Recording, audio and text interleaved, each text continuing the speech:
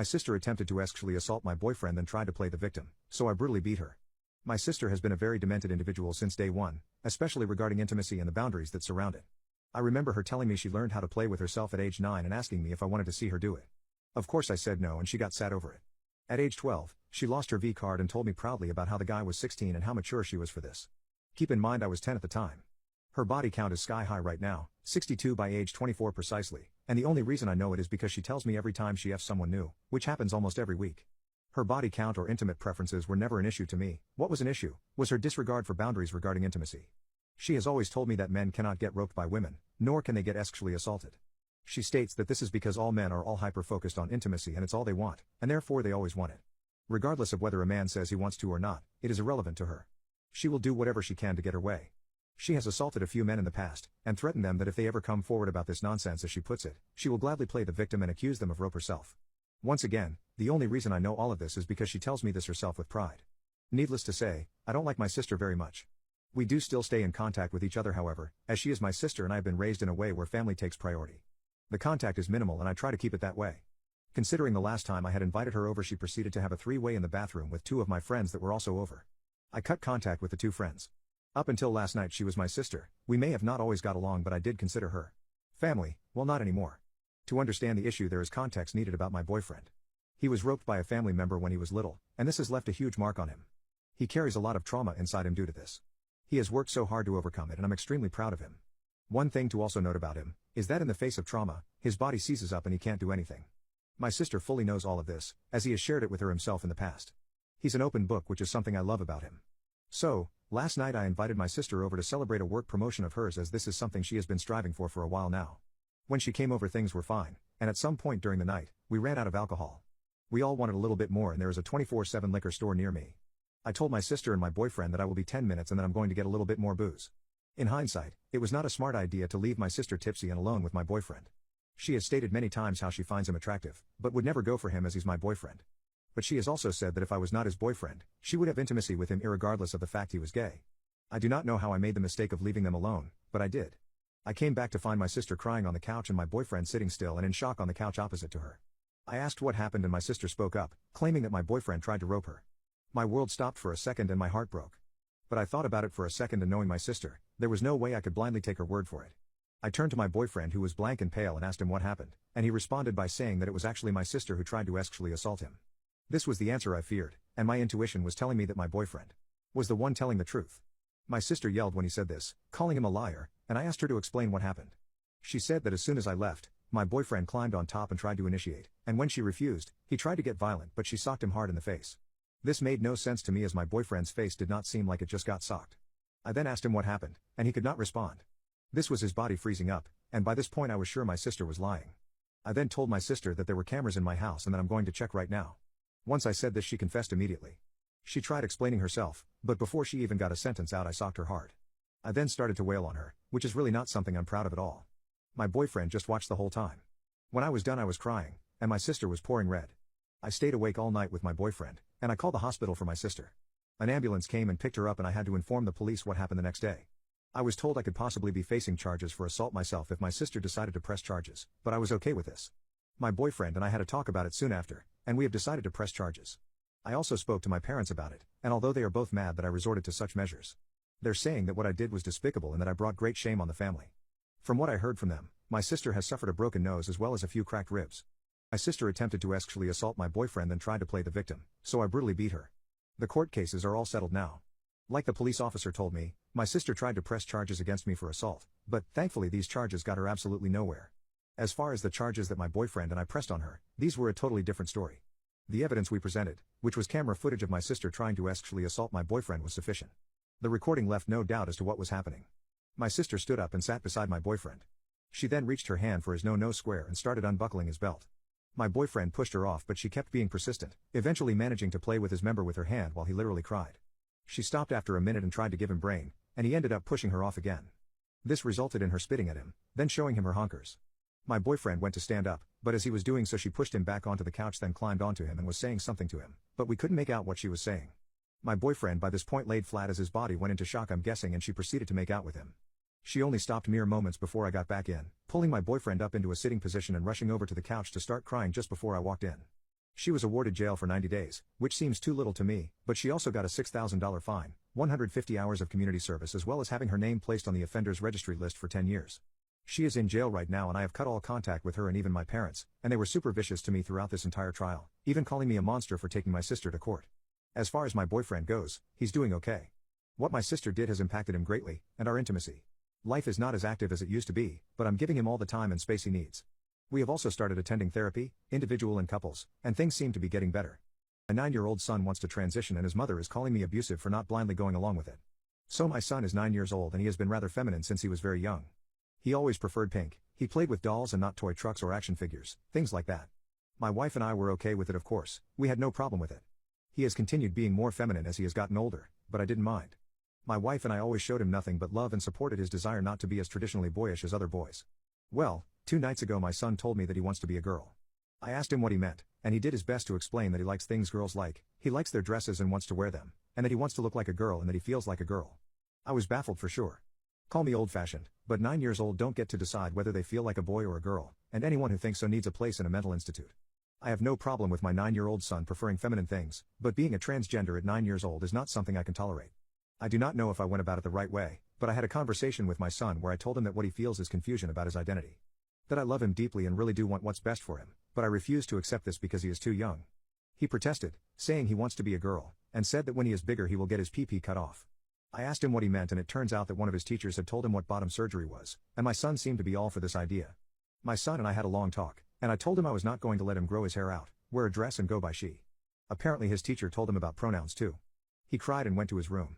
I'm thinking maybe what I said was too harsh, but I needed to let him know that this is a conversation where I'm putting my foot down as the adult, and when he is older we can talk about it and seriously consider the options then. After my son went to bed I talked to my wife and revealed to her what my son had told me.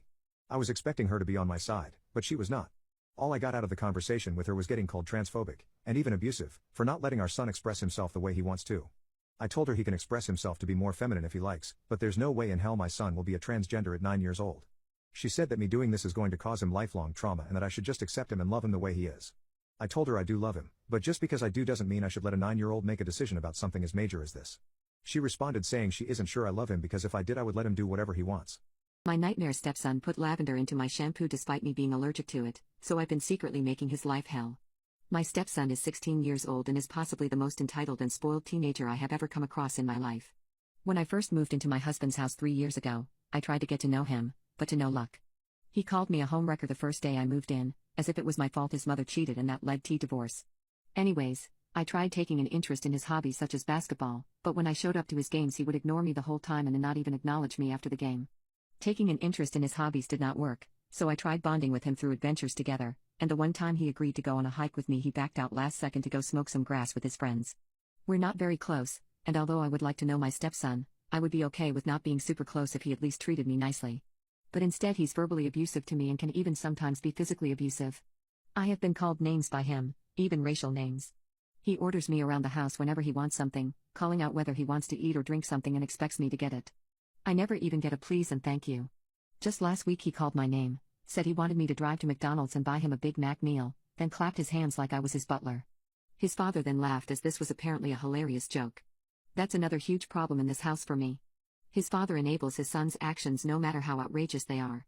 His racial names which he calls me are just jokes, him ordering me around is him just being a teenager, and the off time that he lays hands on me, which is usually a slap on my butt or a flick to my temple, his father tells me that he's just rebellious.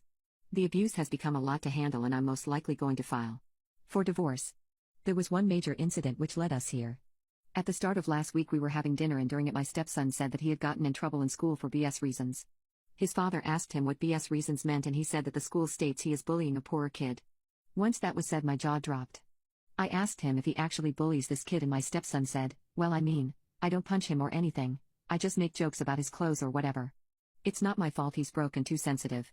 When he said this my stomach sank, and it sank even further when his father backed him up by saying, really, they're giving out to you over some jokes you made at some poor kid. School system is too sensitive nowadays, you gotta harden kids up. Unable to take in the moment, I spoke up and said, ironic for you to say you need to harden kids up when your kid is the most spoiled kid I've ever met. I was shot a dagger by my husband and my stepson yelled at me, what the F did you say? The argument we got into was heated and it ended by my stepson flipping his chair and leaving the table. My husband and I argued that night about our stepson, and I was in utter disbelief about how delusional and enabling my husband really was towards his son. Following this, I was ready for divorce, but I figured I would give my husband one more chance and suggest counseling. I never got around to suggesting counseling as the next day my stepson went way overboard and showed me that I need to leave this house ASAP. For context, I am allergic to lavender and my skin breaks out if it goes onto my skin. The tashes I get can last weeks and are very painful. When I went to shower the next day all was fine, but as I was scrubbing the body wash off my body I was very itchy. I kept getting more and more itchy until I had to get out of the shower, dry myself off and check what the hell was wrong with me. Almost instantly after getting out of the shower, my skin started breaking out into hives and developing rashes. I knew what they were immediately as I knew what lavender does to me and feels like on my body, but I couldn't for the life of me figure out why there was lavender in my body wash. I checked the bottle and it was clear of lavender. I did research on the product and found no lavender anywhere. I was walking to my room when I noticed my son's room and then the door was open. Something on his table caught my eye. I went over to inspect it and my heart sank. There was dried lavender, right there. He had left it out in plain sight for me to see, almost as if he was taunting me, taking full accountability and even joy in what he did. That's what him leaving the lavender on the table told me. I rushed back into the shower and emptied the test of the shampoo into the sink, and at the bottom I found some dried lavender. It was at this point that my marriage was over in my eyes. Both my husband and stepson were at work. Luckily I always have a special cream which helps if I ever come into contact with lavender, and I used that on my body which made the rash not spread as much.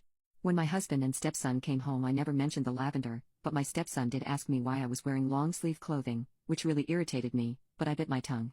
That night while my husband slept, I started looking at divorce lawyers and found one. I have not contacted her yet though, as I have come up with a revenge plan which I will execute before I leave my husband and my stepson.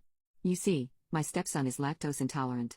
He will poop for days on end if he eats dairy, and I decided that if he wants to give me a product which will cause an allergic reaction, I will do the same. Over the past week, I have been sneaking dairy into his food without him or my husband noticing. His school lunches, which appear to be dairy-free, I have found a way to incorporate dairy. For dinners, I make mac and cheese and the dairy-free cheese, well I usually add just a bit of butter to it. For breakfast, he usually has eggs, which sometimes happen to be cooked in some butter. Some cheese also finds its way into his meals sometimes, and he never notices until it's too late. He has been going to the toilet non-stop for the past week and is complaining about it daily. He had to be picked up from school yesterday because he decided to eat a sandwich in class, a sandwich which had just a slight amount of real cheese mixed in with the dairy-free cheese.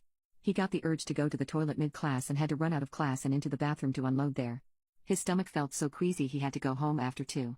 His father is convinced that he is having stomach issues and that he needs to get checked out. I have not spoken much about it to him, but I have managed to keep my cover from being blown. My nightmare stepson put lavender into my shampoo despite me being allergic to it, so I've been secretly making his life hell. Sadly, my cover did eventually get blown after another few days of slipping dairy into my stepson's food. My stepson noticed that he only gets sick after eating what I make him, and he came at me with an accusation. To no one's surprise, his father was there when that happened. I came clean when I was confronted as I really had no choice but to do so, but also because I really did not care about the outcome. I expected yelling and shouting from my stepson, but instead I got "I hope you end up dead like your mom," and him storming upstairs. This was the lowest blow I ever got from him verbally. Even all the racial things he has said pale in comparison to this. My mother was the light of my life and he knows this. When he stormed upstairs his father and I had a very long talk, which was mostly him shouting at me for making his son a laughingstock. I tried to retort back about the body wash thing, thinking that telling him this will make him realize why I did what I did. And guess what he said?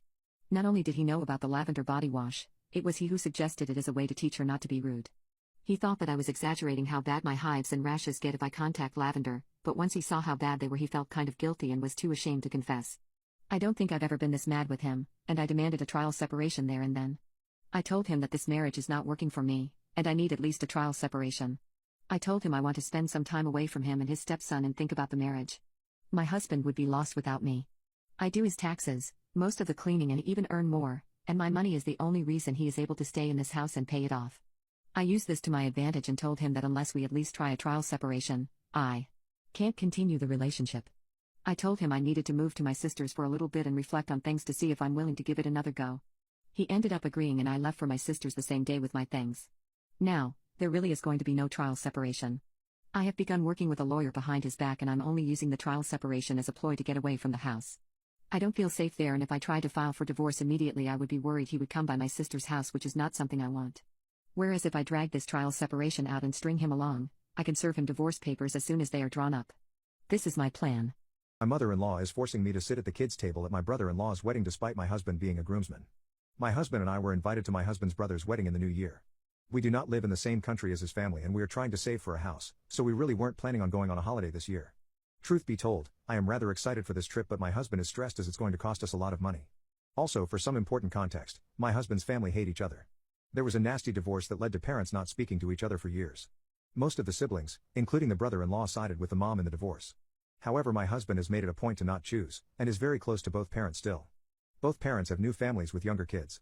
Now, 3 months ago, my husband's mother told us that at the wedding we would be sitting at the table with all the other young siblings. Most siblings are under 15 years old. The youngest is 8. My husband asked if we could potentially sit with his dad's side of the family, or his grandparents who we are very close to. However, his mother told him that we are the only neutral family members, so therefore we need to sit with the siblings as this is their first time meeting. The wedding party is worried about potential family drama arising. My husband and I were fine with this as long as we are sitting together. However, a few days ago my brother-in-law asked my husband to be a groomsman, to which he accepted. I was thrilled for my husband as he isn't super close to his brothers. I asked where I would be sitting now that he would be at the wedding party's table. My husband just shrugged and said they likely won't move tables around that much. I asked the bride, who said I was still sitting with the siblings. I asked politely if I could be moved to the table with the grandparents as I'm extremely close to them. The bride politely told me that I am the only neutral party who has met all the siblings, so I could manage the questions and potential arguments arising. Again, this is the first time they are all meeting. I told her that I appreciate this is something that is worrying her, but I am not spending thousands of dollars to be a babysitter. She said she understood, but the seating is final. We argued a little more, but she ended the argument by saying I should be happy to be sitting with the kids because I work with kids and I should be flattered the family trusts me enough with this responsibility. I began to argue, but the bride snapped that if I hated kids this much I shouldn't have become a teacher. Please don't get me wrong, I love his siblings. But they are all at least 15 years younger than I am. I also love kids, I am a teacher, but I want to relax and have a good time at this wedding. I just made up my mind that I will not be sitting at the kids' table. I am going to wander the reception, drink and have a good time. I will be pulling up a chair with the grandparents. I do not think it's a big ask for me to be moved to a table, but maybe I am wrong. My mom and husband think I am overreacting, and I should just sit with the kids. But my coworkers and friends think I should not be forced to babysit or manage potential family fights. My mother-in-law is forcing me to sit at the kids' table at my brother-in-law's wedding despite my husband being a groomsman. My husband and I Zoom called with the bride and groom yesterday to address our concerns about the seating. I asked if it would just be my husband's siblings, to which my brother-in-law said, "We don't know yet. There are other family members coming and cousins who might want to sit with their cousins." I would then say, "So this is the kids' table," and my brother-in-law would say that's not important. I finally asked, "Are you going to blame me if any family drama comes up?" My brother-in-law just said, "That's why you are there, to prevent family drama." The bride then adds my mother-in-law into the chat. She tells me to stop being selfish, and that if I had a problem with being at the siblings' table, it's clear I have a problem being in the family. She also said, if I am not willing to mediate potential family-related questions and problems that might arise, I clearly do not care about my brother-in-law and his bride. And that I want to create problems on their big day. My husband was shocked, and asked what made her say that. My mother-in-law then says that it's clear I have been manipulating my husband away from her family. She accused me of siding with his father in the divorce, and that ever since my husband met me we have been spending more time with his father's side of the family. The divorce happened almost 20 years ago, and we rarely talked to his father. Her only evidence to this accusation was that I am not willing to openly side with her. I was completely shocked by these accusations. My husband said that these accusations are rude and inappropriate, and demanded my mother-in-law apologize, or he will be cutting her off. Mother-in-law started crying. The bride chimed in that we never included them in our wedding, we eloped, and that this was my opportunity to prove myself as a dedicated member of the family. Obviously. This blindsided me as I genuinely had no idea they felt this way. I always go above and beyond for Christmas and birthday gifts. When we visit I ensure I dote on their children, and I always take the ladies of the family out for a ladies' brunch. I can understand our wedding situation is upsetting, but if my mother-in-law had voiced this to us 4 years ago we would have hosted a small ceremony or family celebration. My mother-in-law adds that since I wasn't willing to deal with the family drama at our wedding, I should be willing to deal with it for my brother-in-law. I just sat there, jaw on the floor. My mother-in-law snapped, saying she knew the type of person I was from the second I excluded her from her son's wedding, and I am a selfish manipulator who wanted to steal her son from her and destroy her family, and that my husband in enabling me by not insisting I put the family's needs before my own enjoyment and babysit the kids during her other son's big day. She was hoping my meltdown would show my husband what kind of person I was. Needless to say, we ended up fighting for a few more minutes before my husband slammed the computer screen down. My husband and I chatted for a moment. He apologized for his family and reassured me he knows none of those things his mother said were true. We turned our phones off and had a date night. John, my husband's older brother, got in contact with us through Instagram this morning. His wife gave me a call, and we talked for hours about what happened. Apparently, The reason they left the family was because my mother-in-law did something similar to John's wife, we will call Sandy. Sandy didn't want a big wedding due to drama on her family's side and decided to have a small ceremony with their friends. She invited my mother-in-law, who refused to attend because my father-in-law would be there. Mother-in-law threatened Sandy she would make sure John left her if Sandy didn't exclude John's father from the wedding. Sandy didn't listen and went through with their wedding as planned. Mother-in-law accused Sandy of cheating and baby-trapping John. Sandy was pregnant at the time. My mother-in-law stalked Sandy and took photos of her out with her friends and with her brother, sending them to John as proof of her infidelity. Mother-in-law posted these photos to Facebook captioning "It caught you, cheater." Relatives began harassing both John and Sandy. John and Sandy moved away and blocked everyone, and have not been in contact with mother-in-law's side of the family ever since. John and my husband had a long phone call this morning, to which my husband apologized for enabling his mother. My husband has gone no contact with his mother and brothers. I told my narcissistic friend that he is a disgusting misogynist and he did not take it lightly. My friend's girlfriend left him after 3 years, stating that she has fallen out of love with him. This kickstarted his misogyny. He badmouthed his ex to everyone and fought with her relatives, friends, and even tried spreading a rumor about her that she cheated. Here's some of his misogynistic highlights. He keeps SLT shaming his ex and it's been a year since the breakup. For example, if she's going out and wearing something that shows a tiny bit of her honker, he will get jealous, post rants about women in general and say other men are getting access to something that is his. If she and her friends have a get-together involving drinking, smoking, he will post essays on how fake feminism is so prevalent nowadays, how real feminism is not drinking and smoking and freaking multiple men.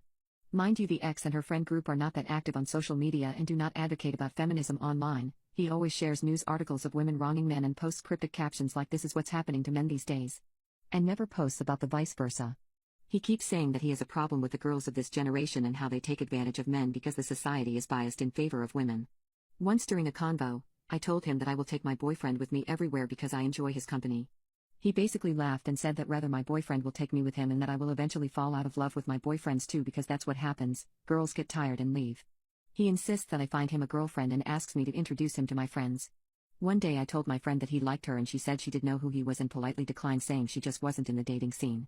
I told him and he did not take it well. He said if he tried hard enough he could get any girl he wants and my friend is basically worth nothing once he gets a prettier girl. He has this outlook that he only wants to marry a V-card owner because she would have little dating history. But he thinks that a woman shouldn't prefer a V-card owner man because men experienced in bed are better.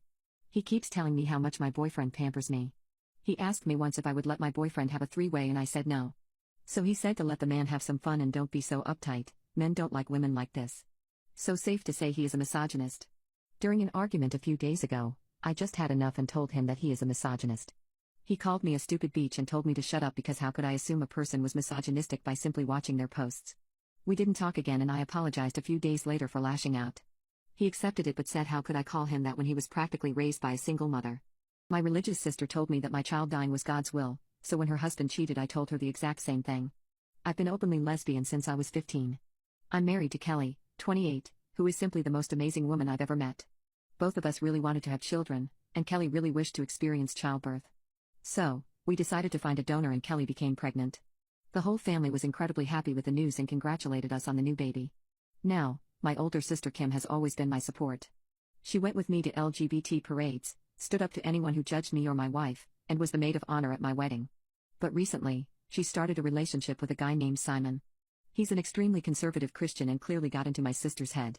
The two of them made uncomfortable jokes throughout the pregnancy, implying that Kelly had turned straight and had cheated on me with a man to have a real family.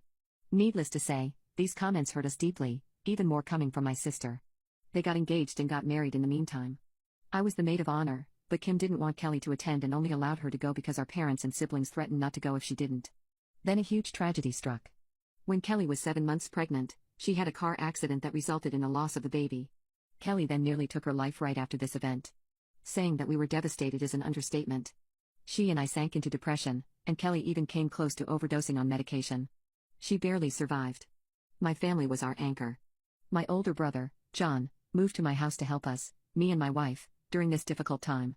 But you know what Kim and her husband Simon did?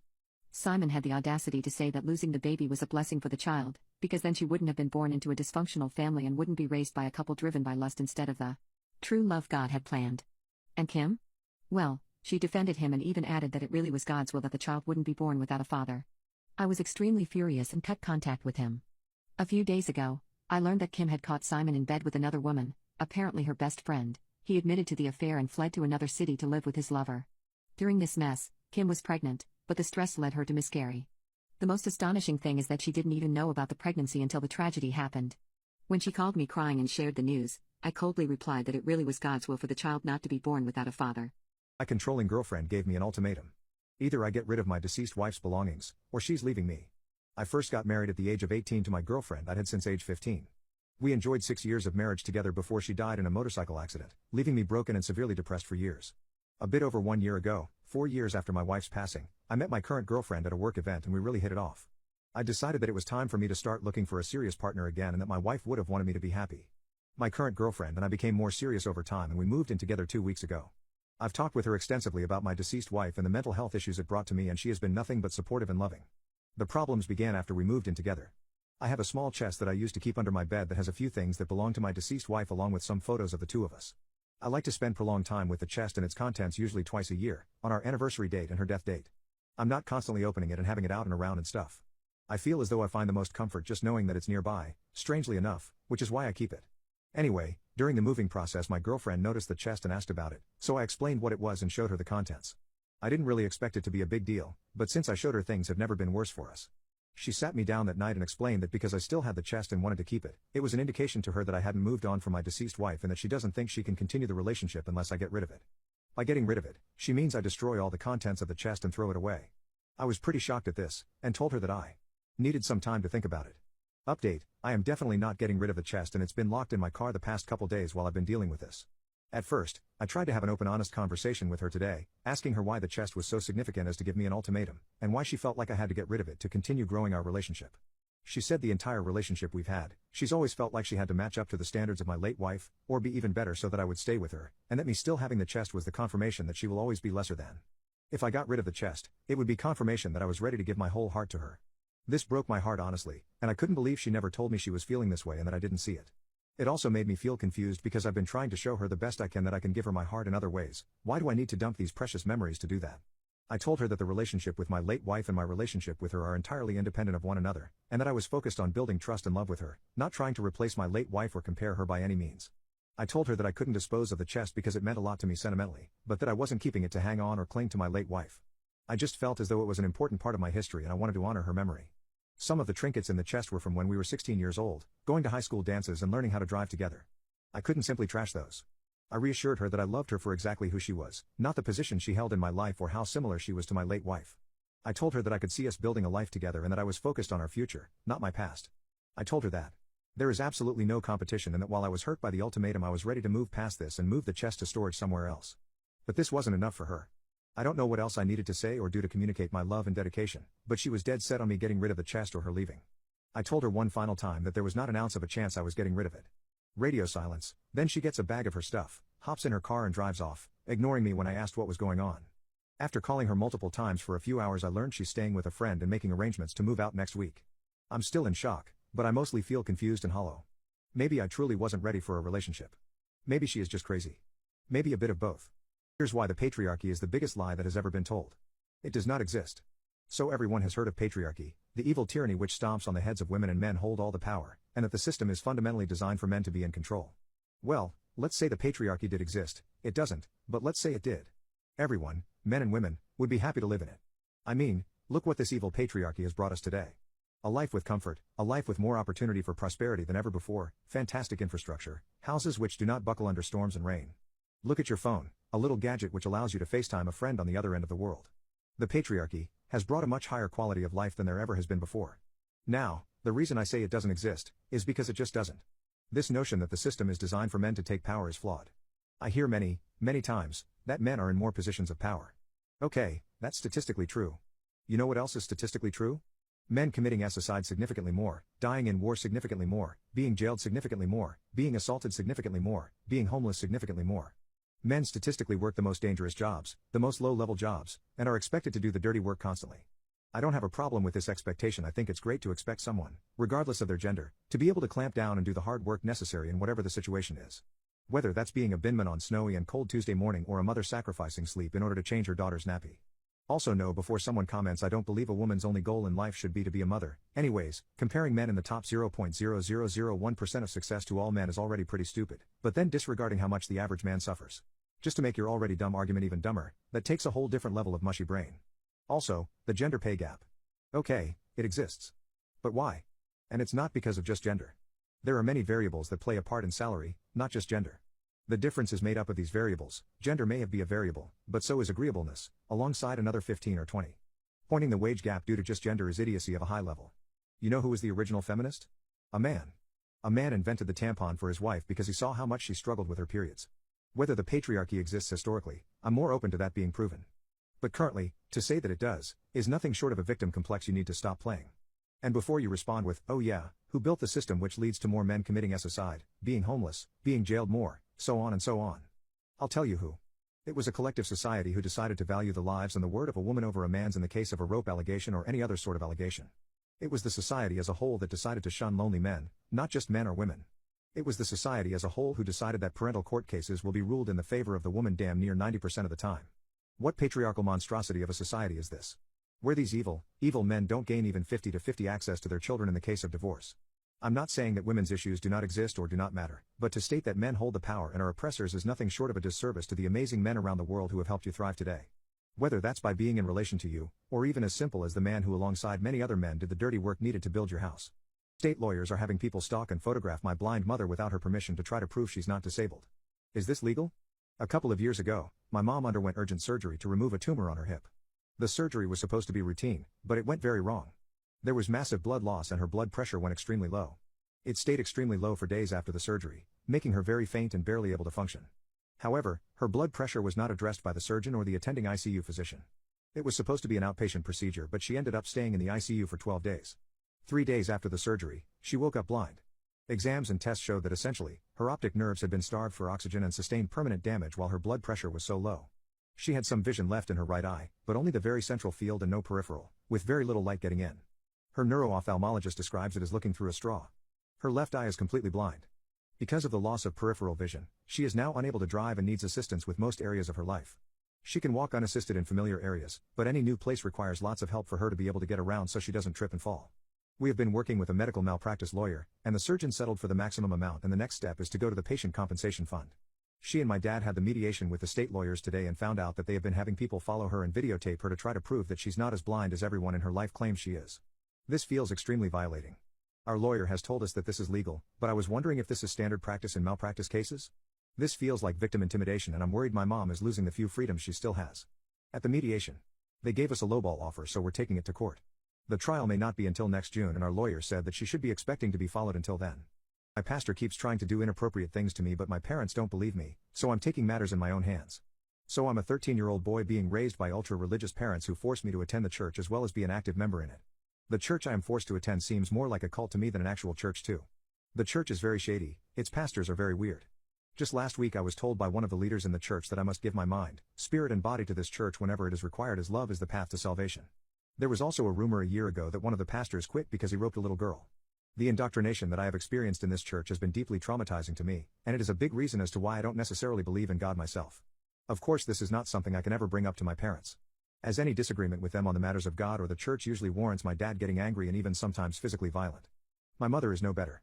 Whenever I voice my opinion to her, I usually get the silent treatment, or I'm told something along the lines of me being a heretic and that I'm going down a dark path. So on to the problem at hand. I am an altar boy at the church, as my parents essentially forced me to be one. I carry out all the usual things the altar boy has too. It makes me sick, I really do not enjoy it. Bringing things to the pastor, standing there looking all holy while having to pretend that nothing is wrong, when in reality, there is something deeply wrong. And what's wrong is that I have managed to catch the eye of one of the pastors. He is in his mid-50s and on the outside, seems like a regular pastor. All pompous in his faith, believing that his way is the holy way and that any deviation from the Holy Bible will result in eternal damnation. My first bad interaction with him came 1 month ago. He and I were alone in the back setting stuff up for Mass, and we were not talking. I try to talk as little as I can to the pastors, they freak me out.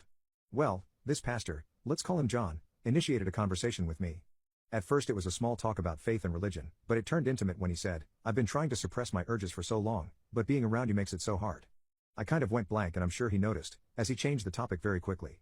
I didn't tell my parents yet, as I figured there was nothing to be scared of. Well, the next week it happened again. I was alone with him in the back and he spoke about what I said last week. I don't want you to take it the wrong way at all. I also want you to keep in mind that your body belongs to Christ. If Christ ever wants anyone to have your body, you must abide by his wishes. He knows best, remember that. I didn't respond. I didn't even look at him. By now my concerns were growing, but I still didn't tell anyone, especially not my parents. Well, 2 weeks ago is when this pastor tried to get touchy for the first time. I was in the back with him, again. The only reason I have to help him out is because he specifically requests my parents that I help him because I am a great help, and of course my parents jump at this opportunity to gain some reputation in the church. So here I am, setting things up with the pastor, looking away from him, when I feel him come up behind me. I turned around and he had this menacing look on his face. He told me, "I've tried so hard not to do this. But you've made it too hard," and with that sentence he extended his hand and tried to place it in my bottoms and then reached for my pee-pee. I pushed his hand away and told him no, but he tried again. I was forced to run out. Because we were setting up for Mass, I had to stand there and be the altar boy as this pastor led the Mass, and it was nauseating doing so. When I got home I couldn't take it anymore. I told my father what the pastor did. I desperately hoped he would believe me. But he didn't. He slapped me for talking that way about a man of God. He then told me if I make any other accusations like that I won't get off so easy. I tried to tell my mother, but she sided with my dad. I cried a lot that night, knowing that I'm kind of trapped here. That same night is when I realized that if my parents won't help me, I can help myself. My parents thankfully bought me a phone last year, and I was going to put it to use. The next time I was helping that pastor set up for Mass, I was going to get him. So that's what I did. Last weekend, my parents forced me to once again to help the pastor. He seemed surprised to see me, but welcomed me in and led me to the back nonetheless. I had my phone in my pocket at this time. Phones are not allowed in the back, but I didn't care. When we were setting up, I began audio recording everything on my phone. I provoked my pastor by asking him what he meant by me having to give my body to whoever Christ wants. And he fell for the bait. He went on to basically explain that if any man of God wishes to have access to my body, that they can, because that is Christ's wish, and I am in no position to defy Christ. I kept setting traps like this the whole time, and he kept falling for them. I even got him to try to touch me again, before running out and claiming I changed my mind to him. Mass was going to start soon, so we didn't have much time.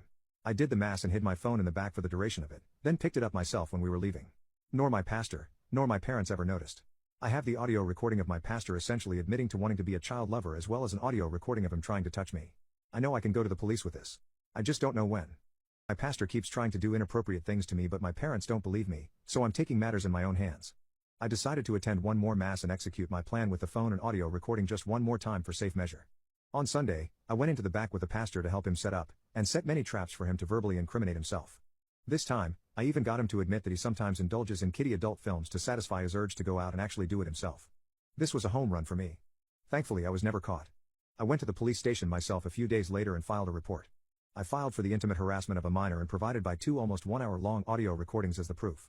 The fact that in the second recording the pastor admitted having watched kiddie adult films made this case very clear in my eyes. I gave the information of the pastor to the police as well as what church he works at. I also told the police that I would like to have CPS investigate my parents and I would like to be taken away from them. I told them all about the abuse and how my dad slapped me when I tried to tell him what the pastor did the first time. I told them that I really do not love my parents, and I'm positive they do not love me either. I also told them that this pastor is my dad's friend and they know each other quite well. That this pastor sometimes comes over to our house to talk with my parents about things. This report was taken very seriously. I went home and a CPS worker came and investigated our home. I was actually taken away that same day. The investigator deemed the environment an unsafe place for me and that I am in immediate danger in this house. I was sent to live with my maternal aunt and uncle not too far away, who are great people and offered to take me in. The pastor was also arrested, I know that for a fact. Despite being 13, I had to testify in court for what the pastor did to me. And the jury had no sympathy for him.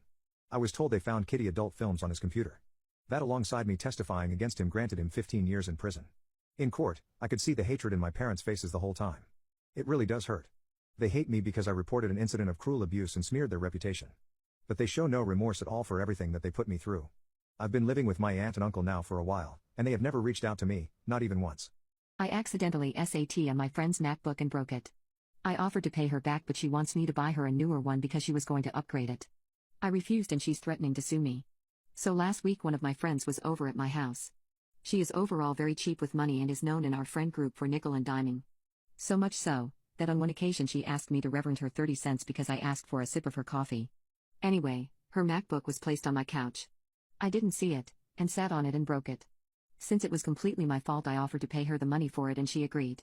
She got it 3 years ago and it cost $2,200 at the time. I told her I'd wire her the money in a week to her bank account. She's now emailed me saying that as per our conversation she's expecting the $2,700 that I have agreed for. I didn't know why she added the extra money, so I got her number from my friend and called her to find her, telling me she's now expecting me to pay for her new upgraded MacBook since she was going to be upgrading anyway. She said if I don't agree to do that she'll be suing me in small claims court.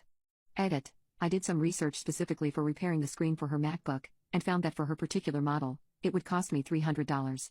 I wrote her back, saying that since she didn't accept my initial offer of $2,200, I'm withdrawing that offer, and offering to pay for the repair cost. She sent me an email calling me a beach and that she's going to take me to court. I got served a few days later and went to court. I told the judge I gave her 3 options to choose from. 1. Either to write her a check for a brand new one, which was $2,200. 2. Get her a refurbished one from Apple or a third party or even used, which would be around $1,400. 3. Fix her current MacBook since the screen is the only thing affected here and it would cost around $300. I printed out the email I sent her and the mail she sent back refusing my offers and demanding the $2,700, then calling me a beach and saying we'll go to court.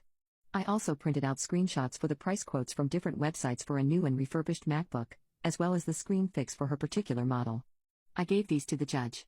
I also told him that when I offered at the very beginning to get her a new one from the Apple Store, she declined, saying she wanted the money in cash.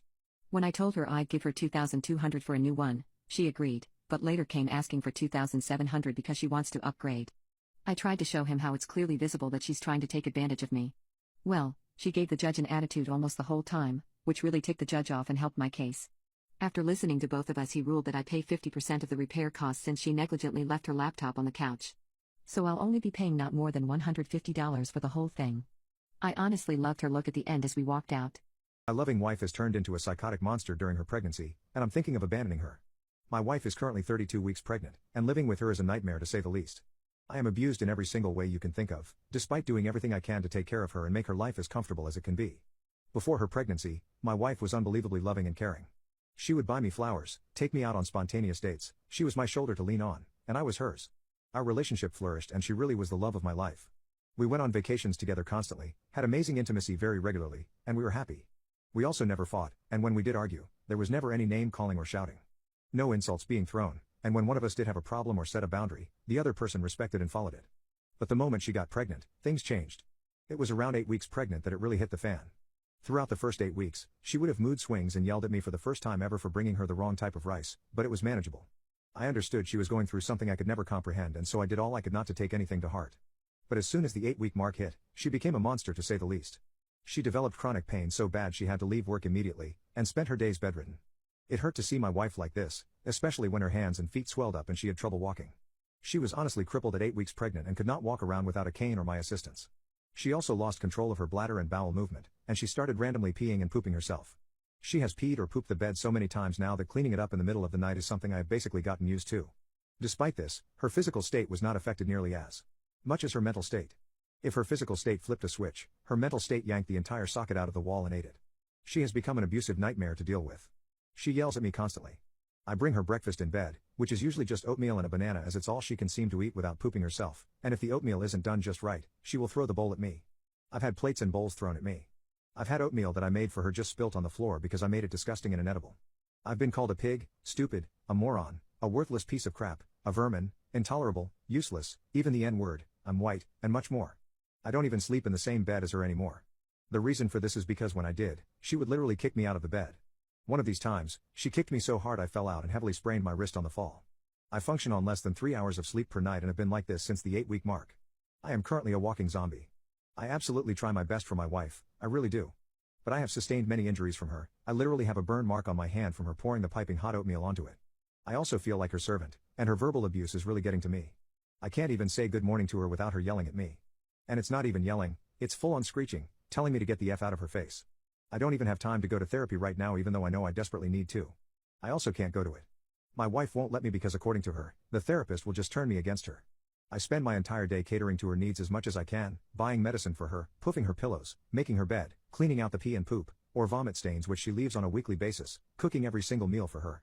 Taking her to the doctor's appointments is a nightmare too, as she often lashes out in the car and once grabbed the steering wheel while I was driving, causing me to almost crash into another car. I'm at my wit's end. Every bone in my body is telling me to see this pregnancy through then leave. It's gotten to a point where I've almost stopped loving her.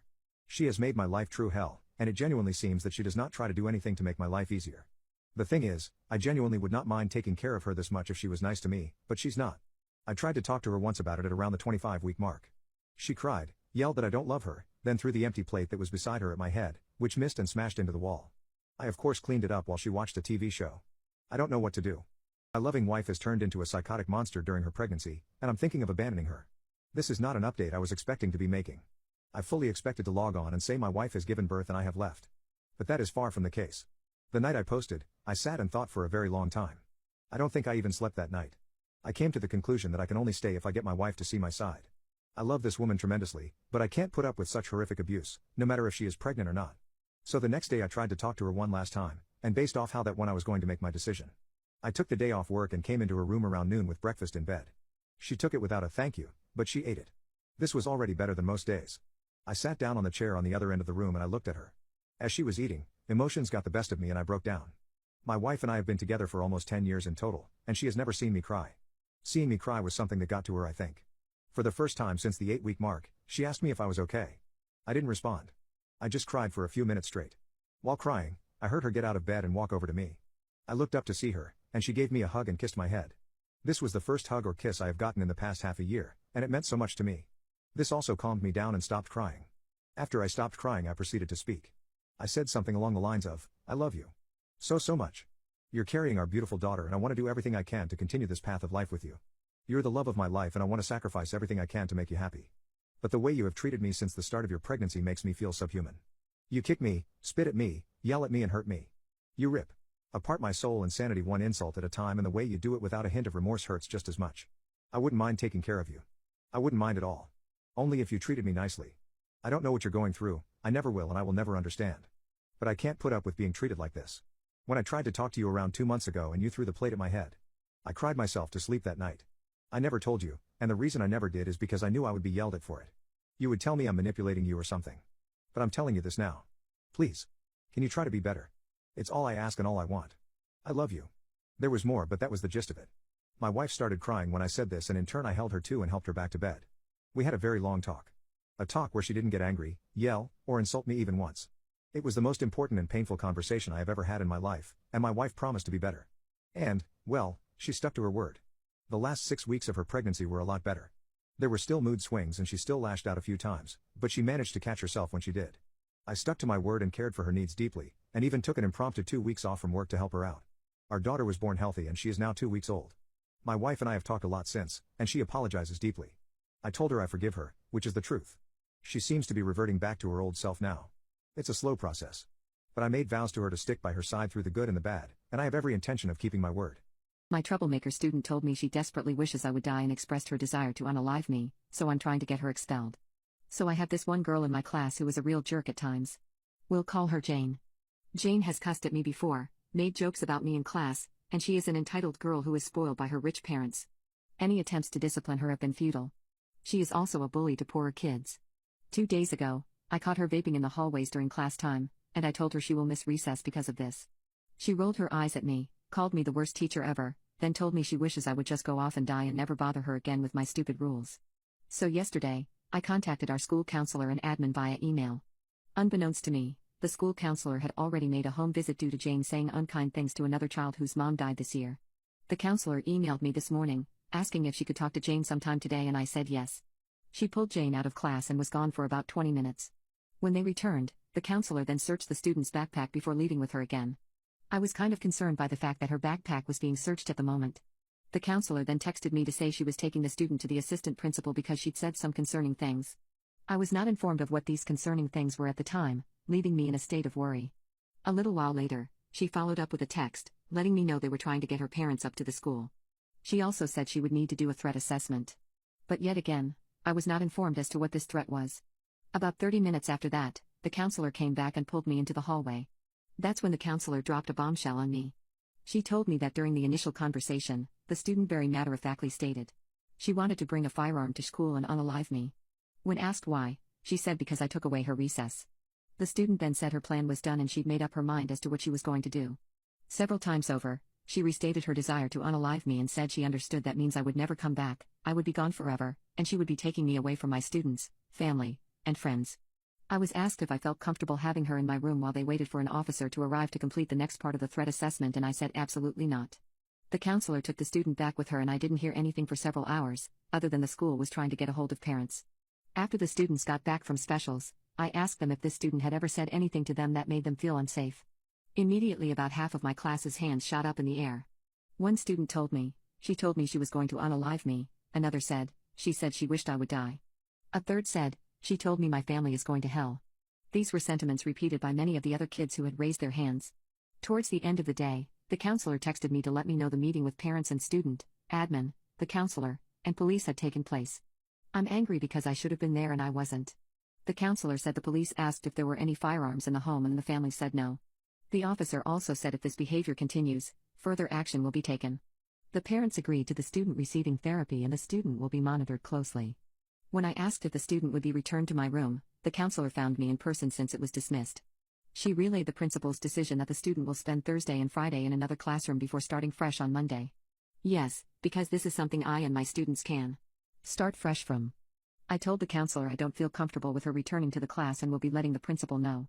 I also had to have a conversation with the teacher we share recess with and ask her to talk to her students to make sure the student hasn't been threatening them too. Because I don't think she has, but I also didn't know she was threatening my kids either. Edit. After the student was temporarily moved to a different class, I pushed back on her ever returning to mine. I emailed the principal and used particular words and statements about student safety.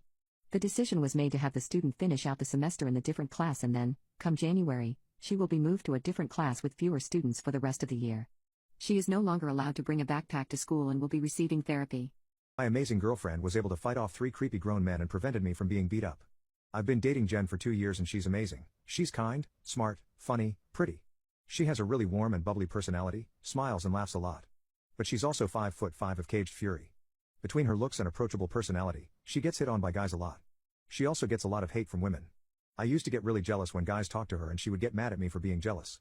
Let me be 100% clear, she's not particularly flirty, she doesn't initiate conversations, doesn't lead guys on, she's not looking for male attention.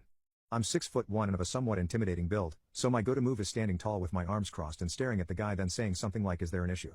Instead of immediately jumping in when guys hit on her, and causing an argument with her, I started to pay attention to how she handles unwanted attention. She's like a ninja deflecting creeps and mean girls. She reads the situation and knows when to act nice, when to ignore them, when to be firm, and when to leave. I started to realize I don't need to be jealous and she can take care of herself. So I tore up my knee over the summer. She basically moved in to help me during my surgery and rehab. She's been amazing. Taking me to things when I couldn't drive, making me food when I couldn't even stand, helping me do my PT. I'm still wearing a knee brace, but I'm getting there. She loves to dance. Although I'm terrible, I love going with her because it makes her happy and she looks incredible when she's dancing. Since my injury we haven't gone out much and we haven't gone dancing. I'm not able to dance more than a slow dance, so last week I got her friends to go out with us so she has someone to dance with. It was me, Jen, a couple, and 2 girls. The couple left pretty early.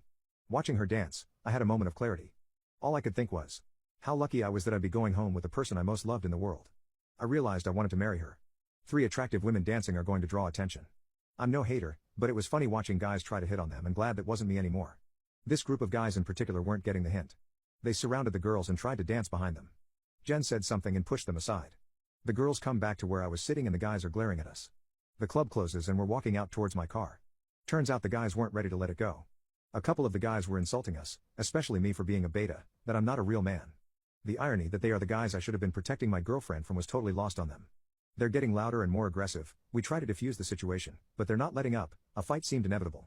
We're a block from the club, so I tell the girls we're going to head back to where the people waiting for Ubers are standing. They block our way and I'm about ready to get in their faces hoping I can intimidate my way out while the girls get away. I have one bad leg and if someone shoves me I'll probably fall down, plus there is only one of me. Jen suddenly releases a stream of insults and obscenities towards these guys and doesn't let up. I'm not sure she even stopped to take a breath. They were shocked, and so was I, by the genuine rage directed towards them. I've never seen her so angry. They're backing up while she's moving towards them screaming. She's driving them back towards the crowd while also creating a commotion. Some clubgoers start to come over and then it's clear they aren't on the guy's side. The guys are embarrassed because they're getting upbraided by 120 pounds of white-hot rage. This is the part where I should be embarrassed. My girlfriend, who is 8 inches shorter and 75 pounds lighter, kept me from getting my butt kicked. Honestly though, it was one of the most badass things I've ever seen. My amazing girlfriend was able to fight off 3 creepy grown men and prevented me from being beat up. I was trying to work up the courage to talk to her about our future and make sure we were on the same page. I know she loves me and wants to be my wife, but she has a lot she wants to achieve, like going to grad school. I would have understood if she wanted to wait to get engaged, it still would have hurt though. She was sitting on the couch, reading a book, and I was just looking at her. I was thinking, she's so amazing, just talk to her, everything will be fine. She looked at me through her big dumb glasses and smiled. That was final push I needed. Fortunately we were both in the same place and ready to take the next step. We just went on a long weekend. We were walking to a little spot with a beautiful view for a picnic and I pretended to stumble and re-injure my knee. That was how I proposed. Pretty sure she didn't buy it, but she played along. She loved the ring and of course accepted. My previous post was a love and appreciation letter about her. I also wrote one to her that was much different and more personal. I wrote it by hand to give to her when I proposed. She cried when I proposed and again when she read the letter. I also showed her the post later that day. She liked it. I got a couple of little laughs and a loving look from her. She said I was exaggerating. Those guys were all talk. She's not a badass. Men don't flirt with her that often. Women are rarely mean to her, and she'd kick my butt if I said otherwise. She was joking about that last part, I hope. I'm sticking by what I wrote. She's a tough badass in my eyes. It really enjoyed writing both the post and the letter, so I started handwriting her little letters and poems. They're pretty bad, but she keeps each one. She even printed the post and saved that. She tells me she loves my writing because it makes her feel more connected when I express my feelings. I think that's her way of saying it's the thought that counts. I'm amazed by and kinda afraid of my fiancé. My boyfriend brought his best friend on our road trip and she spent the entire time trying to break us up. My boyfriend's female best friend has always been a problem in our relationship even though they have known each other since they were kids. He talked so highly of her and introduced me to her after we had been dating for a couple of months, but she has never been anything but cold and impolite to me. My boyfriend and her are part of a larger group of friends, and when I started to get close to them they added me to their group chat.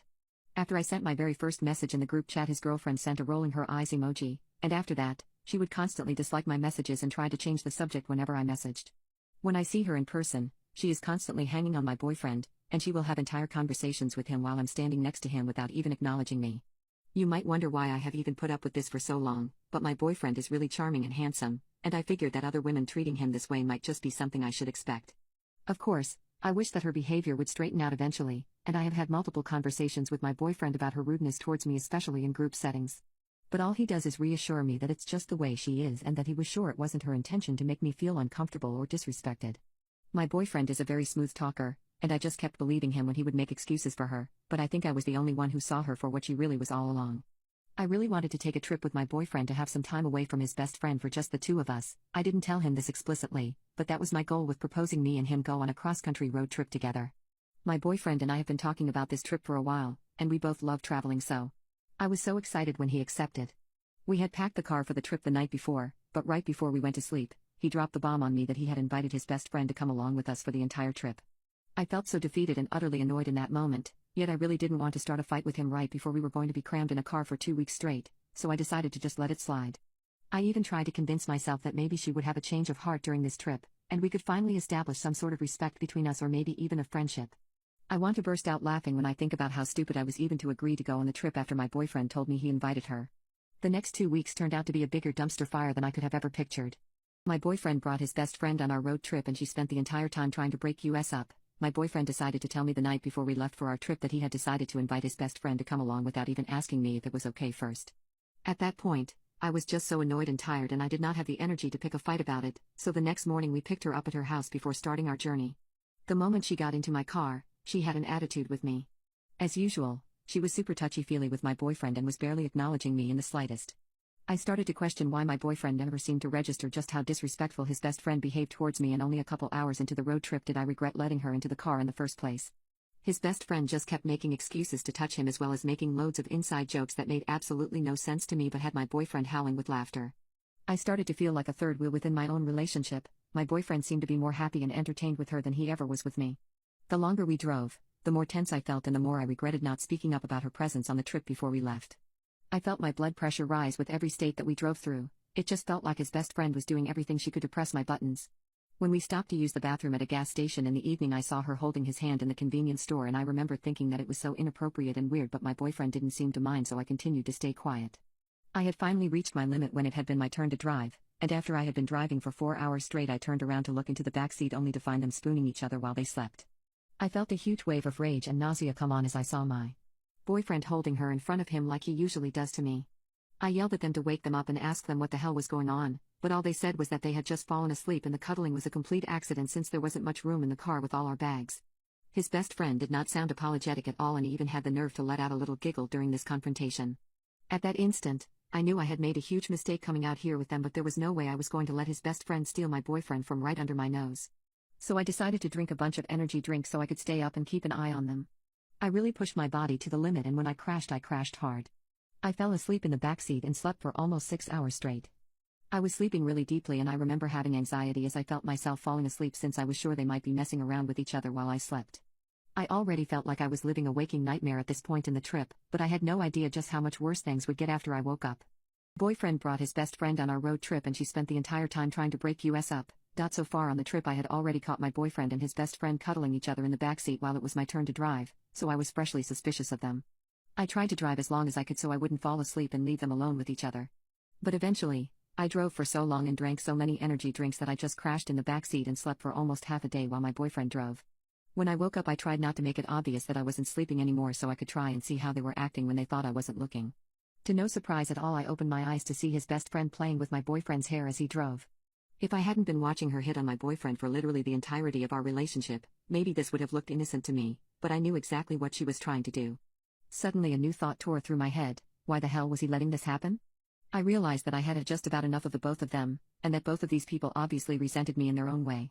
His best friend hated me for taking away her friend and my boyfriend obviously didn't care for me if he was continuing to place his best friend's feelings over my comfortability again and again. I laid there in the back seat still pretending to be asleep while I watched her play with his hair as if they were the happiest couple in the world. To my absolute horror, I realized that she was squirming a little bit in her seat and making these soft, suppressed moaning sounds. That's when I saw my boyfriend turn to look at her and ask her if she liked that. That's when I realized that my boyfriend had his arms stretched over the car's console and was touching her between her legs. I could have grabbed the wheel right then and crashed the car to take us all out with. How emotionally devastated I felt seeing that. But I just sat up straight quickly and asked them if they were having fun. His beach best friend just started laughing and my boyfriend looked startled and started stuttering out excuses. As I mentioned in my first post, we had taken my car for the road trip since the entire trip had been my idea. I yelled at my boyfriend to pull the car over right now and for both of them to get the hell out. He kept trying to tell me to calm down while his best friend called me crazy and said not to get mad that he wanted her more than he wanted me. I just ignored both of them and as soon as the car pulled over, I started hurling all of their bags out on the side of the road. This is when they both started to actually freak out and started to beg me not to leave them there in the middle of nowhere.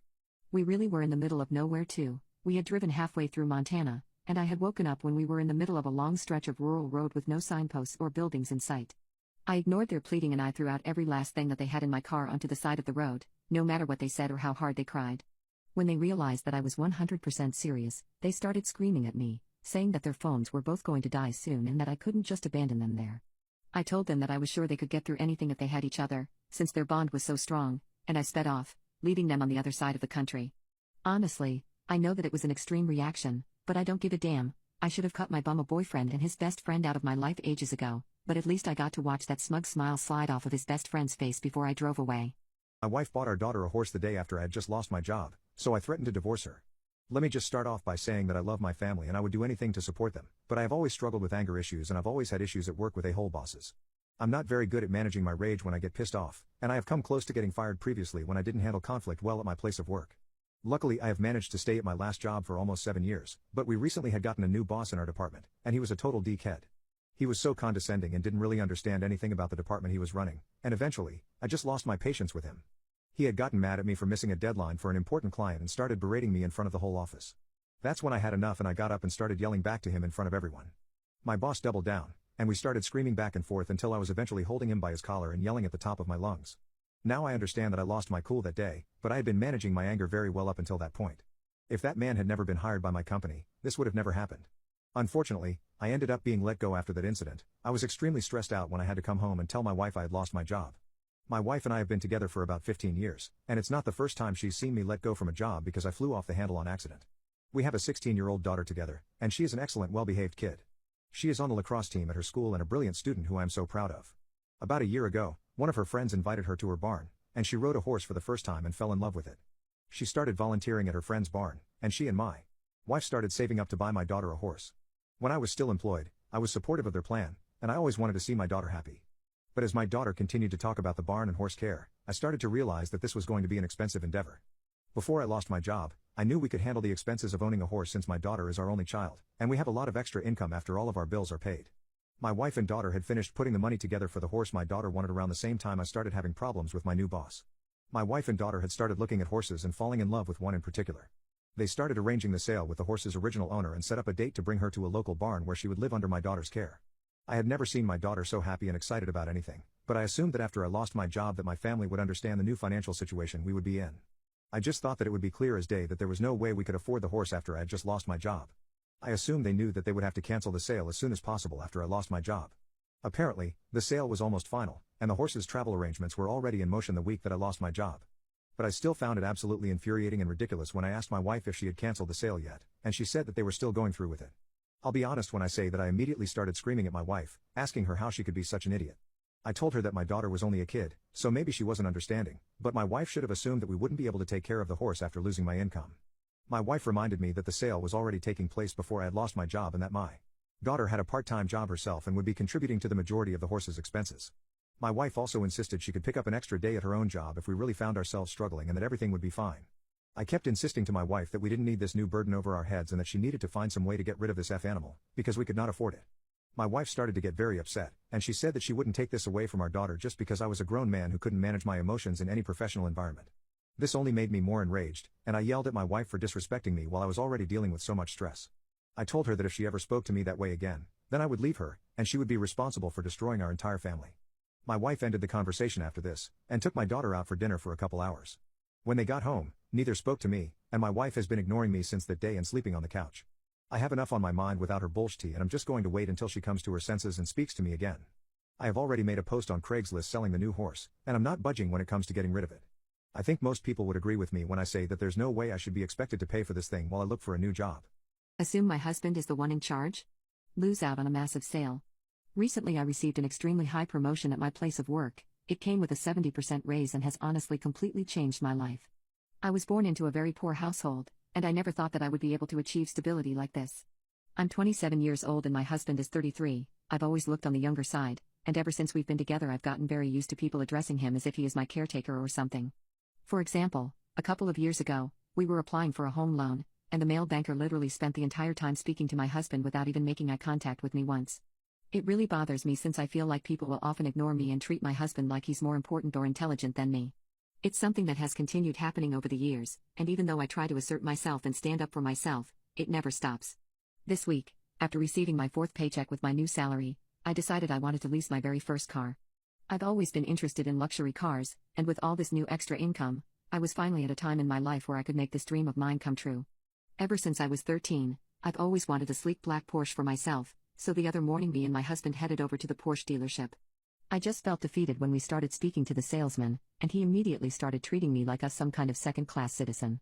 Just like the banker, this man did not make eye contact with me even a single time. He didn't even go to shake my hand after shaking my husband's.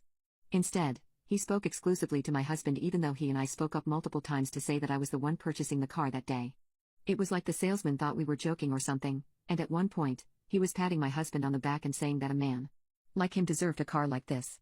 The longer this interaction went on, the more disrespected and exhausted I felt.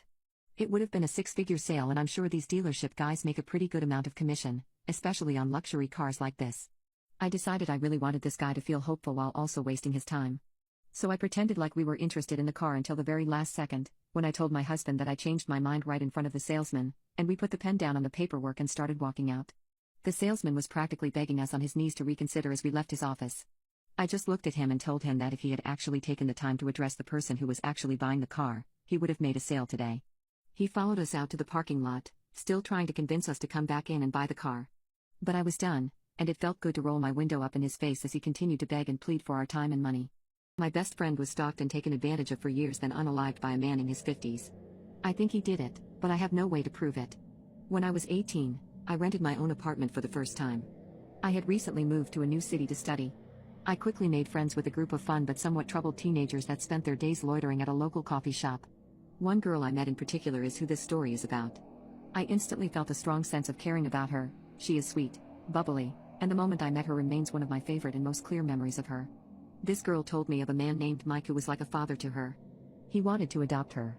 Let's note, this girl doesn't have an ideal family. Her real father is in jail and she has a very low self-esteem as he just doesn't give her the care she deserves. I soon met him, and right away I thought he was great. I was being so naive. He was a scary-looking biker, in his 50s, had some awesome tattoos, told stories of great experiences, travel, and seemed quite educated. I thought I was so mature and didn't think it was odd that we quickly became good friends, as the girl previously mentioned felt safe with him and we both cared for her. We would drive around, talk about everything. I went to him crying and he made me feel better within a few hours when the boy I was dating cheated on and then dumped me. I felt powerful having a friend like him. His favorite subject to talk about was our mutual friend. He had met her a couple years prior, by chance at this coffee shop, She looked exactly like his eldest daughter had at her age. He told me that 2 years prior, his oldest daughter had committed suicide. The girl had filled a void. I felt for him, and understood. A few months pass, and the girl is staying with him. She is soon to be the legal adoption age, when she can choose to be adopted by him, and he is getting more and more excited. Alongside her, I am the person who is closest to him. We spend time talking on the phone, visiting, I sleep at his house, I hang out with the girl and am teaching her how to drive. Mike was like a father to me in this new town. He watches out for me, he tells me I am important to him like the girl is. He would do anything for me. Some of the things he does for me includes letting me leave a project car in his yard, buying parts for it and helping me work on it, and aggressively confronting a boy who took advantage of me while I was intoxicated. Sorry for the huge setup, but it needs to be understood that I trust and look up to Mike with everything I have. 6 months after meeting him, this girl turns of age to be adopted. I am now staying in a nearby town, not seeing them as much but still visiting on weekends. I get a call, and he is thrilled to tell me she is asked to be adopted by him, and he wants to have a big party. I am excited and congratulate him. The last time I saw the girl was a few days before this, and just as our first meeting is vivid in my memory, so is our last goodbye. A few days later I hear she has been reported missing and Mike is gone, ignoring my texts and eventually deleting his social media. Everyone is in a panic. This girl is adored by everyone, and is as innocent as they come. This is the start of 2 months of major anxiety and guilt and hurt that Mike had left me. I thought he was there for me. For some reason I still don't think he would do anything to hurt her. He loved her and protected her. A couple weeks later on Facebook I saw a comment on one of the articles, the police are now searching for Mike, wanting to question him although he is not a suspect. A girl has commented, I am Mike's daughter. Can someone please get me in touch with the family immediately? He is dangerous, I do not believe she is safe if she is with him. What the F? I message her right away, give her the girl's grandmother's number, and ask her what she means by he's dangerous. As we talk, I learn about a few things. He never had 3 daughters, only 2. This girl I am talking to is the oldest. When she was a child, he abused her. And the girl who I care about so much is a spitting image of his real daughter when she was a teenager. They had had a falling out 2 years prior. I also learned that the girl certainly had not wanted to be adopted. She had thought this was too much, however she was being GROMED and enjoyed the gifts, someone who would give her whatever she wanted, a father figure while hers was not around. I suddenly am thinking about all the red flags. How could I have been so stupid? He had talked about his time in the Angels. He had put a man in the hospital shortly before I met him after a bar argument. He spent his days hanging around this coffee shop with teenagers. I have experiences with creepy and dangerous men of all ages. He totally had me fooled. I think of the times he told me he cared about me as he did her. The times he picked me up drunk from parties, drank at my house, I slept at his house. Never once did he do or say anything inappropriate, but he had always been overly protective. The police and news reporters are calling me almost daily, asking me what I know about him, asking for all these details. I ignore the reporters, fearing he will see me on TV. He is eventually found, questioned, and released, not a suspect. He disappeared again and I never spoke with him. 2 months after this lovely girl goes missing, she is found. It is deemed a homicide. This was 1 year ago. There are no leads, and no other info released by police. I have not heard from Mike. There have been many crazy theories since then, lots of speculation. My pervy pastor got a girl pregnant and used church money for a termination, so I told the whole church. The pastor of my church is kind of weird to say the least. He has been the only negative aspect in my experience in this church. The rest of it is warm and welcoming, and the other people high up in the church are actually respectful of other people's beliefs and do not advocate for commonly associated church things, such as homophobia. But my pastor is as straight out of the stereotypical pastor textbook as you can envision. The man is old and bald, condemning anything and anyone who does not follow his teachings. He has a tendency to take teachings from the Bible and run with them the way they are said, without ever doing any deeper analysis of the meanings. To him, gay people are evil and are abominations who need to be converted, women are the underlings of men who are made for the sole purpose of serving their husbands. A child is malleable and is supposed to be skewed in the way of faith every single time. All that kind of stuff. He is also rather touchy and feely with the altar boys, or so I have heard. It's a small rumor which is sometimes mentioned in the church, but considering nothing at all has been done and the altar boys seem mostly comfortable around him. Nobody was too worried and therefore did not do anything about it. I never really liked him much, but he was the pastor and I tolerated him, I suppose. I never had it out for him. That was until my 16-year-old sister came home knocked up and pregnant with his rope baby. For context, my parents both died 2 years ago in a horrific car crash. I was already an adult at the time with my own place and so I took my sister in. My parents were never religious, however my sister and I found some sort of solace through faith and that's why we attended this church. So, my sister only ended up telling me around 10 weeks after she was initially roped. I remember the day very vividly. She and I were eating dinner when she randomly broke down. I asked her what was wrong and went over to hug her, but she pushed me off and told me to give her a minute. After taking a minute, she finally spoke up and told me what had happened. She started off by saying that 10 weeks ago, she and the pastor were the only people in the church. She sometimes helps the pastor out after Mass whenever he needs help doing something, whether moving something in his office or whatever. At first I was very suspicious when she started doing this, but over time, she assured me that he has never been inappropriate once, treated her nicely, and sometimes even gave her pocket money for helping him out. Due to this, over time I started trusting her. It was a very stupid decision in hindsight to do so, I know this. But at the time I was not really able to imagine that something could go seriously wrong. And something went wrong. My sister went on to say that when she was in the back she was turned away from him, when he pressed up on her. She said that she felt his stiffy press against her, and then he told her to keep quiet and take it. She tried to fight originally but he was much stronger than she was, and she ended up getting roped. She said that she did not tell me originally because it was so traumatizing for her that she could not even bring herself to speak about it. Then, at the 4-week mark she started experiencing pregnancy symptoms. She got a test done and it showed positive. She took another test and it showed positive. She said she went through 10 tests because she kept hoping that it was a false positive time and time again, but it never was. Then, without speaking to me about it, she went to the pastor and informed him of the pregnancy. I was kind of mad at her for this, for going to him without speaking to me about it, but I let her talk. She went on to say that the pastor freaked out when she told him that she was pregnant, and he called her a liar. Luckily, she had brought a pregnancy test and took it in the toilet with him standing outside. When she proved it to him, she said that he stood still for a minute, then this a-hole had the audacity to try to hug her and comfort her. She pushed him off, of course. He then proceeded to have a conversation with her, where he basically told her that she either gets a termination which he will help her get with the church money, or she can give birth but he will never be part of this child's life. And if she tries to tell anyone how the baby was actually conceived, he will spread nasty rumors about her in the church which will completely ruin her reputation. So she agreed. She went to get a termination the very next week, and the pastor took money out of the church fund to do so. Then my sister dropped another bombshell onto me. She asked me about the charity that the church is currently collecting money for. Well, in reality, the pastor is using this as a way to replace all of the money that the procedure cost. I gave money to this charity last week. It was marketed as a homeless dogs charity. I saw red after the whole story was done, but instead of doing anything immediately I comforted my sister. I spent the whole day comforting her and letting my sister know that what happened was not her fault. Hearing her blame herself for what happened broke my heart, and deep down I greatly blamed myself for this entire situation for not prohibiting her from helping this filthy excuse for a pastor.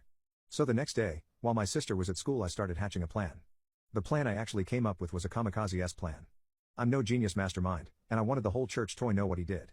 So I thought about what that needs to happen for everyone to know what he did. And obviously, people need to be told what happened. So I came up with the world's most simple and basic plan, and likely idiotic plan. The next Sunday my sister stayed home, as she said that coming to church every week for traumatizing.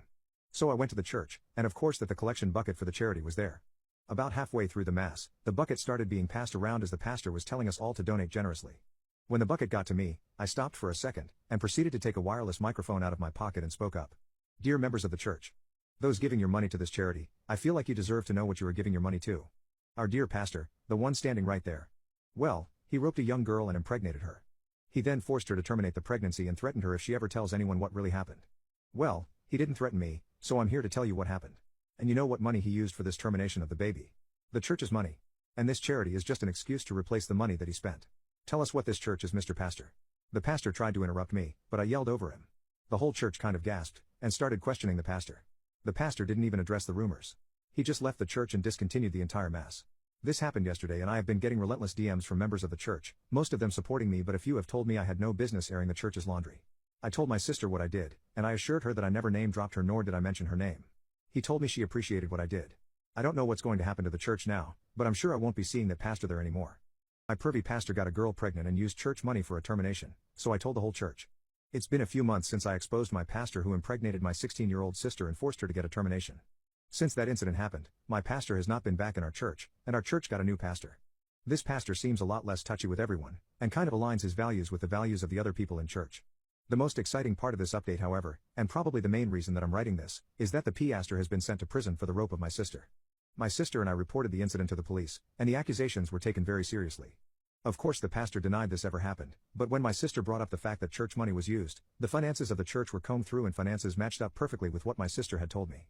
The fake charity was exposed too, and considering that this is illegal, the pastor was quite in some trouble. The way that the pastor's guilt was proven in all of this broke my heart. One of the former altar boys, a 12-year-old, came forward and said that the pastor had been very inappropriate to him also.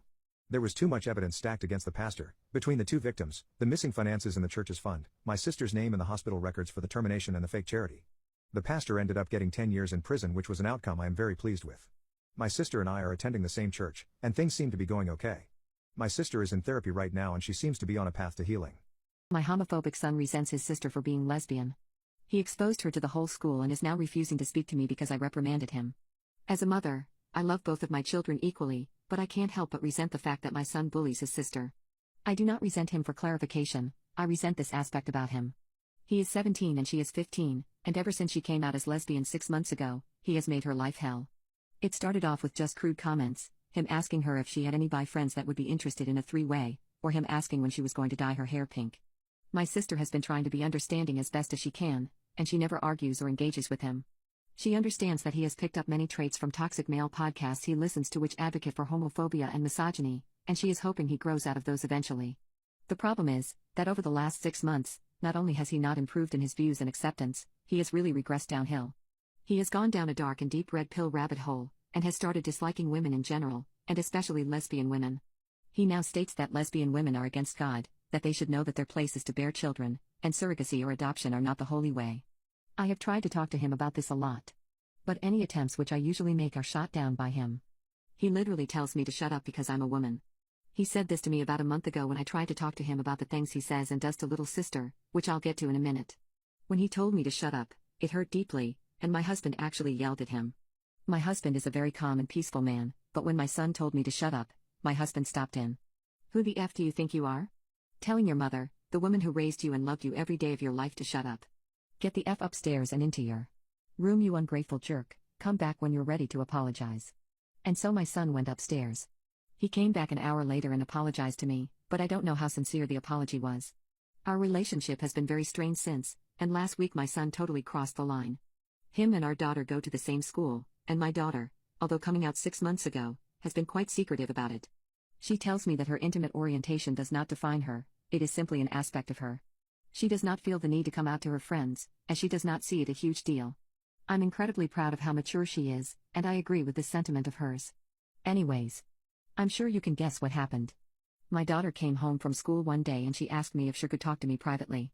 I said of course, and we got to conversing. My daughter, very calmly, told me that her brother had exposed her to the whole school. When she went into school today, all of her friends were asking her if she was bi. When she asked them how they found out, they told her that her brother had told them all. Her friends were all mad at her for keeping this a secret from her, and have now outcast her from her friend group. My daughter told me that she does not care much about that. The fact that her friend group is willing to outcast her over this means they're not people she wants to be friends with anyway. How mature is she? Goddamn. Anyway, she did tell me that although she does not care much, the fact that her brother went against her wishes behind her back hurt her a lot, and understandably so. I comforted her a lot and she eventually cried a little. I held her for a while and went to talk to my son. The talk went about as well as you'd imagine, which is not well at all. His rationale for exposing her was, I wanted her friends to know. You can't keep such a disgusting secret from people. The fact he used the word disgusting made me snap. I retorted back, you know what's actually disgusting?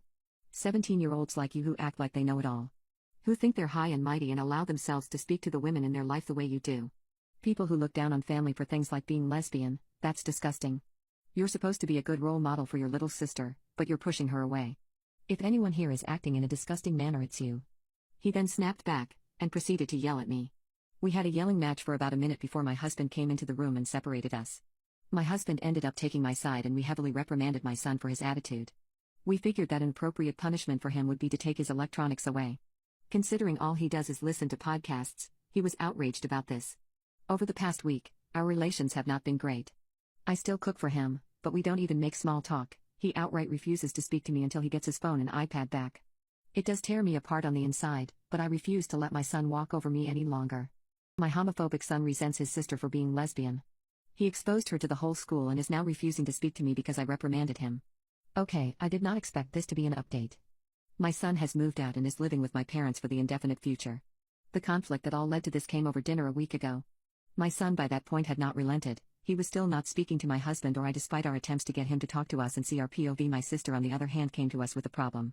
She said that ever since we reprimanded her brother, he has been way more malicious towards her. This was something that truly broke my heart. She told us that her brother Michael has tried to cut her hair, he routinely swears at her and has even moved on to violence against her. He apparently now hates her because she is the reason that his electronics have been taken away. His failure to see his own responsibility in this was ludicrous to me. When she told us about the violence, she lifted her shirt and showed me her back, and there was a huge red handprint on her back. She told me that her brother did this to her just 20 minutes ago. I saw red and I went to march upstairs to confront him, but my sister stopped me. telling me that she wants to do something about this herself. Well, later that day we had dinner as a family, including my son. My husband was present, and my husband and I did our best to bite our tongues as we trusted our daughter deeply. But before dinner, my husband and I discussed this and figured that if one more issue arises, we will send our son to our parents. Well, my sister sped that decision up for us over dinner. The dinner was very silent and tense, and the first to speak was my sister. "You know, Michael, you've exposed me in front of the school, made my life hell, and tormented this whole family for almost half a year now." I interrupted my daughter, but she kept talking even though my son didn't even look up from his plate. "Quite funny for you to judge what other people's dating preferences are, considering you tried to F your best friend's dog." The whole family gasped, and we all stared at Michael, who said nothing. "Is this true?" I asked him, and instead of responding, he walked off and left the house. He returned a few hours later, still refusing to speak to us. My husband spent the whole night and the rest of the day trying to talk to him to see if there was any validity to his sister's words, and we talked to her also. She said the reason she knows is because Michael told her about this before. He said he did it when on mushrooms and only exposed himself because he was on grass. I never even knew my son partook in recreational substances, so this was another shock. After another day of failing to get Michael to speak to us, we contacted my parents and asked them if Michael can live with them for a bit. We left out what my sister told us about the dog and the substances, but we mentioned everything else and they agreed. He has now been living with them for 2 weeks but is yet to reach out.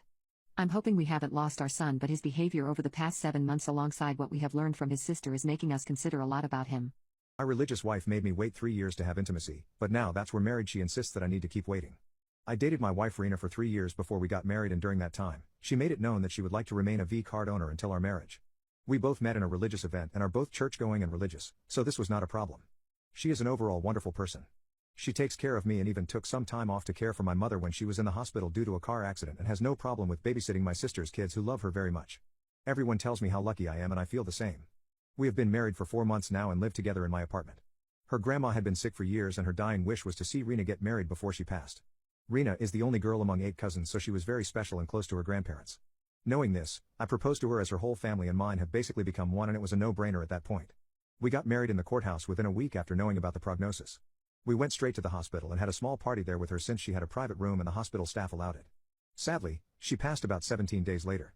Later that night, after getting to the hotel from the wedding, she tells me that she thinks we should wait until we marry in church because she considers this marriage legal but not anointed by God and is not right. We cuddle, kiss, but then when it gets heated, she stops me midway and tells me the time will come and we will enjoy it. Our families are planning a big church wedding for us in April when we will be fully yoked, but I don't know how I could wait that long. It is terribly uncomfortable cuddling in bed with her and wanting to make love with her knowing I can't. She moved in with me in my 1-bedroom apartment a month after our marriage, so it's been 3 months now of cohabiting temporarily before we moved to a bigger place. I feel we are in every way a married couple. Not newlyweds, but more like an old couple because of a lack in the intimacy department. We do groceries together, clean, cook, take care of each other, except that she says she believes our first time will be special since we will have it during our honeymoon in Spain right after the wedding. Anyway, the other night we were watching a movie and started kissing and gradually ended up getting more heated.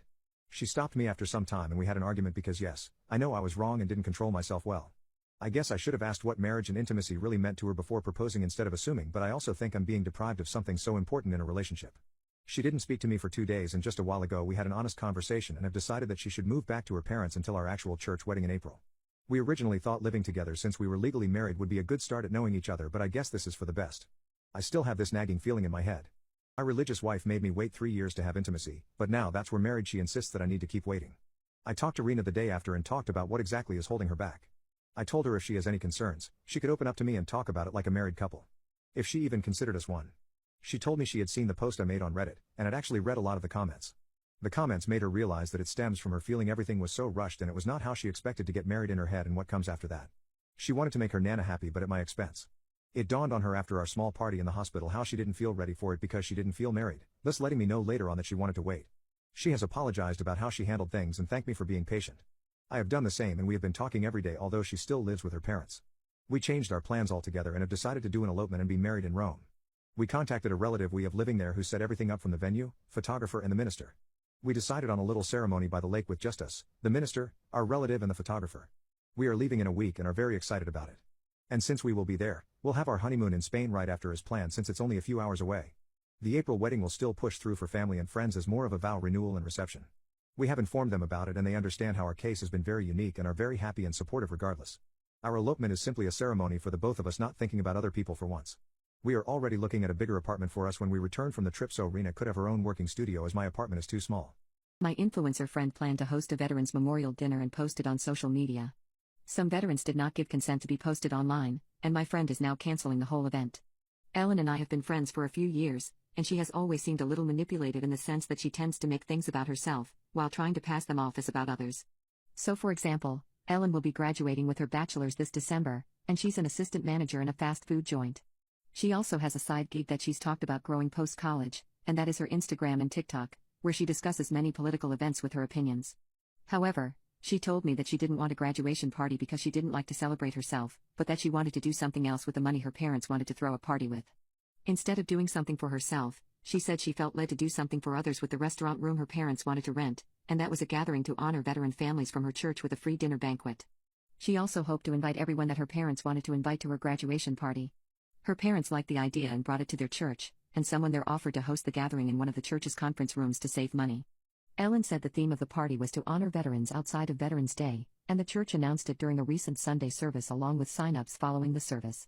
The church also sent a video she made explaining her motivation for the event in an email newsletter. The video explained that she had veteran relatives that she wanted to honor for some time, and she also posted it to her socials. The video also stated that clips from the event would be posted to her socials afterward.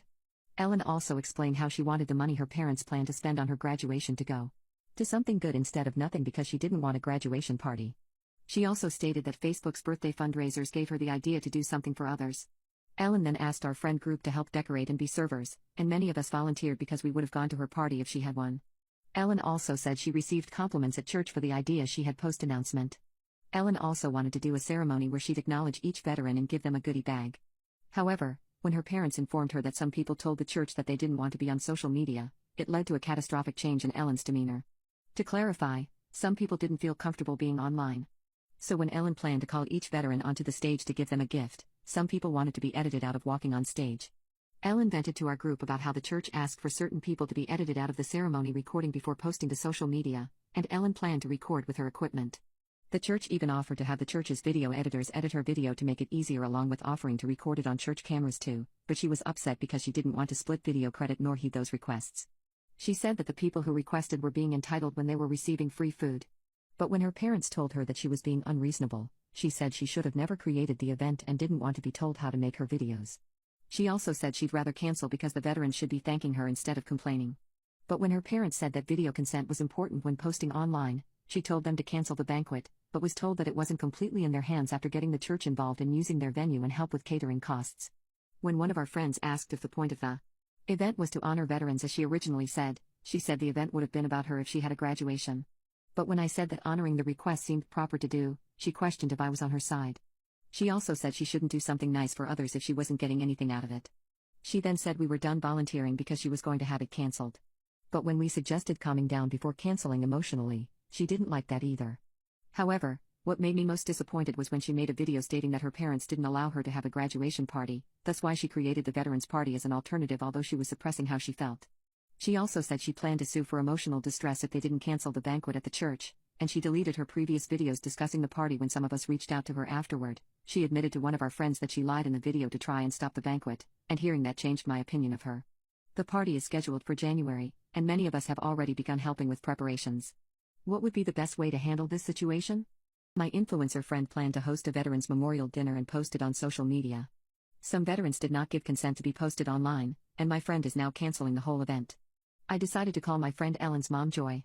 I told her that I called to ask about the banquet status along with how Ellen was doing and told us not to volunteer anymore, and she said she appreciated me calling. She also said she was aware of Ellen's video slandering them and asked her to remove it, but hasn't as of yet. She said they were going through a lot as a family, but that she appreciated me inquiring after I told her I didn't believe in ghosting commitments. She confirmed that the banquet was still on and that she'd still love for us to volunteer because canceling would be wrong to everyone involved and especially the veteran families attending.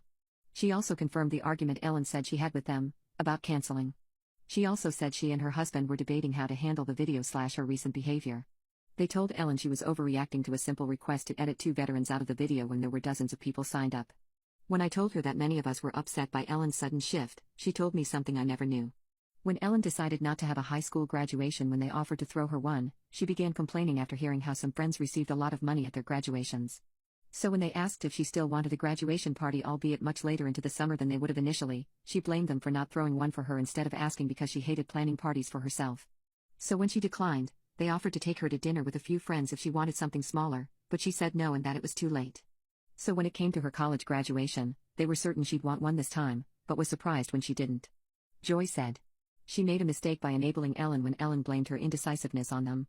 However, she said she wasn't giving into her tantrum this time by canceling the party after getting others involved. Yes, this banquet was entirely Ellen's idea, and yes, it never would have been created without her. However, Joy said that wasn't a reason to disrespect everyone she got involved. When Ellen told her parents how she wanted to honor relatives who were veterans that she was close with, she also told them she felt led by God to do it, and they thought it was a wonderful idea if she wasn't comfortable with a party for herself. However, in light of her tantrum about refusing to share video editing credit the church never asked for because she felt offended by the veteran's request, Joy said it was her fault for not teaching her earlier to not be entitled and to accept advice and constructive criticism, and she said she should have put her foot down a long time ago. They fully paid for her tuition to go to college, and they're rightfully insulted about her threat to sue them. I told her that Ellen admitted to a friend that she lied in the video to stop the banquet, and Joy said it'd be good for Ellen to learn now that she won't always get her way before getting married and being a drama queen when planning her wedding someday, and she said she spoke to a few others in our friend group about still volunteering too. So as of now, I'm still volunteering, and I consider my friendship with Ellen over. I'll definitely update after the banquet. Older folks, what's a crucial life lesson you learnt too late in life? My father would tell me, build 1,000 bridges over 1,000 rivers, but get effed in the butt once and be forever remembered as a F slur. Essentially, this saying of his meant that no matter how much good work in your life you do, people not by your side will tend to highlight the low points of your life and base your life off of that. He would also say that there is always a reason for failure. Always. No matter how much you don't want to admit it, the reason that you failed at something, a business project, something at work or a relationship you truly wanted. It was your fault. You could have worked harder, you could have tried more, you could have loved and cared more. He believed in full accountability and responsibility of oneself, and claimed that this was the path which gave you the highest chance of success. He was a big believer in power follows the blame of the finger. If you pointed the finger of blame to something else, to a business partner, to a manager at work or your significant other, you were giving the power to them. Pointing the finger at yourself gave you the power to change. Or at the very least, do as much as you can in order to change. This was not a perspective many people liked, and it still isn't. Of course, everything in life that goes wrong is not entirely your fault, but it always is partly your fault. He used to tell me, if you go outside and get struck by lightning, it's your fault for standing there and going outside. Take as much accountability for your actions as you can. How many of you have done that? Blame something that has gone wrong on others and refuse to blame yourself, even if on the surface the thing that went wrong was not your fault? I can assure you I have, and so have you. The key isn't not to make mistakes, he would say, the key is to learn from the mistakes and seek the truth in those mistakes, no matter how painful the truth was.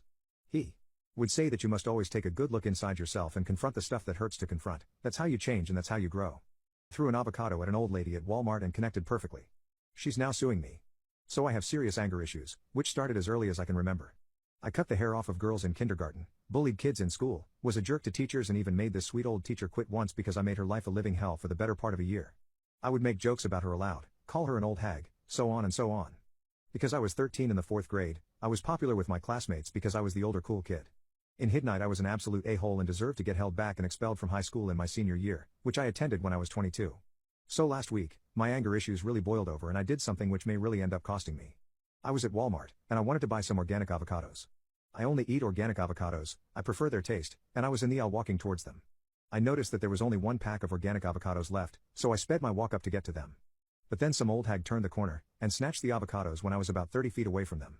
I was furious, and I truly did my best to remain calm. I saw this old hag contemplating whether or not to take the avocados as she was inspecting them, and I was praying to a God I don't even believe in that she wouldn't take them. I was standing there eyeballing her seeing what she would do, and she ended up turning towards me and making eye contact with me. She seemed a little freaked out by me, then put the avocados in her shopping bag and walked away. I did my best to stay calm, I swear I did. But seeing her take the organic avocados, leaving me with nothing but the regular ones made me so mad. I didn't even look at who or if anyone was around me. I know I probably shouldn't have done it, but I picked up one of the avocados and sped up to once again gain sight of her. I went the way she did, and turned a corner. To find her. Now looking at chocolates or whatever. Not in my proudest moment, I took the avocado which was in my hand, and like a Major League Baseball pitcher, hurled it at her with as high of a combination of strength and accuracy as I could muster. The avocado hurled through the air, seeming to accelerate as it was approaching. As soon as I released it, I could tell it was going to make direct contact with her dome. I have to give myself credit for this throw. It was genuinely perfect. I'm sure you can guess, but the avocado connected with her head and ended up hitting her glasses, which broke and wounded her cheek. It also didn't help that I picked the hardest avocado I could find. After the avocado connected, the woman started screaming and I did my best to flee the scene, but to no avail.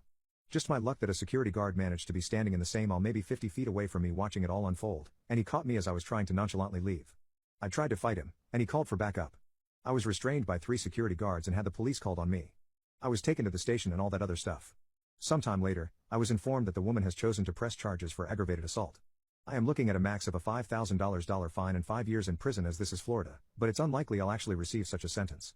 My social justice warrior sister painted my 4-year-old son's nails black, then posted him on social media without our permission. Is it fair to never allow her to babysit our child again? So my sister is 16 years old and someone who would be considered a social justice warrior. She is very opinionated about things such as transgenderism, the LGBTQ, is an advocate for teaching elementary school kids about gender ideologies, goes by she/they pronouns, and overall has very postmodern leftist ideas about the world. I, on the other hand, am not very opinionated about politics or topics like these, so whenever my sister tries to talk to them about me, I hear her out, but then tell her I have no real interest in discussing these things. Usually I am called homophobic or transphobic by her for not engaging in conversations about how poorly minorities are treated. While I do not disagree with her that there is a large amount of racism or homophobia in the world, I'm a mother of a 4-year-old son and am currently 5 months pregnant with a second child. I have other things to worry about. One thing to note about my sister that is crucial, is that she likes to dress in a very gothic style. Now this would not be an issue at all for me, she is my sister and she can express herself how she wants. However, she does not just express herself, she deems that everyone, especially children, should be exposed and made to wear alternative style clothing to see if they like it. According to her, parents consistently dressing their children in clothes that are not alternative, is stunting the child's development and should be considered child maltreatment. According to her, all parents should try lots of different clothing styles on children of all genders to see what kind of clothing their child prefers. She states that this would allow the child to express themselves at a younger age and avoid years of potential trauma by never being allowed to express themselves by being forced to dress in a way that is old-fashioned and narrow-minded, as she puts it. This is the one topic that we do argue about. I have expressed to her many times that I will never dress my son like a goth, nor will I paint his nails, or do anything as ridiculous as that. In my eyes, what she advocates for is way more harmful to young kids than just dressing them however they feel appropriate and what is in accordance to their gender. However, if as the kid ages they tend to lean to a specific style of clothing, let them wear that. My sister of course disagrees, and every time we have this argument I end up being called names like homophobic, transphobic, or queerphobic by her. It blows my mind that she genuinely holds this opinion. As you can tell, my sister and I get along okay. We're certainly not on great terms, but we tolerate each other, and at the end of the day she is family with some radical views, and that will not stop me from loving her. Up until what happened 2 days ago she has never caused me or my family harm, but now I'm seriously considering not speaking to her, much less letting her near my child again. So, my sister is a babysitter. She has a few semi-regular customers and has even set up her own babysitting website with her phone number, reviews, and email. Well, 2 days ago my husband and I urgently needed a babysitter, so we called my sister. I explained that we would like her to babysit my 4-year-old son for the day, that we would of course pay her for her services, and would leave her some cash to order food for herself whenever she got hungry.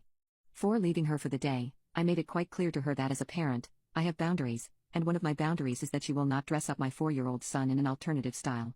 She does this to some other kid she babysits and the parents are finer with it, but I will not be. She agreed not to do anything other than calmly babysit. So I trusted her and left. In hindsight, I really should not have done this. My sister holds super strong views and has this awful spite in her. She thinks she is rebellious and tends to do whatever she is told not to do. Me telling her not to do anything to my baby's clothing probably prompted her to do exactly that. My husband and I were driving home at the end of the day after our visit, and I was scrolling Instagram. I was casually watching stories, not paying attention to them and kind of skipping most, but one of them caught my eye after I skipped it. I swore something looked off, so I swiped back.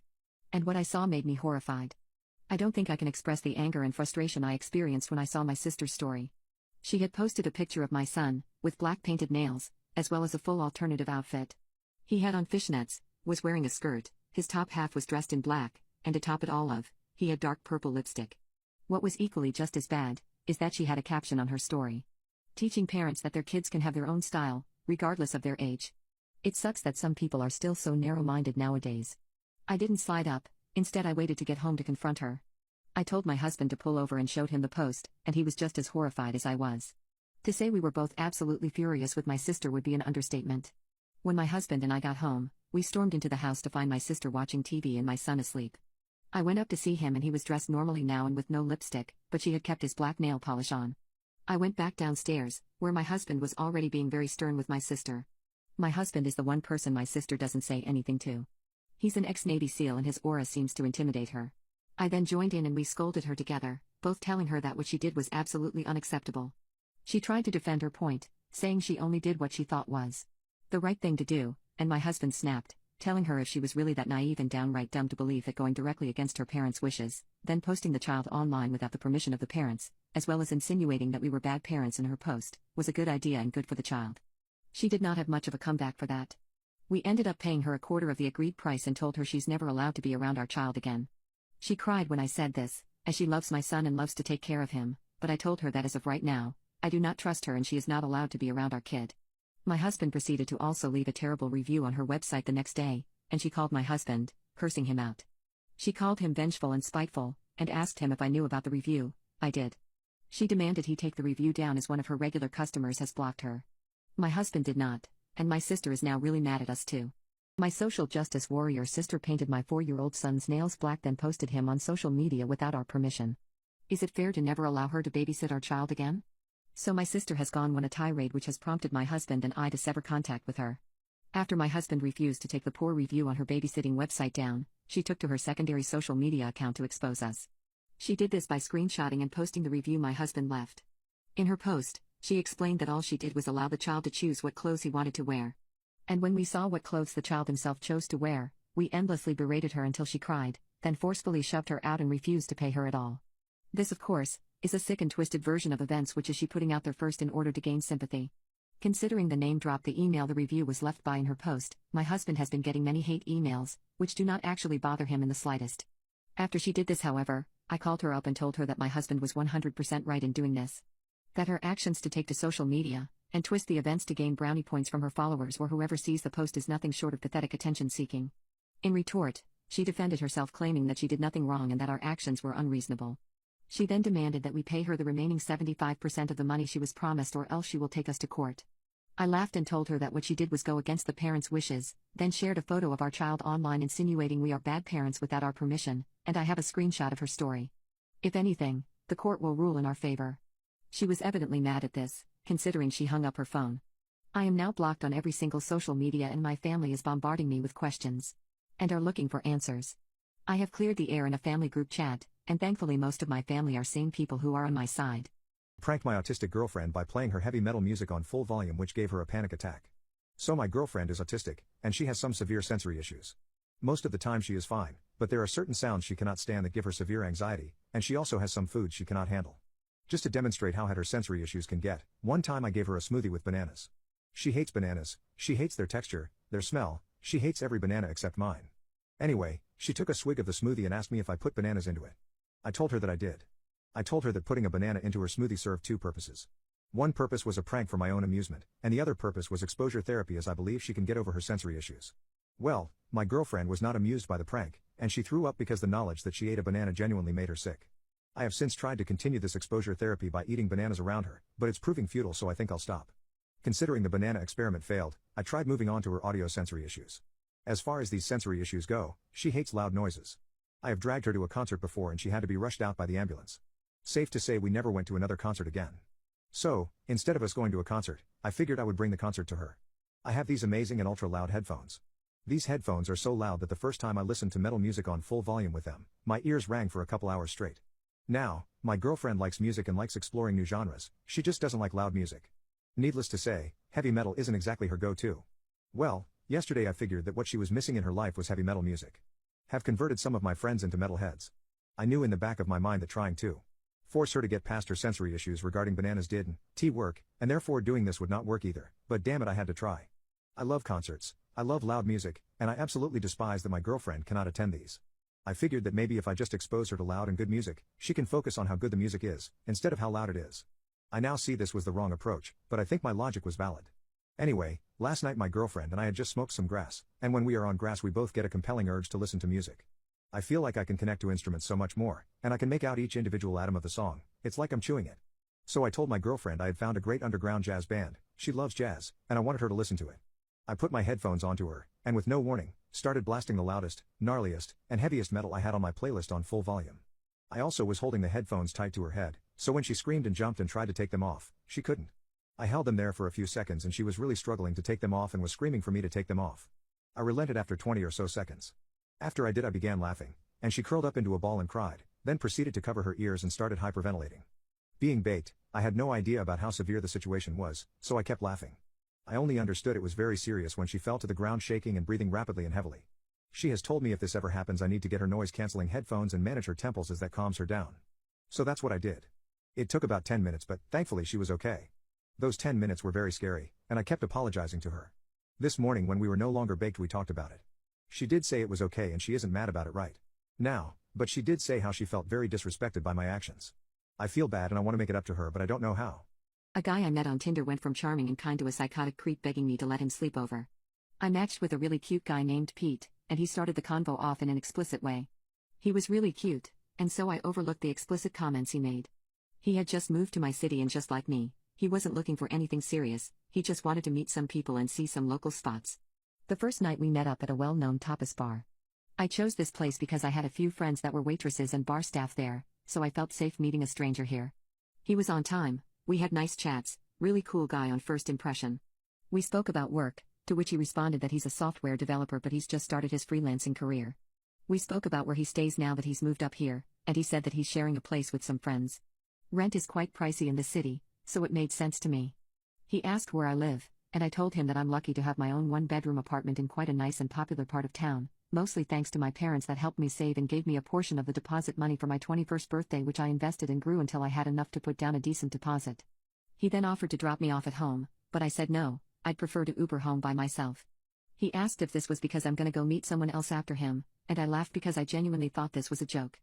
The next time I saw Pete was about 3 days later. He said he knew it was fast but he actually couldn't stop thinking about me and he wanted to see me again. This time we met at a different restaurant, also one I chose because I went to school with the owner and knew all the staff pretty well. The place is a little bit more pricey, and he got super annoyed with me for ordering as much as I did. I couldn't understand why, since I insisted on paying for my own stuff both times we met. That night, same story, let me drop you off at home please. Again, I said no. While we're in the middle of this conversation he gets a call. He stepped away but I could still hear a fair amount. No, I think I'm gonna stay with you again. Yeah, I'm with her. Don't worry about it. Okay, I'll be home soon. So now I think he's chatting to his roommate or maybe his mom, but I don't ask. He comes back to our table. Please, I insist. Bad things happen to women that Uber home this late by themselves. I'd feel better if I dropped you off. Not having the energy to argue, I tell him fine, and I put my address into his GPS. As soon as he got home he messages me and tells me he'll be picking me up in the morning to go for a picnic. I reply that I actually have cleaning to do, but again, he insists that he'll see me at 10. Come 10 a.m. that next morning, best believe he's right outside of my apartment. I get into his car, and as he leans over to kiss my cheek I notice that his breath stinks. Obviously I'm a little grossed out. We have our picnic and it's quite nice. He tried to kiss me a few times but I avoided it with everything in me as his breath reeked. By about 4 p.m. I tell him that I really want to go home, and the park we went to is about an hour-and-a-half drive from my apartment so I couldn't really Uber back home because it would cost a fortune. He agrees it's time to go, so we get in his car and we're off. I fell asleep in the car on the drive back, and when I woke up he asked if we should finish the rest of the wine he had brought at my apartment. I said to him I don't want to, and he just snaps. He raised his voice, and said something along the lines of, "What are you hiding from me? Just be honest. Why are you so desperate to keep me out of your apartment?" I was so confused I actually just kept quiet. He dropped me off, but I could see his car across from my apartment for about half an hour before he actually left. About 5 minutes after he left he let me know that he's home safe and he thinks he's starting to fall for me. So naturally I'm freaked out, because I made it clear that I didn't want anything serious and he said he felt the same. I said to him if that's the case I think we should take a break from hanging out with each other. About 5 days later he messages and asks if we can go for dinner again. He found an Indian cuisine place he knows I'll love. Despite my better judgment, I tell him okay. He tells me that he'll pick me up. So 7 p.m. comes, he tells me he's downstairs, and as I go down to meet him I see he's standing at my gate. I press the remote control to open the gate, and he walked inside to meet me. Show me which one is yours. I'd love to see how you live. Not hi. Not how are you. That's his opening line. So now I'm naturally unsettled. I say to him that I'm starving, could we go for dinner and I'll show him my place at a later stage. At dinner he gets a call again. This time he didn't step away. Pete, yeah. I don't know. I can let you know by about 10. He then turns to me, am I sleeping by you tonight? Me, no. I don't know. I have work tomorrow. Pete to me, yes me too. Then back to the caller, I'll let you know okay. Caller, no you're not. Can you just get your things please? Pete, and do what with them? Caller, take them to that girl you're seeing. I'm done asking you. Now I'm sitting here in absolute shock and terror. What in the F is going on here? Our food arrives, and we barely speak. I say to him, why did you ask me if you can sleep over by me? We're not spending time together like that. You know this. He then spins this story about how he just wants to hang out and again see how I live. I then say to him, very frankly, that I don't like having strangers in my apartment. He gets very touched, and the bill arrives. As per usual, I pay for myself, he pays for himself. I say to him I'll get an Uber home, and he says what's the use? I already know where you live. Let me drop you off. By now I've already decided that this will be the last time I see him. I get into his car, and I reach for my jumper that I threw in the back when he got me. I notice a bag in the back of the car, full of clothes and toiletries, as well as a pillow. I don't think much of it. On the way home he's dead quiet, when suddenly he says, do you know how selfish you are? I've had no issue driving you around, but you don't want me to sleep over by you. I say to him that I've never had an issue with Ubering, and if he's so touched I also have no issue with paying him what the Ubers would have cost me. I'm over this and I'm not even playing nice anymore. His phone rings again. Caller, your stuff is at the security boom at the gate, Pete. Stay with your girlfriend or stay with your mom. You're effed for taking advantage of everyone like this. Pete, I don't speak to my mom, you know this, you beach, and then hangs up. Now I think this is maybe an ex-girlfriend that he needs to collect things from. Before I've even had a chance to process what happened he turns to me and starts yelling at me. I have nowhere to go. Are you effing happy? You spoiled brat. Living off mommy and daddy's money. Getting driven around by me like I effing work for you, beach. My whole body got stiff with fear. I don't know if I'm going to cry or throw up.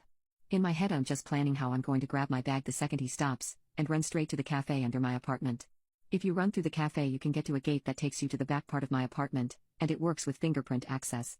There wasn't time to still find my keys in my bag and I didn't want the main gate I normally use to open wide enough for him to get in when I go in.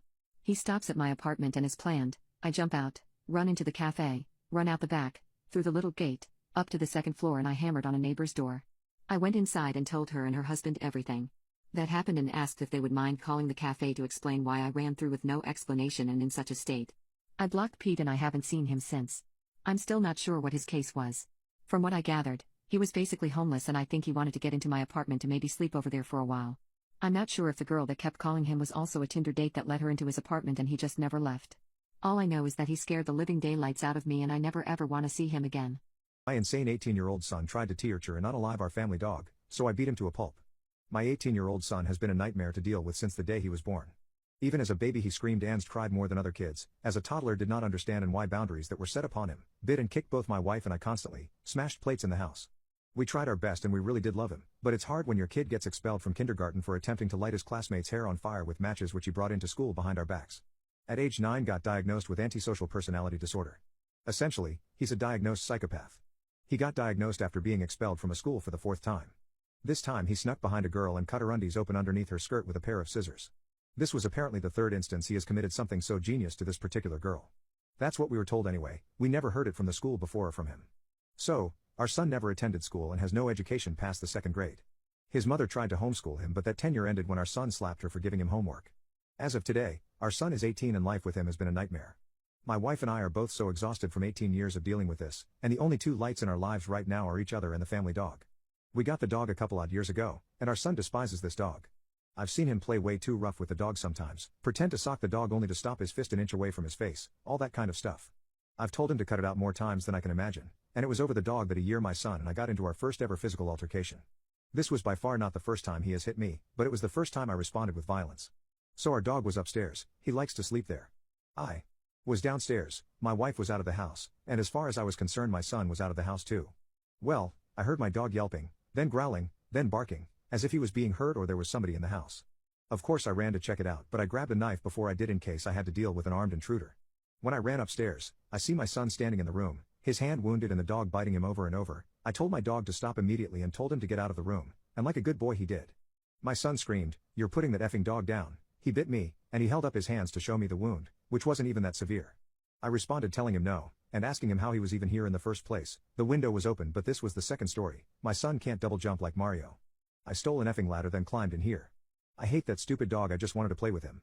I told him that stealing a ladder is idiocy as well as a crime, and he better bring the ladder back right away before he gets arrested like the idiot that he is. Calling him an idiot angered him, and he swung at me. He was 17 years at this point and I had not once laid a hand on him, not when he burned me or my wife, bit us, socked us, threatened to sock my wife in the belly when she was pregnant a few years ago which caused her so much stress she miscarried. Never have I laid hands on him, but when he swung at me this time, all the years of rage came out and I swung back. My punch connected and he fell onto the bed, proceeding to cuss and yell at me. That's how our argument was solved that day. It's weird, because ever since he got hit that day, he acted a lot better for a while. Maybe he had finally realized that his actions have consequences? Yeah, sadly that was not the case. Although I do have to say that for the better part of almost a year there was a significantly less amount of anger from him, less violence. It did not stop completely. He would still get super angry during full moons. He says full moons bring out the worst in him. We also suspect he has schizophrenia. So, it was during one of these full moons that he tried to end the life of our family dog. It happened just last week, and the memory is still clear and fresh in my head. My son was out for the night, and my wife and I were sleeping in our room, and the dog was sleeping in the room next to ours. I was awoken by an ear-piercing squeal of my dog. This was a clear cry for help. My wife woke up too, and I grabbed my firearm from my bedside locker and ran into where my dog was. What do I see there? My son, holding a knife. With it, he is wounding the dog in its belly over and over, but not enough to unalive it, just enough to draw red as he's holding him down by the neck. I didn't have the strength to point my firearm at my son, so I just screamed for him to stop. My son was clearly intoxicated, his eyes shifted a lot and he seemed jittery. When I screamed for him to stop, he did not. Instead, he took out a match and lit it, then held it against the dog's tail. The dog let out a heartbreaking squeal and tried to get away, but to no avail. When I say this, I couldn't take much more. My wife was standing beside me frozen, and I ran over and pistol whipped my son as hard as I could. He instantly let go of the dog and I managed to grab the match out of his hand and put it out. My son was clutching his face now, and I pistol whipped him again, and again. I told my wife to leave the room with the dog and so they did. I spent the next few minutes viciously laying into my son. All the years of abuse poured out, all the hatred I have for him amplified heavily, but the action he just attempted to commit. I kept socking him over and over, even when he was on the ground. I did not relent. By the end he was very, very wounded, but conscious. I told him that I'd give him 2 weeks to get the F out of the house or else I'll do this again to him. My insane 18-year-old son tried to torture and unalive our family dog, so I beat him to a pulp. I should have known my son would not go down without a fight.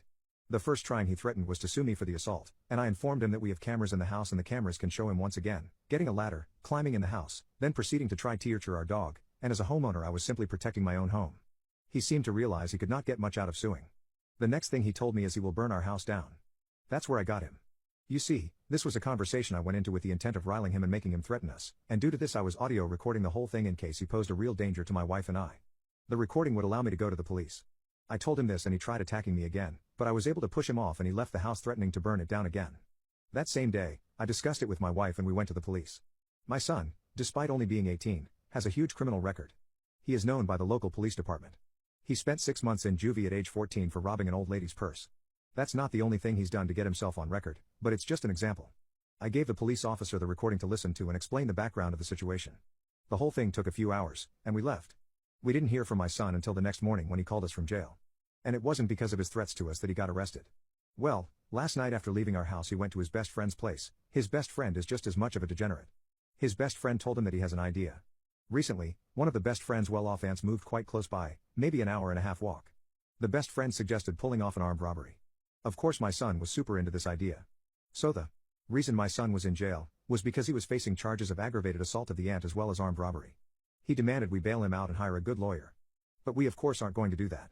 Our son will be sent away for a long time, and as weird as it is to admit, my wife and I are both excited.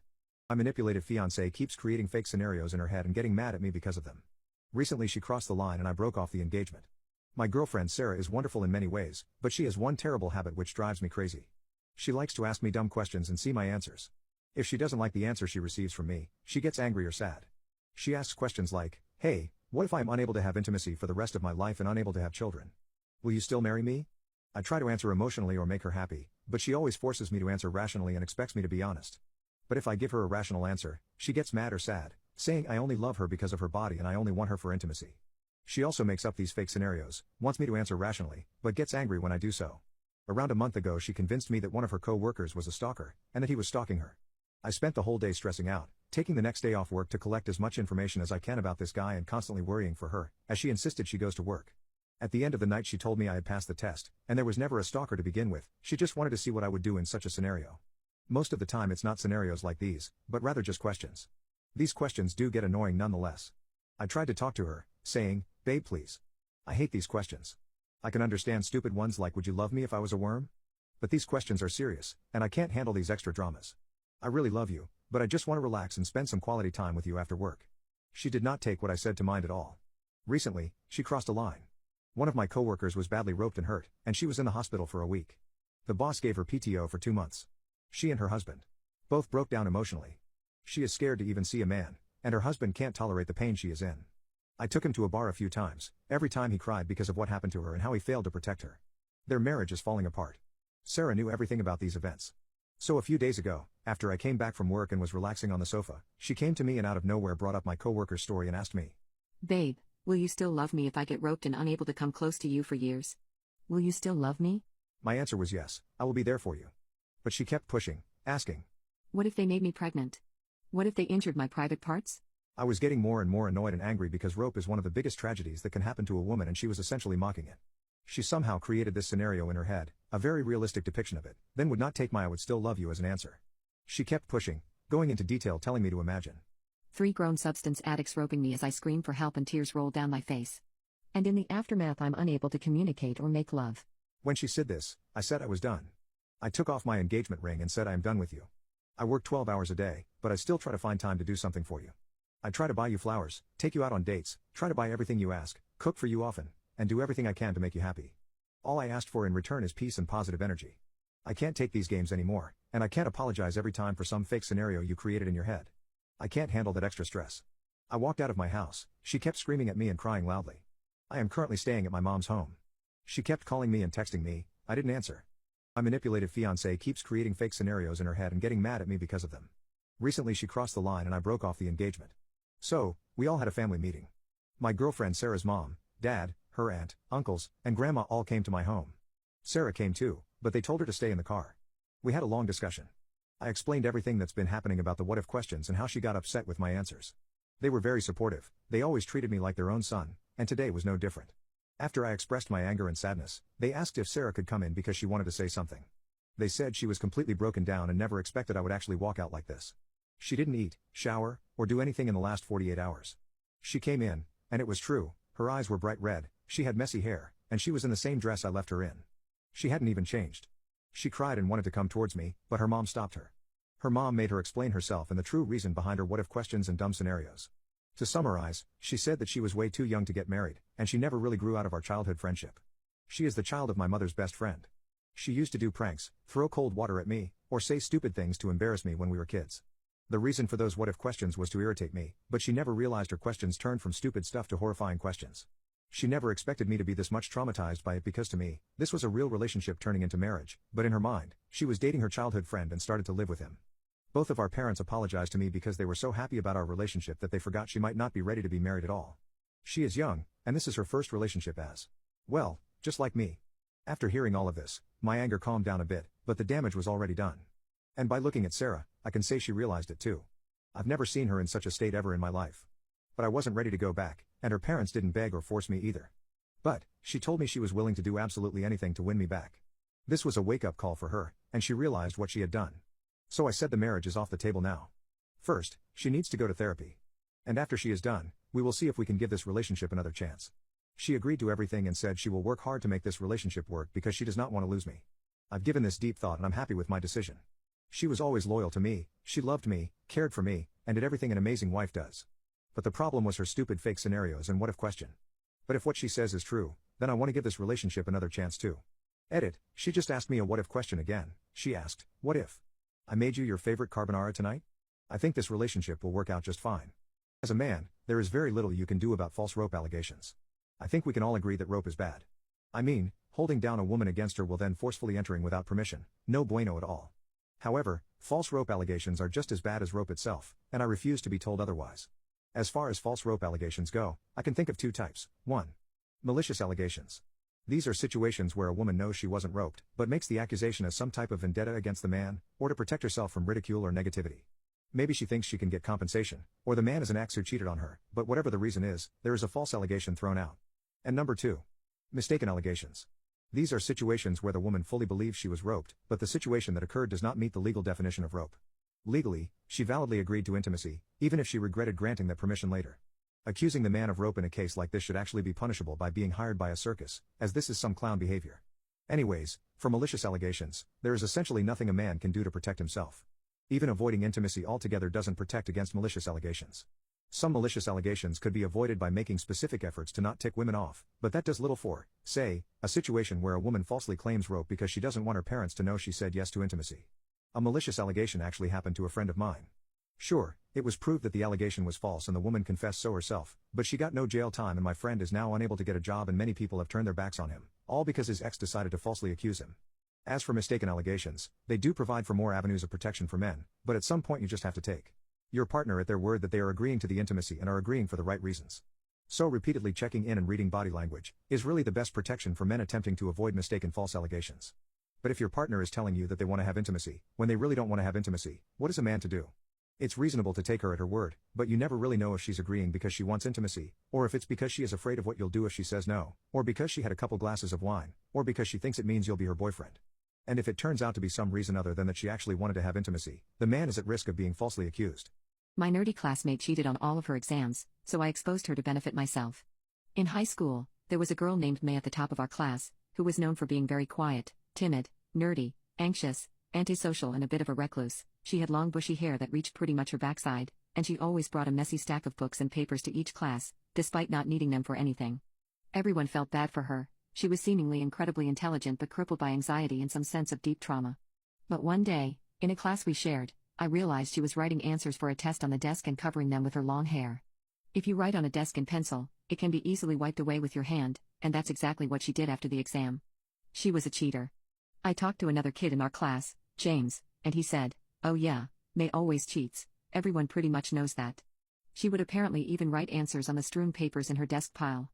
Nobody wanted to get someone like May in trouble, but frankly as someone just outside the top 5 in my class, it made me livid that May could just cheat blatantly with everyone letting it slide, all the way into the valedictorian position. That makes a major difference for scholarships and everything, and we came from a pretty poor area. She was also an officer in the National Honor Society. One day, in the math class me and my friend Kevin shared with May, we had a substitute teacher who didn't really care what we spent the class period doing.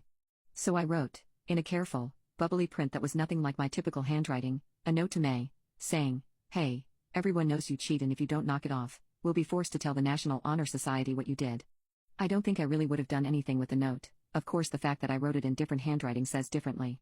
But Kevin was joking that he would give the note to May. And I was joking back. But to my shock he did give it to May, by sneakily putting it on the side of her messy desk. She noticed it eventually and must have read it. We had lunch next and May was sobbing, literally losing it at her lunch table. She went to the office after lunch. I started to freak out, because I never thought she'd react like that, and I was someone who never got in trouble. My mother would unalive me if I did. She laid hands on me a lot and looked for any excuse to do so, even chasing me around the house with a rolling pin once. Needless to say, I was terrified of getting called up. I just wanted May to stop cheating. Towards the end of my next class, it happened.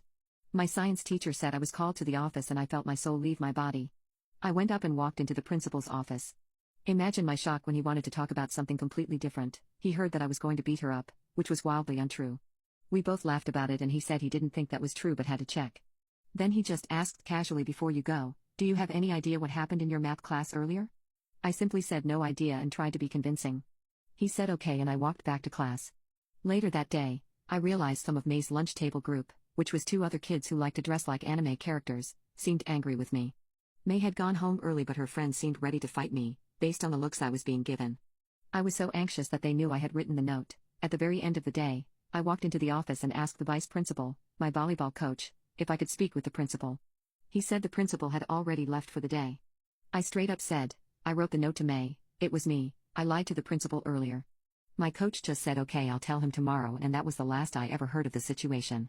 I never got in trouble. May never returned to regular classes. I graduated within the top 5 and it absolutely helped me get better scholarships. My girlfriend and I got into a fight regarding the topic of rope and she is threatening to leave me. A couple of days ago, my girlfriend was reading some feminist article. The article said, any man that has intimacy with a woman who has been drinking should be charged with rope. My girlfriend asked me what I thought of that and I said I don't think it's that simple and you can't just automatically say that any man who has intimacy with a woman who has been drinking is a rapist. That's absolutely ridiculous. There are too many variables to consider to make such a broad statement. As soon as the words came out of my mouth, her whole demeanor changed, and her response was dripping in condescension. Really, what other information would you need? It seems pretty clear to me. I told her that if she considered that to be clear, I'm a little worried about her sense of free thinking. For instance, the most obvious question, what if they're both intoxicated? How much does she need to have had before he becomes a rapist? What about if the situation was reversed and it was the man that had been drinking? Would that make her a rapist? What if she was the one to initiate the intimacy? These are all relevant questions to be answered. This is info I would expect to know before just saying a man is a rapist if he sleeps with an intoxicated woman. At that point my girlfriend became visibly angry. Her response was, if the woman has been drinking and she is even a buzz, the man is a rapist. If they're both drinking, the man is still a rapist. If she initiated the intimacy, the man is still a rapist. Then in the reverse situation the woman is the rapist? I asked. She laughed with a condescension that made my blood boil and she said, don't be stupid. The only way a woman could rope a man is if she had a gun or something and put something up his back door. If he gets a stiffy, it's not rope. I was and still am floored by her hypocrisy and ignorance. Needless to say, this argument escalated. Further than it should have, to the point that we were actually yelling at each other. Finally, I had to just walk away. I went for a walk and when I got back, she was sitting on the couch. Without even looking at me, she said if I don't change my way of thinking immediately, she's moving out. To which I responded, I would offer to help you pack, but you don't need a man's help with that. And I went to bed. We didn't speak to each other for 2 days and had been walking around the house, ignoring each other. But yesterday morning she said to me, you know, you were a rapist because we had intimacy the night of my best friend's wedding. We were both hammered at the wedding, we went back to our hotel room, and she initiated some of the wildest intimacy we ever had. But that last statement was the last straw for me. I told her I would not ask her to change what she thinks the way she demanded I do, but if she really felt I did that to her, then we are done, and she needs to move out. Then today, she went to work. She sent me an email that says, I would never call the police on you because I know you never intended to rope me and I completely forgive you. I'd even be willing to forget everything that has happened. All I ask is that you simply acknowledge that you did that to me and that men who have intimacy with intoxicated women are rapists. That's all I'm asking. I did not, nor will I respond to that. Later on, I received another email from my girlfriend. In it she said, after talking to my mom and my sister, they both told me I should be ashamed of myself for even thinking that you had did that to me. And I've given it some thought, and I no longer think that. I'm sorry for saying that. I know you would never do that to me. I gave some thought to it and this time I did respond. I said, thank you for the apology. And your apology is accepted. Unfortunately, I still can't continue in the relationship. I'm relieved that you no longer feel that way, but it was because your mom and sister told you it was wrong. That doesn't take away from the fact you did believe it, and if they had not said what they said or even if they agreed with you, you would still feel that way, and that is something I cannot rectify in my heart. I feel as though you are a stranger to me and not a stranger I have any desire to get to know. Sometimes what you say cannot be fixed with I'm sorry. This is one of those times. I wish nothing but the best for you and I hope you find someone that will make you happy. I can't be that person. She has not responded. My girlfriend and I got into a fight regarding the topic of rope and she is threatening to leave me. My now ex-girlfriend was calling me constantly over the next week. It was bordering on harassment. She would apologize over and over and say that she loved me and no longer felt like I decided to rope her and she just wanted to be with me again. I told her no repeatedly. At one point I told my 20-year daughter, not from the ex, everything about the breakup and what she said about me roping her at the wedding. My daughter and I have a super close bond and tell each other everything. So, after telling my daughter all about it, she became so angry that she called my ex. She offered to arrange my ex's face for cheaper than a plastic surgeon would and also to remove any teeth to prevent any toothaches she may get in the future. So my kid and I were sitting on my couch having a couple beers and chatting when the cops knocked on my door. The ex called them and reported my daughter for threatening her. They charged her with a misdemeanor for the threats but they didn't arrest her or put her in jail. Needless to say she wanted to make a visit to my ex after that, but I was able to talk a little sense into her. Later that same night I got another call from my ex with more of the crying and the I'm sorries, and she wanted to just forget everything that has happened and she no longer feels like I did rope her and she just wanted us to be together again. She asked if she could come over to talk and she alluded to us having intimacy, I guess thinking I am just a dumb man and the offer of intimacy would have me forget that she accused me of rope and tried to have my daughter arrested. I told the ex that I was not interested in talking nor was I ever going to be sticking my pee-pee in crazy again. I asked her to please stop calling me and just let me live my life in peace. I hoped that would be the end of it, but as we all know, hope springs eternal but was not to be my luck. At about 3 a.m. I awoke to something that normally I quite enjoyed waking up to, but this night I was not pleased. She had broken into my flat, and knowing that I always sleep unclothed, she came into my room and was giving me neck. Like I said, normally that would have been awesome, but this time I was infuriated. I started screaming at her to get the F out of my house before I called the cops on her like she did my daughter. She started crying and begging me to please talk to her. I'm ashamed to say, I did grab her by the arm and walk her out of my room to the front door only to find some friend of hers sitting on my couch. I guess her car was not running so she got a ride from this friend. So now I'm standing in my living room, unclothed, yelling for them to get the F out of my house. Which woke up my daughter, who was sleeping in the spare room because she had too much booze and I didn't want her driving. My daughter came out of the room with a baseball bat because she didn't know who I was yelling at and she thought we were getting robbed. When she saw who I was yelling at, she actually tried going after the ex and her friend, but I was able to stop her and get her to go into the bedroom. I ordered my ex to get the F out and told her I better never hear from her again. Next morning I have off from work, so my daughter and I are eating breakfast and talking about going to get new locks for my house later when I get a knock at my door. My daughter answered it and lo and behold it was 2 detectives. My ex apparently was now trying to have me arrested for roping her. I couldn't believe it.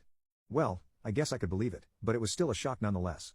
They said that she had called and told them she wanted to report me, that I decided to rope her, and that it was regarding an incident in a hotel room after attending a wedding, and they were there to ask me some questions. Now believe me when I tell you that I'm not a man that just readily cries in front of people. Much less total strangers. But for some reason that I couldn't explain, I just started crying. I wasn't bawling like a little girl or anything, but there were for sure tears in my eyes, and I was unable to hold them back. Being about as embarrassed and ashamed as a man can be, I excused myself to the bathroom. I pulled myself together and washed my face. I gave myself a stern talking to about crying like a wuss in front of total strangers.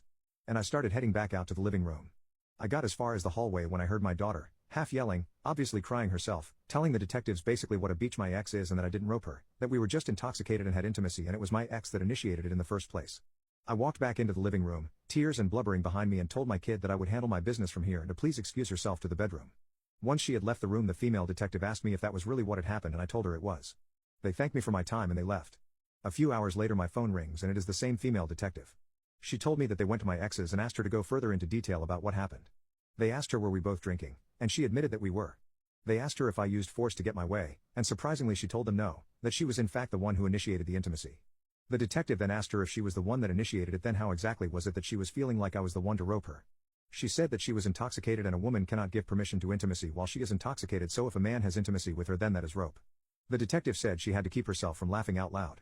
She then told my ex that she didn't know where she was getting her info from, but she explained that it is illegal for somebody to have intimacy with another person if that person is so intoxicated that they are unconscious. She said that what happened between her and I was nothing more than two people having intoxicated sex. The detective said since she was the one initiating, the only person who could be roped the other was my ex and not me. Then the detective said my ex got huffy and asked her how could she possibly have been the one committing rope since not only was I the man, but I had a stiffy. The detective told her that she wasn't sure where my ex was getting her information from, but that she was wrong in everything that she was saying and that she should be a little more careful about making police reports and spouting off what essentially equates to nonsense because she could have done some serious damage to somebody else's life under the right circumstances. I cannot tell you how wonderful it was to hear all that stuff that this detective was telling me. I really wish I could have been there to see my ex's face when she was informed of all this, although I know that is just childish and petty on my part. Then the detective said something else that I was not expecting. She told me that my daughter had told her about the night before when I woke up to the ex giving me neck. She asked me if it was true and I said yes. The detective told me that if I wanted to, I could report that as ASA and she would be arrested. They would probably just release her on her own recognizance, but she would still have to go to court and if found guilty she would have to register as an offender. I couldn't believe it. I really thought about it, but I have no desire to ruin my ex's life. I just want her out of mine. But you can bet I had fun telling my ex what the detective told me and I used it to tell my ex if she ever contacts me again that I would do it. And also, she needed to have the charges on my kid dropped. But if she did that, had the charges dropped and then never contacted me again, I would not report her. She agreed. And I can't be happier. What happened to the smartest kid in your school? The smartest kid in my school was a social outcast. He was a senior and was frequently made fun of for being openly gay and still having his V card. People made fun of him and called him a nerd, but this dude was dang smart. A photographic memory and played instruments unbelievable. He literally posted a video online of him strapped to a chair, hanging upside down as the chair was mounted to some platform, perfectly playing the piano. Kid was a genius, but no amount of genius saved him from his bullies. He would frequently get hurt a lot in school. It all ended very tragically for him. He was only a few days away from his 18th birthday and our senior exams were coming up. One day while we were at school, the school had a shutdown and we were all evacuated and saw the police come in. They found his body in the toilets. A group of 5 bullies ganged up on him. They hurt him until he passed away. The kid had asthma and during the wailing, he passed away. It was reported that he was trying to reach for his inhaler after the wailing ended and one of the kids took it and tossed it out of the bathroom window. They just left him there to pass away. It was devastating. The people doing it were all 17, Part 1. The 18-year-old was sentenced to prison while the others did a few measly years in juvie. I'll never forget the strength of the nerd's mother. She came to the school the next day and spoke during an assembly. Her speech made me cry. She cried during it. It was a roughly 1-hour rant about how disgusting the students who did this were and shared her favorite memories with her son. The funeral was held a week later, and it was the most tragic thing I had ever been to. My sister's boyfriend said he wanted me, so my sister attacked me. My older sister's boyfriend confessed his feelings to me. I, 17, have an older sister, 21, who I'll call B. B has a boyfriend, 21, who I'll call J. J has confessed that he has feelings for me and he said that he has had them for a long time. Just to clarify, J and B have been together for almost a year and I've known J because my sister had a huge crush on him when they were in high school. So I was really happy for her when she told me they were dating, and since my sister still lives at home with our parents, J has been over a lot of times for dinner or just to hang out with my sister. During our first meeting when B brought him home to meet the family, I didn't try to be overly friendly with him, but I was nice to him. My sister told me later that he thought that I was a bit too cold to him and asked me to be nice to him, so every other time I saw him, I was nice. I greeted him, talked with him about several topics which we had in common like anime, which we were both very huge fans of, and I thought he was really cool. But that was it. I had no interest in him romantically and just saw him as my sister's boyfriend. But just yesterday during a Halloween party our family was having with our friends and family, Jay obviously came as my sister's date. I was having a lot of fun and I remember Jay coming up to me and asked if I could help him get drinks from the fridge that our family kept in the garage and I agreed. On the way there, we were talking about our costumes and how they matched as they were from the same anime. Before we returned to the house, he grabbed my hand and told me he had something to say. He then confessed to me that he had a crush on me and that he was first hoping that his feelings for me would go with time, but he felt like every day he came to our house his feelings would grow. He also said that he can't stop thinking about me. I felt uncomfortable as he spoke and asked what about my sister in their relationship, and he said that he loves my sister but loved me more than her and said that he was sorry for having feelings for me when I am still a minor and he is an adult and that he just felt like he had to let me know. I was quiet and so was he as he looked at me awaiting my answer. I told him that I don't have feelings for him and I think that him confessing to me will ruin the friendly relationship between us, and I told him that I'd tell my sister because I didn't want her to misunderstand. But he begged me not to tell my sister because he still wanted to date her, and I told him that he can't date someone if he doesn't have feelings for them, and ran back to my house to try and find my sister. I found her and she immediately asked where Jay was. I pulled her aside while telling her that there was something she had to know and we went to the bathroom, which was fairly quiet, and I told her about what Jay had told me. She looked at me silently for a few seconds before going outside the bathroom. I followed her and saw her take Jay away by the hand as they went to her room upstairs. I couldn't focus on the party anymore and kept looking up to see if Jay would leave the house, but he didn't leave. Even after the party was beginning to end, they were still up there. I thought maybe it had gone bad and that Jay had probably hurt my sister, so I told my mom what happened and we both went to check on her. We found them cuddling on her bed and immediately she saw me. She told me to get out of her room. I was confused and asked what I had done. She told me that she's always known that I was jealous of her relationship with Jay and that she couldn't believe I'd go as far as lying to about Jay confessing to me, and said that Jay was an adult and I was a child and whatever obsession I had with Jay should end. Then she told my mom a whole other story that Jay had apparently told her. Apparently Jay told my sister that we were talking about anime in the garage while getting more drinks, and I began to confess about how I liked him from the moment I saw him and that he tried to reject me nicely, but I ran off to B and told her a completely different story just to make Jay look bad. I tried to defend myself, but for some reason my mother sided with B and dragged me out of B's room. My mother then told my dad what B had told her and my father was confused at first, but at least he listened to my side of the story, but my mom didn't believe me. She even called my aunts who were there and began to tell them, and they were all telling me how wrong I was for trying to break my sister's relationship apart. B also came down with Jay and escorted Jay out before coming back to tell me that I have always tried to get everything from her and she knew one day I'd try to steal her boyfriends, and my mom and aunt shamed me for it. Only my dad believed me. I have been upset about it and both my mom and sister are ignoring me. I also cried a lot to my dad telling him the story over and over, hoping that he doesn't get lied to by my sister. I sent a text to Jay telling him that he was a horrible person and told him how I couldn't believe he lied to my family, and he sent a screenshot to my sister, and just a few minutes ago she's yelled at me for still trying to ruin her relationship and for being obsessed and jealous of her, and I was crying. I just want to know what I should do to prove my innocence. It feels so horrible to be accused of such a thing. I'm not talking to anyone in my house and I've been locked in my room. My sister's boyfriend said he wanted me, so my sister attacked me. Someone told me to send my dad the link to my post and I did. I think he showed it to my mom or sent her same link because she came to my room and said she wanted to talk to me. I refused because I had tried talking to her many times to prove myself, but she ignored me or refused to hear me out. She then told my dad to try and make us talk, but I refused again and told my dad that I wanted to go to my grandparents' house and stay there because I was uncomfortable at home. I also specifically said in front of my mom that I wanted to go to a place where no one thought I was trying to steal another person's boyfriend, and my mom tried to defend herself saying that it was a misunderstanding and that she was ready to listen to me, but I didn't want to talk to her. I think she might have read the comments from my first post calling her a bad mother and was trying to convince herself that she was a good parent in that situation when she wasn't. My dad took me to my grandparents' house on Tuesday and they immediately believed my side of the story when I told them what happened, and while my dad was still in their house, my grandfather told him to ban Jay from coming to our house. My grandmother wanted to confront my mom, but I knew my mom would feel bad about it and probably cry, and even if many people here told me to let my mom get called out by my grandparents, I didn't want that. It would cause more drama with her side of the family and it would become something big, and maybe they would all end up taking my mom's side, which was Jay's side, and I didn't want that. Also, my dad discouraged it for the same reason. So I stayed with my grandparents for almost a week and it was nice. My dad would call me regularly to check on me. My mom tried to call me and she sent me a lot of texts asking me to come home, but I didn't want to. I had blocked my sister on everything, so I don't know if she tried reaching out, but I highly doubt she did. My dad called and told me that my mom has been crying a lot and begging him to get me to come back, and my grandmother also told me to go back for her sake, so I had to.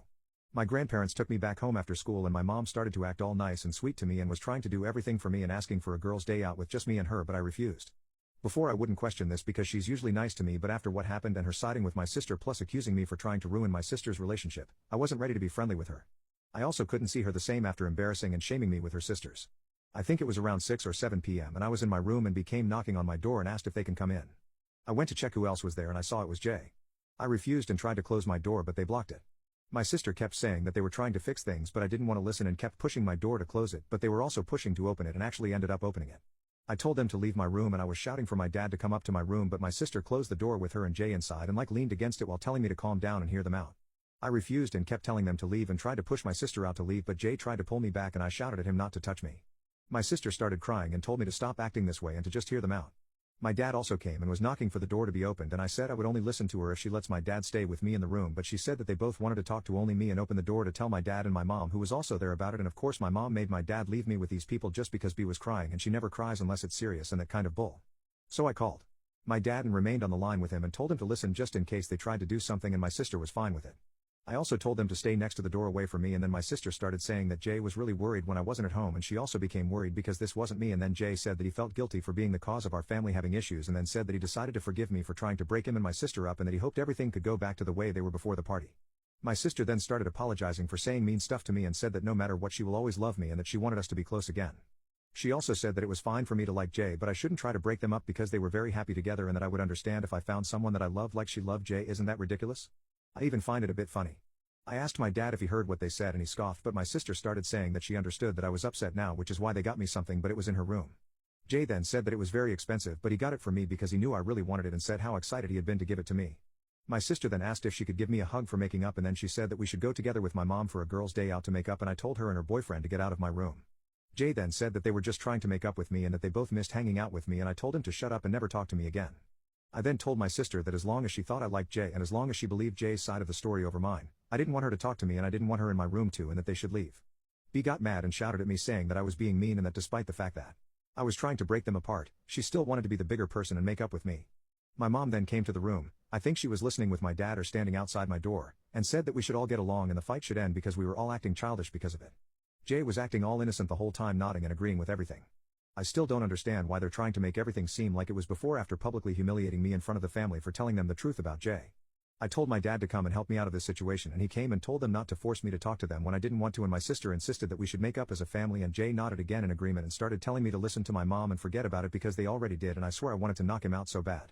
I told them to get out of my room or I'd go back to my grandparents' house, and this time I wouldn't return, and my mom now started crying and said I was going too far, but they left. My dad stayed, and I told him that I wanted to go back to my grandparents' house and stay there until I finished school since I'm a senior, but my dad refused and said he didn't want us to be separated again and that he'll find a solution for it.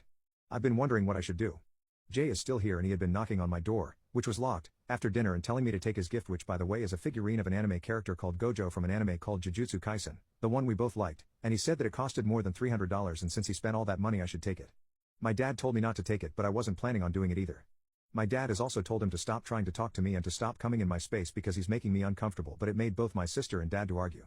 My sister said it's not necessary to stop Jay from coming close to me because Jay has zero interest in children like me and dropped her nice act after that. You guys told me to tell my dad to ban him from coming to our house and he did, but my mom and sister were against it and my parents even argued over it, but it doesn't really surprise me that Jay is still around even right now as I'm making this post. I think he might believe that what he did wasn't wrong if my sister didn't believe me. Plus B said she'd move out if Jay was banned from coming to our house, and my mom cried about it and begged her not to while arguing more with my dad, and so that's not happening soon, unfortunately. I don't want to be alone with him to record our conversation because I don't know what he can do to me when we are alone, so I'm sorry but I won't do that. So far when he's talking to me, it's mostly him talking about his gift and how he really wants me to take it, and I don't feel comfortable taking anything from him. My sister also can't force me to take it because it was expensive, but I don't care. Also during dinner my sister said that she was uncomfortable now that I'm around and was saying that I ruined the peaceful atmosphere that was there in the house before I came back. She even said that because of me making accusations towards Jay, I ruined the happiness our family had and also almost ruined her relationship. My dad yelled at her to stop saying stuff like that to me, and my sister yelled that only my mom loved her and that my dad and I were nothing to her, blah blah blah. Honestly I don't know what her problem is. But I feel like it's kind of my fault that everything happened. There's been a lot of arguments between my family members and it's making me feel bad. Maybe I shouldn't have told my sister about Jay's confession. But I really did it with no bad intentions and because I didn't want to hurt my sister, but she didn't even believe me and neither did my mom. She said she believes my side of the story but then goes ahead and still sides with my sister. That's mostly why I don't want to talk to her. It's honestly upsetting and I really want to leave again. I feel like a traitor because I'm still close with family members who cut off my sister when we were kids. Our parents have been divorced since I was really young, like 2 or 3. Mom had primary custody, but we spent a lot of time with our dad and his side of the family too. Holidays especially. Then at some point when I want to say between 7 and 10, Dad started only picking me up, and my sister, I'll call her M, stayed behind at Mom's. I don't remember if I asked why at the time. I was kinda oblivious, a whole kid who only cared about video games. And me and I didn't get along at that age, so I didn't question it. Over time, I found out it was because M did something that upset the adults on Dad's side of the family so badly that she got banned from all our aunts and uncles' houses. And our grandma told our dad to cut her off completely. No one would tell me what she did, but Em had a lot of emotional and behavior problems at the time, so I figured it was one of her tantrums or stunts at school that finally broke the camel's back, so to speak. Em hasn't spoken to our dad or anyone from his family in at least 15 years. And her relationship with our mom never recovered from whatever happened back then either. So until I started getting more mature and making an effort to fix our relationship, she didn't really have anyone that showed her any family affection. A few years ago, I started to notice that Em gets depressed when she knows I'm going to see our dad's family, especially on holidays. So I tried to do the hero brother thing and facilitate a reconciliation. It didn't work out. Dad, Grandma, and anyone else in the family I approached about Em said there's no coming back from her actions. But when I asked what that was, they got all uncomfortable and said it wasn't for them to tell me. I took that to mean I should ask myself, so I did, but she got really upset and wouldn't tell me because it was too humiliating.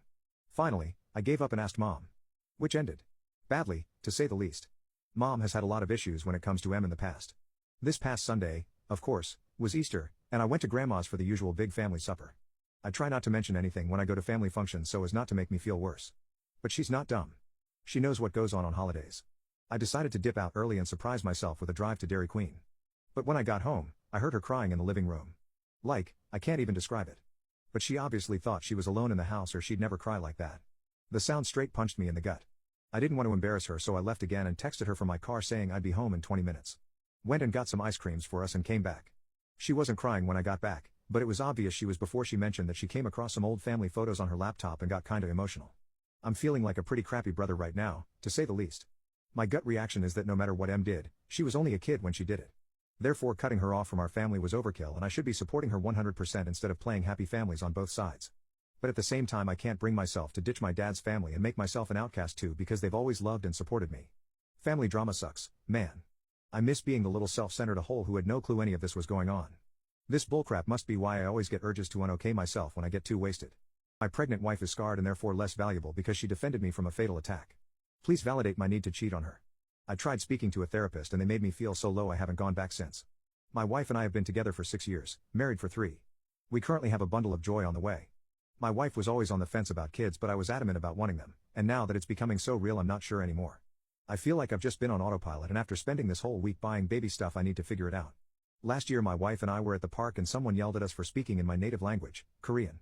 My wife is trying to learn too because she's not Korean but wants our baby to be bilingual. We were practicing out loud and sharing a snack and this guy just walks up to us out of nowhere with wild, racist BS. He kicked our food and there was some arguing, and while I was calling the police with my back turned he tried to hit me with a pretty large rock. My wife jumped in between and ended up taking the full force of the hit, which literally busted her forehead open and knocked her out cold for almost a minute. I rushed my wife to the hospital and the guy ran off and was eventually caught by police a few weeks later. My wife needed 14 stitches right across her face, and had 2 black eyes and blood in them.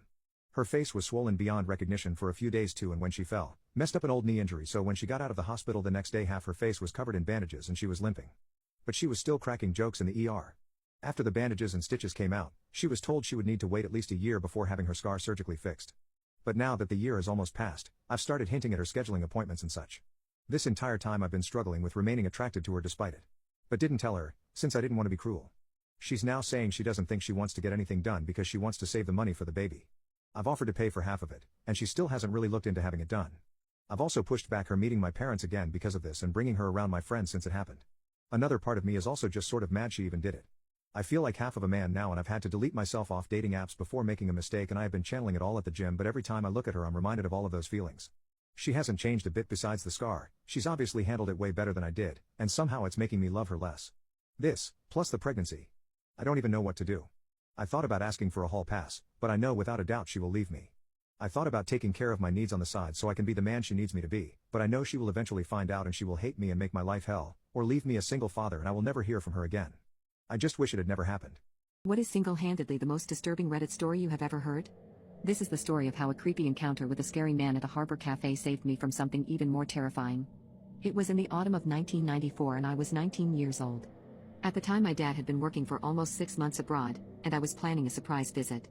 My dad and I have always been close. I am an only child and my mother died of cancer when I was still a baby. So it was just my dad and I really, a tiny little family but he made up for it by being the most awesome parent ever. Now that I wasn't a little kid anymore, I appreciated that more and more. I had booked the ticket and was ready to go. It was gonna be great fun to surprise him with a visit. I had to take the ferry though, and I had just gotten my driving license and felt really unhappy about having to drive my little car on board the ferry, and decided to not bring a car at all, and just rent one once I got there. Having time to spend, I decided to have coffee at a nearby cafe since I was early and they hadn't started letting people onto the ferry just yet. At the cafe there were lots of truck drivers and I soon realized I was the only woman there. One man, a 40-ish bloke with ice blue eyes and tattoos all over, was eyeing me from across the room. Something about him made my skin crawl. I got up to leave, feeling suddenly very uncomfortable, and to my utter horror he followed. What do I do now? I asked myself. This was before everyone owned a cell phone. I decided to try and look busy and maybe he would leave me alone. So I pulled out my ticket and tried to look like I was reading it carefully, when he suddenly snatched it from my hand and said, "I'm on the same boat. I'll have hours of your company then, how lovely," in a voice that was an absurd combination of jovial flattery and hidden hostility. I felt it very strongly that if I got on that boat, with this man who now knew my booking details, I'd be in grave danger. I can't explain why the feeling was so overwhelming, but it was, and I decided there and then to not get on the boat. The ticket had been cheap anyway, I could get on the next one instead. I hid in the ladies' room until I knew the ferry had left and then I went to rebook my ticket. The story could have ended here, a creepy encounter with a stalkerish man, but it doesn't. I was right in the assumption that getting on that ferry would have been unbelievably dangerous. Have you figured it out yet? The date was September 28, 1994, the name of the ship was MS Estonia, and that cold night she sank in the Baltic Sea, taking 852 people with her, resulting in the worst ferry catastrophe to strike Sweden to this day. I'd unalived my baby sister 17 years ago. I enjoyed every second of it at the time, but now I hate myself. 17 years ago I was 5 years old, my sister was 2.5. We had bathed together many times, mostly with supervision but sometimes not. My mother was a low-income single parent with a new baby and 2 jobs. Sometimes she needed to quickly run off and take care of the baby. Yes, it is irresponsible to leave kids in the bath alone, but 999 out of 1,000 times it would be just fine. It was only ever for a couple minutes and hindsight is 20/20. Plus, who really expects their kid to unalive their sibling if you turn away for a few minutes? I knew that I had to not let her head go under when in the bath. My mother carefully explained to me that she wasn't to get her head or face under because she could pass away and that meant that she would be gone forever. Well, on this day 17 years ago we were bathing as normal. Only today I was really mad at my sister because she had ripped up a book that I liked. Our mother was cooking dinner, she'd come home late from work and we were well behind schedule. So I'm in the bath with my sister. I had that irrational hatred that little kids feel when they're too young to understand consequences. I wasn't thinking rationally, I wasn't in a forgiving mood, I wasn't looking at my baby sister and seeing this little girl that I loved so much. I wasn't remembering how much we played together and how much I loved her, and how happy I was to be a big sister. At that moment I just hated her so much. I remember thinking that I wish my sister would just go away so she couldn't wreck my stuff, and then I remembered that if her head went under that would be it for her. I reached out with one hand and just held it on her head and looked at her face. I was so angry with her and she was so stupid she didn't even care that she had wrecked my book and upset me. I would be so much happier if she was gone from my life. I pulled my hand in her head forward, pushing her face first under briefly. She pulled it back out and coughed and made a little spluttery whimper sound. I saw she was shocked and scared by what I did, which just made me happy. Shouldn't have wrecked my book. So I did it again. I held her head with both hands and I pulled her face down under between my knees. She flailed about, but there was nothing she could do. In what felt like only seconds, but her movement completely. It felt like I had only done it for about 10 seconds max, but it was certainly longer. I let her go and she didn't move. I waited for her to sit up. I wanted her to look scared and upset again. It was my revenge for her breaking my stuff. Of course she never did. I lifted her up and shook her. I thought she was just pretending to hurt me and it made me even more mad. I didn't know what I had done, not right away. I didn't really want her gone forever, not really. I just wanted to make her sorry for wrecking my stuff. I tried opening her eyes with my fingers and I was asking her to stop doing this. I begged her to stop doing this and just look at me. I wasn't mad anymore, I was scared and I was worried. I was crying and screaming at her. I don't remember much about this part. I made enough noise that our mother came running in and I told her what I had done and how I had just totally effing destroyed her entire life. 17 years ago today. Ambulance came but there was nothing they could do. Our mother tried to do CPR but she didn't know how, it wasn't successful. I didn't get in any trouble because I was so young, but I was taken out of home for a while and I have had to see a lot of shrinks over the years. My mother got in a lot of trouble, but I'm not entirely sure how much. I told the police everything and they treated me like I wasn't a filthy piece of crap. They were kind and they sat with me and I was picked up from the police station that same day by a couple who were also really nice to me. They treated me as if I was some sweet innocent child who had been hurt instead of some monster who unalived her sister. Nobody ever treated me the way I felt I deserved. Well, except my grandparents who won't speak to us at all. They haven't said a single word to me since that day, and they verbally abused my mother heavily at my sister's funeral. I moved back in with my mother a few months later and I still live with her today. She won't talk to me directly about what happened. She won't tell me what happened to her afterwards, or how people treated her over this. Instead, she will only focus on me. She blames herself 100% and me 0%, and she tries so hard to do what is right and look out for me and my mental health, but what I did permanently broke her. I honestly cannot think of a single time since that day that I've seen her happy or even smile. She always looks on the edge of a breakdown, and she doesn't look me in the face for more than brief glimpses. I still live with my mother, which has to be just awful for her, but she doesn't want me move into my own house because of my history of suicide attempts, and doctors and therapists agree, so I'm not able to move out. I'm checked on constantly. I'm such a burden to her and I don't know what I can do to stop. I don't do substances or alcohol, but I think mostly because I just didn't really have a chance in my younger years because I was watched too closely. I've never been able to connect with anyone long enough to start a relationship, and I've never really felt deserving of love or happiness, so I've not really had much to do with boys or even friends. I don't want to forget what I did. What I did was not okay.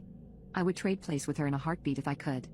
She was so young and so small and always laughed and was so happy, and she gave the best cuddles. She used to sit next to me while we watched TV and would just reach over and hug me tight. She laughed at my silly dances and funny voices, and she just made the whole world a happier place, and I effing ruined all of that because she tore a book I liked that I don't even remember the name of. I unalived my baby sister 17 years ago. I enjoyed every second of it at the time, but now I hate myself. 17 years ago I was 5 years old, my sister was 2.5. We had bathed together many times, mostly with supervision but sometimes not. My mother was a low-income single parent with a new baby and 2 jobs. Sometimes she needed to quickly run off and take care of the baby.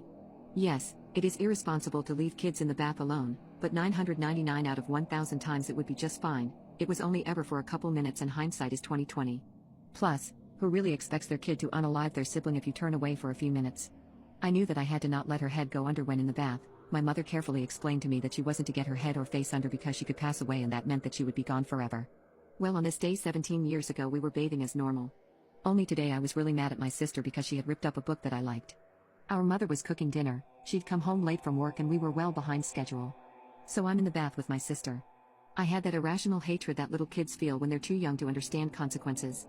I wasn't thinking rationally, I wasn't in a forgiving mood, I wasn't looking at my baby sister and seeing this little girl that I loved so much. I wasn't remembering how much we played together and how much I loved her, and how happy I was to be a big sister. At that moment I just hated her so much.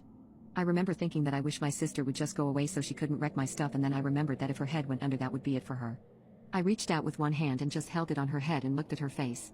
I was so angry with her, and she was so stupid she didn't even care that she had wrecked my book and upset me. I would be so much happier if she was gone from my life. I pulled my hand in her head forward, pushing her face first under briefly. She pulled it back out and coughed and made a little spluttery whimper sound. I saw she was shocked and scared by what I did, which just made me happy. Shouldn't have wrecked my book.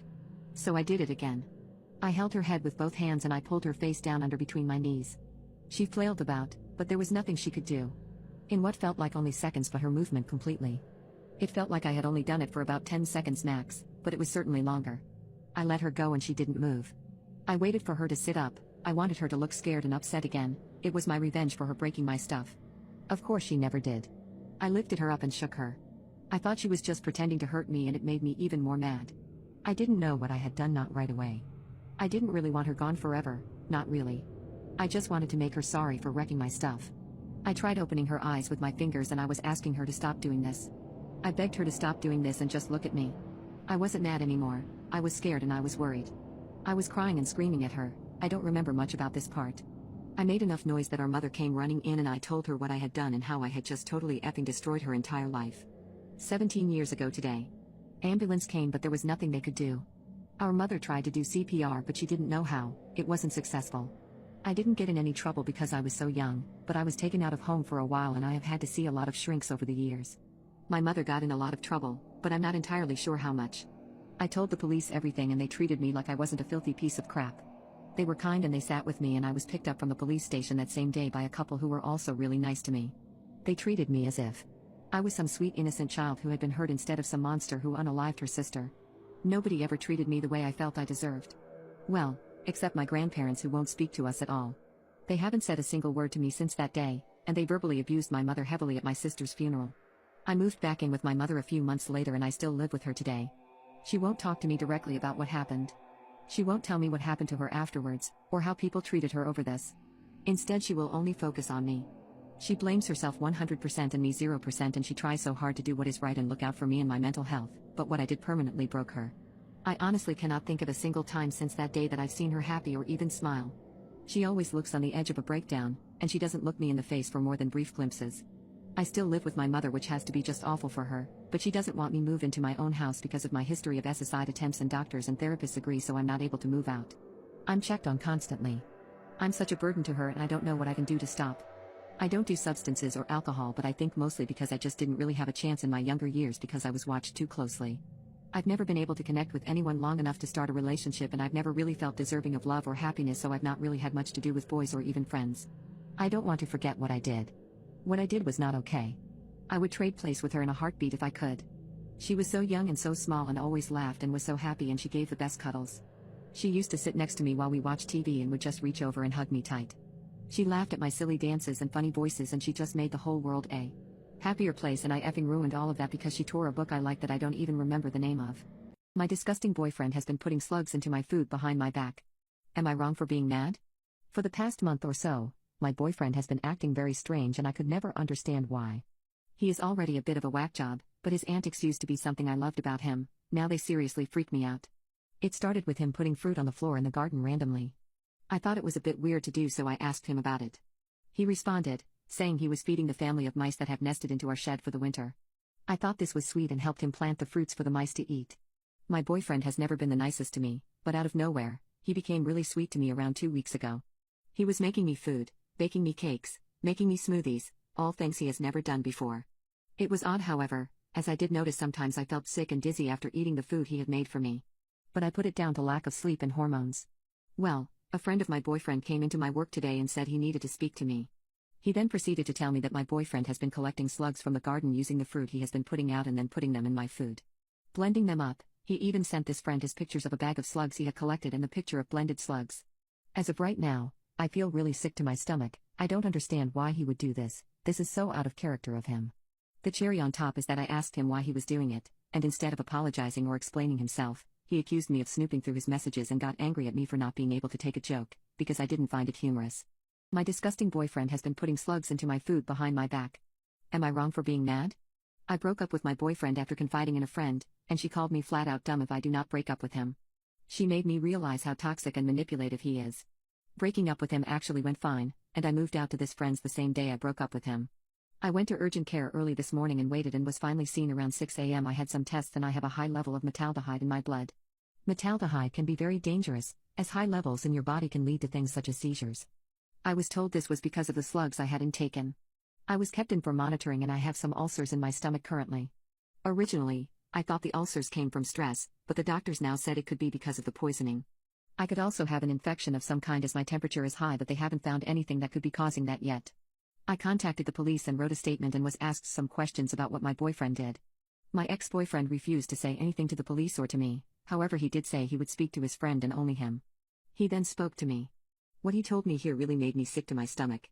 I thought the slugs were the lowest level he could stop, but I was wrong. He confessed to doing random experiments and tests on me starting a few months after we moved in together. It started with spitting on my toast, and then the week later he replaced my meds with empty capsules as he believed I was faking my illness. I want to add he was my medication holder as I have a history of suicide attempts, so he handled my meds and gave them to me. He also admitted to these things, swapping my vegetarian sausages with real meat.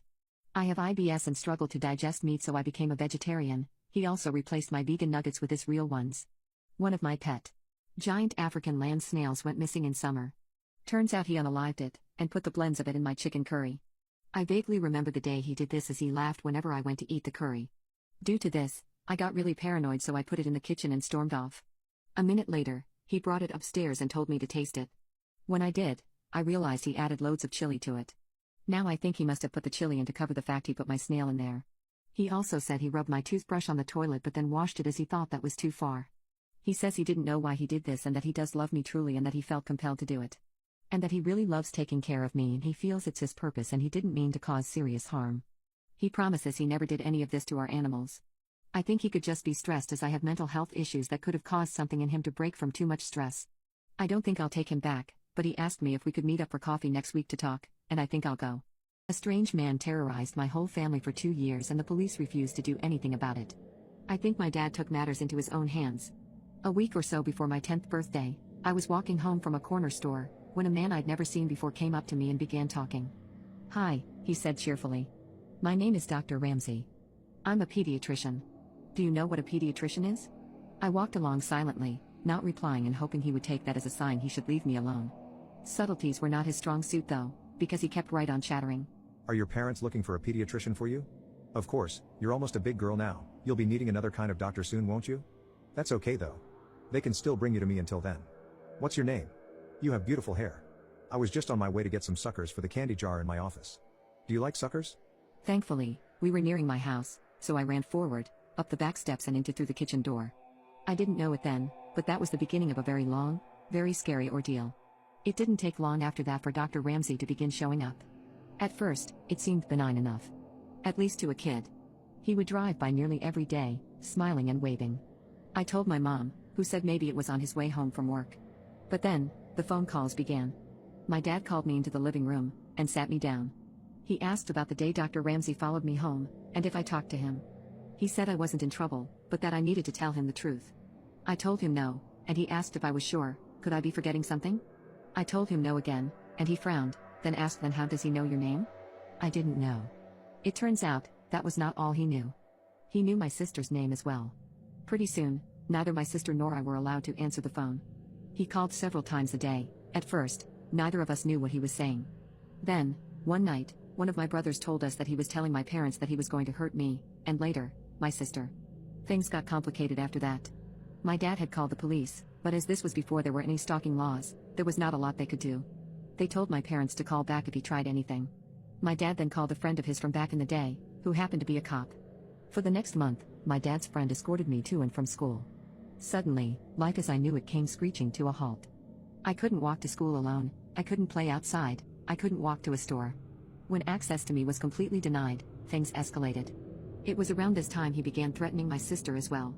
Then one afternoon my sister, two of my brothers, my mom and I were in the kitchen. One of my brothers saw a glimpse of someone in the garage, they'd seen him too. Drive. Ramsey came bolting out of the garage, my brothers chasing after him. They ran all the way to Cherokee Park, where he lost them in the trees. My parents called the police again, but nothing came of it. The only information they had was a description and a name that was almost certainly fake. A couple weeks later, we woke to find our dog unalived on the side porch. She was a gorgeous saddleback German Shepherd, born the same day I was. We were all devastated. The cops said there was no evidence it was him, and ruled it accidental, but none of us believed that. His phone calls became more informative in the meantime. He would talk about who was home, and who wasn't. If my brother would say my dad was home, he would tell him who was really in the house. He also would talk about the house itself, about the window in the kitchen he could easily open with a knife from the outside even when it was locked, and about the French doors that connected the living room to the side porch and how the lock could be finagled from the outside if you jiggled it just right. That night, my dad put in some carpenter nails at the bottom of the French doors until he could get a new lock ordered. My parents had to go to a company event for my dad's work. My older brothers were at Saints West roller skating rink. My sister was on the phone with her best friend. My little brother was on the floor asleep. I was watching Devo on the midnight special with Wolfman Jack. It was late. Suddenly, the top of the French door swung inward, and in the few milliseconds before the nails in the bottom caused them to snap back, I could see his silhouette. My sister whipped the phone at the television, and we ran up the stairs. About halfway up, we realized our little brother was still asleep on the living room floor. As quietly as we could, we slipped back down the stairs to get him. We all went into our bedroom and didn't turn on the light, this way we could see outside. We watched out the window. For a while, and when we didn't find him, we crept down the hall to our brother's room to look. We looked down and could see someone standing at the back door. He knocked, loudly. "What do you want?" My sister asked out the window. He stepped back and said, "Is this the Mercy residence? I have a pizza for delivery. Can you come to the door?" She scoffed at him, declaring she was not stupid, she could see he didn't have a pizza, and she was calling the cops. He left. A short while later, my brothers returned home. We told them what happened and they walked around the yard, watching for him. They came back in, and things settled down. By now we'd pretty much given up calling the cops because it never helped, so we just went back in, each of us carrying a knife from the kitchen just in case. Eventually, one of my brothers went into the kitchen to get a bowl of cereal as a snack.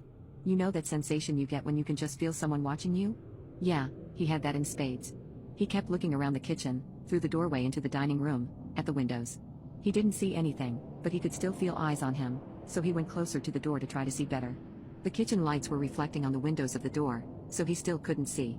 He stepped closer, then closer again, until he was right up to the door, then cupped his hands on either side of his head so he could see. There on the other side of the window pane was Dr. Ramsey, smiling back at him. He turned to yell for my older brothers, and when he looked back again, he was gone. They went out again to look for him, but didn't see him. The next night we were at the table playing crazy eights, and my brother was restless. My sister asked him what's wrong, and he said he always felt like any minute now there would be a boom boom boom. On a door or window. Almost immediately after he finished his sentence, boom boom boom. On the window right behind him. In the chaos.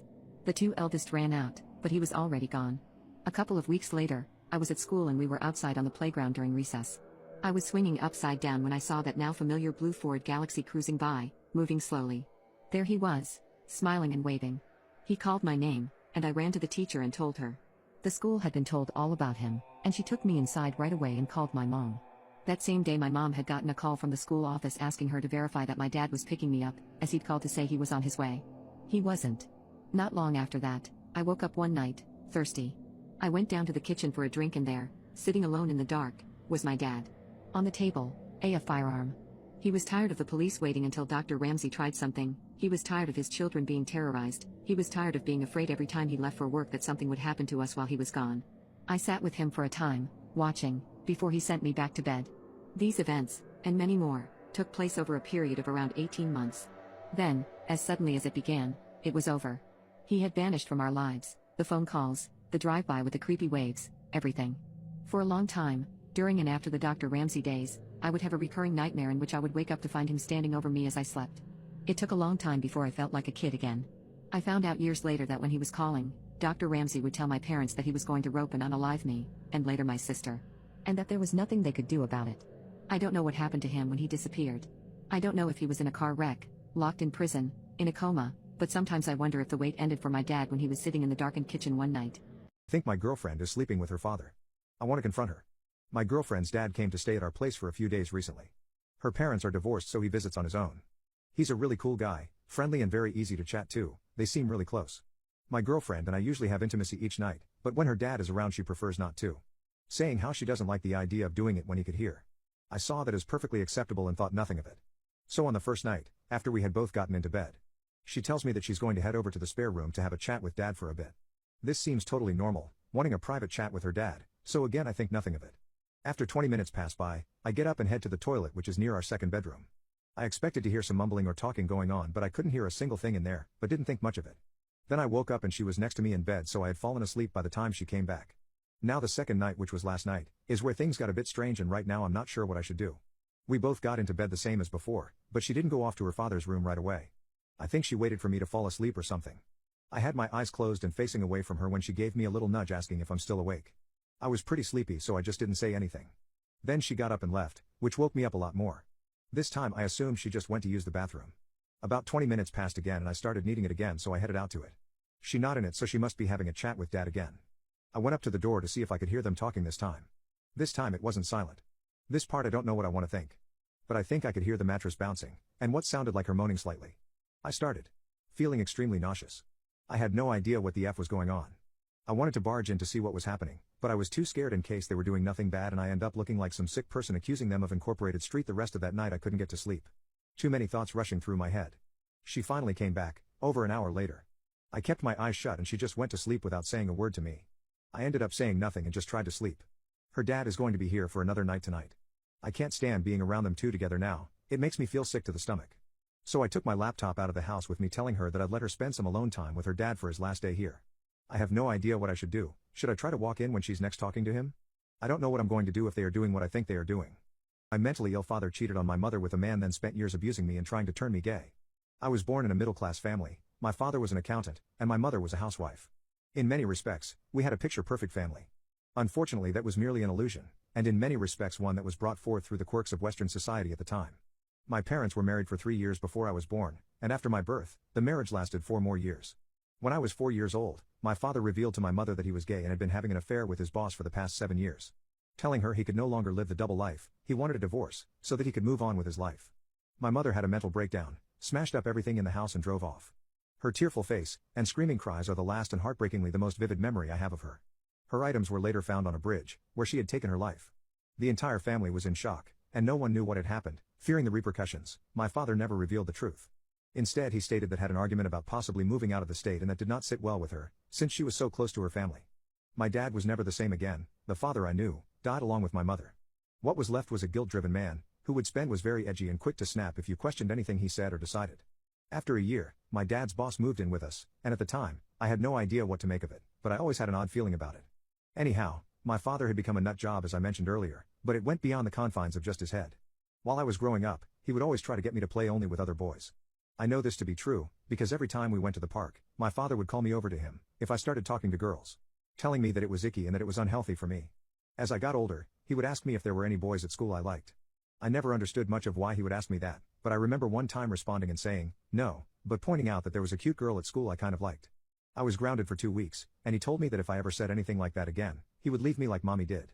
My dad spent the remaining years of my life trying to promote gayness to me, fearing the outcome. I eventually went along, and described boys I liked, and what I wanted my future boyfriend to look like, and so on. When I turned 18, I moved out of the house, and eventually, after living out of the house for a few years, and gaining the courage, I revealed to him that I was not interested in other guys. This led to a big fight between my father and I. The fight seemed incredibly similar to what took place between my father and mother 16 years earlier, leading to him breaking things around the house and storming out the house. I can tell you, when he ran past me, and out the door, I had chills go up my spine, for his tearful face, and aching cries, took me back to the last time I saw my mother. Fearing the worst, I chased after him, and we ended up on a bridge, with him running to the ledge and threatening to jump. I talked him down, got him into his car, and had him drive home, not knowing it would be last time I'd see him again. I never forgave my father for doing that to me and never went to see him again, and after he died many years later, I went back to visit my past one last time.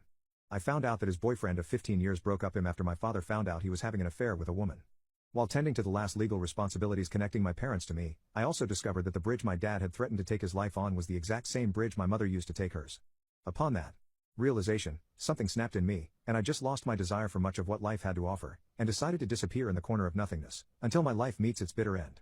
My psychotic girlfriend went insane and tried to stab me, so I did the same thing back. My girlfriend Melinda and I had been in a relationship for a year and 3 months. This was the first serious long-term relationship for the both of us, so everything we did was a new experience. We traveled the world, our families met, had fights and made up, talked seriously about marriage and kids, the whole deal. I would never hurt her in any way, or so I thought at the time. She would occasionally hit or slap me when I said something stupid, but I'd laugh it off. She met all my friends and family, wherever I went she was there. The last month of our relationship I started asking her to give me some space so I can work on my job. She started coming over to my house less and less like I asked her to. During March her friend Anna got pregnant. Melinda and Anna then moved in together because Anna has a big family and wanted privacy. I never met any of Melinda's friends at this stage. 1 year in, she told me all her friends use her, and that part was incredibly clear to me. They were bad friends to her. They would only contact her if they needed their hair done or had boyfriend problems. Including Anna. Next month Melinda and I got into an argument via text and our relationship ended. I went to her apartment that day, to try and talk. Every time I tried breaking up with her she would call my mom or drive down to my house, so this time I figured I'd do the same. Upon arrival I was confronted by Anna's brother and her boyfriend. A physical altercation took place and the police were involved. At this stage I knew if we were to patch things up it would be rough. We didn't see each other for a few weeks. Later on in April Melinda and I started texting each other again. We agreed to see each other and talk. I came over, and Melinda told me that Anna and her boyfriend were present. But upon arrival it was just Melinda. She invited me to her room right away. We cuddled and talked. We had never spent so much time away from each other. A while later Anna came back with a friend. She asked Melinda if everything was okay and Melinda said yes. We continued to talk and finally decided it was worth it to try one more time. However, Melinda didn't want anyone to know about us getting back together. Especially her family. She said after the police were involved in a physical altercation with Anna's brother and boyfriend things wouldn't be right if they knew right away. I agreed we would keep it on the down low until things cooled down. We continued to talk. Anna and her other friend left the house to grab food. We both let everything out and our relationship was back on track. As I'm getting ready to leave she asked me if I had done anything with any other girls while we were on our break. I told her yes. She started freaking out. She wouldn't say a word and just kept slapping me with tears in her eyes. Slaps turned into hits. I told her I was sorry, but if she didn't stop I'd do something back. She didn't stop. I then stupidly pushed her, harder than I expected. She fell against the sink. This was the first time I ever did something physically violent towards her. I told her I was sorry. She said leave. Leave now. I began saying sorry even more and asked if I could get a hug. She was still crying. I went up to her to try and give her a hug. Then, almost out of nowhere, she grabs a knife by the sink. Initially I thought she was just going to hold it to try and tell me to leave. She doesn't. She comes at me in full force, aiming towards my face. I tell her to stop. She doesn't. I tried grabbing the knife but ended up wounding my hands. After a few wounds I lost it. I freaked out, I was scared and in a state of shock. Never in 100 years did I think she would use this against me. Out of shock and fear I grab a knife myself. I then use it on her, almost blindly, a few times. I didn't know what happened. I was confused, shocked and scared. I had no intentions of that happening. When I left, I honestly thought she just passed out. Then I looked at the red, and started freaking out and just ran. I wasn't sure she had passed away until the next day. I honestly had no intention of ever doing that to her. I was protecting myself. She was with me the most, we were each other's best friends, she would tell me everything. Her deepest secrets that not even her friends or family knows. The amount of regret and sadness is beyond words. Every waking second I relive that moment. At this stage, life is really not worth it for me. Although it was out of shock and protection, I should have just accepted getting wounded. Maybe I would have lived, maybe not. Anything is better than living with this. I'm reading the news and they are claiming it was targeted. Why would I buy her roses that night if I was planning on unaliving her? Rest in peace, my beautiful. I hope you forgive me in the afterlife. My abusive boyfriend threatened me with violence if I wore my dress to a birthday party because it was too revealing, so I wore an even more revealing one. My boyfriend was someone who was very controlling, and when I was with him, I really had no true freedom of my own. It started with small things. He would tell me not to order wine when we would have dinner, or tell me not to order extra cheese on my pasta as I shouldn't need the extra calories. Stuff like this makes me think that he started out small, making me question my self-worth a lot, and changing my perception of myself to an alcoholic, a girl who should be skinnier, etc. Once he had my self-image ruined, he used this as an opportunity to try to escalate his controlling behavior. The control was gradual. He would first tell me I was not allowed to have male friends. I was okay with it. Then I was not allowed to go out to clubs without him. Then I was never allowed to go out to clubs, even if I asked him to join. Then I could no longer go out at all, even for lunch or dinner with one of my girlfriends. Whenever I defied these rules of his, I would get verbally abused and yelled at. The very first time he yelled at me, I cried a lot. I come from an abusive household where yelling is associated with physical violence. The first time I went against him and tried to stand up for myself was when he told me I was not allowed to go meet up with a friend who flew in from Italy for the first time in a year. Up to this point I would class him as emotionally abusive, but not verbally. But this time he yelled at me, and called me stupid. I cried after that, seriously believing he would hurt me. The fact he yelled hurt as he knew how much trauma I have surrounding it. I suppose I can thank him, however, as nowadays when someone yells at me I am no longer affected by it. This is because he has yelled at me so much that I have stopped responding. I have stopped reacting. It got to a point where every single time I stepped out of line, he would yell at me. Every time I would nod my head, apologize, promise not to do it again, then have him coerce me into intimacy. I think I mentally checked out of the relationship a long time ago. I just never had the strength to end it. Well, my opportunity to end it came when a birthday party of my best friend came around. The party was going to be at her house, and it was her 22nd birthday.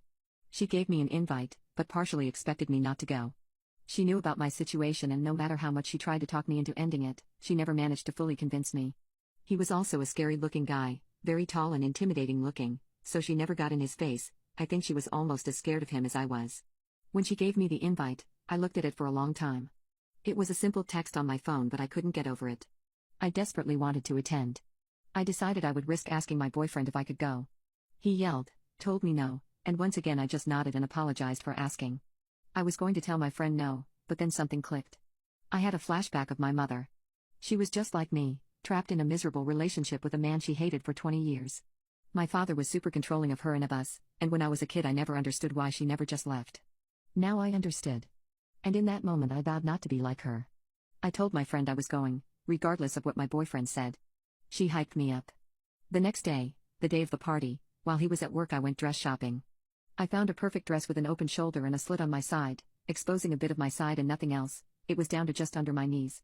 I sent my friend a picture and showed her. She hyped me up again. I then texted my boyfriend. I told him I was going whether he liked it or not, and told him I was done having him control me. Either he can let me live my life with him, or without him. I was in my boss beach era. My boyfriend was of course not willing to relinquish control of me. He responded frantically, asking me what the F I was doing, asking me if I wanted to get roped because it looked like I was in reference to the dress I was wearing. We went back and forth and I was not letting up. At the end of our conversation I gave in to him. The only reason I'd been to him was because he threatened me. This was the first time he has ever threatened to lay hands on me. I was shook to my core, and I was truly frightened. Fine, have it your way, I'm not showing up, I responded to him by the end. He seemed pleased at this.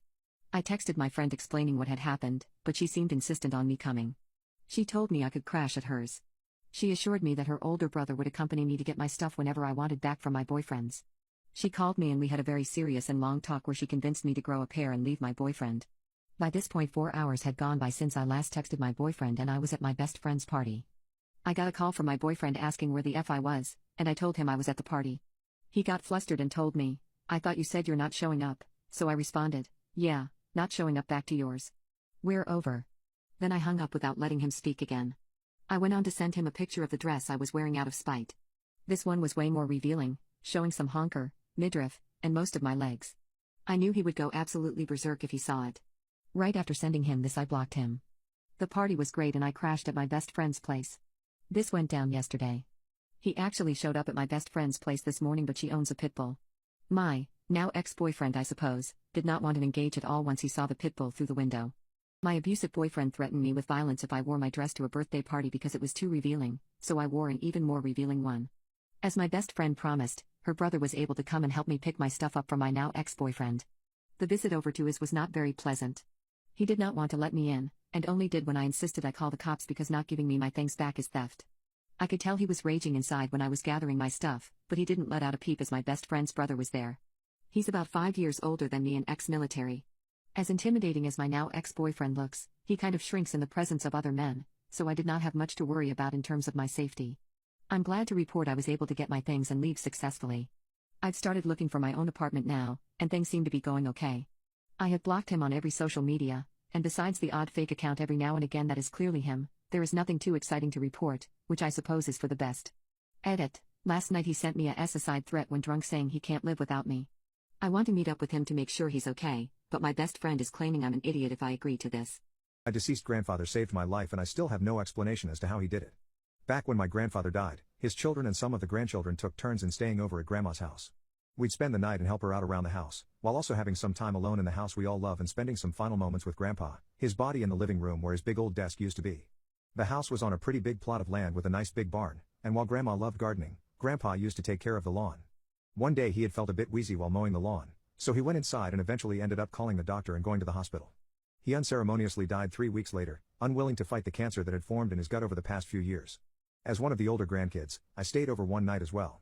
Bluntly speaking, I was a bit on edge with just having a body in the house, but nothing really eventful happened that night. Said goodnight to my grandfather and went upstairs to rest. The next morning my grandmother was already preparing dinner for all the people that would be coming by to pay their respects. She, quite sternly, told me she wanted to do this particular thing alone, so I decided to start the day by mowing the stretch of lawn my grandfather never got to finish. I knew how big he and grandmother have always been on having the garden in top shape whenever there were people over and I didn't want to let him down. It wasn't a small patch of grass, but I figured the electric push mower should be more than enough. I hooked it up using a long, orange extension cord and got to work. Now, you have to know, my grandfather was a skilled, but super safe, handyman. He was an electrical engineer by trade. We always got to help him out, but he always kept an eye on us with whatever we were doing, making sure we were using the tools in the correct way, weren't running around with screwdrivers in our pockets, teaching us how to work with the electric mower and how to handle the long extension cord to not run over it with the mower. When I was mowing the lawn, I was thinking about all of that instead of actually minding the extension cord. I effed up. I ran over a coil of it, slightly damaging the cable down to the copper, but not cutting it in half completely. The safest way to proceed would be to unplug the cord, roll it back up and get another, not damaged one. What I did puzzles me to this day. I was nearing completion anyway and decided to continue a bit longer, carefully avoiding the cord. After finishing up, I went to roll up the cord around my arm, as I always did, as my grandfather taught me. I was thinking about him, how hard this was on Grandma, and I stopped minding where I grabbed the cord. I grabbed straight into the exposed copper. I felt a short, sharp jolt in the palm of my hand and immediately realized what happened. I tried to let go but my hand and arm cramped up. At the time, naively, I thought I was gonna die, and I thought how stupid I had been, and how this would impact my already grieving family. It must have only been a split second, but it felt like I had stood there for 10 minutes. Suddenly the reflexes in my arm kicked in and I threw the cable to the floor. I took a moment to breathe and stood there, dazed out of my mind, listening to the wind in the trees and trying to figure out what had happened. I made my way into the barn to unplug the cord from the wall. It wasn't plugged in. I figured I must have yanked it out of the wall with my ninja reflexes, but quickly realized the angle for me to be able to do that was all wrong, and besides, there was a ton of slack in the cable. I checked in and around the barn, but there was no one on the property. I could see my grandmother through the kitchen window, still working on preparing meals for the tens of people that would come around later. The dog was still in his own enclosed section of the garden on the other side of the house, ears pointed, tail in the air, eyes fixated on me and the barn behind me, nervously whimpering and pacing back and forth. I had never believed in something of a spirit world, an afterlife, souls or energy staying behind in the physical world, any of that. But as silly as it sounds, on that day I did. My Little Pony. How a disgusting F-tish tore apart a toy collecting community. My Little Pony, or MLP for short, is perhaps one of the most recognizable toy lines in the world. Hasbro first started this line in 1981, with a series of toys called My Pretty Pony, which was relatively unsuccessful. The following year, they tried again, and released the My Little Pony toy line, which became one of Hasbro's biggest brands for the next few decades. MLP was not limited to just toys of little horses and unicorns. The brand released all sorts of merchandise, and with it several animated specials and films. This first line lasted from 1982 to 1992, and is dubbed Generation 1, G1, by collectors. In the current community, G1s are probably the most desired and most often sought after ponies. This was in part due to the sheer variety of different colored horses, unicorns and pegasi that one could collect. There was a 5-year hiatus between G1 and G2. G2 would end up being the shortest of the generations, only lasting for 2 years. This line was not as successful in America, hence the short run of it compared to G1, but it was quite popular within Europe, and there are still many avid collectors of this generation. Generation 3 is the generation most people here would recognize. Running from 2003 to 2009, G3 was targeted to a younger audience than what the previous 2 generations were. Accompanying media to the toy line was considerably less complex and compelling than that of G1 and G2 both, which was a major reason for the world's collective surprise of MLP. Friendship is magic stellar storytelling. Ponies from this generation are not as sought after in collector circles, due to greater market saturation. Now, on to Generation 4. The release of G4 was accompanied by a cartoon series created by Lauren Faust, famously known for her previous works The Powerpuff Girls and Foster's Home for Imaginary Friends. Unlike the other 3 generations, the cartoon preceded the toys in many parts of the world. Veteran collectors of MLP toys were excited by the release of a new generation of toys, and many eagerly purchased one of the toys, which featured brushable figures of the main 6 characters from the cartoon, waiting excitedly for subsequent waves and merchandise releases. They would not see the storm that was to come. The birth of the brony. A brony is defined as being a male fan of the My Little Pony, Friendship is Magic series. The popularity of the series skyrocketed during the initial run of the first season of the cartoon, primarily on the internet image board 4chan. What started as an ironic meme actually became a genuine community that seemed to explode almost overnight. Memes about the show spread across the internet like wildfire, and the sheer amount of pony posting had become such a problem on 4chan that it infected all other boards, not just the board devoted to cartoons. One of the 4chan boards that had a lot of pony posting was a board focusing on toy collecting. This, of course, was not as egregious as posting in other topics as MLP had a toy line, but the lack of merchandising at the start of the MLP cartoon run and popularity boost had led to the toys being quite hard to find in person, and led to posters eagerly awaiting new toy releases and other merchandise releases. People would post pictures of the toys they managed to find, both in box and out of it, and eventually this led to people engaging in what was considered to be a toy/tradition. So what the F is hot gluing?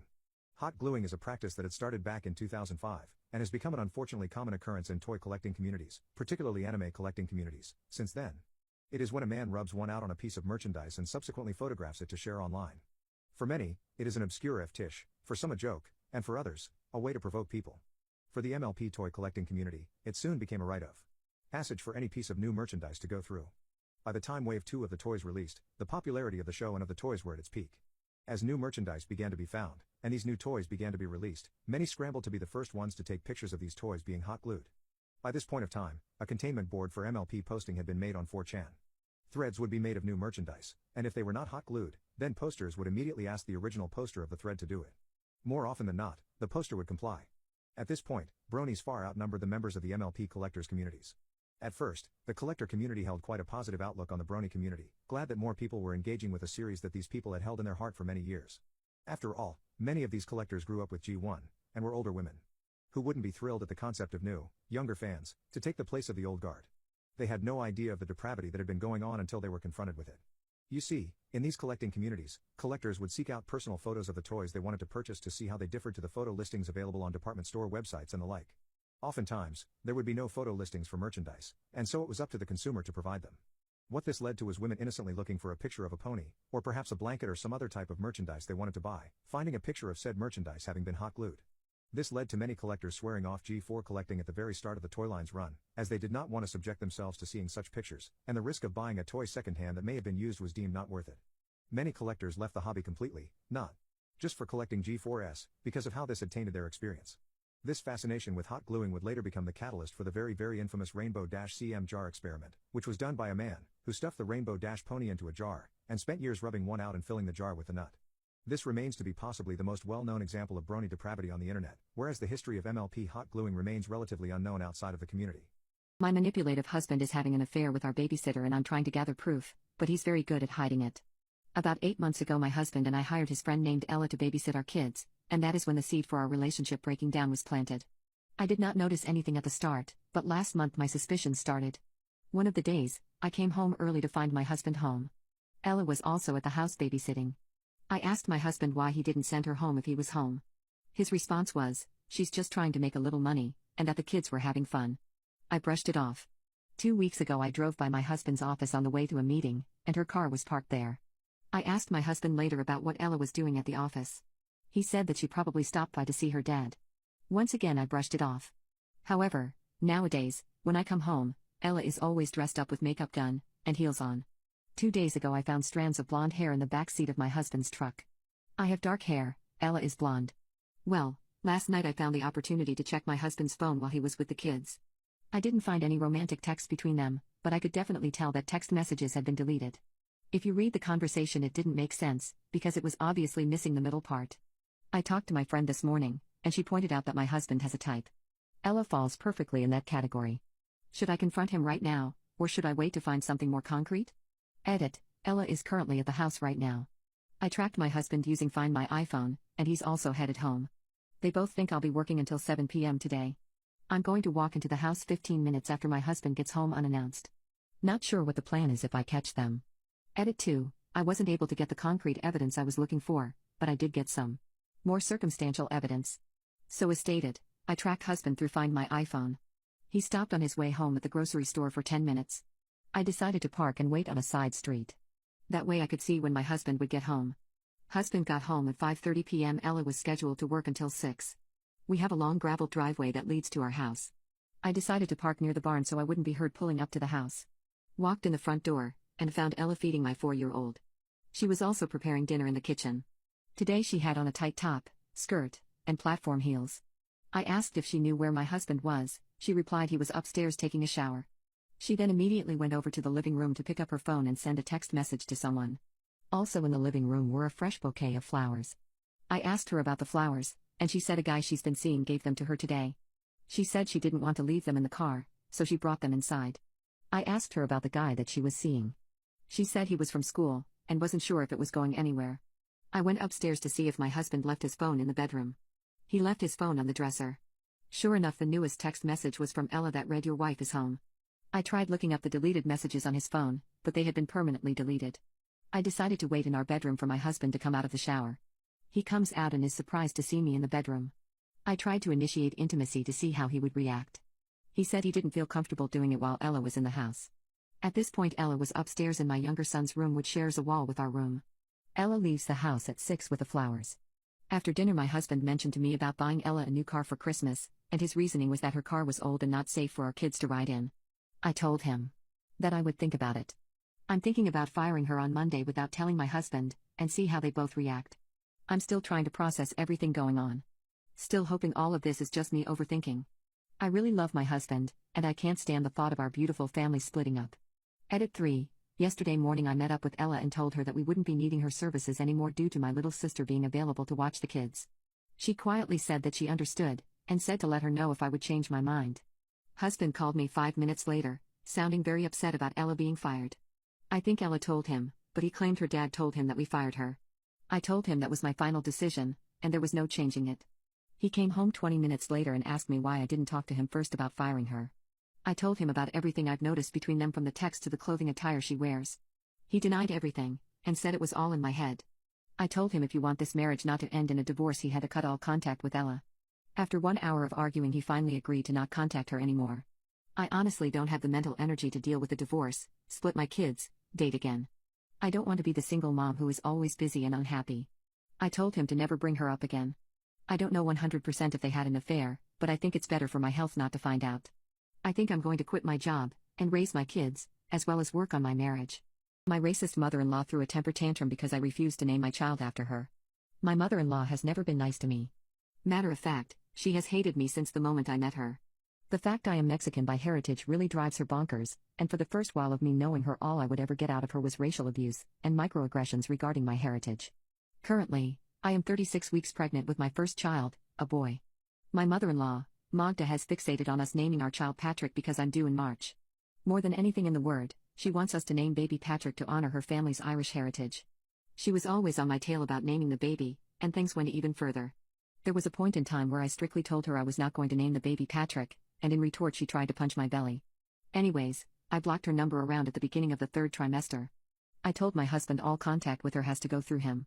My husband and I are both practicing Catholics. Both sides of our family have a tradition of naming children after saints. I have a saint name, husband and all of his siblings have saint names, my stepchildren have saint names, and Magda has a saint name. We're naming the baby Toribio Romo. Santo Toribio is a saint who was a parish priest in Mexico in the town next to where my family is from. All the first sons in my family are given this name. It's a tradition I'm happy to continue. Last week, I was at my brother-in-law's house for their Super Bowl party. My wide, pregnant butt is comfortably sitting in the recliner with my feet up. I'm feeling good, my feet are up, the kids are bringing me snacks and beverages. Magda and brother-in-law's mother-in-law, Linda, are talking to me about babies and child rearing. Magda is on her best behavior in front of Linda, so she hasn't harped on naming the baby Patrick. The conversation stays cheerful and light until Linda asks if we have decided a name. Magda's eyes open wide and I coolly say we're naming him after Santo Toribio. Before Linda can say anything, Magda starts ugly crying. Magda says Toribio is an unacceptable name. It's hard to pronounce and his classmates will make fun of him for it. She thinks naming our child after the patron saint of immigrants is disgusting. Magda fell to the floor screaming that I've stolen her youngest son and am forcing him to turn his back on his Irish heritage. The only reason I'm with him is to get a green card and to escape my desperately poor life. She wishes my husband's late wife was still here because she was nicer and would never dream of giving an innocent child such a disgusting name. My stepchildren deserve a better stepmother because I'm just a gold-digging beaner who is only concerned with money. These are all things she said while ugly crying. Linda just looked at her in gape-mouthed horror. I just got up and walked out of the house, determined not to cry in front of Magda. I did not want to give her the satisfaction of knowing that she hurt me. Magda is in denial that I'm not only a U.S. citizen, I am U.S. born to U.S. born parents. She hates that my stepchildren adore me and like my parents more than her. My racist mother-in-law threw a temper tantrum because I refused to name my child after her. The day after the party, my older son went to my sister's house to hang out with his cousins. He told them what happened and they got all riled up. Meanwhile, Magda had been text-bombing my oldest son, pleading with him not to be upset. Magda can't help herself in talking crap about me, enraging my oldest further. She offered to give him my father-in-law's old Lexus that he didn't sell when he bought his new car. He told her to go F herself. The next day, Magda called my husband at work and cried about my oldest son telling her to F herself. My husband let Magda cry on the phone for 30 minutes, upset at the way we let the children disrespect their elders. None of this would have happened if I just followed the family tradition of Magda being the third spouse in her children's marriages. My oldest son, already riled up from his cousins, overheard that argument on Tuesday, and exploded the next night, Wednesday. Magda will not stop text-bombing all the kids. My oldest son and husband started arguing in the backyard. Oldest tells husband he is a failure as a man, a father, and a husband for allowing Magda to act like this. I stayed out of it because I found myself agreeing with oldest son way too much. He loves my parents more because they love him as a person. Magda just treats him as a lifestyle accessory. As soon as he's 18, he will never speak to her again because she is just blood related. My side loves him like a family should love someone. He also said that if husband and I got divorced, him and his siblings would want to live with me because he'll just crawl up Magda's butt, begging her to love him. He said that he wishes we never moved back to Southern California. He liked it better when Magda only visited once a year and stayed in a hotel. Husband ended the argument by telling the oldest son to go to his room. When I heard my son's bedroom door slam, and husband stomping into the back room to watch TV, I took my other kids to get burgers. At an In-N-Out, they filled me in on Magda's constant texting. They haven't responded back because they're afraid of causing more fights. My heart is breaking. I felt guilty for standing my ground because it's hurting the kids with attention. Then they start talking about all the times Magda has been mean to me and I was nice back. I had to reassure them that husband and I aren't talking about divorce because Magda told them husband and I are going to break up and my family will abandon them like my husband's first wife family did. She wants to reconcile because soon, she'll be the only grandmother they have. She has a forgiving heart, she still loves them. I try to play it cool even though I'm seeing red. I'm an adult with kids, a successful corporate career, and a late model minivan, but I'm still from the barrio. The East LA cola in me wants to fill a sock full of pennies and use it to beat her surgically enhanced face in. I purposefully keep the conversation in English at an In-N-Out so I can make sure I choose my words more carefully. It's getting late, we go home, the kids go into their bedrooms. Husband tries to get me to sympathize with him over this argument him and oldest son had. I'm most definitely not sympathetic and I tell him what the younger kids told me. My son most definitely did not mention that part to my husband, and my husband got angry again.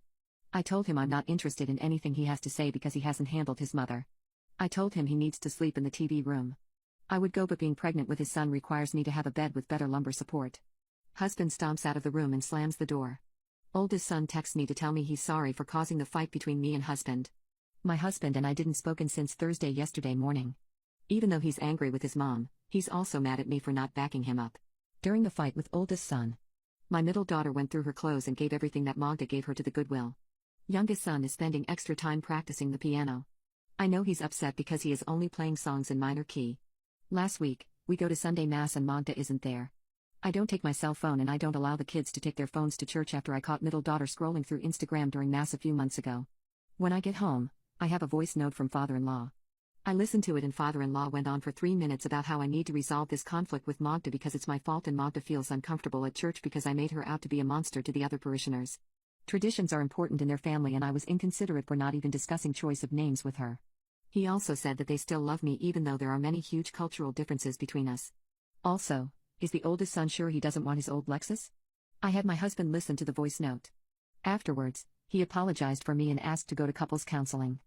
Linda told our priest about what Magda said at the Super Bowl party. Instead of cleaning the chapel after Mass, the priest and husband had a long talk. My oldest has disowned Magda and father-in-law. He wrote them a no-contact letter and blocked their numbers from his phone, blocked them on Facebook, and set his email to automatically delete emails from them.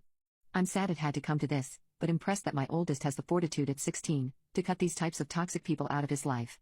The kids aren't just stepchildren to me, they are my everything. I have made many personal and professional sacrifices to make sure they have the best childhood possible. I'm getting a little teary right now because I hate that Magda had spewed out so much disgusting bullcrap, trying to make them hate me. It hurts me deeply that she can't just be happy that her son married a good woman who loves his children unconditionally. There we go. I'm sure after Tori Bio is born, there will be a fresh uptick in Magda shenanigans. Husband hasn't gone no contact with her yet, so I know the fighting will continue. I'm grateful that my brother's wife is coming to stay with us for 6 weeks after the baby is born. I need someone else to be there so I don't cave to Magda in my vulnerable postpartum time. Pink Hippie has been stalking me for years and making my life hell. All I can do is run, but he always finds me.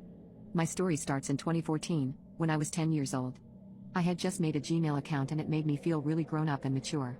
With my Gmail account, I created a blog on which I posted book reviews and recommendations because I was kind of a nerd when I was younger. I gave all my classmates the link to my blog and I knew every single person that engaged on it because their usernames were some variation of their real name. However, one day, I received a comment on a post I made from a username that I didn't recognize, Pinky Epi. They left very normal comments on my posts and I thought maybe it was one of my classmates with a different username. I didn't think too much of it. Then, about 2 years later, in 2016, I made a Roblox YouTube channel. I would record gameplay and post it onto my channel and I gained a whopping 18 subscribers. But one of my subscribers, the only one that regularly commented on my videos, was called Pinky Epi. This kind of freaked me out because I had made a completely new email for this channel and hadn't told anyone about it. Roblox used to be my guilty pleasure, so I kept my channel a secret. I kept on brushing off the Pinky Epi's appearances, commenting on my videos, my blog, my friends' YouTube channels, and even on my mom's Facebook, as coincidences until 2019. I was either 14 or 15 and had made my first Reddit account. This was when I was in my K-pop era. I was a regular and made news-like posts about happenings in the K-pop world. One day, I made a post like usual and one of the comments was from a user named Pinky Epi. The comment read, of course it's Koreaboo with a clickbait headline, and nobody questioned it because it was a fairly normal comment that still stayed relevant to what my post was about. I clearly remember that feeling of losing my mind because this Pinky Epi person had been showing up on every single social media account I ever created, ever since my very first email account. I believe that I reported the Pinky Epi account, and deleted my own Reddit account. I still kept tabs on Pinky Epi though. Now we jump to 2020, when I was 16 years old and the virus had just started. At this time I was kind of emo and angsty and insecure, as most people are at least once in their lives. I had not made a TikTok account even though it was all the rage because of literally only one thing, the fear of Pinky Epi finding me once again. It was at this time I discovered 4chan. 4chan's complete anonymity and my strongest weapon, the Opera browser and its VPN, led me to believe that I was 100% safe and protected, even if I was on a website that was basically full of the devil's spawn. I posted normal things, sometimes explored the NSFW side of 4chan, and mostly just enjoyed talking to strangers on the internet. One day, I was feeling especially brave, so I took 3 day of myself, with a timestamp, and posted one of them on 4chan.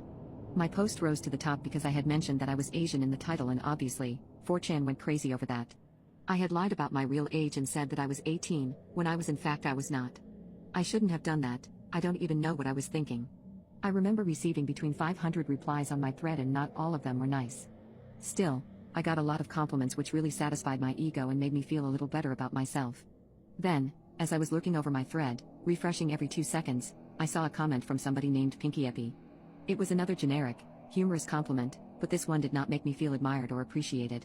It made me feel sick to my stomach. This was my breaking point. I remember bursting out into tears, deleting that thread immediately, and then going into a paranoid, delusional state. I deleted all of my social media accounts, powered off my phone, shut down my computer, and even disconnected the Wi-Fi. I honestly felt like I was going insane because no matter how much I tried to forget about this person, they showed up literally everywhere online. By that time it had been around 6 years since Pinky Epi first showed up. For a couple of years after that, I took a break from every type of social media entirely. I got rid of my Instagram, Snapchat, Reddit, YouTube. Basically everything. If I wanted to go on a social media site, I would do it without signing in. This gave me a much needed break from Pinky Epi. I never deleted my Gmail since I use it for everything. What's odd is that while Pinky Epi has found me on every social media site I use, they have never once directly emailed me. I am sure they do have my email, they've just chosen to not email me. Finally, we get to 2023, and to present times. Sometime in early January, I decided to make a Reddit account again and mostly just lurk. I posted and commented very little and I received no comments from Pinky Epi. I believed the ordeal was finally over. In November, a few days after my 19th birthday, I went to Japan for my cousin's wedding. I decided to make a Reddit post of my wedding outfit because I really liked it and wanted people to see it. Guess who commented on it? Pinky Epi wrote, "How is Japan? You liking it more than, name of the city where I live, name of the state where I live, USA?" Once again, I was in hysterics. I reported the comment, reported the user, and once again, deleted my post and deleted my account. All I can do is run. My wife has been insisting that we have a three-way with my sister. When I put my foot down and told her no, she took matters into her own hands. My wife of 7 years is bi, and this is no secret as she told me this when we first started dating. This has never really affected our relationship however, she has always been fiercely loyal, and I never considered the fact that she is bi a problem for me. That was until a few months ago she started dropping hints about wanting to enter a poly relationship specifically so she could go out and sleep with other girls. She did not want to enter an emotional relationship with them, but did want to sleep with them. Immediately, I shut this suggestion down as I was not into that sort of thing at all. She asked me several times, and each time I put my foot down harder and harder. She even tried to coerce me into doing so by promising me that I could have 3 ways with her and her partner, but this made me even more mad. This wasn't a one-time thing either, she kept at this request for weeks in total, and it created a huge rift between us for said time frame. It was almost like she was unwilling to let this poly thing go. It was only when I told her that unless she stops I will file for divorce that her endless badgering came to a halt. She did not speak of this again for a while, and she even apologized to me for relentlessly asking me to be poly. For the next 2 months everything was good in our relationship. Although the fact she insisted on being poly a few months prior still harped at me, I was willing to let it go. She had let it go after all herself. That was until a family holiday a month ago. My parents invited me, my wife, and my sister Jess to a holiday in Bali. This was the first holiday we had a chance of taking as a family since the virus, so we were all quite pumped to go. The holiday itself lasted around a week, and went by phenomenally. Lots of beach trips out, restaurant visits, and we even stayed at a hotel near the coastline. There was one thing that caught my eye during the holiday however. That was the way my wife acted around Jess. She seemed a little flirty. Whenever we were at the beach, I found my wife's eyes gazing at Jess way too often. If we were out my wife insisted that we sit beside Jess, and she was all up in Jess' personal space. Now, there's 2 things that make me a little uneasy about this. Jess is very conventionally attractive, I know she's my sister, but I still wouldn't say no. The other thing that makes me a little wary of this is that Jess is a lesbian, and my wife knows this. This is why I found my wife's actions at the family holiday a little peculiar to say the least. I talked to Jess about it at the end of the holiday, and she said that she picked up the same vibe as me. She did say that although she found my wife immensely attractive and under any other circumstance she would go for it, the fact she was her brother's wife made it off limits. I then made the mistake of confronting my wife about this just a few days after the holiday. My wife denied it at first, but I could tell that she was hesitating before answering my questions about Jess, and so finally after applying enough pressure, she cracked and admitted that she found my sister irresistibly hot. Hearing this broke my heart, but what hurt even worse is the next words that came out of my wife's mouth. "I know I told you I won't ever ask again. But if you let me sleep with your sister just once, I won't ever ask to be poly again. You can even join us if you want, we can have a 3-way. Please." The audacity of my wife actually had me gobsmacked. I replied, "So let me get this straight. You seriously think that I'm gonna let you F my sister? Also, what kind of proposal is that? Oh, he might say no to just us 2 effing. But if I also let him F his sister, he might say yes. What kind of thinking is that?" I admit, my response was very rude, but I honestly had no other words to say. After a full month of me saying no to being poly, and her promising to let it go, she brings it up again. To no surprise, she did not take this lightly, and somewhat of a screaming match occurred. This screaming match ended in me telling her that, if she doesn't like being just with me she can pack her stuff and leave. We slept in separate rooms that night. We kept sleeping in separate rooms for the next 2 weeks, and we did not talk too much. At some point I let her know I was not interested in talking to her until I get an apology from her, and she said she was not interested in talking until she got an apology from me. And so things stayed that way. The only things we discussed were bills, work, and household chores. We watched TV in silence sometimes too. Needless to say that physical affection was scarce. We did not even kiss, and it felt like the relationship was quickly dying. Well, it fully died a few days ago. A few days ago I was meant to be working late, and I informed my wife of this. Well, my work was finished super early, even earlier than most days, and my boss was gracious enough to let me go early. When walking in through the front door, I expected silence and the atmosphere to be as tense as it has been. Instead, when I walked in I heard our bed squeaking. I saw shoes, not my wife's shoes, on the floor, and I headed upstairs to investigate the scene. I could already guess what was happening, but I wanted to confirm. It was in our room that I saw it. My sister Jess, and my wife, getting it on. And not only were they getting it on, it was some of the freakiest stuff I've ever seen. My wife had my sister tied and blindfolded. Walking in and seeing your wife do that to your sister is something I wouldn't wish upon my worst enemy. When my wife saw me she instantly covered up and untied my sister, begging me to let her explain. But I did not. I simply left the house and drove away.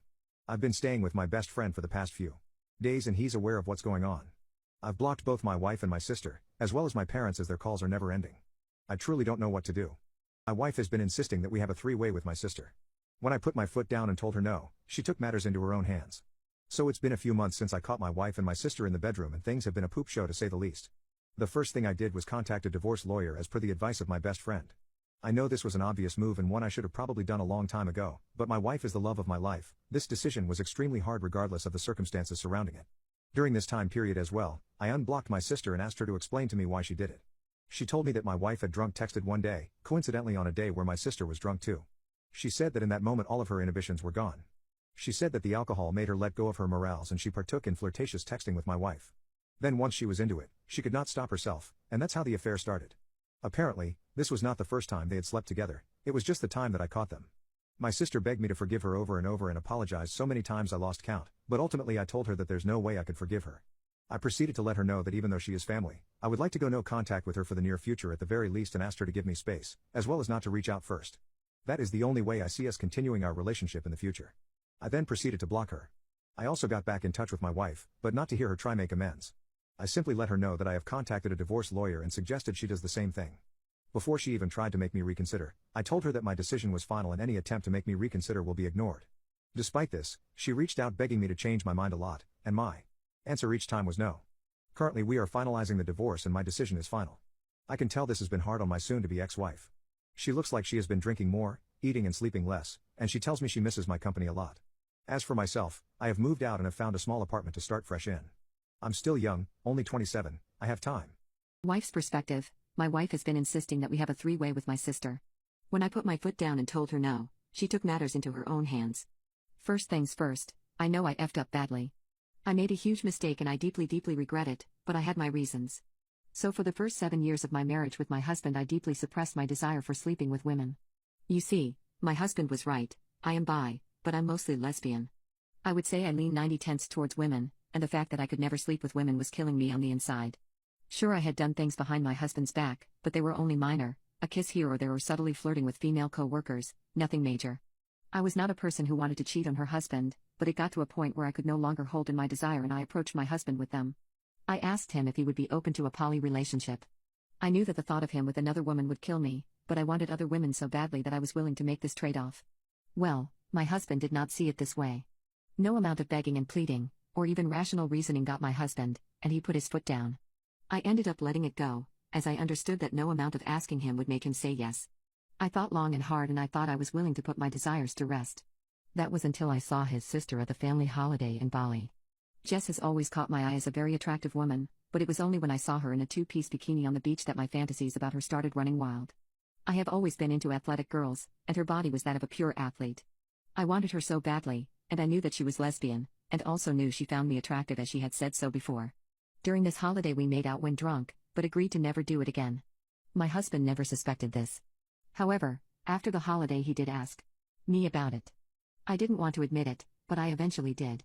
I then asked him to sleep with his sister, and he said no again. I promised to him that this was the only thing I wanted, and if he let me have it I would never pester him about being poly again.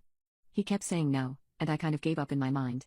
It was that night that I checked out of the relationship, and before going to bed I had a full bottle of wine to myself and drunk texted Jess. She responded almost instantly too, and she happened to be on a night out. We exchanged flirtatious texts and that's how our affair began. For the next 2 weeks my husband and I did not talk, and I was texting and meeting up with Jess every second or third day. We always did it at her house while my husband was at work. The one day we decided to do it at mine. My husband was supposed to be working late and so I suggested she come over. I told her I had a surprise for her and since my husband and I's bed was king size, it was better and more spacious. Well, our world came crashing down when my husband caught us. That's when I realized what I had done. When my husband left, I realized just how much I was missing out on without having him there. He was the breadwinner that paid for everything, he helped with chores, he cooked dinner most nights. All I did was stay at home while he was away, wishing a woman would come by. It was heartbreaking when my husband blocked me. Jess and I tried to continue our affair, but to no avail. The guilt of what we did caught up to us, and we are no longer in contact. The next few months were painful. I think I cried every single night. I resorted to a lot of alcohol and binge watching TV. I texted a lot of women and even joined dating apps, trying to fill the void that was missing with endless intimate encounters with other women, but no matter how attractive they were, my husband was always on my mind. I even broke down crying during intimacy with a random woman I had met on Tinder one of these times. No matter how much I begged my husband, he didn't forgive me. The divorce is now finalized, and I'm deeply hurt. I was with him for 10 years. He's the love of my life. Why did I have to be so stupid? I hate myself for the way I am. Why couldn't I just control my desires? My crazy religious parents refused to let my 17-year-old sister terminate her pregnancy after she got coerced into intimacy by her 23-year-old boyfriend. My parents are very, very religious, to the point that it is almost a nightmare to live in the home. I am homeschooled by my mother, and she makes me do Bible study, learn scriptures, and instead of teaching me any sciences, she teaches me things about God. Both of my parents are the stereotypical religious types too. They hate gay people, they believe that they are abominations, they fully believe that Christianity is the true way of God and that all other religions are naive, and will face the truth come judgment day, as my dad says. One of my fondest, or rather worst, memories of my dad to date, is watching him get into a screaming match with an atheist at a Walmart when I was 8 years old. This was a random stranger my dad had never met, by the way. The man was wearing a cross, and my dad commented on it saying he likes encountering another man of faith. The man responded by telling my dad that although he wears the cross, he is an atheist. My dad was puzzled, and even angered at this. He then asked why he wears the cross. The man said something I can never forget. My mother was deeply religious. She never judged me for it. I never believed myself, but she never forced her way of thinking onto mine. She passed away a few years ago, and she was the most important person in my life. Although I stick true to my own beliefs to this day, I wear it as a memory of her. These words still resonate with me today, and one other thing that resonates with me is my dad's palpable reaction to the man's response. You'd expect a grown man to accept this viewpoint and see it as rational, but my father is far from rational. He went on to call the man's mother a fake believer, and stated that she was doing a disservice to God by letting her son walk the path of sin. The man understandably got mad at this remark, and an argument ensued. My dad took the argument too far by calling this man's mother a beach, and the man proceeded to sock my dad. They separated ways after security split them up, and my dad was left with a bleeding lip. Another thing that my parents hate is termination of pregnancies, which brings me on to my current issue. I have a sister who is 17 years old, and she is now 8 weeks pregnant with her boyfriend's child. This would normally be no issue, as even though she is young to be pregnant, this is not something out of the ordinary for religious communities like my parents. However, the circumstances of her pregnancy are quite vile. First of all, her boyfriend is a man 23 years of age and they have been dating for about a year and a half. The way they began dating was through my parents. The man is the son of my mother's friend, and a good Christian man as she puts it. He holds all the values she regards highly, and desperately wanted to match him with her daughter. The fact my sister was 15 at the time honestly did not cross her mind. Even the fact that my sister herself protested, did not mean much to her. She was dead set on uniting the two families. And so they started dating. Their relationship is intimate, as my sister has confided in me. She says that although she does not count it as rope, she is always deeply uncomfortable when having intimacy with him. It's quite odd, considering they are not married, and you would expect my parents to be against premarital intimacy, but I suppose not. 4 weeks ago, my sister explained the circumstances of how she became pregnant, and she said that she was basically coerced into doing it without protection. She has never done it this way before, but her boyfriend really wanted to try it, and no amount of her saying she was kind of uncomfortable with this idea made him back off. She eventually relented and let him do it. 4 weeks later she found out she was pregnant. She freaked out, and I was the very first person that she told. Me and her have always been very close, and hearing this truly broke my heart.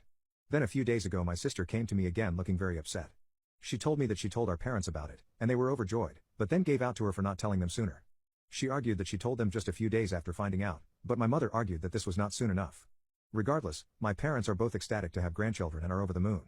Well, when my sister broke the news to them that she wants to terminate the pregnancy, all hell broke loose. She says that she tried to explain why she wants to terminate, that she doesn't love her boyfriend and that he basically roped her into becoming pregnant, but my parents did not listen. None of her explanations mattered to them, they kept telling her no, and that if she even considers something as unholy and evil as this, that they will disown her, shame her to the entire community, and make everybody in the town aware that my sister is a baby K-year. This has impacted my sister deeply, and she is very scared of this. She knows that my parents aren't bluffing either. A few years ago they spread a rumor about my aunt cheating on her husband because she converted to atheism, so this type of spiteful and vengeful behavior is not out of character for my parents. I really want to help my sister terminate the pregnancy, but I have no idea how to. My crazy religious parents refused to let my 17-year-old sister terminate her pregnancy after she got coerced into intimacy by her 23-year-old boyfriend. I'm sorry for not updating sooner, but for the past 10 months or so life has been very dull. My sister and I truly tried our best to help her get a termination and move away, but it was a task that seemed insurmountable at first. Due to being homeschooled and living in a deeply religious community, my sister and I don't have a single person we can call a friend who would be willing to back my sister up on this. My sister actually tried talking to the girl she deemed her best friend before this all went down, and the girl ended up turning her back on her sister for not being grateful for God's greatest gift, in relation to the pregnancy. Considering my aunt is the only extended family we have, and she lives in a different country, as well as having no form of communication with her, there was no way to reach her and ask for her help. Both of our sets of grandparents are deceased, and my dad is an only child. My mother only has one sister, and that's my aunt who I mentioned above as well as in my last post. So we really had no way out. Considering my sister had just gone 17, she could not get a place of her own to stay. She knew that our parents would go through with disowning her if she get a termination, and considering not only could she not move out, but also the fact she had no money as our parents refused to let her get a job, she was going to be homeless. She chose having a baby with her now 24-year-old boyfriend. Throughout this whole pregnancy, my parents' reactions made me want to puke. I know they're my parents by blood, but I really don't know if I even consider them my family. They make me sick. The whole time they went on about this perfect family. How they couldn't wait for my sister and her boyfriend to get married, how they couldn't wait to welcome their granddaughter into the world. What seemed the most sickening to me, however, is that the thing they seemed most excited about raising their granddaughter Christian. They kept talking about raising her in a holy way, they even got a Christian-themed nursery, and decorated the stroller with crosses. It's sickening to look at the indoctrination this baby will go through. As for my sister, she's not doing terrible, and is holding up better than I thought she would. I know that she has started looking for a part-time job behind our parents' backs that she plans to use to get a place of her own for her and her baby, but the fact that her boyfriend seems intent on marrying her is a whole nother issue too. She seems repulsed by him now too. Before the pregnancy she seemed like she could at least tolerate him, not anymore. I found myself on the hub as a minor. My friend explained why it would be almost impossible to have the video removed. When I was 16 years old, I had an abusive boyfriend who was 19 at the time. He was a piece of crap who would record our intimate encounters behind my back, and even when I expressed my concerns about the videos to him, they said they were only for his viewing. I ended up breaking up with him when I was 18 after he hospitalized me, and I think he uploaded the videos as revenge. The problem is, I have searched for him and I cannot find a trace of him. It's almost like he has disappeared. The videos are pretty old and quite disgusting. The videos have also gathered more than 1 million views in total and were stumbled upon by a male friend of mine. Thankfully, you can only see my face in a couple of shots. But it's still something I desperately want to remove from the internet. I tried reporting the video a few days ago and asked for it to be taken down, but I got no response. I emailed my friend who works in cybertech and is knowledgeable on stuff like this, and the response I got really bummed me out. I explained my situation to him in the email, and here is the gist of the response: I'm glad you came to me with this. As you know, I work in cyber, and give online safety advice as part of my side business. One of my specialist skills is OSINT. That is, finding information online. Unfortunately, it's going to be difficult to remove it all.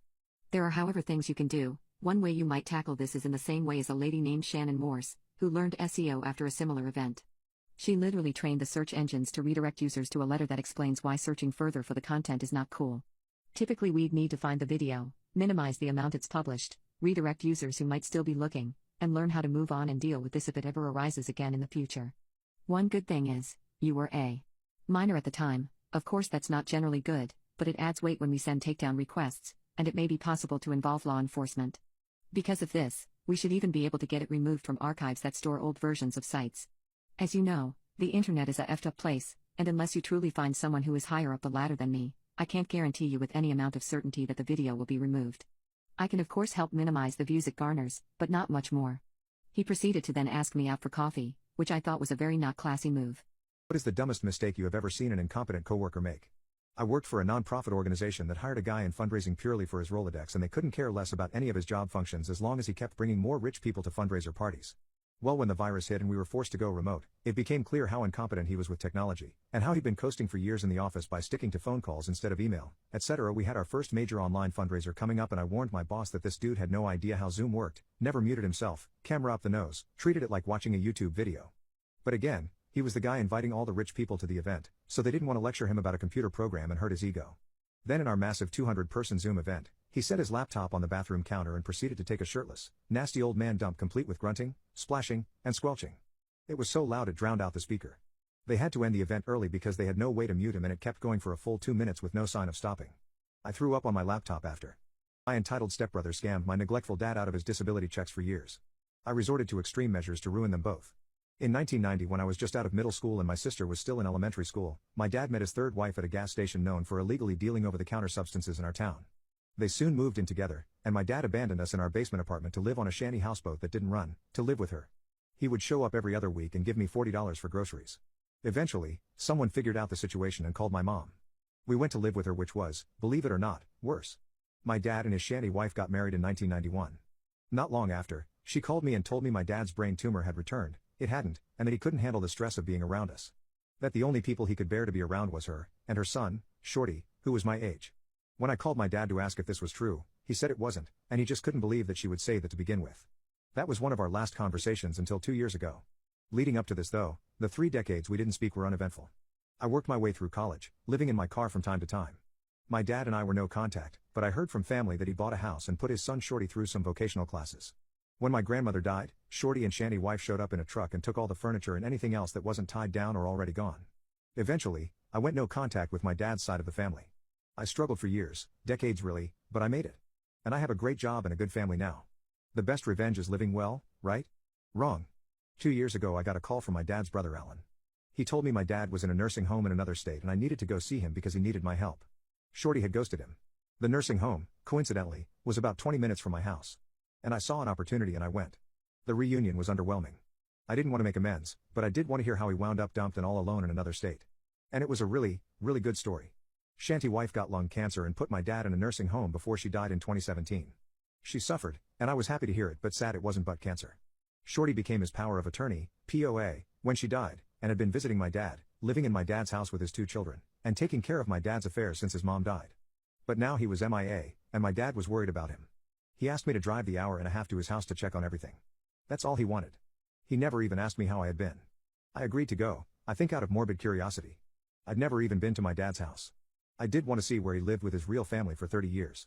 I wanted to see what could have been my life. It was 50 shades of effing awful. The grass hadn't been cut all summer. You couldn't get to the front door because of the overgrowth. There were 3 pickup trucks in the yard, 2 were full of trash. Cabs and beds and backseats, just trash. Mail, clothes, paper, shoes, garbage bags. I couldn't understand it.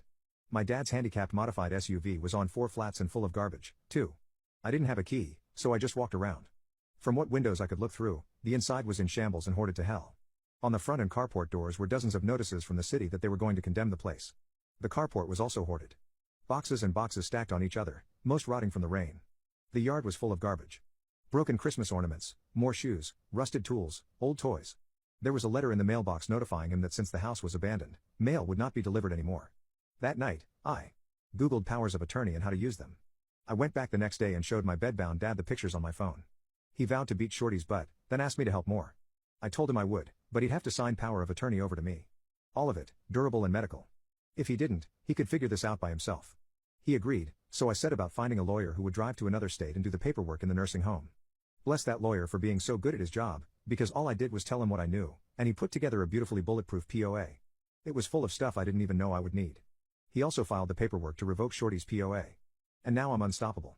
We're from a small, rural town and it's the kind of creepy, landlocked place that, no matter how long you've been gone or how far away you've been, when you go back, you'll see someone you know. Even if you don't know you know them. It's like playing 7 Degrees of Everybody, all the time. It's suffocating. But it can also be helpful. I got to work the next morning. I didn't know how scorched the earth would be when I finished, and I didn't want Shorty or anyone from his prolific, inbred family trying to find me, so I made sure nothing I did had my name on it. I opened a Google account for my dad and got a Google number. I opened a P.O. box for him in his town.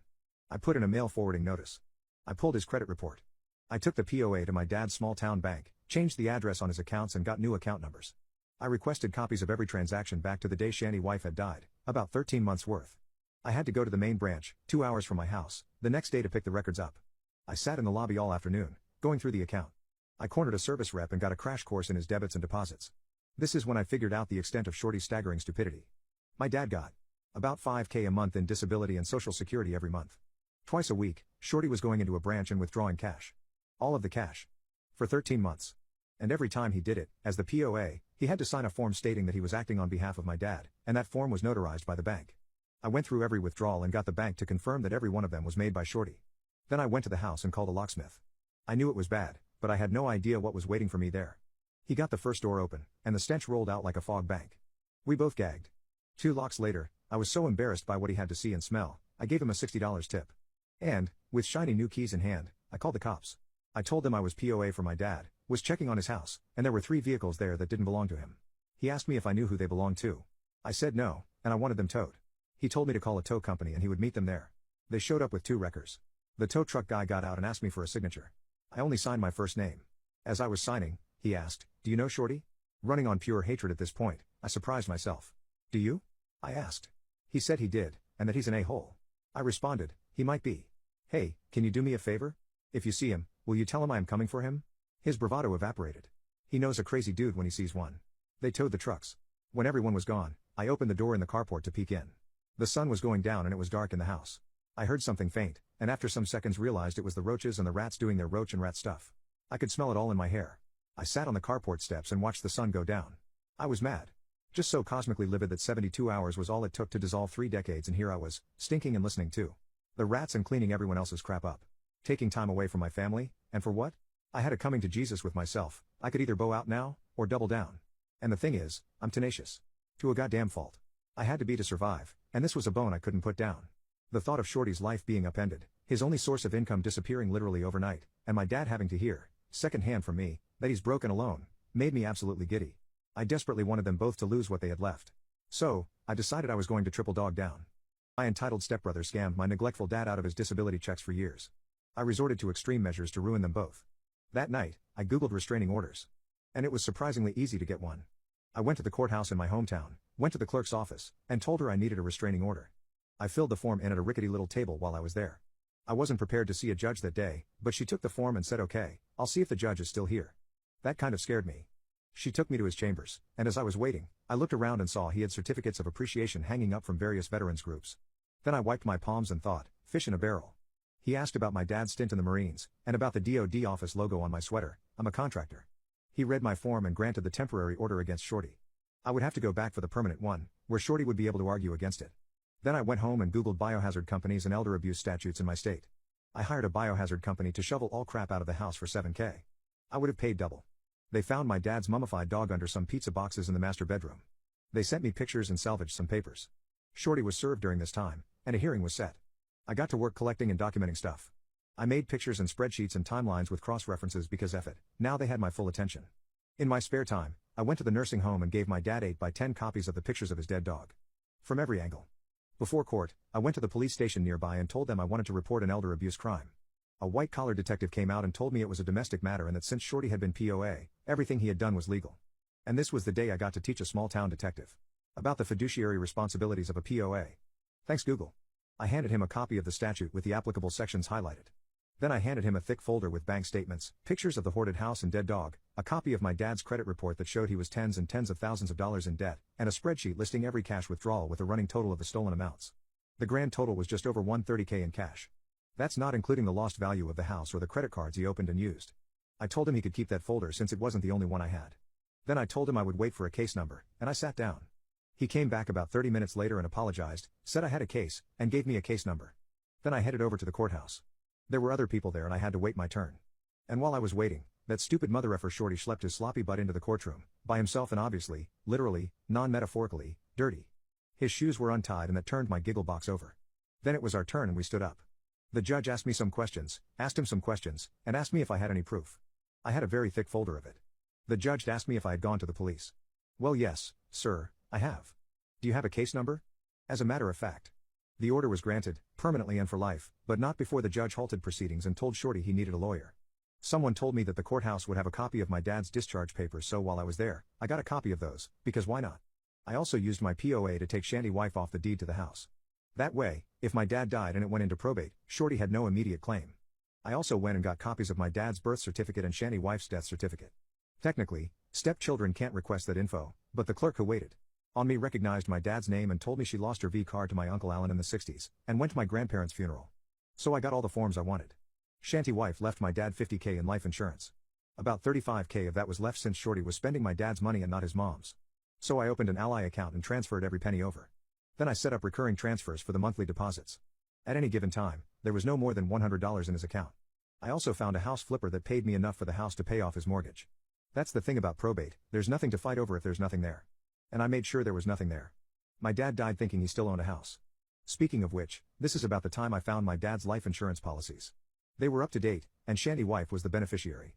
My POA didn't allow me to change beneficiaries, but it allowed me to assign them, and since Shanny wife was dead, there was technically no beneficiary. This is where the death certificates came in handy. I assigned my sister and me as beneficiaries. Irrevocable, too, which means that the only way to change that is for my dad and me and my sister to agree to it. I kept my dad in the dark about all this. The only thing he ever really knew about was the restraining order and his dead dog. I found out that he had purchased the gravesite next to Shandy wife and wanted to be buried next to her. That was just never going to happen. I googled national cemeteries, and found out he qualified to be in one since he was a disabled Vietnam-era veteran. So I arranged for that, instead. My dad died in June this year and I was there. He's buried in a national cemetery far away where no one will ever go visit him. The only obituary I ran was on the funeral home's website and that only for insurance purposes. I wrote it as vague as possible. There was no service. His urn is purple, the color he hated most. I got a call in August from the prosecutor's office in my hometown. The lady on the other end is married to my first cousin because of course she is, that's how it works there. Shorty was arrested just after midnight on July 1st, was still in jail, and had been arraigned on felony elder abuse charges. He's facing 10 years in prison. She told me not to expect the trial anytime soon, as it can take up to 3 years for that to happen. I told her that was awesome since the uncertainty will hopefully haunt him. And after all that, he's still got prison to look forward to.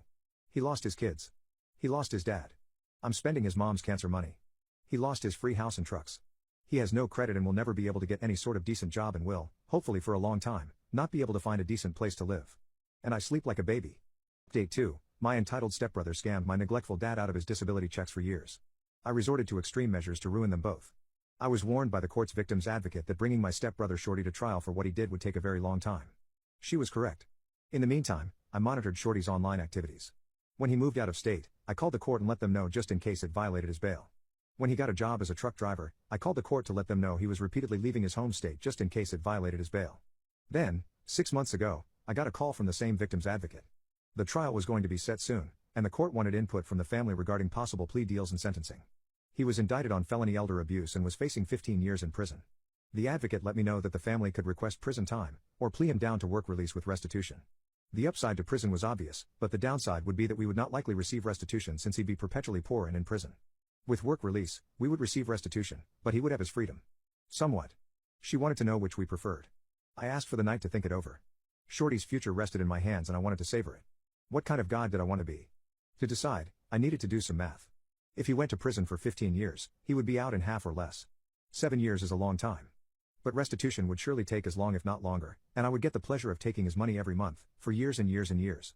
I liked the thought of him working every day, toiling away in crap conditions for crap pay and him knowing that a portion of that day would be for nothing. I loved the thought that I would be the reason for it. So I called the advocate back and told her we would be okay with a plea deal to felony supervised release and restitution. I didn't hear anything further until last week, when the advocate called me again to let me know he'd accepted a deal. He pleaded guilty to felony elder exploitation, first degree. He received 15 years, split and suspended, which means he won't serve any jail time. 2 years will be on felony work supervision where he'll have to call into his parole officer every day and be substance tested almost as frequently. After that, he'll be on regular probation for up to 5 years. The judge will schedule check-ins with him to ensure he's paying restitution and meeting the requirements of his work release and parole. He also has to pay back $130,539.39. He was ordered to pay $300 a month beginning in 2024. My math gamble paid off. It will take him 36 years to pay that back at $300 a month. If he misses a payment, he will go to jail. I will be in his life for decades, taking back from him bit by bit what he stole. I'm 22 years old and just received the news I'm dying. I failed at life and am now leaving behind a 3-year-old daughter. Last week I got the news that I am dying from lung cancer. Turns out smoking since I was 15 and then upping it to 3 packs each day a few years ago was a bad idea. Stupid, I know. I thought it wouldn't come so soon though. It's stage 4 and as of now I have months to live. Please don't feel bad for me. I've done nothing good in life, except have my daughter, who is going to be really sad about losing me. I have no family because I grew up in the foster system and moved out at 18. My daughter's father is in prison for life for roping and unaliving his sister because she owed him substance money. My daughter is only 3. We don't live in a good area, and when I go to work I have to leave her with an elderly neighbor that always gets her name wrong every day. I don't want her to grow up like I did, in that foster care system. I feel like it's the reason why I messed up and did nothing good with my life. Yeah, I know it's not the only reason and my own stupidity caused most of my issues, but if I just had some family or a support system to keep me in check it could have been better. I just want to give her some chance to have a better shot than I did. The thing is I do have an idea for who could take care of her. One of my closest friends is a co-worker at my job, and she's amazing. While I'm at the bottom of the job, she's their prized worker and makes seriously good money. She has a good husband and a kid. I want to ask her if she would be okay with adopting my little girl once I'm gone. But I know it won't go well. The thing is, my co-worker and her family are black, and me and my daughter are white. There is no way I can ask my friend to adopt my daughter and force her to deal with those kinds of issues an adoption like that will bring to her family. But then that just leaves my little girl to grow up like I did, in a crappy system with only a will of about $1,000 to help her and a necklace my mother had that I'm going to give her. I don't know if I should bite the bullet and ask my close friend if she is willing to take my daughter, or just suck it up and try to work as hard as I can to get as much money into my will for my girl. But either way, I failed as a mother. And that is a regret I am literally taking to my grave. I'm 22 years old and just received the news I'm dying. I failed at life and am now leaving behind a 3-year-old daughter. A day after my post I was able to meet up with my friend. And after telling her about my diagnosis, which is something I haven't told anyone at work, I asked her if she was willing to adopt my little girl. She was shocked and tried to comfort me about my upcoming death. But she told me she couldn't give me her answer right then and there. Turns out, she does want a daughter, but something happened in her second pregnancy and caused her pregnancy issues. So she does want to consider adopting, but she first needs to talk to her husband and talk about planning if he agrees. I understood since it was a big change in their family. I said okay, and after we ate she gave me a hug and told me she will miss me. This is embarrassing, but I actually started crying. I also started making the emails. I created an email for my daughter and started pre-recording videos for stuff. It's nowhere near ready, but I already have some ideas and recorded some videos for her birthdays and some big life events like first crushes and prom and first job. Sad to say, but I realized planning it that most of the videos will be don't do what I did. My friend reached out to me a few days ago and said that after having a long talk with her husband they both are considering it. Apparently they do this thing where after talking about a huge change in their lives they'll come to something to agree on and then wait for a while, and if they're still on the same page then it sounds like a good idea. She did tell me that it wasn't a yes though, there are some issues they want to fix first. She said that while they both really like the idea, they barely know anything about my little girl. Her husband and her 6-year-old son haven't even seen her, and while she has seen and heard about her, it's from me. So she told me about a plan they came up with. For the rest of this month I'm going to have to get up 2 hours earlier than normal to drop off my daughter at their house so her husband can watch over her as he works at home. Then I'll go to work with my coworker. This way her husband and son can get to know her. She also said she wants us to celebrate Christmas with them, so that's something to look forward to in the future.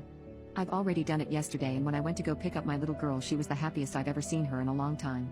My friend's husband said that they went off on the wrong foot in the start. He said she was really scared sometimes and didn't want to play with their son yet, but since it was their first day he thinks she'll get better. We did it again today and he said she mostly watched their son play, but it was already better than yesterday. So that's what's happening right now. I'm scared this will be for nothing, but at the very least now my daughter is getting better at their house for now. So even if they say no in the end she already has some better memories than when she was with me.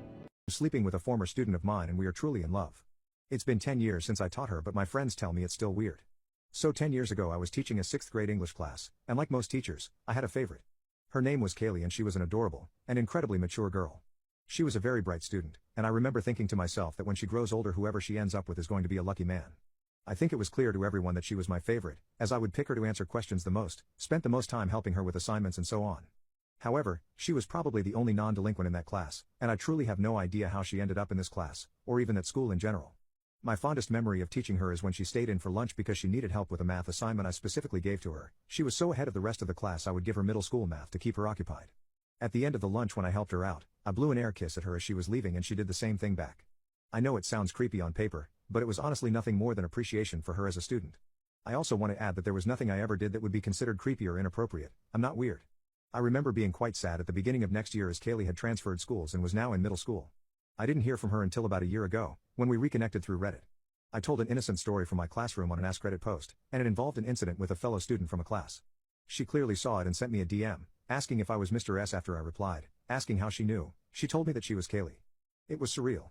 It was by sheer chance that we reconnected, but I'm so glad that we did. We quickly exchanged emails and started talking that way. Reminiscing on old memories and catching up on life, as it had been around 9 years since I taught her and she was now 21 and in junior year of college. She was studying philosophy, and as someone who has read a great swath of philosophical literature, I discussed philosophy with her. We got into a Freud versus Jung debate through email. I honestly had no ill intentions at the start, but at one point I found myself asking if we could continue this debate over coffee sometime. She replied yes enthusiastically. When we met up for coffee, I was in awe at just how mature she had become. She was now a fully fledged woman, 21 years of age and very beautiful, with the brains to match. We got to catching up, and it honestly looked like we were a couple. By the end of our coffee date, I began to suspect that she found me attractive. Before we parted ways, I decided to shoot my shot with her. I'm a single man in his late 30s, and even though she was my previous student, now that she is well past legal age, I truly saw nothing wrong with it. I asked her if she would like to go for dinner with me sometime, and she said yes. The next week we met up for dinner, and long story short, she ended up back at mine and we had intimacy. We went for 3 rounds, and it was honestly the best intimacy of my life. Before I continue, there is something you must know, and that is I did not own her in any way, and there is no way I pressured her into this. Despite being in my late 30s, I exercise a lot, I'm in very good shape, take care of myself, and have been told by many that I am conventionally very attractive. She slept with me on her own will, and there was no power dynamic and coercion involved. Anyway, back to the story. This intimate encounter of ours sparked an intimate relationship. We would see each other once a week or once every 2 weeks, and quickly seeing her became the highlight of my life. I started developing serious and intense feelings after sleeping with her a few times, and I confided this in her, and she said she felt the same. However, she said that we could not be in an official relationship until at the very least she is out of college. So that's where we are at right now. We are exclusive, we do not see other people, but we are not a couple either. She comes over to mine, or I come over to hers roughly once a week. We catch up, watch TV, maybe go out to dinner, and sleep together. She's amazing. But one problem I have is my friend group. I have confided in them about this relationship of mine, and they all seem to be very hesitant about it. They all argue that our age gap, as well as the fact I used to be her teacher, is extremely weird, and some of them have even cut me off because of my relationship with Kaylee. It upsets me a lot, as these are the same people I have supported through thick and thin, and the fact they're willing to turn their back on me really does hurt a lot. My racist teacher keeps forcefully searching my backpack ever since I converted to Islam, so I'm making him quit. I am currently in my sophomore year of high school, and I have this teacher named Mr. D, who I have never got along with, as I feel like he has always had it out for me. I don't know whether it is because of my background or ethnicity, or simply because I'm brown, but it does for sure seem that way. Mr. D has on numerous occasions made offhanded remarks to me. I thought you can't eat pork, isn't your whatever against it? Wait, it's fasting season, is it offensive if I eat in front of you, he said while laughing. I remember another distinct remark of his that really rubbed me the wrong way. Ramadan? Nah, I could never. Instead I choose Ramadan, where I only eat ramen noodles. Bear in mind, he would say all these things despite knowing I am not Muslim. The only reason he knew this is because when he made the pork comment mentioned above, I explained to him that although I'm brown, I don't follow the religion strictly and don't consider myself a devout Muslim. He seemed shocked at this, and actually had the audacity to ask me, aren't you guys a little extreme about your faith? What do your parents think? I did not answer his question and simply told him I do not feel comfortable discussing this matter with him. It's no surprise I did not do well in his class, despite being quite good at math. I reported him after he asked me if I wanted my future wife to wear a hijab, because although I'm not religious, he was interested in knowing if I still held some outdated views. Sadly, nothing ever came of it, and I did not discuss the matter with anyone at all outside of school. Ever since that report of mine, Mr. D has been extremely nasty to me, and his shift in behavior coincidentally came right around the time that I converted to Islam. The reason I converted is because my baby sister was severely ill, and her chances of pulling through were very, very slim. During that time I resorted to faith for comfort. Seeing my sister pull through was a miracle, and although I am just as thankful to the doctors and specialists who took care of her, the whole experience has converted me into a believer of some form of higher power. I now consider myself truly Muslim. When I converted, I kept it on the low, of course, not intentionally, but I had no need to bolster the fact I changed my faith. Well, Mr. D caught wind of the fact I converted through a conversation I had with a friend inside his class. This was my best friend, and so he knew about the conversion, of course, and I happened to make the joke, now that I've converted, the school will go boom. Mr. D was not a fan of that joke at all, and after hearing it, he pulled me out of class to talk to me outside immediately. His first words when outside the classroom were, "I've heard you converted faith." Why? When I told him I did not feel comfortable answering that, he told me if I didn't answer, he was going to have no choice but to report me for making the joke I just made. So I was forced to explain my change in faith to Mr. D. For some reason, that's all he wanted to know. He told me to go back into the classroom and did not question me further. I was baffled as to why he cared about my faith so much. Either way, I didn't think much of it. It's not like he's going to start examining me every day to make sure I don't go Oppenheimer on the school, right? Wrong. Mr. D started checking my bag on random days a few weeks later. First he would be subtle about it. He would stand at my desk and ask me if I had a copy of a certain book in my bag, and regardless of what my answer was, he would ask me to check right now. I did not notice it at the time, but he was definitely looming in to see what was in my bag. However, after finding nothing over and over, Mr. D became more forceful with his approach. I remember him keeping me after school one day to talk about my behavior issues. He stated he had reason to suspect I was a threat and I need to hand my bag over to him so he can examine it. When I refused, he told me he would tell the principal about the joke I made. I made this joke over a full month ago, and he was still dangling it over my head. However, that joke held power. As a Muslim, making a joke in school like that does not bode well for me, and I was willing to do anything not to be reported for it, so I let him search my bag. I let him do this over, and over, and over again. Mr. D spent around 2 months periodically checking my bag, maybe once or twice a week to try to find something. That was enough time for me to have enough. I wanted to embarrass him. This racist piece of crap had to leave. The mental stress of dealing with him was really getting to me. I still did not tell anyone about it, I was simply too embarrassed. So without anyone's help, I made a plan. The plan was heinous, to say the least. I found Mr. D's Facebook and took numerous screenshots of pictures of his head. It's worth noting that Mr. D is a large man, and this part came in handy. I used the pictures of his head I screenshotted, and combined them with photos I found online. The photos were photos of shirtless men with his exact skin tone and body frame. After carefully photoshopping 3 of these images together, I was set to go. It's worth noting that I am good at Photoshop and it's been a hobby of mine since I was in middle school, so I did a good job of it. I did all of this with a cheap and old laptop not registered to me in any way, shape or form and with a blocked VPN to minimize the potential of repercussions. I then published these pictures on a very niche website which is into that kind of thing. I then wrote the link of the URL of the images onto a few pieces of paper all while wearing gloves and placed them in peculiar areas around school. Changing rooms, underneath stalls, anywhere where cameras were not seen. I waited for students to stumble onto them and do my work for me. It took a few weeks for anyone to notice, but notice they did. The next thing Mr. D knew was deepfakes of him without a shirt were being shared across the entire school, and he was scrambling around looking for a perpetrator. He has threatened to report these images to the police as they are fakes, but he has not been in school for the last few days. He doesn't even suspect me. I'm thinking he just quit instead of dealing with the hassle of it all. But I'm not sure, maybe when I update next I'll be in custody, who knows. My racist teacher keeps forcefully searching my backpack ever since I converted to Islam, so I'm making him quit.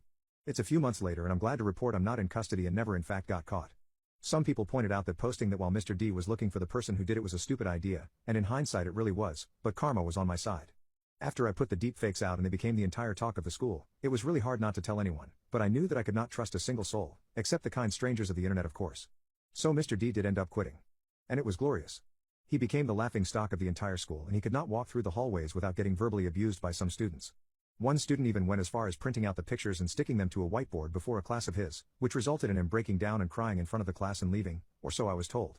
People would email him these pictures. A student even found his home address and started mailing the pictures to him. Instagram accounts were made centered around Mr. D and the memes made of him were phenomenal. Fellow teachers made a big deal about this, and they were understandably very frustrated with whoever had done this, and a lot of time and effort went into trying to uncover the mystery of who was behind these fakes. The police did not end up getting involved despite the heads of staff constantly telling us that they would. Ultimately, in the end Mr. D has quit, and now in school even any mention of what happened to him or any jokes about are punishable by suspension. Throughout this whole ordeal, he never even bothered to search my backpack once. What's the most disturbing and jaw-dropping true crime case ever? The greatest serial killer from Brazil, Pedrinho Matador, allegedly unalived more than 100 people, 47 of them while in jail. One of them was his own father, who was also arrested for unaliving his mother. He also feasted on his father's heart at the occasion. Once, he was in the cell with another convict, famous for roping his cellmate. Pedrinho, afraid of being roped, unalived the guy on the first day. He's a free man now, and he has a YouTube channel.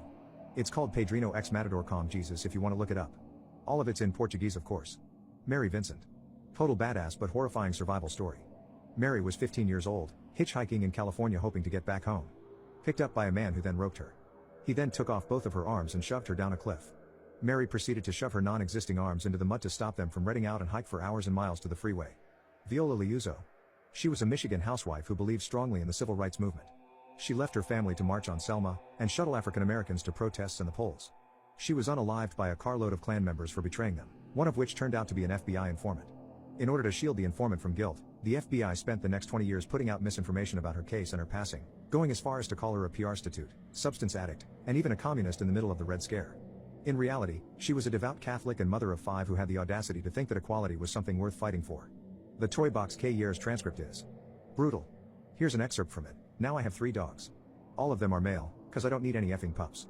One of them is a very large German Shepherd that is always atrony, and he loves it when I bring him in the house to F a woman I have doctored. My sister invited my ex-fiancé and his affair partner to her wedding. He roped me, cheated on me and left me homeless. I was with my abusive ex-fiancé for over 12 years. Over the 12 years, he had greatly traumatized me. He was a diagnosed narcissist. He threw hot water at me, laid hands on me a few times, emotionally manipulated me, gaslighted me whenever I suspected infidelity, and always tried his best to convince me to leave my family behind and start a life with him and him alone.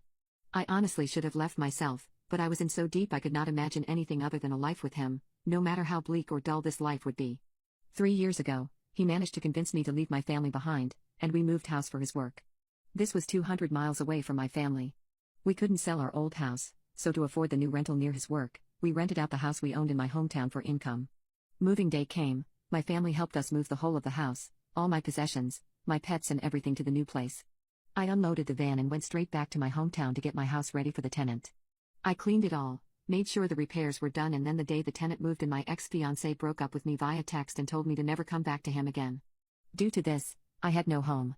He banned me from the new rental. A tenant was now in the home I owned. My pets and belongings were gone. I was heartbroken and distraught. I later found out he had been cheating on me for a while with a friend he told me he sees as a sister. This girl was always over our house. I thought she was my friend too. This was his cowardly plan to get the move sorted and house rented and break up from afar so he could live with her. After being distanced and the initial heartbreak worked through, I began to only now realize how abusive he had been. I had let a lot slide. The physical abuse was just the tip of the iceberg. You see, he had been diagnosed with a condition that meant he could die at any moment. So anything abusive he did, I excused or didn't make a fuss of. He would use his diagnosis when it was convenient to get his way. He would throw things at me because it made him laugh. Anything we did was his choice. He wouldn't let me have friends over either and wanted all of my attention to be diverted to him and only him. He would enjoy seeing me cry. To get this reaction he would often play the music he had picked for his funeral. If I was ever sick he'd be angry with me. He would make fun of my weight every day, jabbing me in the sides until I got so skinny he would jab my ribs, then when it got to that point he'd jab my ribs and tell me to gain weight. He would do this in public too. He would grab any part of my body whenever he pleased no matter how much I asked him to stop. Towards the end of the relationship there were times when intimacy was incredibly painful. I would cry and ask him to stop. He didn't. After the breakup I asked him why he did this. He said he got carried away. The part that truly hurt the most was that my sister knows all of this. I confided in her a while after the breakup, but she had zero sympathy. When I told her about the intimate assault she said, "Why would you try to ruin a good man's name?" She didn't believe me and told me she was still in contact with my ex and he had told her the truth about it all, and according to him I was the abusive one. After that we didn't speak for a while. Then a little while later, she broke up with her fiancé. Immediately after this, she behaved as if she understood me and sympathized with what had happened. She also said she no longer had contact with my ex. We started speaking again and became close. She then got back with her also abusive fiancé. This guy has been violent towards her, thrown her out the house multiple times, takes substances too and steals from her. He's put cameras in their house so he could see if she had people over. My family has tried their best to help her. We each have given her a place to go to build her life again, but she has gone back to him each time. And this time they are planning a wedding and are now pregnant.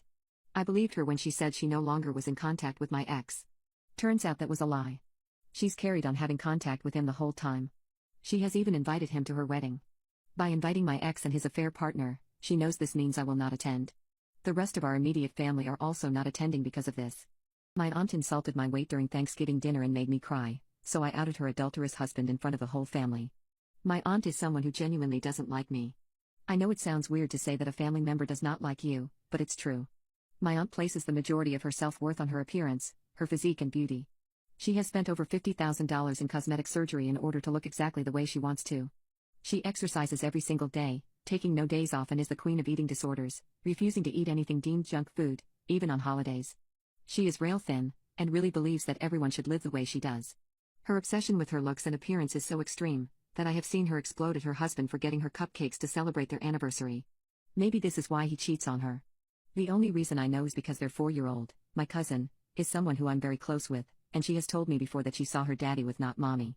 I have kept this a secret however, I don't feel like I shall be the one to blow up a marriage. Besides, the man's marriage is miserable, if the affair comes out he won't be too devastated. I think my aunt is just deeply insecure, and that's why she pushes this lifestyle onto others, especially me. You see, I'm a tomboy of sorts, I don't place much attention on my looks, I don't care for expensive clothes and makeup the way she does, and I am sort of chubby. Nothing major which affects my health, but I can admit that I have a tummy. However, my health is completely fine, and I do exercise, I just enjoy food way too much, and the trade-off for me of having a little belly but enjoying food the way I want to is without a doubt worth it. Well, my aunt does not see it this way. She thinks I'm not elegant and feminine enough, believes that I should be thinner like a woman should be, and insists I wear more makeup, as well as get more manicures and pedicures. It's a nightmare to deal with honestly. It's especially frustrating when the holidays come around, and this is for 2 reasons. 1. She always has to comment about my weight, and no amount of my parents telling her to cut it out will make her stop badgering me about the fact that I'm a tomboy. The second reason is that her gifts are about as insensitive as I can think of. I don't remember the last time that she got me something that was not a makeup set, some sort of diet or healthy recipes book, or anything along those lines. It really does annoy me, but it's almost a weird tradition at this point. Well, this Thanksgiving was when she had really crossed the line. Recently, I was diagnosed with diabetes and this has completely changed my life around. I can no longer enjoy the foods I would like to as much as I want to, have to constantly cater my life around being diabetic, and have even slumped into a somewhat depression because of this. Thankfully, my parents have been amazing throughout this, they are really supporting me in every way they can. We all knew that this Thanksgiving was going to be quite tense with my aunt there. She was definitely going to comment on the fact that I'm not having dessert, and that is when I would have to ultimately tell her what has happened. Due to this, My parents decided to try get ahead of the curve, and tell her themselves with my blessing to do so. The day before Thanksgiving they drove down without me, and when they came home they told me that my aunt seemed receptive to this news, and did not make a big deal of it. This really surprised me, and I almost actually believed her. When Thanksgiving came around the next day, we all gathered at our house to celebrate. The dinner went without a hitch for the most part. My aunt did not make any comments about me. She did talk about herself a lot, which is expected. However, she is an egomaniac. Apparently she got another plastic operation done. Since the last time I saw her, which was just 3 months ago. Everything was fine until we had dessert after dinner. My aunt simply couldn't help herself. Her and I were the only people not eating dessert, and she looked at me and told me, "All the years of eating like crap caught up to you, huh? I told you this was going to happen, bet you regret it now." Now, I'm not one to cry, especially in front of my family, but this day was a reminder that my life was never really going to be the same, and so I was already feeling quite down. Add to that, my aunt's awful comment about it made me break down and cry. My parents shot up and asked her what was that all about. They told her not to do this and she just can't ever listen and not comment about her weight. She tried to defend herself saying, "I mean, I'm not wrong." This caused my dad to explode even more and tell her to get out.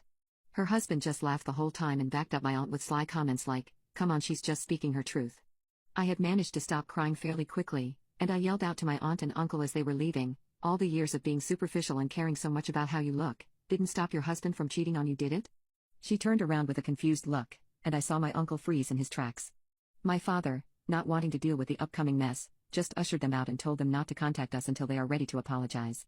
My aunt insulted my weight during Thanksgiving dinner and made me cry, so I outed her adulterous husband in front of the whole family.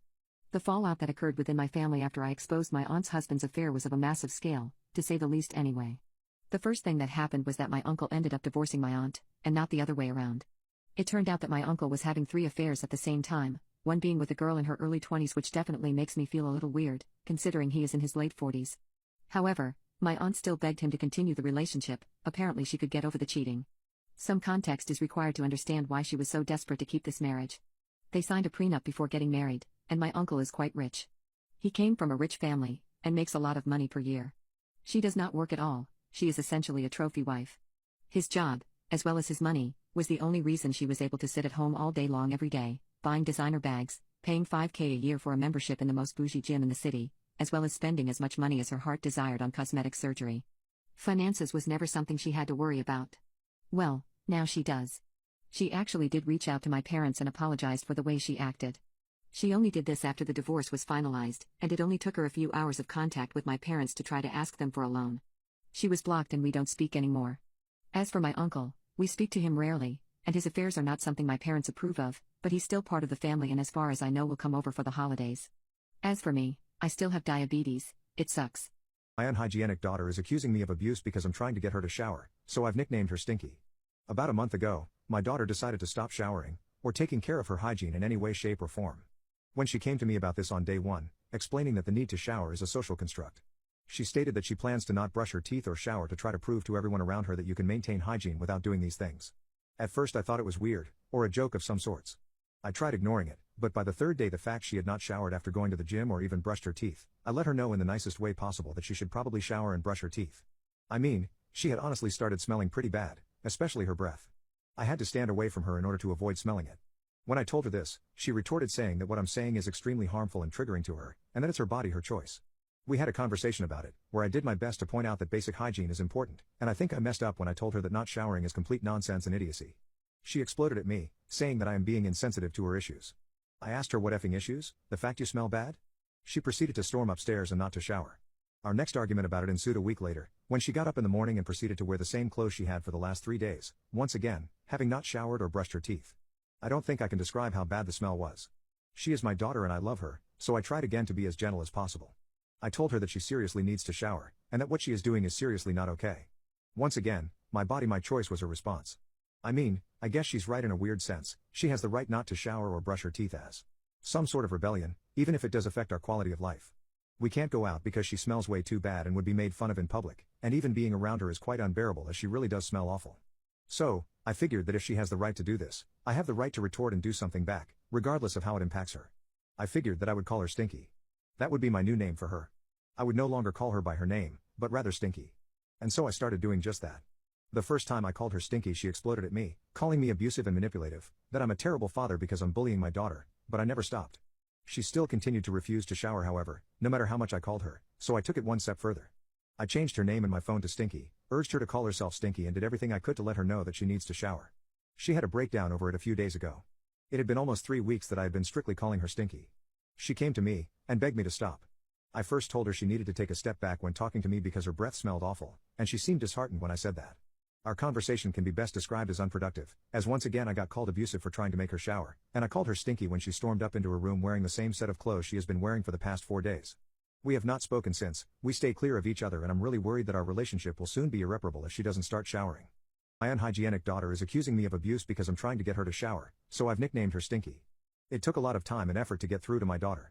The first thing I did was I stopped calling her Stinky, as I came to the conclusion that this was probably pretty harmful for her, and if anything it made her want to not shower even more, as it was now also a form of personal rebellion for her. I remember opening up a conversation with her by telling her that I am genuinely worried for her. This was my first true attempt in the month and a half since she stopped showering at having a heart-to-heart conversation with her. I have tried talking to her before about this, but it was always in a sarcastic, or angry, or put my foot down kind of tone. I realized after a while this was not working, and so I took a different approach this time. I opened the talk up by telling her that I really care for her.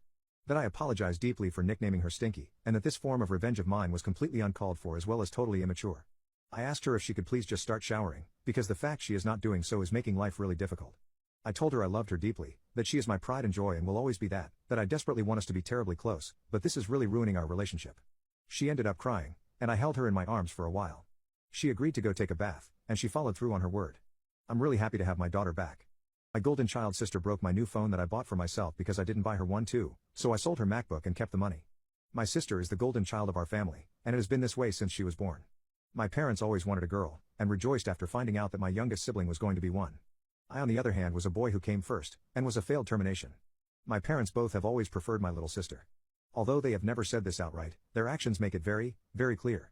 I am currently 16 and my sister is 14, and my parents have already bought her a car and my dad is teaching her how to drive. As early as I can remember, my sister's achievements and special occasions were always more celebrated. She got presents on my birthday, she got to choose the cake on my birthdays, she got to pick all the family events we did. If we ever went to the movies as a family, like we did one year for my birthday, my sister got to pick the movie. I remember that day very well. Avengers Endgame had just come out, and it was all the rave at the time. I was 12 at the time, and desperately wanted to see it. However, my sister objected and wanted to go watch the Lego movie. After some back and forth, which was really just my parents telling me to be the bigger person and let her have her way, we ended up going and watching the Lego movie. One thing that hurt a lot was how much my sister relished in the favoritism of my parents, and used whatever chance she could to wrong me and let me know that our parents would always have her side. Things like her snitching on me for things I didn't do only for me to get in trouble were common. I gave up hope that they would change 2 years ago, when my parents went to a museum with my sister instead of attending my middle school graduation.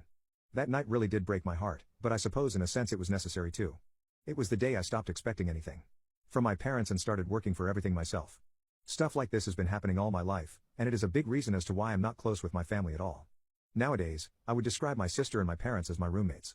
A main issue that I currently have is my sister's behavior. The years of getting spoiled and treated like a princess by my parents have led to her becoming unbelievably entitled.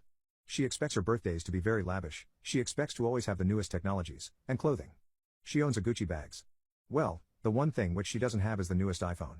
That is something I have, or rather had I should say. You see, I've been working a part-time job for the last year and a half and have been saving as much as I can.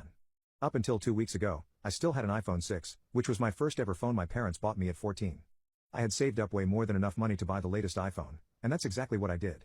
I remember coming home from the shop, new phone box in hand, very excited for my new purchase. I managed to use it for about a day uninterrupted, when I heard my sister complaining about me having it.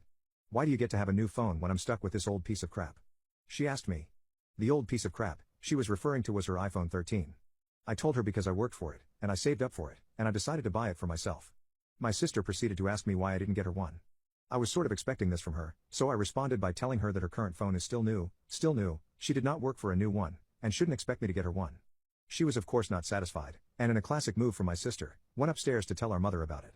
I knew what was about to happen, and I mentally prepared myself for the argument that was about to ensue. My mother came down a minute later asking me why didn't I buy my sister a new phone, and I proceeded to tell her the same thing I told my sister. She was not happy, and told me that family buys things for each other. I then asked her if that's the case why did she get my sister a car at 13 and despite me being 16 I still haven't received one, and she said it's because my sister doesn't have a job. I called bullcrap then and there and told my mother I am sick of the blatant favoritism that occurs in this house every single day. That I'm tired of my sister being treated like royalty while I'm treated like a peasant, and if they actually expect me to spend my hard-earned money on a new phone for my sister, they must be insane. My sister and my mother ganged up on me, demanding I buy her a new phone, and the argument ended with me heading out of the house to go for a walk. I came back a few hours later, only to be greeted with another argument, this time from my dad about how I should get my sister a new phone. I did not engage in it, however, and went upstairs to sleep. For the next week, I was constantly berated into buying my sister a new phone, and each time I refused, my sister especially, got more and more angry. She even screamed at me once, a literal scream, that I better buy her the new phone. She even threatened to break my phone or throw it at a wall unless I bought her a new one, but these threats of her I took as empty as I figured there was no way she would actually go through with it. Well, 6 days ago or so I woke up to my phone not at my bedside, as well as a smashing noise downstairs. I knew it was only my sister and I in the house, both of my parents had worked despite it being the weekend. I went down to see what the noise was about and there I saw my sister. My phone was on the table, getting repeatedly hit with a hammer. By the time I saw it, it was already totally destroyed beyond repair, and when my sister saw me she laughed and said, "Oops, that was an accident. Maybe you should have bought me a phone after all." I looked at her in pure disappointment, and told her I no longer see her as my sister, and proceeded to pick up what was left of my phone and go upstairs with it. I tried my best to turn it on but it was in vain. She had totally destroyed it.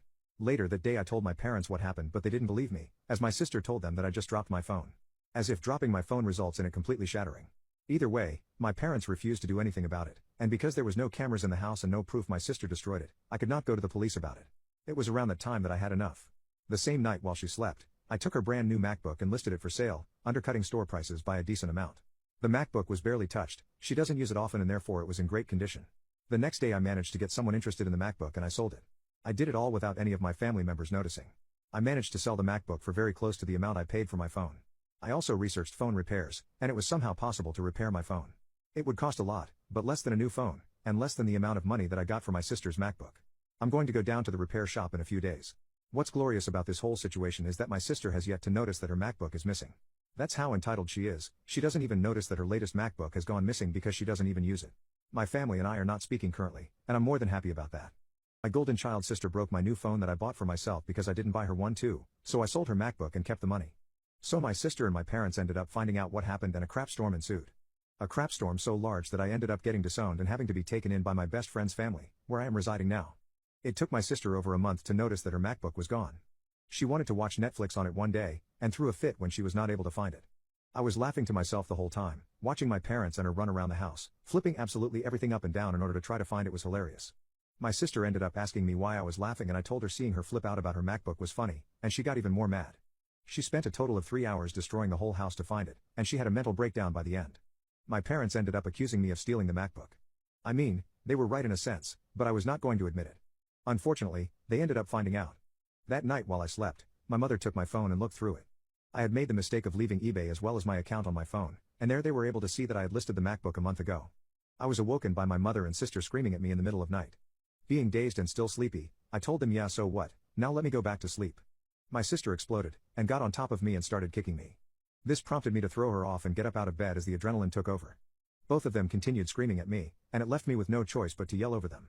I told them that what I did was not different to what she had done. If anything, it was not the same as I did not sell her MacBook out of jealousy. My sister still denied ever breaking my phone and my mother took her side, asking me if I was still on about that. I told her yes, and then told her that I hate living in this madhouse with them. My father was working a night shift on this specific day so he was nowhere to be found in the house.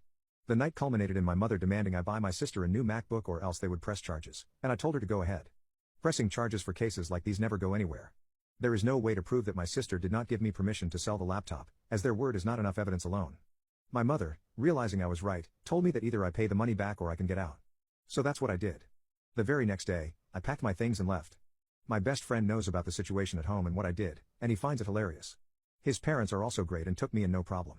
I've been living here a week now and I'm helping with chores as well as a small fraction of rent, and I've not heard from my parents or sister since the day I left. My racist mother-in-law poisoned me and unalived my baby. My husband sided with her, so I'm pressing charges. My husband's mom has never approved of me. This is because I am Filipino, and the first time I met her, she told my husband that Filipinos are maids only. At the beginning my husband defended me from the countless racial slanders that his mother threw. He even threatened to cut ties with her because she spent 3 months stalking me trying to prove I was having an affair even if she had no basis for such claims.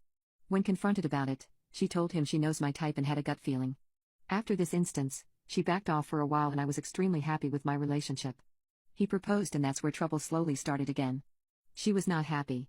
My sister-in-law told me that my mother-in-law didn't expect us to last this long because she expected my husband to come to his senses about Filipinos. She tried to jeopardize our wedding by telling us that there was a typo in our invitation card and gave them the wrong date. This was the first time in a while where my husband sided with her again. He waved this action of hers off, saying that his mom's actions are nothing personal and she is just scared to give him away. Apparently, I should understand where she is coming from because she grew up in a very traditional home. That should have been my first red flag. But I was so in love with him that I ignored it. My mother-in-law has been a nightmare to me since we got married, and has returned to her racist old ways, doing everything she can to sabotage my relationship with my husband. She told my husband that he suspected that our baby was not his, and he forced me to get a paternity test to prove to him I never cheated. I don't know why he did it. I guess I just believed that he was eventually going to put his foot down in regards to his mother. This is the biggest regret of my life, as there indeed came a day when my mother-in-law ruined my life, and there was nothing my husband did about it. I was 8 months pregnant a month ago. My husband insisted on going to my mother-in-law's house for a family reunion. I didn't want to, but neither him nor his mother would take no as an answer. Most of the dinner was fine, there was no rude comments or racist remarks, and I was having a good time. But then halfway through the dinner, I started feeling very weird and lightheaded. I told my husband about it but he waved me off, told me to go up to his old room and lay down for a minute. I said this was different, that I felt genuinely ill in a very bad way and we should go to the hospital just in case. His mom butted in and told me not to ruin their dinner, just shut up and go upstairs. I gave my husband a look and said, "You really gonna let her talk to me like that?" He just shrugged and told me to calm down. I did not go up. I knew something was wrong. I called my dad to get him to bring me to the hospital. I felt like I was floating, my body felt numb and I wanted to puke. I felt like fainting. My dad arrived and I left without letting them know. I don't know how else to say this, but my baby's heartbeat stopped. I was told the chances at this point of pregnancy was low. But it happened. I was Dr. Get and also had alcohol in my system. But I didn't drink any since I was pregnant and I don't do substances. My sister-in-law admitted she saw that mother-in-law added stuff into my drinks and food later on. My husband refused to believe that and sided with mother-in-law, saying I must have taken something accidentally. Sister-in-law told him what mother-in-law did but he still doesn't believe it. I reported it to the police, with my sister-in-law as my witness. I pressed charges, I will not stop till she's behind bars. My racist mother-in-law poisoned me and unalived my baby, my husband sided with her, so I'm pressing charges. It's been the most horrible and excruciating months of my life and it's finally almost over.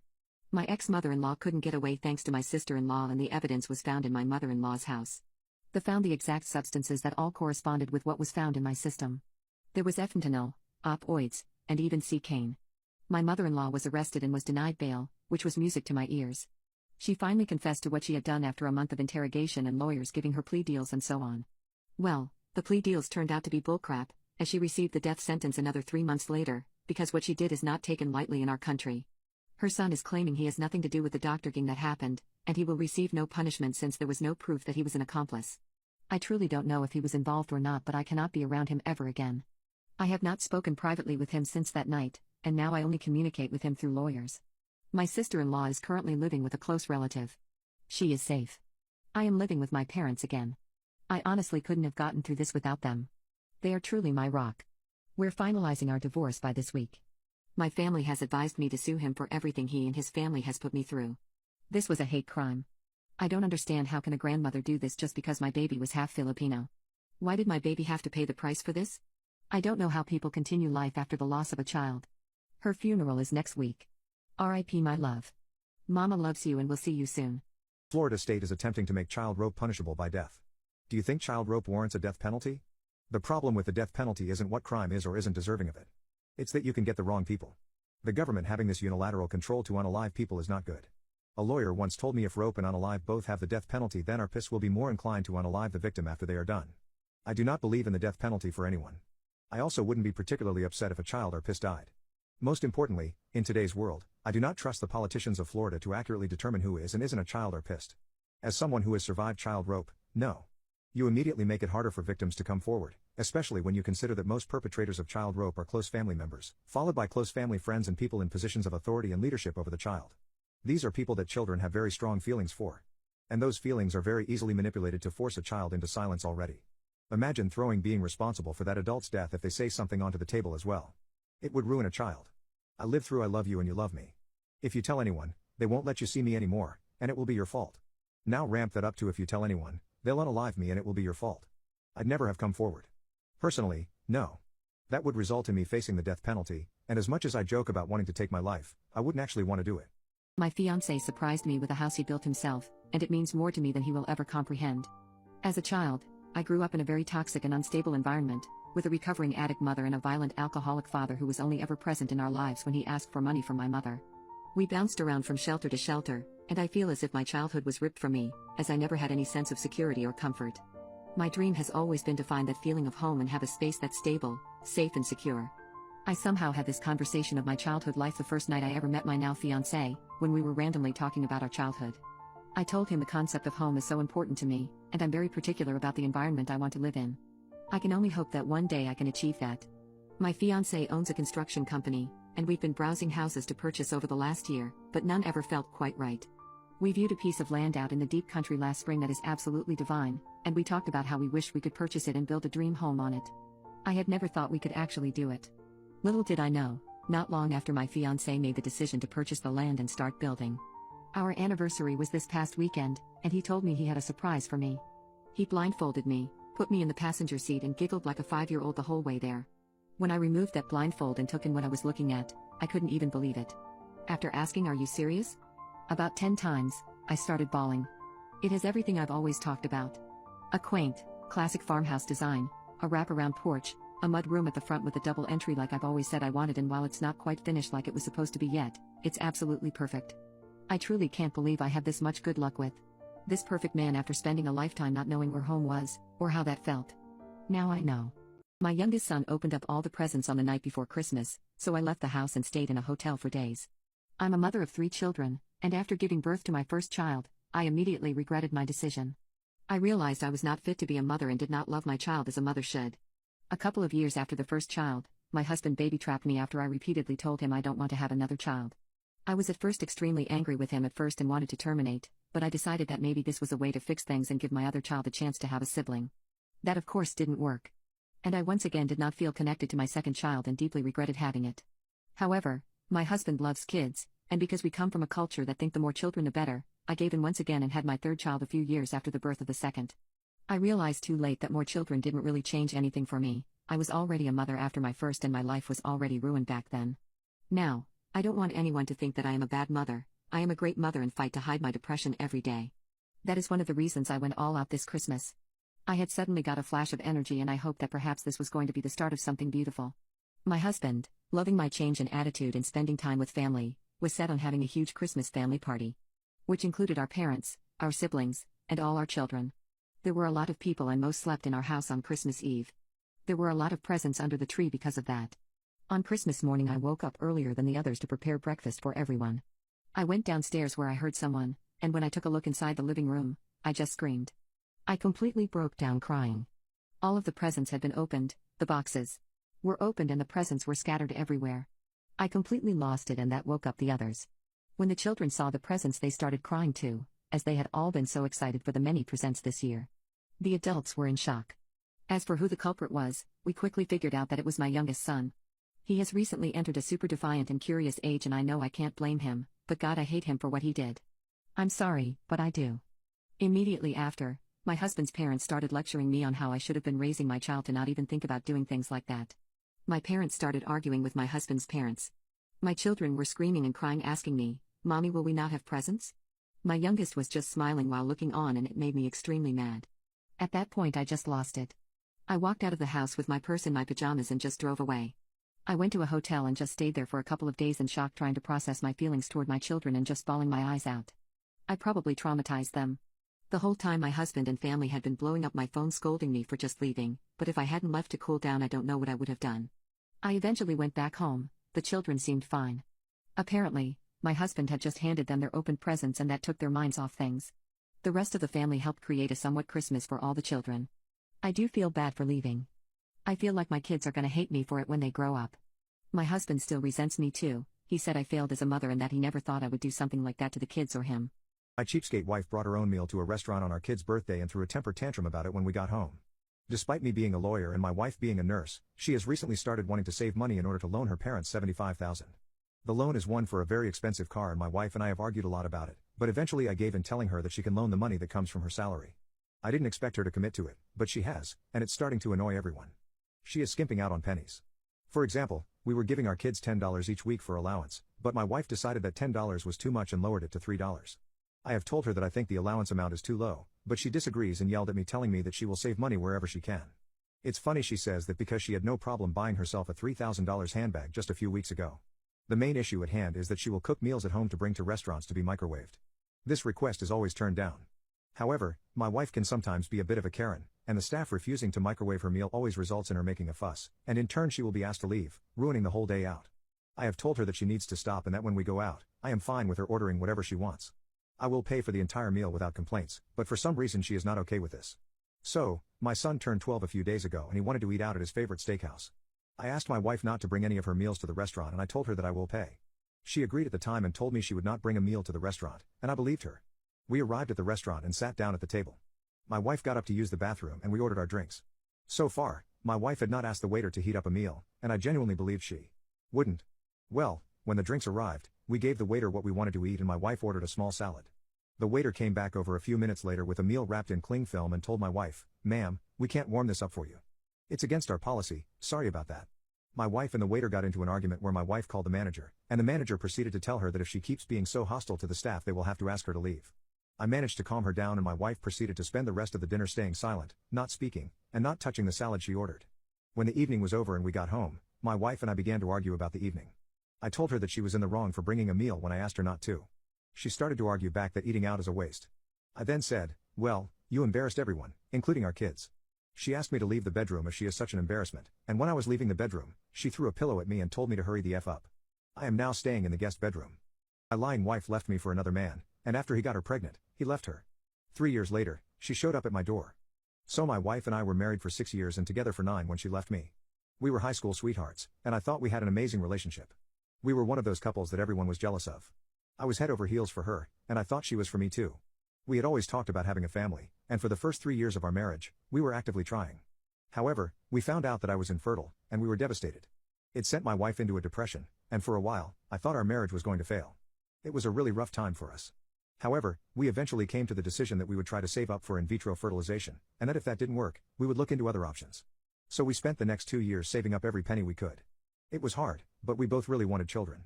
I thought we were doing really well, and I thought that our marriage was stronger than ever.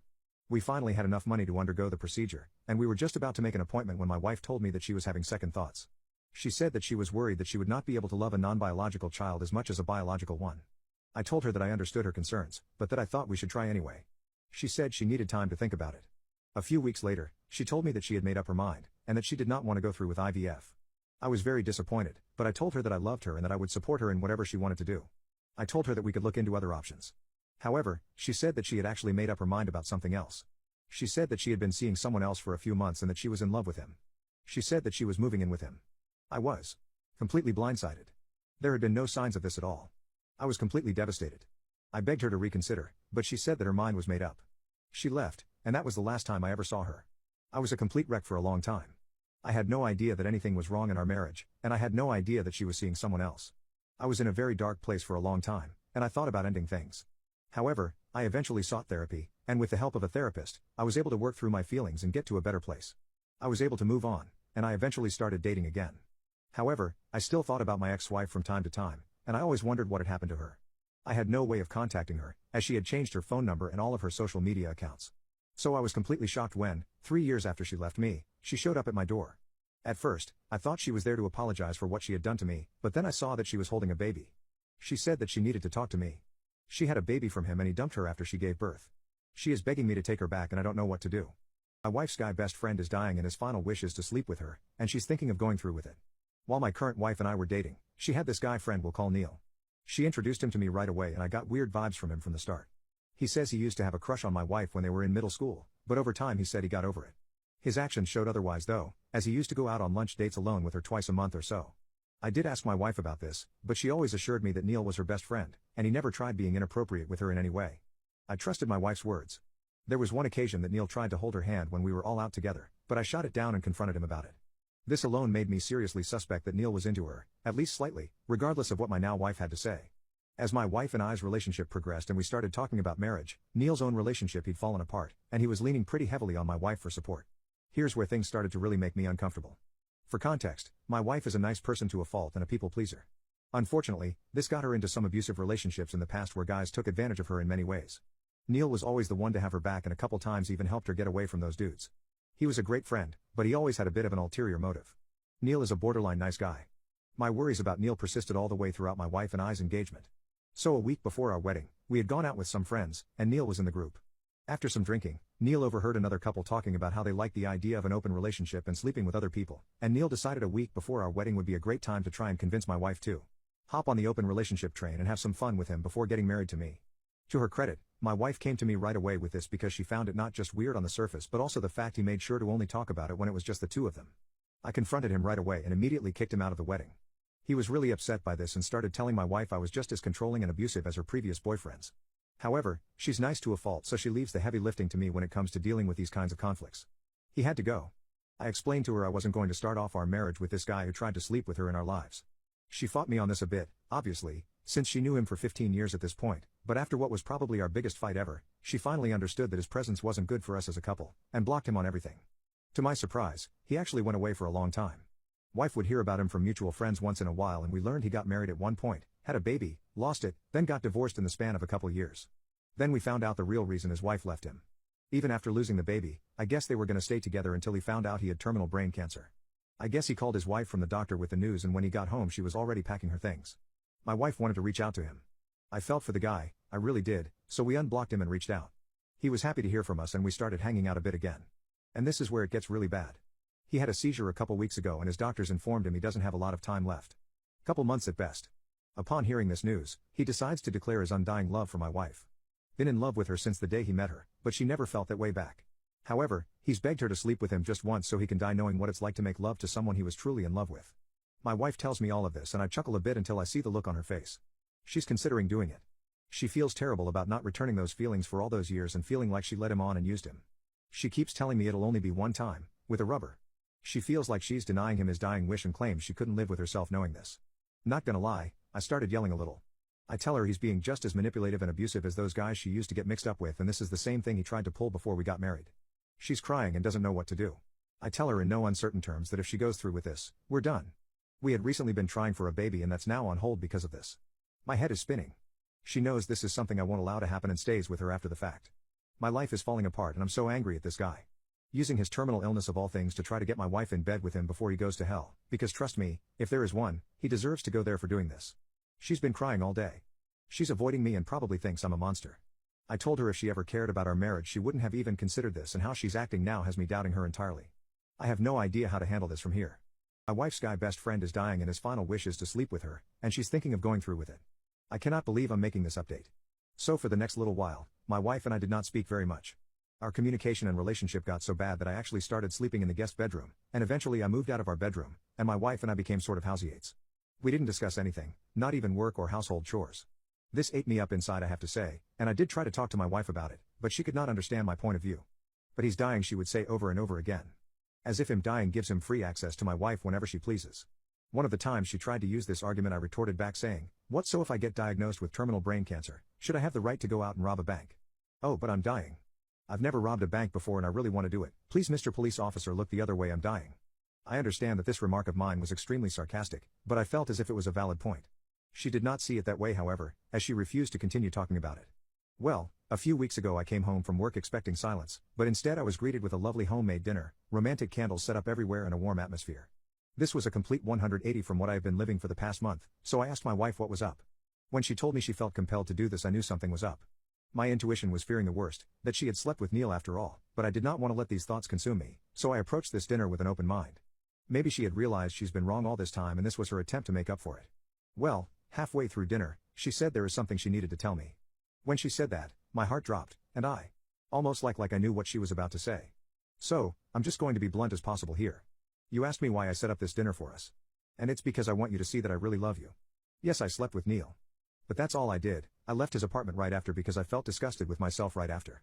You're the love of my life and I want you and only you. I sat there shell-shocked, in disbelief at what I just heard. She actually went through with it, and the only thing I could do was respond, "Please say you're joking," and she shook her head. In that moment I got up from the table and started packing my bags, refusing to speak to her. I knew I was done. She tried to stop me, she begged for forgiveness, and she even tried to barricade the door by trying to nail a wooden plank from our shed to it, but there was nothing she could do to stop me from leaving. I have started the divorce process and I've been living with my parents for the past 3 weeks and I'm looking for a place of my own. My girlfriend has been acting extremely racist to my best friend's wife and even punched her. I don't know how to handle the situation. My best friend is someone who doesn't share anything about his life. This also applied when he started dating his now wife. I didn't even know they were dating until they had officially become a couple and I hadn't met her until after their 1-year anniversary. My best friend asked me to not tell my girlfriend about his because my girlfriend is pretty talkative and would have told others, which is something he did not want. My best friend's girlfriend was Congo, and my girlfriend is also known for making some crude jokes and he told me this. And so I never told my girlfriend about my best friend's girlfriend. Well, about 3 years ago my best friend posted his 3-year anniversary with his girlfriend. All of our friends were shocked as none of them, except me, knew he was seeing anyone. My girlfriend got upset with me for knowing this information and keeping it a secret from her. We had a fight but resolved it. I've suggested double dates since but she has never been interested. She didn't even come to my best friend's wedding because of this. Fast forward to now. My best friend lives abroad and he invited our entire friend group, including my wife, to come over for a holiday. Everyone was excited and agreed to go. So while at the house, I got really sick from the food we had at the airport. I had stomachaches and the worst headache humanly possible. My best friend's wife is one of those herbal medicine people. So she made me some tea and did some trick with pulling my hair to relieve the headache which worked instantly.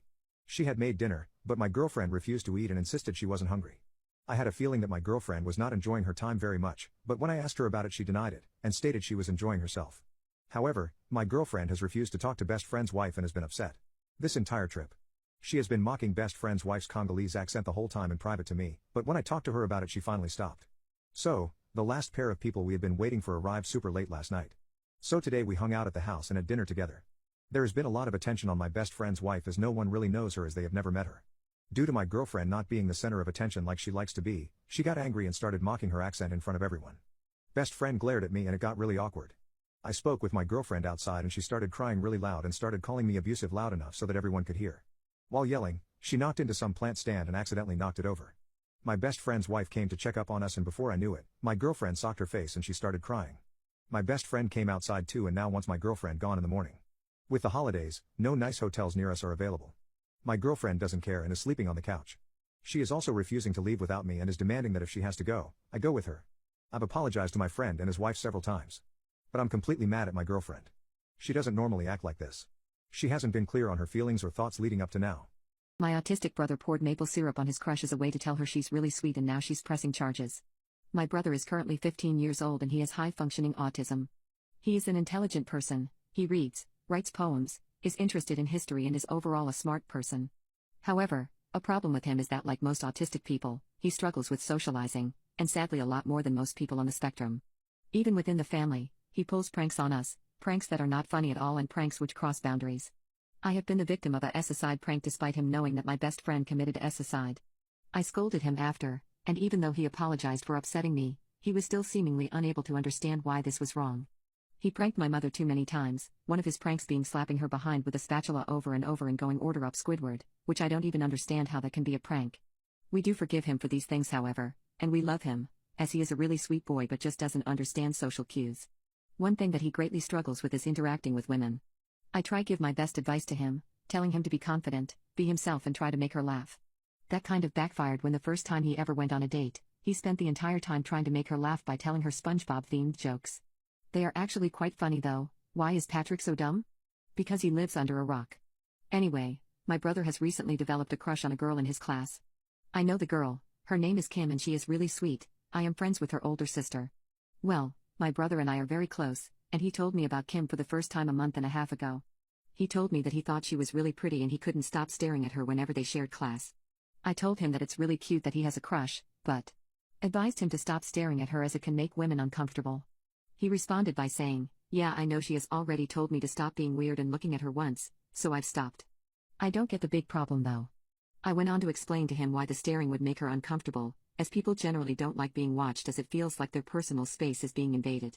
He responded, "I'm not invading her personal space.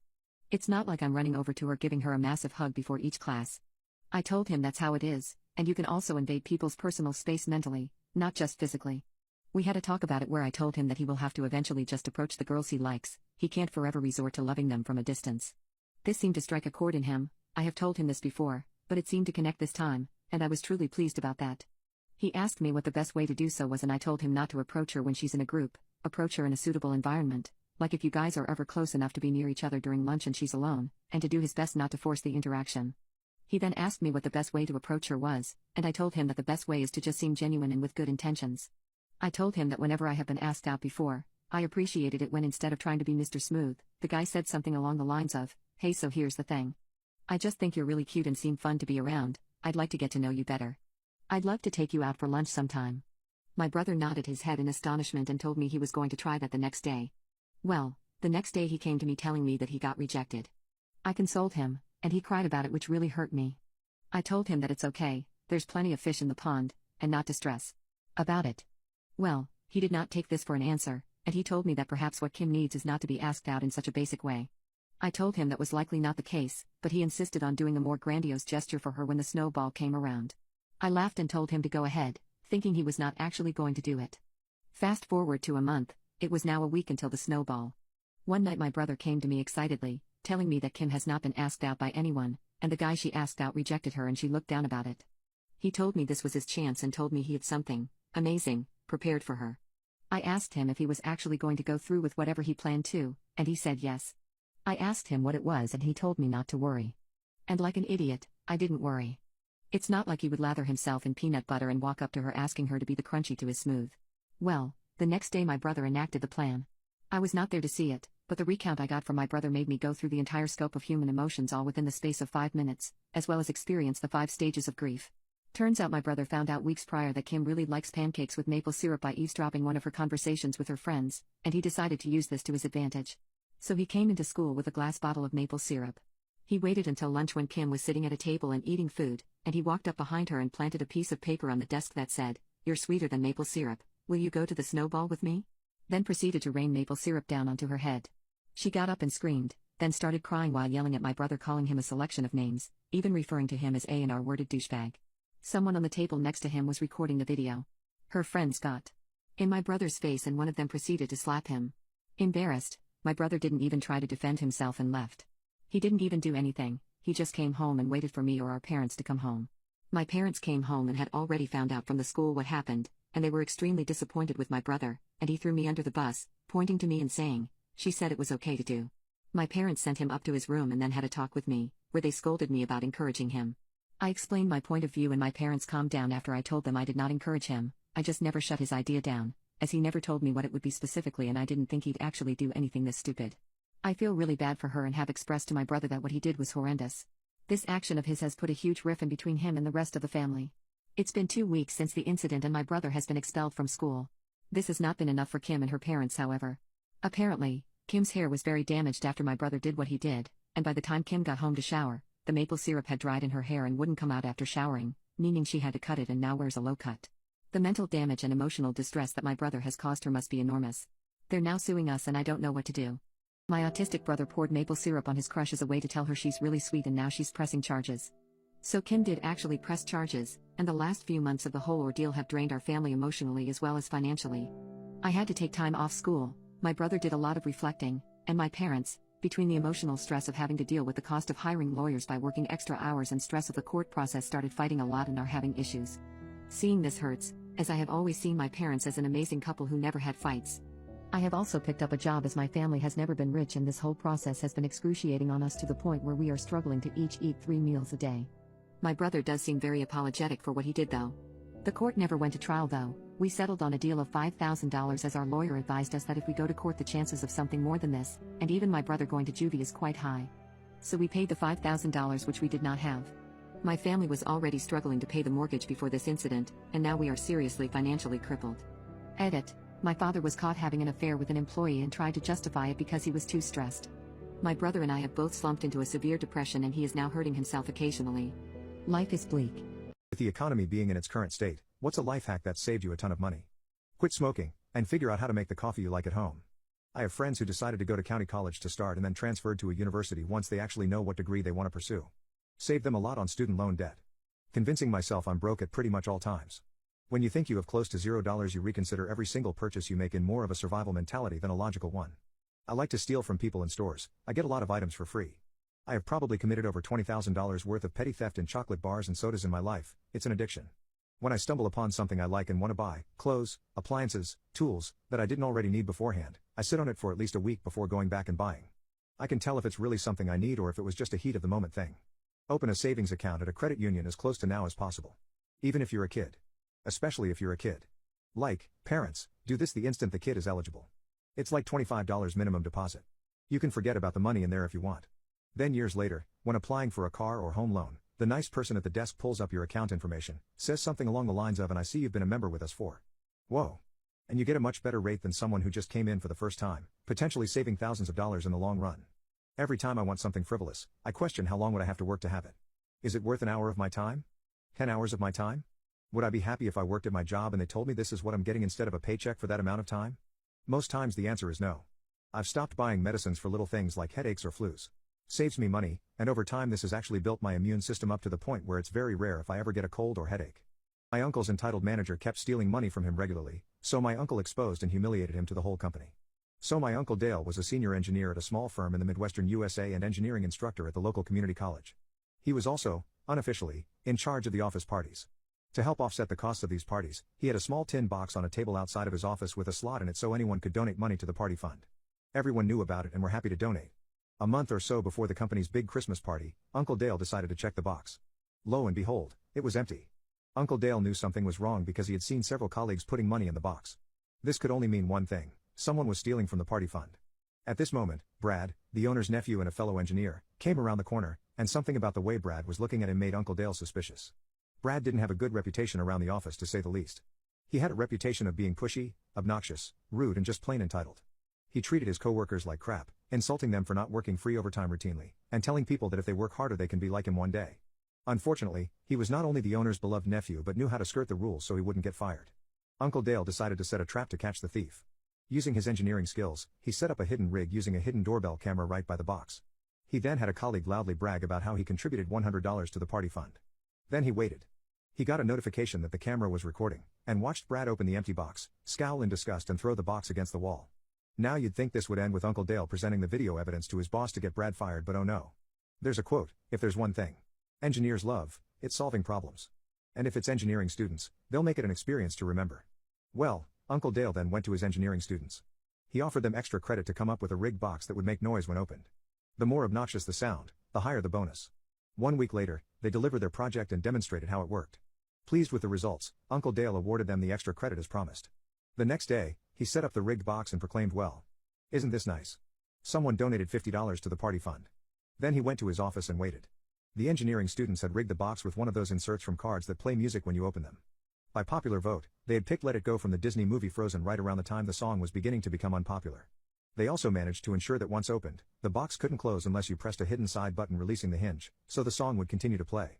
For extra funsies, they made sure to angle the insert for maximum volume and secured it down with industrial strength glue. Sure enough, everyone in the office heard "Let It Go" belting the hated song and Brad's frustrated grunts while trying to close the box. One of those attracted by the sound was Brad's uncle. Finally, Brad chucked the box at the wall, managing to put a good-sized dent in it. The uncle then summoned Brad to his office. 15 minutes later, Brad left with a cardboard box and cleared out his desk, along with a note in his file: "Do not rehire. Do not recommend." So his engineering career was over. That Christmas, Uncle Dale had a little video prepared to show at the party. The doorbell camera had caught Brad's attempt to steal from the box, all to the tune of "Let It Go." My entitled and disabled sister has been making my life hell for 2 decades, and my fiancé gave her a brutal reality check. My sister was born as a miracle baby, and she has revolved her entire personality around this. I am older than her by 2 years, and when we were little my parents used to cater towards her much more. Even when she was a baby, I remember her being paid more attention to, her cries were favored more, we would both be fed the food she wanted to have, things like that. This got even worse when she was diagnosed with autism at 6 years old. She could now break things, yell at me or scream, telling me to F off, and use her autism as an excuse. She did plenty of this. She broke a Wii I had when she was 13, and blamed it on her autism. My parents told me to be more understanding of her struggles. Now that she is 22, she still tries to excuse any of her behaviors onto her autism, but simultaneously plays the role of a grateful saint who is a miracle and values the fragility of life. In reality, this is not the case at all. I have always tried to be part of my sister's life, even as little girls I tried to play with her all the time, but she never took any interest in forming a bond with me. This hurt me a lot at the time. Whenever I approached her with an idea for us to do together, whether I was suggesting we play with dolls together when we were 5, or whether I approached her asking to go to the cinema when we were 15, I would be shot down. My parents tried to make amends when I first moved out, but it was too late in my opinion. The damage was done and I am not very close with them. However, my relationship with my sister is something I am still mourning every day. I have friends who are super close with their siblings, and it's something I always longed for, but never got. We rarely speak, but whenever we do, I am the one to reach out and check in. I went low contact with 3 years ago. She cheated on my boyfriend at the time and showed no remorse for it, even proceeding to start dating him. He ended up cheating on her, and she was somehow mad at me for this. You may wonder why I still reach out to her, and I suppose it's because I am still hoping that she will wake up one day and change. Well, my fiancé and I got engaged very recently, just a few weeks ago. I did not tell my parents. I am in low contact with them. I did not tell my sister either. Well, last week my parents reached out to me, absolutely furious that I never informed them of my engagement. I told them that the years of borderline abuse they put me through is what warrants this treatment from her. We went back and forth, and my mother, being very good at playing the victim card, managed to guilt-trip me into coming over with my fiancé for dinner. They have never even met him before. He's a tall and stoic man, who loves me dearly, and I see him as home. He was a big reason I went. I feel very safe with him. I discussed this with him, and although he was opposed to the idea at first, he gave in eventually. So the dinner happened earlier today, and I have never felt a sweeter sense of satisfaction than I did earlier today. My fiancé and I arrived at the dinner, and to no surprise my sister was there. I knew she would be. She lives with our parents, doesn't work a job, never has, doesn't go to school, and is currently dating some guy who seems equally as unmotivated in life as her. The atmosphere was very tense, I have to say. I tried my best to engage in conversation with my sister, but she was so uninterested to talk to me that it was painfully obvious. So much so, that my fiancé pulled me aside and told me not to bother to talk to her. Of course, my sister spent the majority of the time talking about herself, how great her life is, how her boyfriend is so amazing, even though he spent a portion of the evening checking me out, and when it was time for dessert she pulled the most egocentric move I've ever seen. UOP until this point would have said this dinner was a positive experience, considering none of my family had deeply upset me yet. My sister stood up and said, "I'd like to make a toast." She proceeded to say, to my sister, "I am unbelievably excited for you and your engagement. This is a huge step in this short but long journey of life. A life we should all cherish. Some of us may be different, life may be different for some of us, and we each have our own struggles which we sometimes cannot control, but life is precious. Heck, I almost died at birth. I'm thankful to be here, so should everyone." My parents started clapping, but I started crying. Before I could even say anything, my fiancé, who my parents have never met before, stood up and spoke up. You know, Brittany, really bold of you to say that life is precious and we should cherish it, when in reality you are wasting your life. Look at you, you're pathetic, your sister will literally be a doctor one day. My parents tried to shush him, but he kept going. Don't tell me to be quiet. Your sister will be a doctor. You got expelled out of high school for bullying an old teacher and making fun of her husband's death. You have achieved nothing, and until you change your ways you will never achieve anything. Stop using autism or your miracle birth as an excuse to be a crappy person, because that's what you are. My boyfriend then asked me if I'd like to leave in front of my sister and parents, and I nodded. And so we left. My parents have reached out to me telling me that my husband needs to apologize to my sister because she has spent all day crying after we left. Of course, my husband has said no, and I told her the same thing. My sister has not reached out.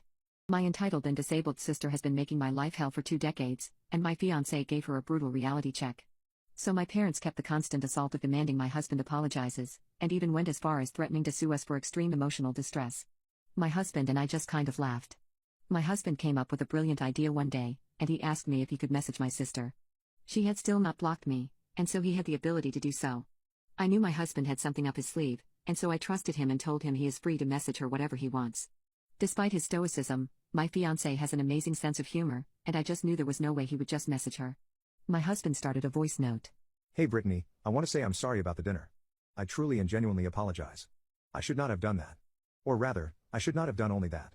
I should have gone way harder at you, and went on a much bigger rant. I feel as if I did not say enough, so here goes. So not only are you a pathetic excuse for a sister, but you're also a pathetic excuse for a daughter. You have spent your entire life hindering your parents, being a nuisance to them every single day, and they clearly lack the backbone to stand up to you and your tyrannical tendencies. You're so entitled that it genuinely hurts to even think about. During dinner, you made jokes about homeless people, complained that your friends have the newest phone and you don't, and all you did was speak about yourself. Also, your boyfriend is pathetic. Look at him. Fat, a slob, unhygienic, I wasn't sure if I was smelling his breath or the gravy. And he's the only man willing to put up with you, and for what? For 30 seconds of starfish intimacy he gets from you, which I'm sure both of you despise. Your life is miserable. Change, for your own sake. Don't ask for another apology. We have not heard from my parents or my sister after this, but they have all blocked us both. My crazy wife went insane and attacked me, then claimed I roped our baby daughter. My entire family is on her side and are begging me to take her back. My wife has been very protective of our daughter since the day she was born, even going as far as not letting me hold her for the first 3 months. She has only recently let me start changing her nappy, but she never fully explained why she was acting the way she was. I tried contacting her mother about it, but she had no idea either. For a little while, however, we were making progress. But just as we were, my wife snapped. About 2 months ago, I came home from work and found my wife and 6-month-old daughter on the couch. My wife was asleep and my daughter was as well. The moment two went in to greet them, I smelled my daughter immediately. She needed a diaper change. I didn't know how long it has been since her last diaper change, and despite my wife potentially protesting it, I had to do something about it. I took my daughter from the couch to go and change her diaper. I didn't want to wake my wife up from her nap, hence I took our daughter upstairs. I walked into my daughter's room and placed her on the changing table and started to change her diaper. For context, I have never changed my wife's diaper without my wife watching me intensely. Well, not even 2 minutes into changing my daughter's nappy, my wife walked into the room looking very angry. I greeted her, and instead of saying hello back, she looked at me and looked down to my daughter on the changing table. She then went into a rage and started to attack me. I was stunned for a second, then instinct kicked in and I leaned over my daughter to protect her. My wife was shouting while hitting me, how could I, over and over again, and that I'm a monster. I had no idea at the time what she was talking about. There was no way she was this mad over me changing our daughter's nappy. Well, she then ran out of the room, and 5 minutes later, 3 police officers had me in handcuffs and my wife going crazy that she caught me roping my daughter. I was speechless at that moment and couldn't believe what she was saying. I asked her what she was talking about. All she kept saying is that she saw me doing it. I was arrested and released the next day when the police had a look at the camera footage in my daughter's room, clearly seeing that I was just busy changing her diaper and nothing happened. There is no evidence to support my wife's claims and she attacked me without provocation. I haven't spoken to her since I got released and my phone has been blowing up with calls and texts with her apologies. She claims she had some sort of mental breakdown and just snapped. That's as far as her explanation goes. Well, I had her served with divorce papers a week ago and now everyone from my family is constantly harassing me, as well as her family, our friend to talk to her and try counseling to sort this out. She can get counseling if she wants, but I will not be involved. I am going for full custody of my daughter. My red-pilled boyfriend treated me like trash and demanded I know my role as a woman and cook for him, so I made him cry by breaking up with him. My boyfriend was unbelievably kind and caring when we first got together 3 years ago, but over the past 4 months he has slipped into a rabbit hole of red pill misogyny. When the bald caramel man was trending about a year and a half ago, my boyfriend was great at going against the grain of his male friends and called out the toxic masculinity. I was extremely proud of him, but recently this has all gone downhill. He has slipped into these podcasts, the ones which focus on women being his favorite ones. The thing started as small. He asked if I would cook for him more, which I did with no problem. I loved taking care of him. Then he started demanding that I cook for him. I kept my mouth shut, but I did not like that he was now demanding for food. Things then got worse, as he would always talk about women to me, how women practicing infidelity was so disgusting, that women this and women that. I remember we had a major argument about this, as he commented, "I'm so glad you're not like your SLT friend, women like that don't deserve anything. Women cheating is so disgusting. Why are you actually friends with her?" My friend was actually on a break where they both agreed that sleeping with others would be okay to do, so there was that. I explained my point of view to him, and that what she does in her romantic life does not affect our friendship, as well as her being an amazing friend and not a cheater. I then asked him about men cheating, and according to him it's not the same as real men have a biological need to do so. I asked him if he plans to cheat, and he said of course not, he would never do that. I then told him that by his logic, he's not a real man. This deeply upset him, and he refused to continue the conversation. This put a huge rift in our relationship for the next while. A week later I tried to talk to him about him slipping into a rabbit hole, and he told me he was just coming to the truth. My attempts to get through to him were pointless, as I was always told that his newer views are the more mature and brutally true. Well, what led to the final downfall of our relationship was the exact same thing which started the downfall, and that was cooking. I remember I came home from work after a 12-hour shift, and he had been home all day having not cleaned up. He refused to do this for the last while as it was a woman's job. I asked him what his plans for dinner were, and this man, this egocentric sack of pathetic and spineless vermin, told me, with a straight face, "You're going to go around the corner to the shop. Buy a steak and cook it for me. Get something for yourself too." I looked at him and for the first time, I told him no. He looked at me as if I have 5 heads, and asked me if I was kidding, and I told him no again. I told him I'm tired of being his mental punching bag, and he lost it. Punching bag. You think you're a punching bag? Do I lay hands on you, do I? Do I abuse you? I'm taking mine as a man, and it's your fault for living in this stupid feminist world where you believe that you are not put on this earth to be a good partner to a man. Know your role as a woman, get your butt to the store, buy me a steak, and cook me one. I was very scared when he said this, as he got in my face and I genuinely believed he would lay hands on me, but thankfully he didn't. After his rant, I told him he was right and that I would go around the corner store and buy him a steak, and so I did. When I came back with the steak, I proceeded to make it with butter, and considering he is lactose intolerant, he ran to the bathroom and proceeded to empty his bowels. While he was locked in the bathroom straining, I packed my things and left, leaving a note telling him we are done and I sincerely hope he enjoyed his steak. The next few days can only be spent as a nightmare. He called me, bombarded me with texts ranging from anger to sorrow to anger again. He went what can only be described as insane, as he left me a message when drunk telling me that he effed up and if I come back he promises to change me and treat me like a real alpha should. I did not respond. He somehow found out that I was staying with my best friends, and he showed up at her doorstep. He said he wanted to see me, and I saw him crying through the window. I opened the door, heard his tear-filled apology, and told him that he made his bed and he can lie in it. He did not take this lightly, however, and when he left, he messaged me again. I blocked him, but I'm not sure that he's willing to give up yet. My loving girlfriend cooked me an amazing homemade meal after I told her I had a very rough day at work. I proposed to her the next day. My girlfriend is honestly the most amazing person in my entire life. I came up in a rough household and always dreamed of a perfect home, and I have found that in her. I love her more than words can describe. She is the most beautiful person I have ever met, hands down. That is inside and out. Her smile lights up any room she's in, her eyes are bright and blue and her cheeks go very rosy whenever I compliment her as she blushes. Each night, she has a ritual. I was born on the 12th and she was born on the 23rd, and so she added the two numbers and gives me 35 kisses each night before we go to sleep. One thing about my girlfriend is she is an amazing cook, and when she makes me food it blows my mind. It is Michelin star quality in my opinion. I may be biased though. So last week I had an awful day at work. One of those days where your boss is on your butt about every little thing, you feel like you haven't got a lot of sleep, and where things go wrong. When I was leaving work my sleeve got caught on a handle and it just topped it off. I went home angry, intending not to do anything but cuddle her for comfort. Instead, when I came home I was greeted with an amazing dinner. You see, earlier in the day I told my girlfriend I was having a terrible day, and she used her day off to make a romantic dinner with candles and an amazing mood. She was actually dressed for this in my favorite dress of hers, and the food looked almost as amazing as her, which is a very, very high achievement. There was a fantastic homemade carbonara, which is my favorite food in the world. The pasta was handmade by her from scratch. There was freshly baked brown bread which she made herself, garlic bread made from scratch, a glass of my favorite wine for each of us, and 2 ice cream sundaes which she had prepared for us for dessert. She told me she had made this dinner knowing I was stressed at work, and really hoped she managed to turn my bad day into a good one. Not going to lie, I cried when I saw it. The dinner was amazing, and we ended our night by watching A Christmas Carol, which is my favorite Christmas movie. She fell asleep while cuddling against me, and then I knew I had to marry her. The next day, I went out and bought an engagement ring.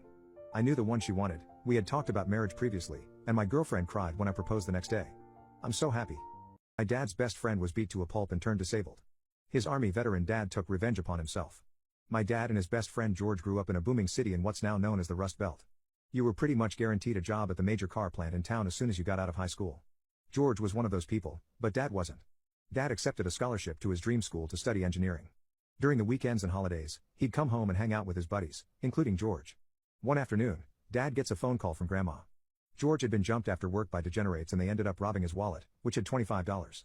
He had the metaphorical tar beaten out of him. For a while, it looked like he wasn't going to make it. By some miracle, George pulled through but was in such bad shape that he had to retire early and go on disability.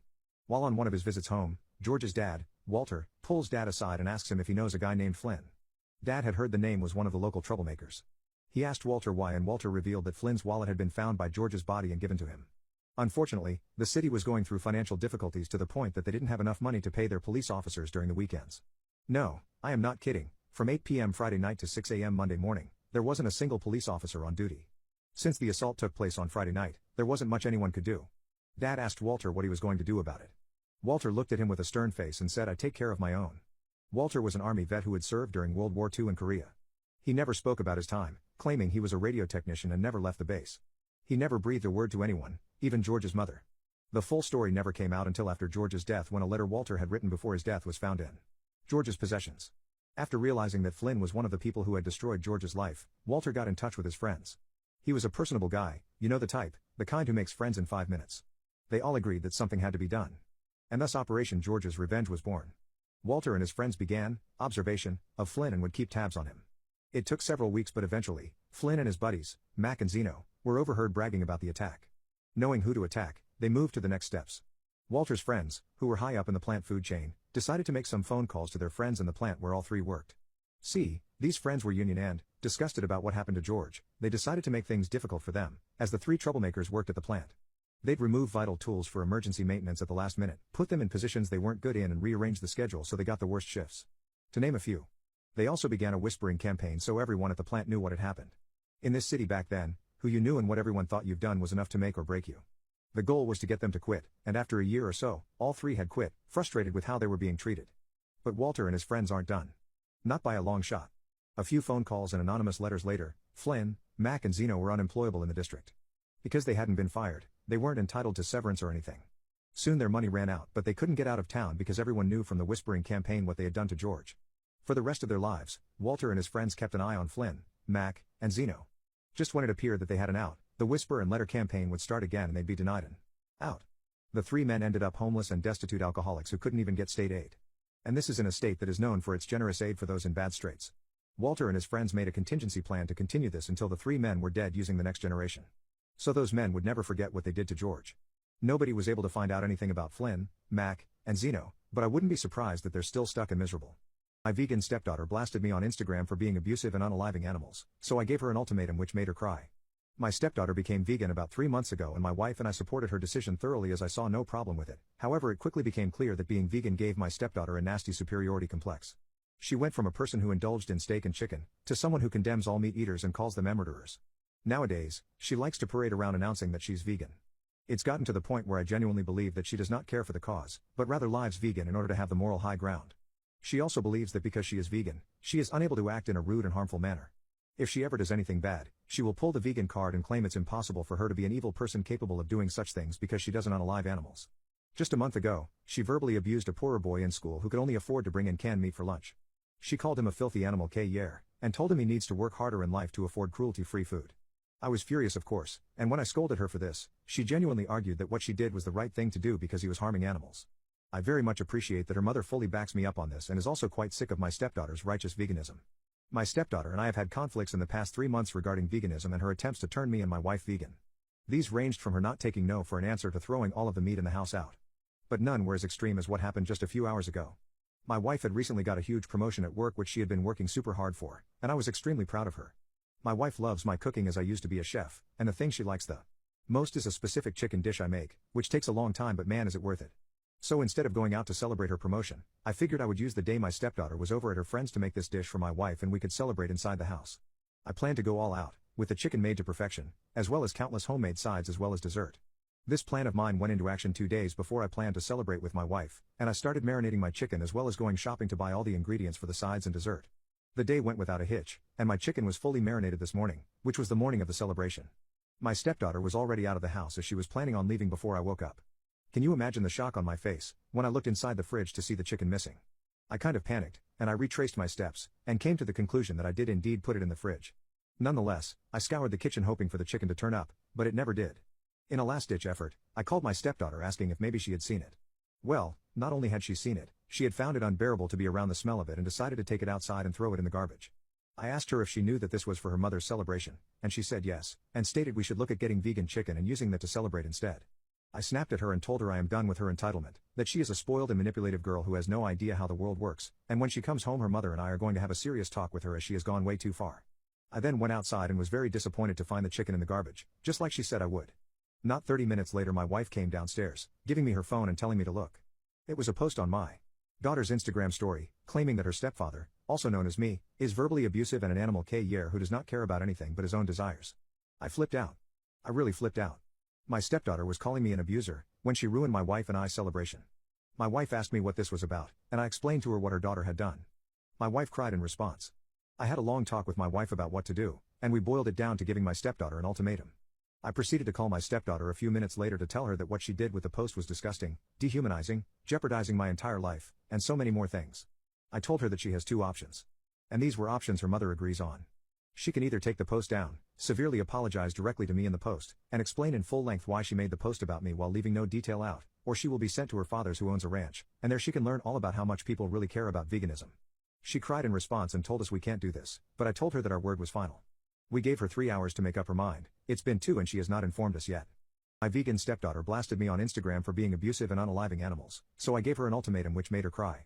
So after the allotted time for my daughter to make her decision ended, I called her up and asked her what she was going to do. In tears, she told me she was going to take the post down and post a new video apologizing. I told her this was the smarter move, and hopefully she can learn from this mistake. About 10 minutes later, I saw on her story a video of her talking. It seemed genuine I suppose. She actually apologized directly to me, and stated that I was never indeed verbally abusive, nor was I an animal k-yer. She then went on to explain why she made the post, and very much unlike what she expected, she recounted all of the events in detail, regardless of how objectively bad it made her look. I was actually quite proud of her when I saw that, as I saw her take accountability for her momentous mistakes that she should be way too old to be making. My wife thought it was a little cruel when she first saw the video, but after I talked to her about how much damage her verbally abusive accusation could have done to me in regards to my social circles as well as my job, my wife understood my point of view. My daughter proceeded to call us and we had a heart-to-heart about it all, and she asked if she could come home the same day and celebrate my wife's promotion with us. I was happy to hear her offer that, and told her yes. She came home, but by the time she did it was too late to go out anywhere, so we opted for takeout from a well-established place. My stepdaughter ordered a vegan dish of course, but she never once commented on my wife and I picking a meat-based dish.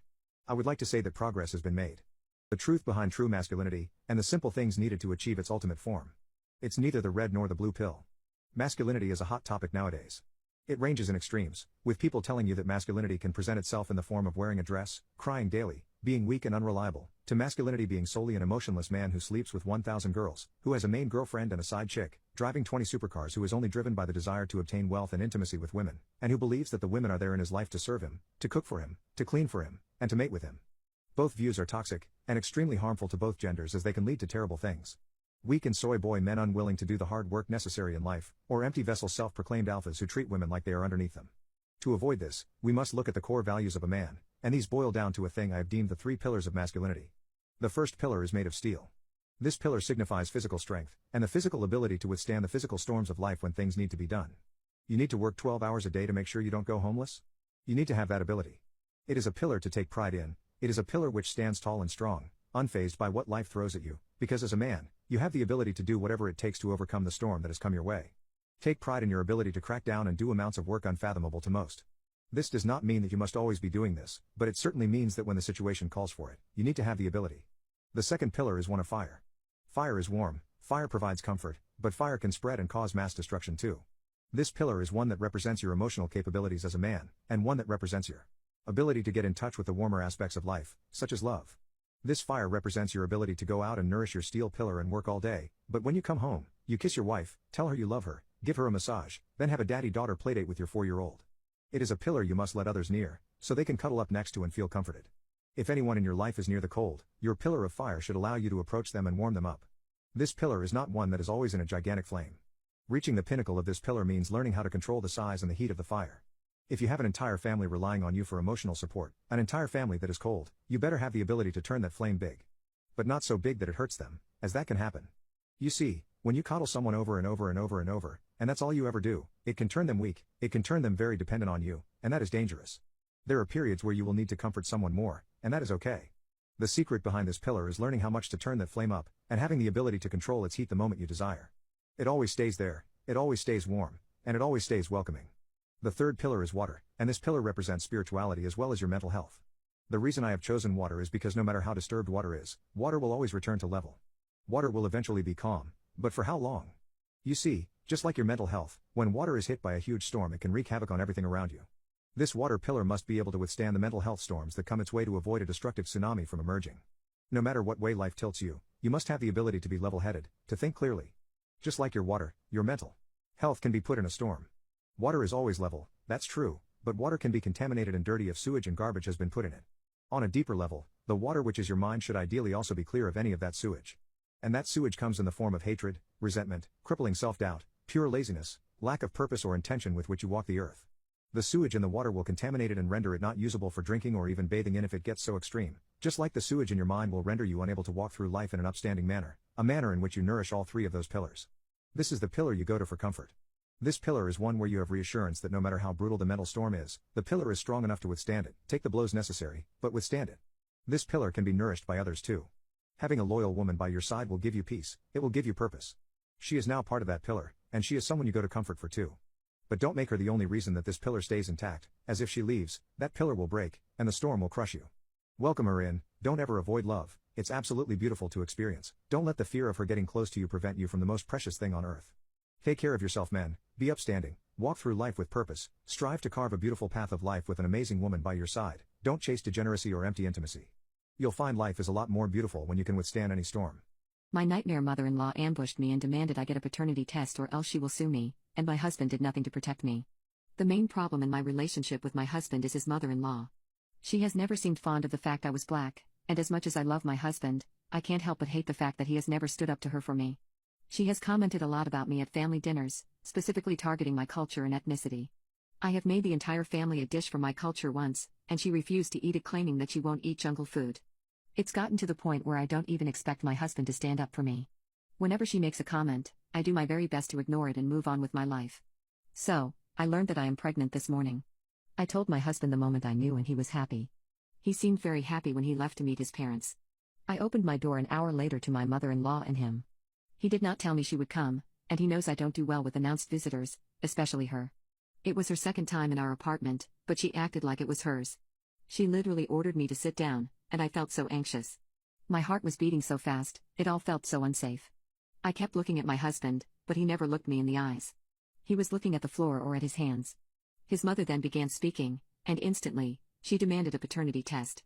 It felt so awful. She didn't say anything rude or bad, but it felt like she did. It felt like she called me a prostitute. I was shocked at this, and I kept trying to get my husband to look at me, but he would not. She noticed and ordered for me to look at her, literally snapping her fingers at me as if I was some sort of servant. Her son would not help me. It felt so scary. She started to threaten me with the lawyers that are friends to their family. She told me that if I was smart, I would go with her to the clinic tomorrow and get a paternity test.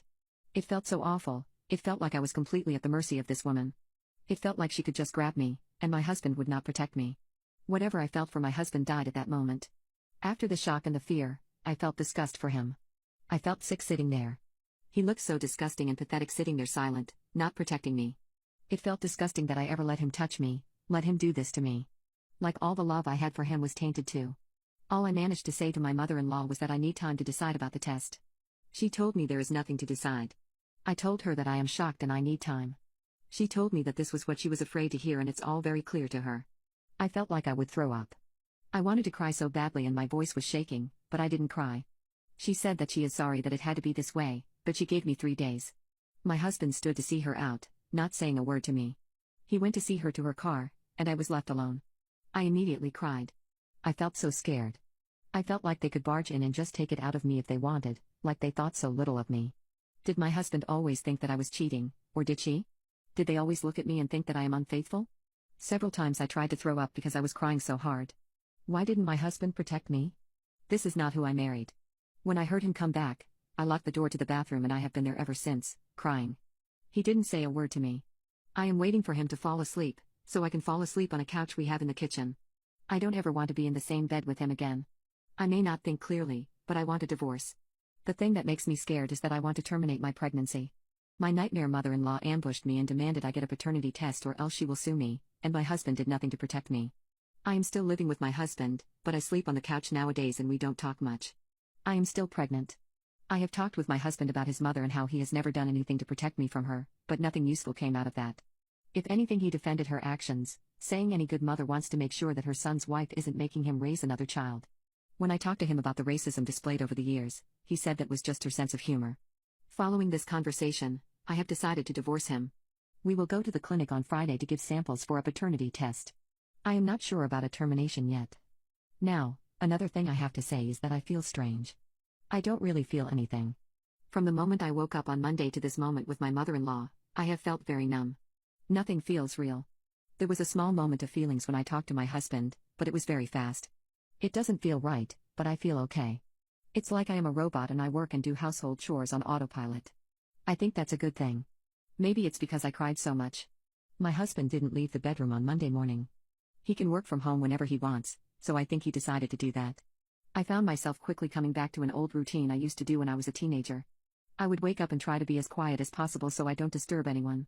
It didn't feel right to me to feel the same thing all these years later as an adult, but I couldn't make myself behave another way, so I left for work quietly without saying a word. When I went to the ladies' room at work, I would place my hands on my belly and try to feel something, but I felt as numb as ever. I don't really feel anything but a sense of disgust when I think about this pregnancy, and I am sorry about that. I also looked at apartments, because while I feel numb, I still feel very strongly that I want a divorce, or at least a safe flat that is only mine. I can afford to move out now, and I can even afford to live on my own.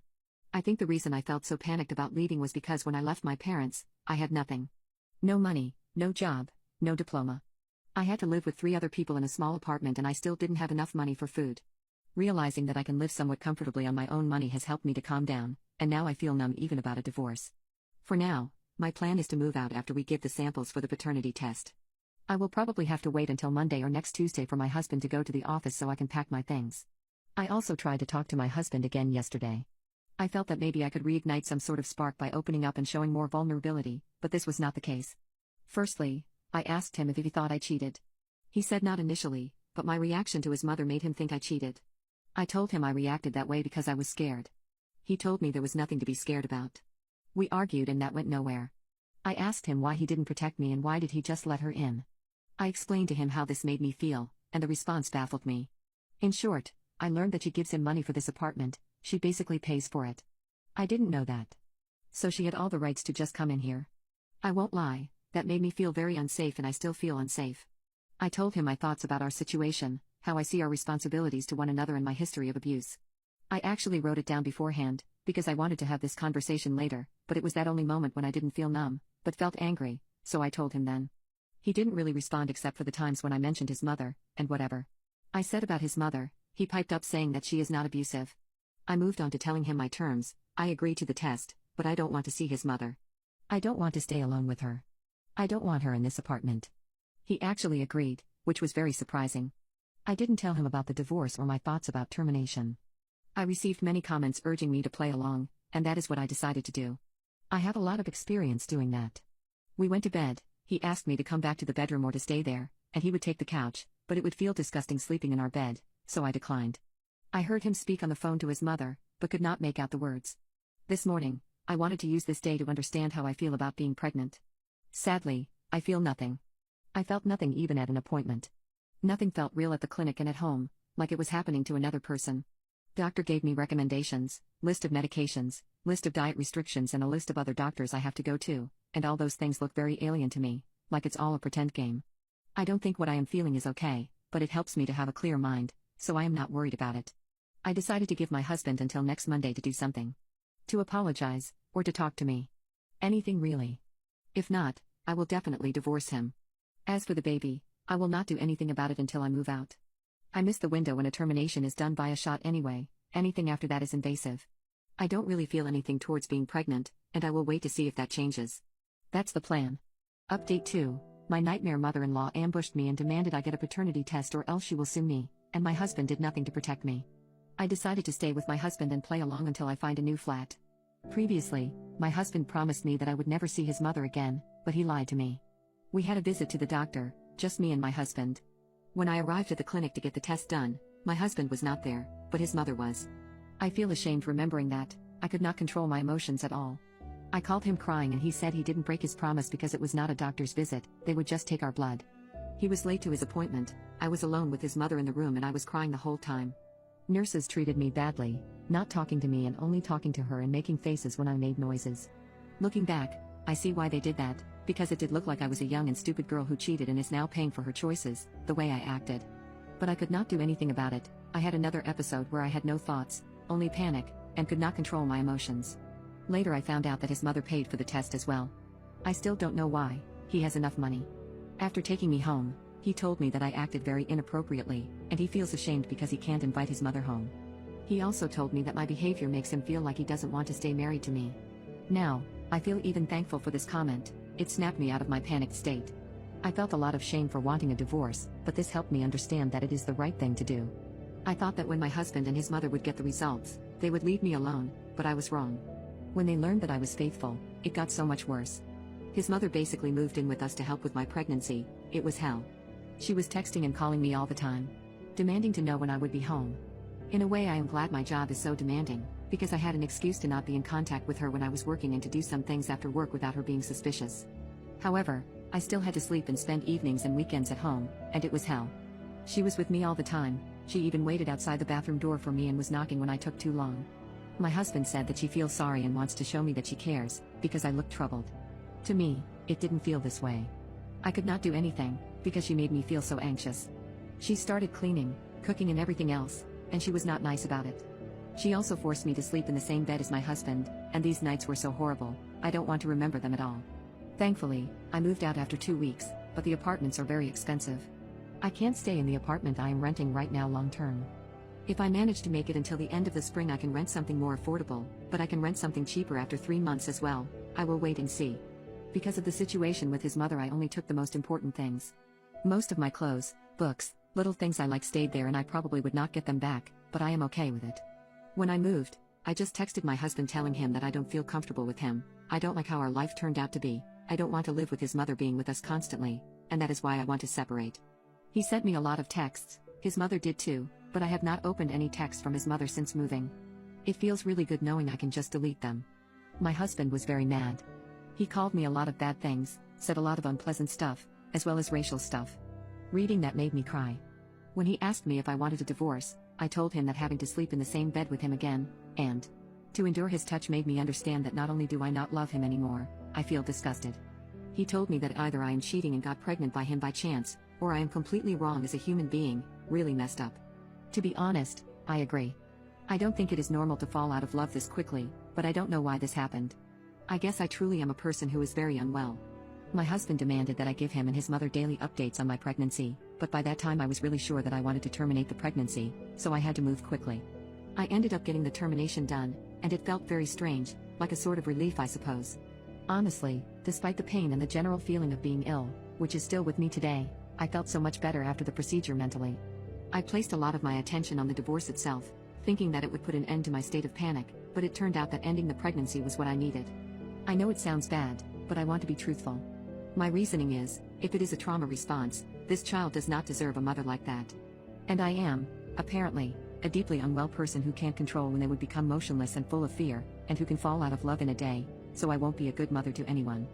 And I have to say with all certainty, my husband's mother does not deserve to have children in her care. I texted my husband I am no longer pregnant, and for now I am ignoring his calls and texts. I can't deal with that. All my friends are his friends, and his mother told everyone that I was pregnant without my permission on her Instagram, so all of them knew that I was pregnant and probably know that I ended it by now. Some of our friends reached out to me after I moved, and were offering support, but nobody texts me now and 2 of them unfollowed me on Instagram. I knew that would happen and I am okay with that. I never had friends, I was always a weird person. My racist fiancé has been trying to sabotage my black sister's wedding dress, and I don't know if I can go through with the wedding. My fiancé and I were high school sweethearts who bonded over both feeling out of place at the fancy California state school we ended up at. Things have been going great for years, I love her very very much. My fiancé has always had some unique quirks, but she has a diagnosed anxiety disorder and is from rural Idaho. Something I have been silently aware of is the fact that my fiancé has always been a little weird around black people. I am white, and so is she, but I was adopted into a black family when I was little, so my whole extended family is black. My best friend Tim is also black, we grew up in the same city and were roommates the first 2 years of college. My fiancé has never liked Tim, despite him being my childhood best friend and someone who is clearly important to me. She's always said that Tim is too loud or rude to her or that she doesn't like the way he smells. She's always tried to get me to hang out with other white friends over Tim. She even suggested I have her best friend's boyfriend as my best man over Tim. At the time all of these things registered as weird of course, but as I said she's a very naturally quirky woman who does strange things sometimes. I told her that I still planned on having Tim as my best man, and that was that. Flash forward to today, and wedding planning has been going great. My 3 sisters along with my fiancé's best friend are going to be bridesmaids, and my wife is supposed to pick out and order bridesmaid dresses by the end of next week. We've been having a ton of fun building our wedding registry. We live in a nice house but are working on remodeling the kitchen, so most of our registry is kitchen stuff. Earlier today, I saw an ad for some hilarious but tasteful lobster oven mitts, and I grabbed my fiancé's laptop to add them to our wedding registry. To my absolute horror, when I opened her computer, the browser was open to a search along the lines of colors that make black women look ugly. I looked through her search history. What colors wash out dark skin? Worst bridesmaids dresses for dark-skinned women, literally dozens of searches across these lines. I closed her laptop and put it back, but I feel like I have to bring it up after she gets home this afternoon. Edit, I called my oldest sister who I'm closest with. I hadn't even considered that maybe she was trying to be helpful in some sort of backwards way by finding a flattering color or something, but really some of the wording of these searches feels really racially charged, so I doubt it's that. My sisters have always had much better interactions with my fiancé than Tim. Honestly, I think that's why it took me so long for all of the racial weirdness to sit in. My sister was kind of shocked, but mainly laughing. She's never had an explicitly bad interaction with my fiancé and never got the racist vibe from her, but has always thought she was super weird, like maybe the Zodiac K-Year. But here's the thing. When I was talking to my sister, she started cracking up and told me that my fiancé had sent her pictures of the bridesmaids' dresses she was thinking of last night when she was searching all of this. The dress was the nastiest. Most washed out. Beige yellow dress I have ever seen. I think my sisters are all beautiful women and they would probably look just fine in these dresses, but the fact that my fiancé had chosen them out of some weird racially charged evilness makes this all feel really sour. I told my fiancé I'm going to Tim's tonight for a beer, which I am. I want his perspective because I feel like she's the most explicit when talking to him, and maybe there's some things I don't know about. I feel like I've been a shitty crappy friend if all this time I've been enabling her racist behavior and excusing it as her just being a weird person. Nothing is off. Officially yet, but I do feel like this has really opened my eyes and made me aware of some traits in my fiancé that I feel like I was just too stupid to see. My homophobic mother-in-law shaved our daughter's head because she looked like a lesbian, so my wife and I are thinking of pressing charges. My wife's parents are obnoxiously conservative, but they have been able to maintain an atmosphere of civility for the most part. Sadly, the last few years have only emboldened mother-in-law's extreme views, but I simply prefer to not broach the political subject with them for the sake of the family gatherings, even when she goes on rants herself. My father-in-law concedes to her on everything. So, normally for Christmas, we travel as a family to meet up with both of our respective families together. This year, however, work for both my wife and I made this basically impossible. The thing is, however, my 12-year-old daughter didn't want to miss the chance to see her cousins, so my wife and I had her parents pick her up early.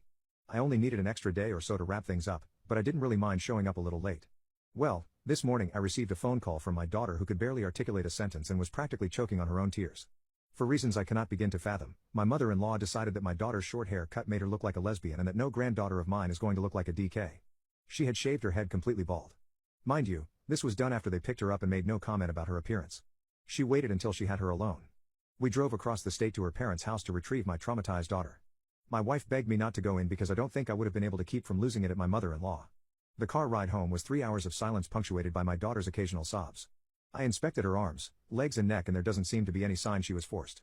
When asked, she simply said she wouldn't leave me alone and she said I wasn't going to bed with my hair like that. When I pressed the wife on it, she said the mother-in-law simply harped on about us raising a sinful little DK and other bizarre accusations that, again, have seemingly emerged from nowhere. My daughter now will not leave her room, her head is completely zero shaved down and now my mother-in-law is saying my wife and I ruined the family get-together. My wife is not opposed to taking legal action but wants no part of the process. My white brother claims that he feels black and he now goes around saying the N-word. My father finds it hilarious. So my 15-year-old brother and I have drifted severely in the past half a year or so, and this is because of my transitioning from male to female. He can't stand the fact that he now has to call his brother his sister, he can't stand that he has to refer to me as a she, and he cannot fathom how his brother turned into his sister. I have tried educating him many times, as despite what he thinks, I did not just wake up one day and decide that I'm not happy with having a PP in between my legs. This transition of mine took 4 years, and it started when I was 13 years old with me first questioning my identity. After years of struggling with my identity and struggling to find myself, I finally did it. My mother has been very supportive and has been since day one, whereas my father has definitely been more conservative about it, but this is something I cannot blame him for. He has strong views, he believes his own things, I won't label the man who provided for me all my life as a monster because he doesn't support my transition. He still loves me, and that's enough for me. My parents and I are still very close, but as I stated, my brother has drifted from me. I understand that it's hard for him, as he used to look up to me and follow in my footsteps, and he refuses to do so anymore. He tells me he no longer looks at me as a role model, which does hurt. It also doesn't help that he still refers to me by my dead name and even calls me he, arguing that in his mind, he doesn't accept my transition, and I will always be a brother to him, and not a sister. The trouble started last week, when my brother, who is white as snow, woke up in the morning and decided that he feels kinda black today. I asked him what he meant, and he said, well, you know. I used to be white, but today I feel black, and I feel like I can say the N-word now. He then proceeded to say it. I shot my eyes at him and told him he can't say that, he's not black, and he retorted back, saying, yeah, but if you now can be Jess and be called a she, then I can be black and say the N-word. I tried to tell him that's not how it works, and that I have spent years battling my gender identity. I didn't wake up one day and decide I was a girl. I spent years being feminine, hating what was between my legs, feeling disgusted with myself every time I looked in the mirror. My brother retorted back. Oh yeah, well I felt like I was black for years. Most of my friends were black. I listened to black hip-hop artists, hell I even play basketball. If you get to decide that you're not the gender I was born, I get to decide I'm not the skin color I was born. And I will go around saying the N-word. Irregardless of how uncomfortable it makes you. I was gobsmacked. My brother was so transphobic that he has resorted to racism to try to combat my transitioning. I did try to talk to him about it, I really did. That what he is doing is incomparable to my experience, but he refused to listen every time. I expected this to be a one-time outburst from my brother, but it was not. It's been 5 days now, and my brother insists that he is black, and says the N-word with no hesitation all the time. I've heard it dozens of times from him in the 5 days, and I try to cover my ears when I know he's about to say it. What makes it worse is that my father finds this hilarious, and he also compares it to what I have done. It seems like it's only my mother on my side with this. An insufferable Karen made fun of my little sister at the gym and made her cry. The gym staff had something to say about it. My little sister is 16 years and has been extremely insecure about how she looks her entire life. She is very skinny, and faces bullying in school because of this, with kids putting her fingers around her wrists, nicknaming her skeleton and so on. My heart breaks for her, as no kid should have to go through that. My sister also has thyroid issues, which makes it a lot harder for her to gain weight than most people, and she naturally has a super low appetite. My sister and I are extremely close, and I have done my best to help her out with her self-image.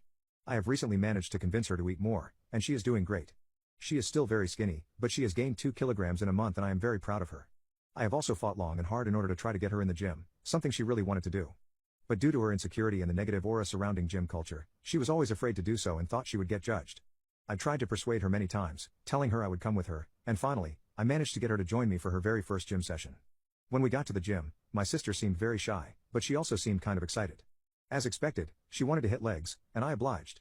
I tried teaching her how to squat, and she was very adept at it, even managing to throw on some weight on each end of the barbell and rep it for 8 for 3 sets. I was extremely proud of her and let her know this, and this seemed to boost her confidence a lot.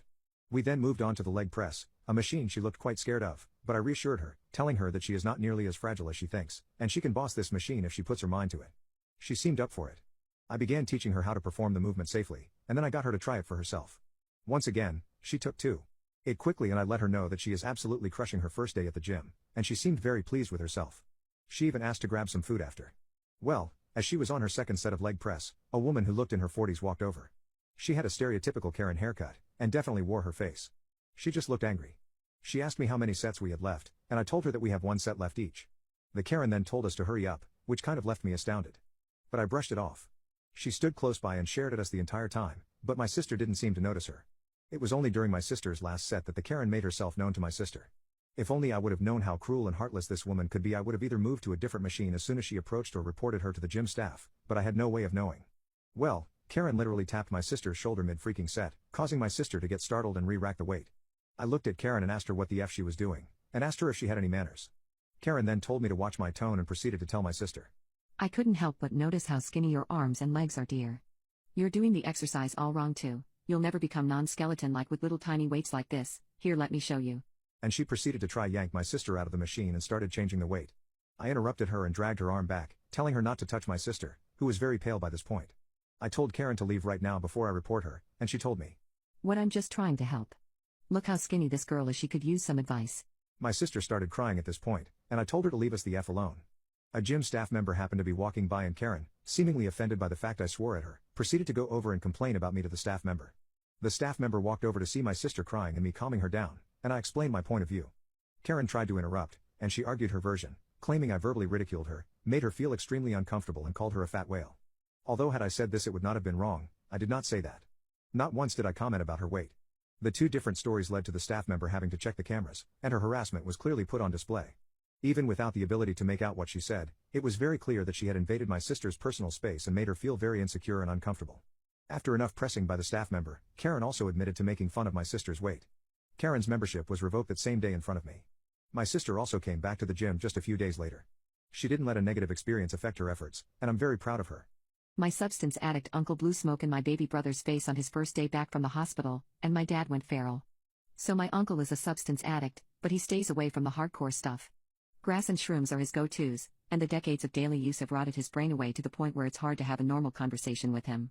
Most of the talks with him turn into political rants, or him talking about how he and the chair that he is sitting on are actually the same thing. He has, on one occasion, spent 45 minutes straight trying to convince my mother that she is the avocado that she was eating at the time. He smokes daily, and I genuinely have never seen him sober. He is always either baked, cross-faded, or on mushrooms. He takes mushrooms about once a week and has done so for the better part of the last decade. It's astonishing to me how the man is not dead yet. I remember being 6 years old when I was left alone with my uncle for the first time, and he offered me a J. We were in the back garden, with my parents upstairs. They came back a few minutes later to find me trying to inhale the J while coughing my lungs out.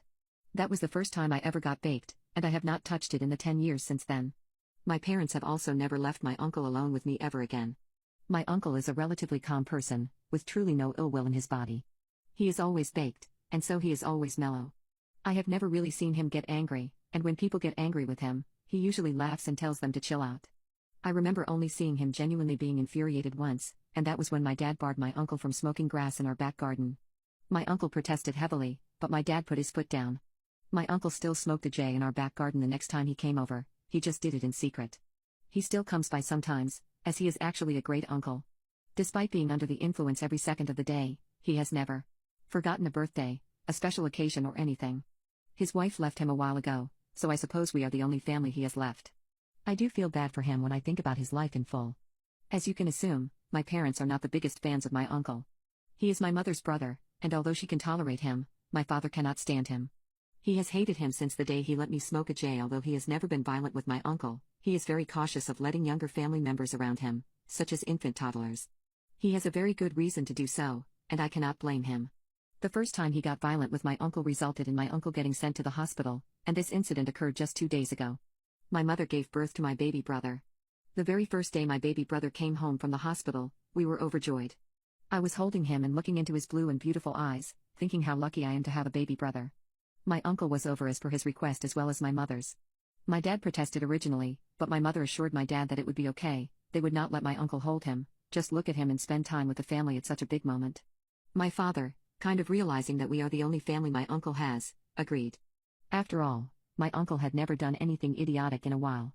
The last time he did was well over 3 years ago, when he took mushrooms on the drive over which kicked in while he was there, and even though it was a small dose as he recalls it, it hit him way harder than expected. My uncle proceeded to kind of flip out and took a 2-hour-long bath in our house to calm down. The only problem was, he accidentally turned the tap on his way out of the bath and flooded the bathroom. He did end up paying for the damages, however. It took half a year for my father to concede to him being allowed in the house again. So, my uncle was over, and things were going good. We were all having dinner as a family, talking about the baby. My uncle was talking about how space aliens contacted him in his dream, typical stuff. The baby was asleep in the cot in the living room, and there was no sense of any danger. My uncle was perfectly understanding of the fact that he could not hold the baby. Well, my uncle excused himself to go to the bathroom, and off he went. On his way back to the kitchen, he stopped by the cot to look at the baby. This caught my father's attention, and before any of us could do anything, my uncle took his vape from his pocket, took a drag which lasted about 10 seconds, and proceeded to rip a huge cloud right in the baby's face. This caused the baby to wake up and start crying. I stood up, my mother rushed over to pick up the baby, but my dad stayed seated. My uncle laughed, saying he has inaugurated the baby into the family, and this sentence was all it took for my dad. My dad leapt from his chair and ran at my uncle, pushing him to the ground, proceeding to sock him in the face over and over again. I stood in shock. I had never seen my dad violent before.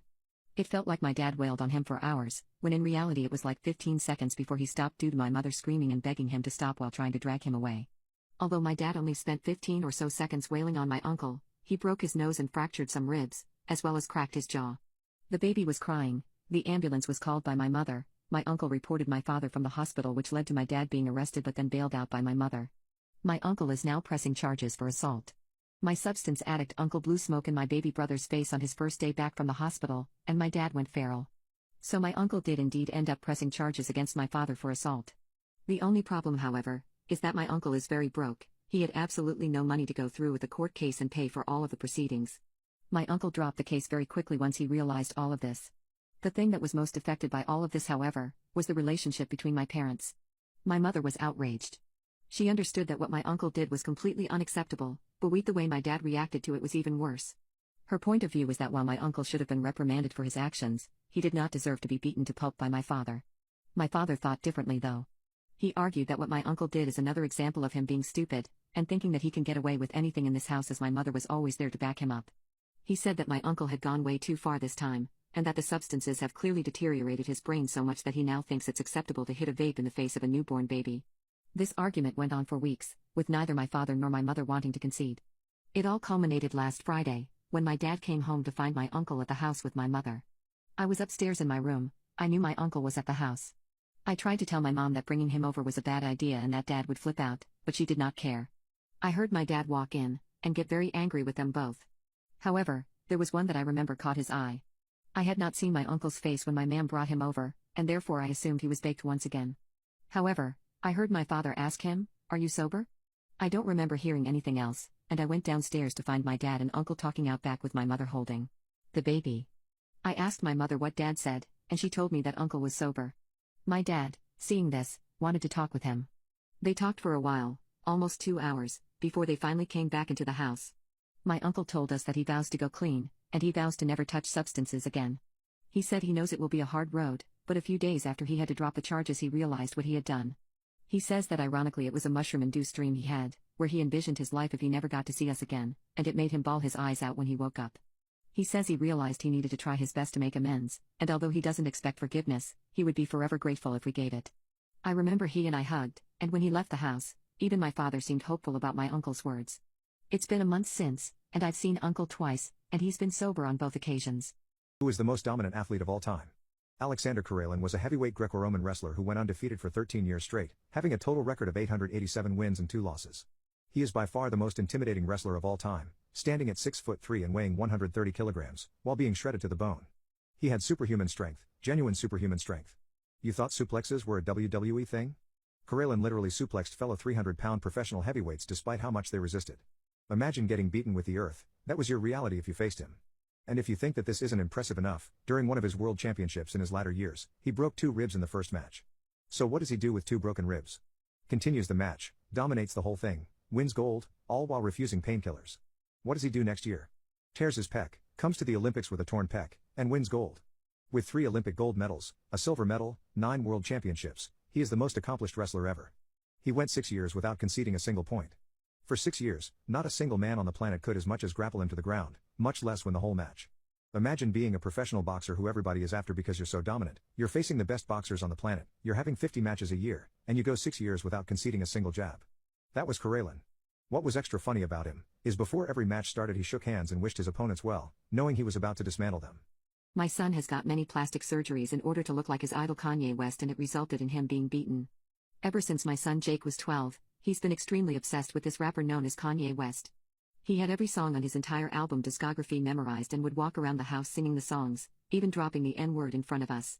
Nowadays, he fantasizes about becoming Kanye West. He is Caucasian, and comes from a religious Jewish household. He went to Jewish school for 8 years, used to speak very formally and properly, and has since changed the way he speaks to sound more ghetto and ratchet just like black people. He has started trying to have his own rap career and releases songs on SoundCloud, which has led to an extensive amount of bullying in school. In his words, "I want to get real-life inspiration for my music. I don't see bullying as a bad thing, their hate fuels me." He once got into a huge fight with a group of girls in his class for claiming Lady Gaga doesn't know anything about Polaroids, which I have since found out is something Kane has said. He also got in trouble with the school for saying one good girl is worth 1,000 beaches out loud during a school-wide assembly when a girl was giving a speech. He insisted he was going to become a college dropout to pursue the life of a real N-word. When he turned 18, he decided he was going to get plastic surgery to look like Kanye, and many times I walked in on him painting his face black and throwing up gang signs. He told us that Jewish people are the worst thing that has happened to the black community, and he was no longer going to associate with us because he is ashamed to be from such a Zionist family. He moved out, and we went no contact with him for 6 months, and we plan to keep it that way. But of course, Jake had other plans. Completely out of the blue, he showed up at the family Hanukkah dinner with a distorted face from very obviously botched plastic surgery, with the majority of his face tattooed with just black ink. The whole family looked at him, unable to say anything at the horror we were looking at. The first thing he said to his 97-year-old great-grandmother was, "Yo, what's up my N-word?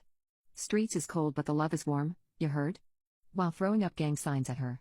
She was very frightened, fell off her wheelchair, and fractured her shoulder.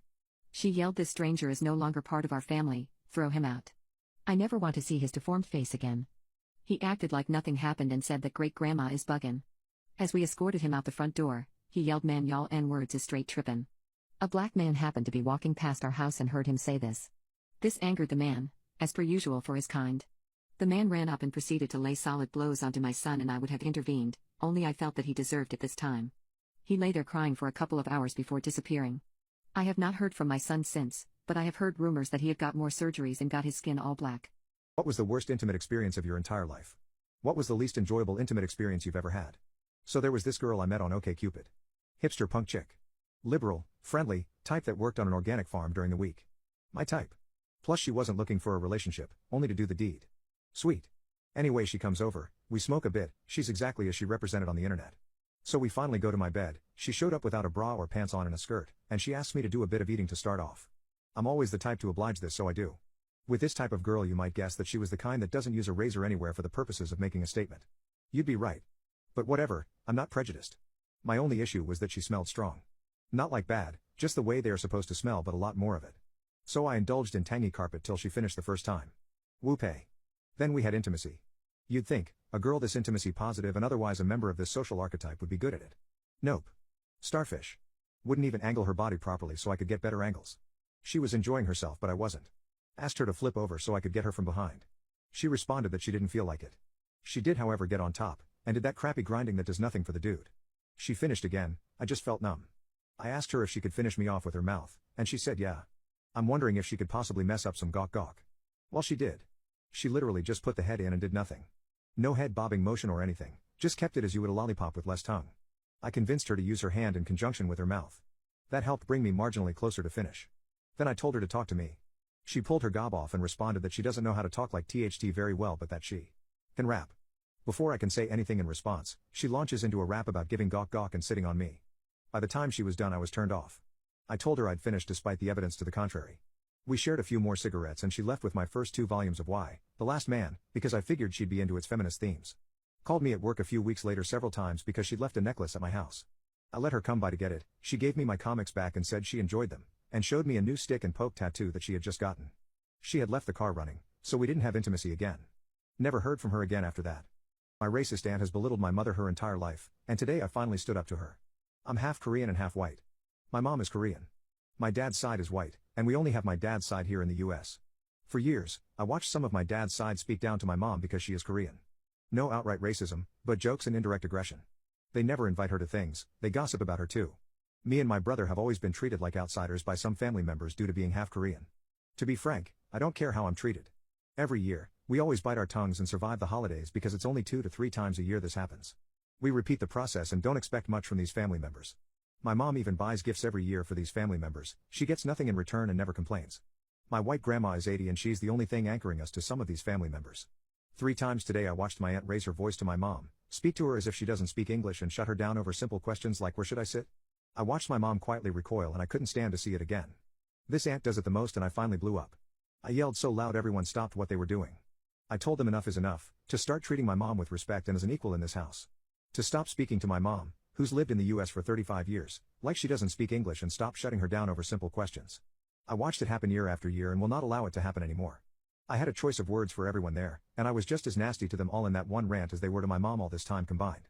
I called them pathetic, losers, racists, spineless vermin, and told them they should be lucky nobody had whipped their butt yet for speaking the way they do. My aunt stomped away and was so upset she left in tears. As she was leaving I walked up to my aunt to hand her my mom's yearly gift to her. I said for 30 years I watched my mom give you a gift every year. I watched her speak to you as an equal with respect. I've never seen you treat her the same. She didn't say anything but before she left, she apologized to my mom. Before I left, I apologized to everyone and explained why I was upset. Everyone was shocked at how mad I got. I felt like everyone understood why I was mad. Prior to this I spoke to some family members about how I was hurt. They never included my mom on family things or even texts about family emergencies. On the car ride home my mom expressed some words about my aunt which she never does about anyone. She's always taken the high road, it's a very Korean Christian mom approach. My mom's method of being a pacifist is very much an older immigrant approach too. It's taught me a valuable skill in life. I don't regret picking my battles and that's why I'm so appreciative of being Korean and white. After we left, she gave me a very long mom hug. She didn't say anything and asked me if I wanted my favorite Korean dish. As far as where was my dad, he was in the other room. As soon as I got loud my dad came into the room and stood guard. There wasn't much for him to say or do because he didn't hear it. I was quick to unload and my aunt immediately walked away because she was embarrassed. My white side has a keep grandma happy approach which is dumb. For years my dad would be on the verge of saying nasty things to his family and my mom would demand that he didn't. My racist aunt has belittled my mother her entire life, and today I finally stood up to her. Immediately after Christmas I sent an apology letter to my aunt. It went against some advice from my friends but my letter requested to not let the situation impact the family. I left the lack of any relationship in her hands and shared that everything can change if she gives my mom more respect. I decided to send a letter because she lives 3 hours away and I've never spoken to her on the phone for more than 30 seconds. I didn't think a phone call would help or fix the situation, especially after I blew up. After Christmas I apologized to my grandma for what I did. I let my grandma know I sent an apology letter to my aunt. My grandma told me she is and always wants my mom to feel like she is part of the family. I could tell my grandma was on the verge of crying when she said that. My grandma told me blowing up was not okay but understood why I did it. Hearing that felt really good. In regards to the letter, I got no response. My aunt denied ever getting it. We know my aunt got the letter because when my grandma confronted her about last Christmas my aunt went into a rant about several things I mentioned in my letter, specifically details like her not understanding why my mother can't take jokes in reference to racial dark humor. My grandma did tell my aunt what she did was wrong and she needed to change. In February my aunt didn't come to my grandma's 80th birthday party. She told other family members she didn't want to cause an argument so she didn't want to come. My aunt didn't come to my grandma's house on Mother's Day dinner because she supposedly had to work. My family didn't get together the rest of the year. Thanksgiving and Christmas came. Things were not perfect but Thanksgiving and Christmas went really well this year. During Thanksgiving and Christmas everyone was very kind to my mom. It felt like everything shifted. Everyone spoke to her differently and it felt really good. My mom got to help in the kitchen for the first time ever. I know that sounds dumb, but my mom has always wanted to help cook because she loves to cook. It was the first time she didn't spend the whole day in the living room. At one point during Thanksgiving, my mom asked me to help her dry dishes. While we were washing and drying dishes, my mom was smiling the entire time. At one point, my mom stopped putting dishes away and randomly hugged me. We laughed and had fun the entire time. No one argued. No nasty remarks. My mom was treated as an equal and it felt really good. In regards to the aunt that I yelled at last year, she came late to Thanksgiving. So late, we were eating when she arrived. At Thanksgiving, my mom initiated the first interaction with my aunt. She was not very conversational but polite to my mom. My aunt didn't look at me the entire time. When she arrived, I went to say hello and she turned away and kept her distance the entire time. She basically stayed in a different room the entire time. She also left early and was the first to leave. The best part? I don't care. I apologized and left future in her hands. If she treats my mom well, she will get nothing but respect in return. Christmas was as if nothing happened. My aunt didn't really talk to me, but she was incredibly nice to my mom. I'm okay with that. Both my parents said they have never seen my aunt so nice before. My mom got to help in the kitchen just like Thanksgiving. This year, for the first time, it felt like my mom was an equal in the family. Everyone was incredibly nice. No arguments, snide remarks or drama. I regret yelling, but it changed everything. I think it put everyone on notice they need to change. As for my dad, reflecting on his actions was hard. The truth is, my dad has been the glue of the family for years. He spends so much time being the middleman and trying to repair issues. At times it's been at the expense of my mom. Regardless, my dad's lack of actions over the years doesn't make it right. Over the summer, I told my dad what I felt. I told him that I was disappointed in him and that his family has never been kind to my mom. I told him he should have done more. My dad didn't take it well, but he told me I did the right thing. My relationship with my dad is complicated. I know, though, I'm not going to make the same mistakes he has. We are different people and I will do whatever is needed. My gay best friend is in love with me and wants a three-way with me and my husband, and I'm seriously considering it. My gay best friend and I go way back to high school, which is about a decade and a half at this point. From the moment we met, we were best friends. There was something connecting us that no one could understand. I'll admit, I fell for him very hard back then, and I spent a long time wishing he was straight. I confessed my love to him during senior year and convinced him to give a relationship a shot. Maybe being with a woman could make him realize he was not gay. Maybe all he needed was some experimentation. We both tried really hard to make it work, both emotionally and sexually, but no matter how much effort we out in or outside the bedroom, it did not work. This was mostly due to him, as the intimacy was great and he treated me like a queen, but 3 months and he told me he did not feel anything for me. In his words, the intimacy was not good, it felt obliged to him, and he did not have that intimate romantic connection that he would with a man. It hurt me deeply, but I understood this. After all, there was nothing I could do that I had not already tried. We ended up breaking up after he told me this, but of course we stayed friends. There was no bad blood between us after the breakup, and we even went to the same college. I compromised the course I wanted because I wanted to be near him so bad. This ended up being a good thing, however, as in college he met a boyfriend and I met my now husband Ryan. Ryan is amazing in every aspect. I literally cannot think of one fault within him. He treats me amazing, he communicated, he surprised me with flowers, and the intimacy is great. My feelings for Ryan were not intense at the start, but as our relationship kept progressing I found myself falling deeper and deeper in love. Due to this, my best friend and I drifted for a while, and did not hang out as much as we used to. Ryan did not mind him as he was gay. After we graduated college, my best friend and I moved to separate states for work, and we stayed in touch via video chats and the occasional meetups. I would be lying if I said my hearts did not flutter when I went to meet up with him or stay over at his for one of these trips. We never did anything intimate, but simply being around him makes me feel this way. We remained like this for about 6 years, and 2 years ago he moved back to my home state. His boyfriend of 9 years had dumped him, and he was so heartbroken he decided to move back to his home state. His primary reason for moving was me. He said there was no one on earth who could comfort him the way that I did, and that he needed me there. Of course I was there for my friend, I had no reason not to be. My husband Ryan was amazing through all of this, and never saw any problem with it. Whenever I mentioned that my friend was coming over, Ryan was cool with it. Ryan started having a problem with it about 3 months ago, when my best friend booked a hotel room for me and him. I was excited to go, considering the trip included a spa and my friend promising to wine and dine me.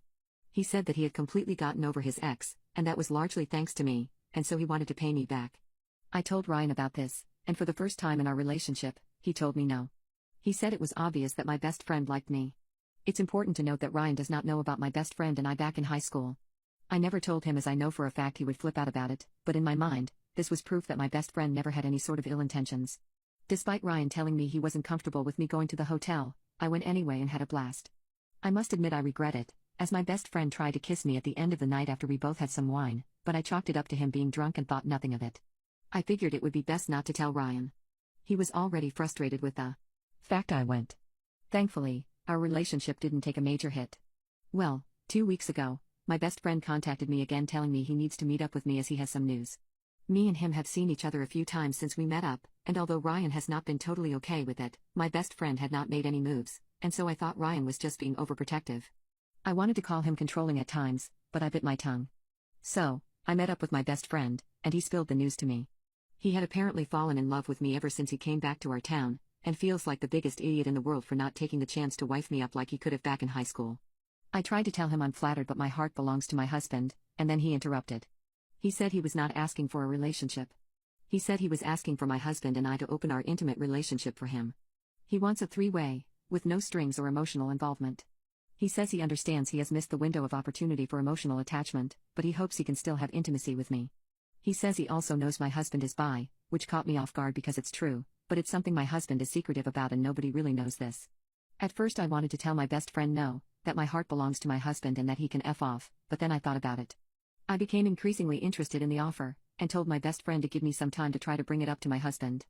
I'm going out for dinner with my husband tonight, and afterwards we're gonna have some wine. I'm gonna wait until the alcohol has hit his system to suggest it. Not gonna lie, every part of me wants to do it. I remember intimacy with my best friend, and it was amazing. I'm really hoping my husband agrees. My gay best friend is in love with me and wants a three-way with me and my husband, and I'm seriously considering it. The night with my husband went different than I ever could have imagined. I was very nervous before asking Ryan, but once the wine was in both of us, he was in a very good mood, and I figured if he was ever going to say yes then it was going to be then. So I popped the question to him. I told him, hey so, my best friend wants to sleep with us both. I know your immediate reaction might be to say no, but think about it. You two could team up on me or something.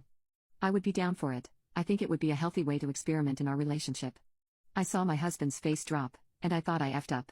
Instead, he started hysterically laughing. He just kept saying, I knew it over and over again. I asked him what he meant by that, and he refused to give me an answer. Instead he got up to get himself another drink then sat back down, seeming very pleased with himself. I asked him why he was smiling so much, and he responded. You know, sometimes when people are deeply hurt they smile or laugh to mask the pain. I knew I effed up in that moment. Before I could say anything else, my husband continued speaking. That's not the only reason I'm laughing. I'm also laughing because I got you, and I finally have concrete proof that you will forever love him more than you love me. Remember that hotel trip? Yeah, just a week before, your best friend messaged me. He confided in me, telling me he still thinks that you are in love with him. The way you act around him, blushing at his comments, trying to hold his hand in a playful way, all signs of you liking him. So I asked him to make a move on you. I knew you would just deny it, so I wanted to see it for myself. When during that hotel trip he tried to kiss you and you dodged it, I was happy. I thought that maybe I was wrong all along, and maybe we both took what you were doing out of context. However, despite that, your flirty signals towards him never stopped. It was I who told him I was bi, it was I who told him to ask you for a three-way. It was an offer I knew you couldn't resist, and it was one that would prove to me whether or not you were loyal to me. I now have my answer. Before I could even tear up and beg for forgiveness, he packed and left. He was out the door in 10 minutes. He's staying at his best friend's right now, and he texted me yesterday he wants a divorce. I tried to text my best friend calling him a snake for what he did to me, but he responded saying that he doesn't like cheaters. His last boyfriend cheated and dumped him, and he isn't ever willing to associate with a cheater again. My hot stepmother has been flirting with me non-stop and she took things to the extreme yesterday. I really want to, but I know it would break my father's heart. I know that calling your stepmom hot is a bit of a meme, but my stepmother is actually smoking. Slim waist, curly brunette hair and even a tongue piercing. She is 33 and very young as far as most mothers go, and there is a 14-year gap between us. My father met her when I was 13 after divorcing my substance-addicted bio mother and gaining full custody of me. They got married when I was 16. When I first met her, I didn't really like her, but I grew to appreciate her a lot over time. She is a great stepmother, and did a lot for me in my teenage years, and really acted like a mother. She made me school lunches and cared for me, but never insisted I call her mom. I still live with my parents, and ever since I turned 18 I set my mind on making a body transformation.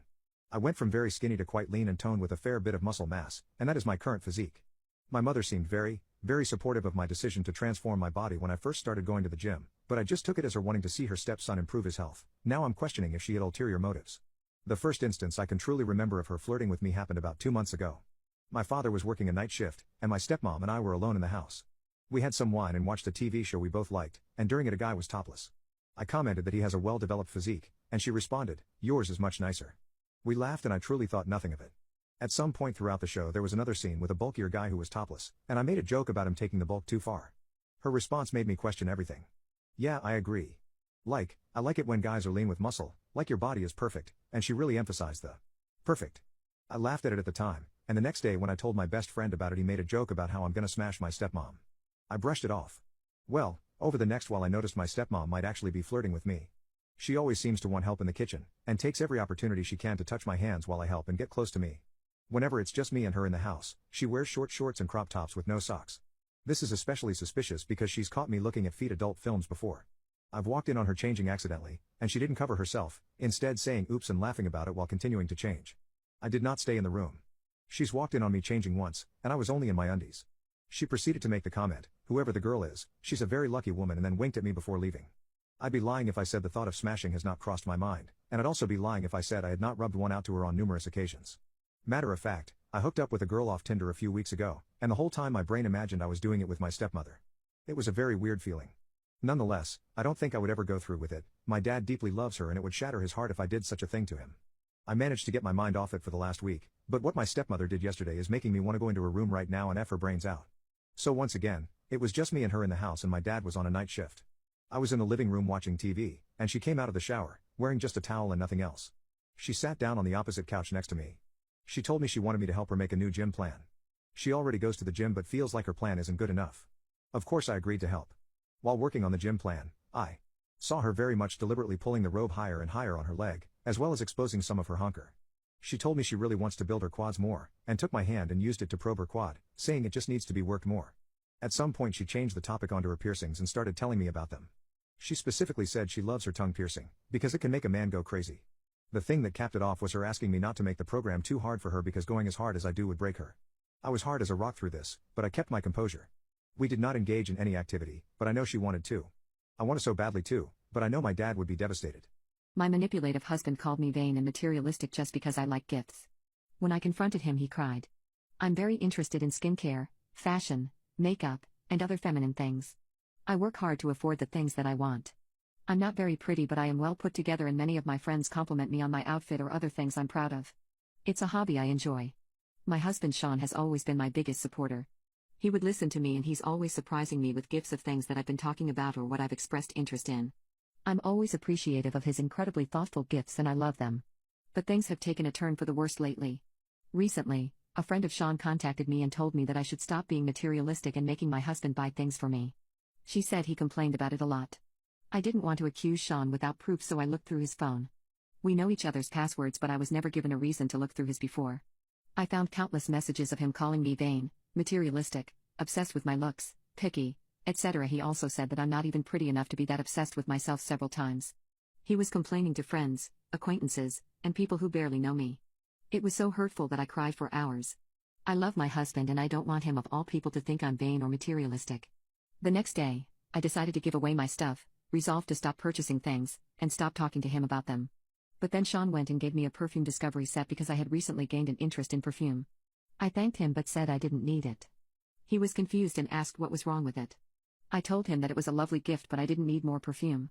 I said I didn't want to be materialistic or vain. Sean said that he had seen my textbook on perfume and that I had bookmarked things, so he knew that I was interested in it. He started crying while repeatedly asking what was wrong with his gift and why I didn't like it. He has been very distressed since, but I can't stop thinking about what he said about me. Update: Sean kept asking me what exactly I didn't like about his gift and tried to narrow why I didn't accept it. He said it cost a lot of money, so the least I could do was accept it. That's when I told him the truth. His friend messaged me about how I was materialistic and forced him to buy me things. He looked furious. I said that I had looked at his phone and saw that he thought I was vain and materialistic, so I was trying to change that because I didn't like being called that. He looked even more mad and I was crying at that point. Then he hugged me and apologized. He said he didn't think I was materialistic or vain. He thought my love for my hobbies was cute and inspiring. He loved getting me gifts because I was appreciative and he liked seeing me and things he got me. I asked why he would say those things if he actually didn't think I was materialistic, vain, or self-obsessed. He hugged me tighter and made me promise to still love and stay with him before telling me the real reason he did all this. I was hesitant because I wasn't getting a good feeling about all of this, but I made the promise. He said that he was already fighting for my attention and affection with my friends, family, and my job, so he wasn't going to compete with others too. He pulled out his phone and we read his messages together. When I had first read them, I could barely read them because I was so heartbroken, but as we read them together, I realized that he started the complaining and the other person would start calling me things. Then they would walk away with a terrible opinion of me. I started crying again and he apologized. He said he never meant it and the other people would already think people like me were vain and shallow. In the texts, Sean also insinuated that only he could get me proper gifts. It's true that he's the one person whose gifts were always incredible, but that's because he was very in tune with what I would want, even more than me. I still appreciate other things. I keep every card I've ever gotten, and I still have the wrapper of a candy my childhood friend gave me. In the texts, it seems like I'm a shallow, picky person that has high standards only he can reach. I asked him not to talk about me like that anymore. He immediately said yes. He said that he would replenish what I had given away, and if I tried to reject it he would see it as spurning his affection. My abusive stepfather called the police on me for taking $3 and then beat me to a pulp, so I spent years making his life a living hell. When I was 15, my mom started dating a man she met on Tinder. I didn't like him the first time I met him as he swore at me, but 2 months later he moved into the house despite me protesting it. About 3 weeks after he moved in, he took my skateboards, self-built halfpipe, ramps, BMX bike, ice hockey gear, and many other things to the dump one day while I was at school. He said he did this because he didn't want all of my crap cluttering up his garage. Maybe 2 months later he socked me in the stomach for the first time because I got up from the dinner table without asking to be excused. From there it has collated into full-fledged beatdowns for the smallest perceived slight to his authority. One day he decided to take my extensive Pokemon card collection, even more extensive comic book collection, my Game Boy and PS2 with all the assorted games, and my fantasy and sci-fi book collection, and got rid of it all because 15 boys should be playing football and baseball, not being a nerd playing with Pokemon cards and reading comics and books. I would like to add that he was a middle school teacher, and then in his off time refereed and umpired local middle and high school sports games. My mom never intervened, and in fact acquiesced when he demanded that she stop giving me lunch money, because the little F will just spend it on comics and other gay stuff. One day, I took maybe $3 and change out of his change jar so that I could buy a slice of pizza and some fruit punch during lunch at school, because I was tired of being hungry. My twin sister was always a bit of an a-hole, and frequently blackmailed me into doing her chores from a young age. I was fed up and refused to do something, so she told him what I had done.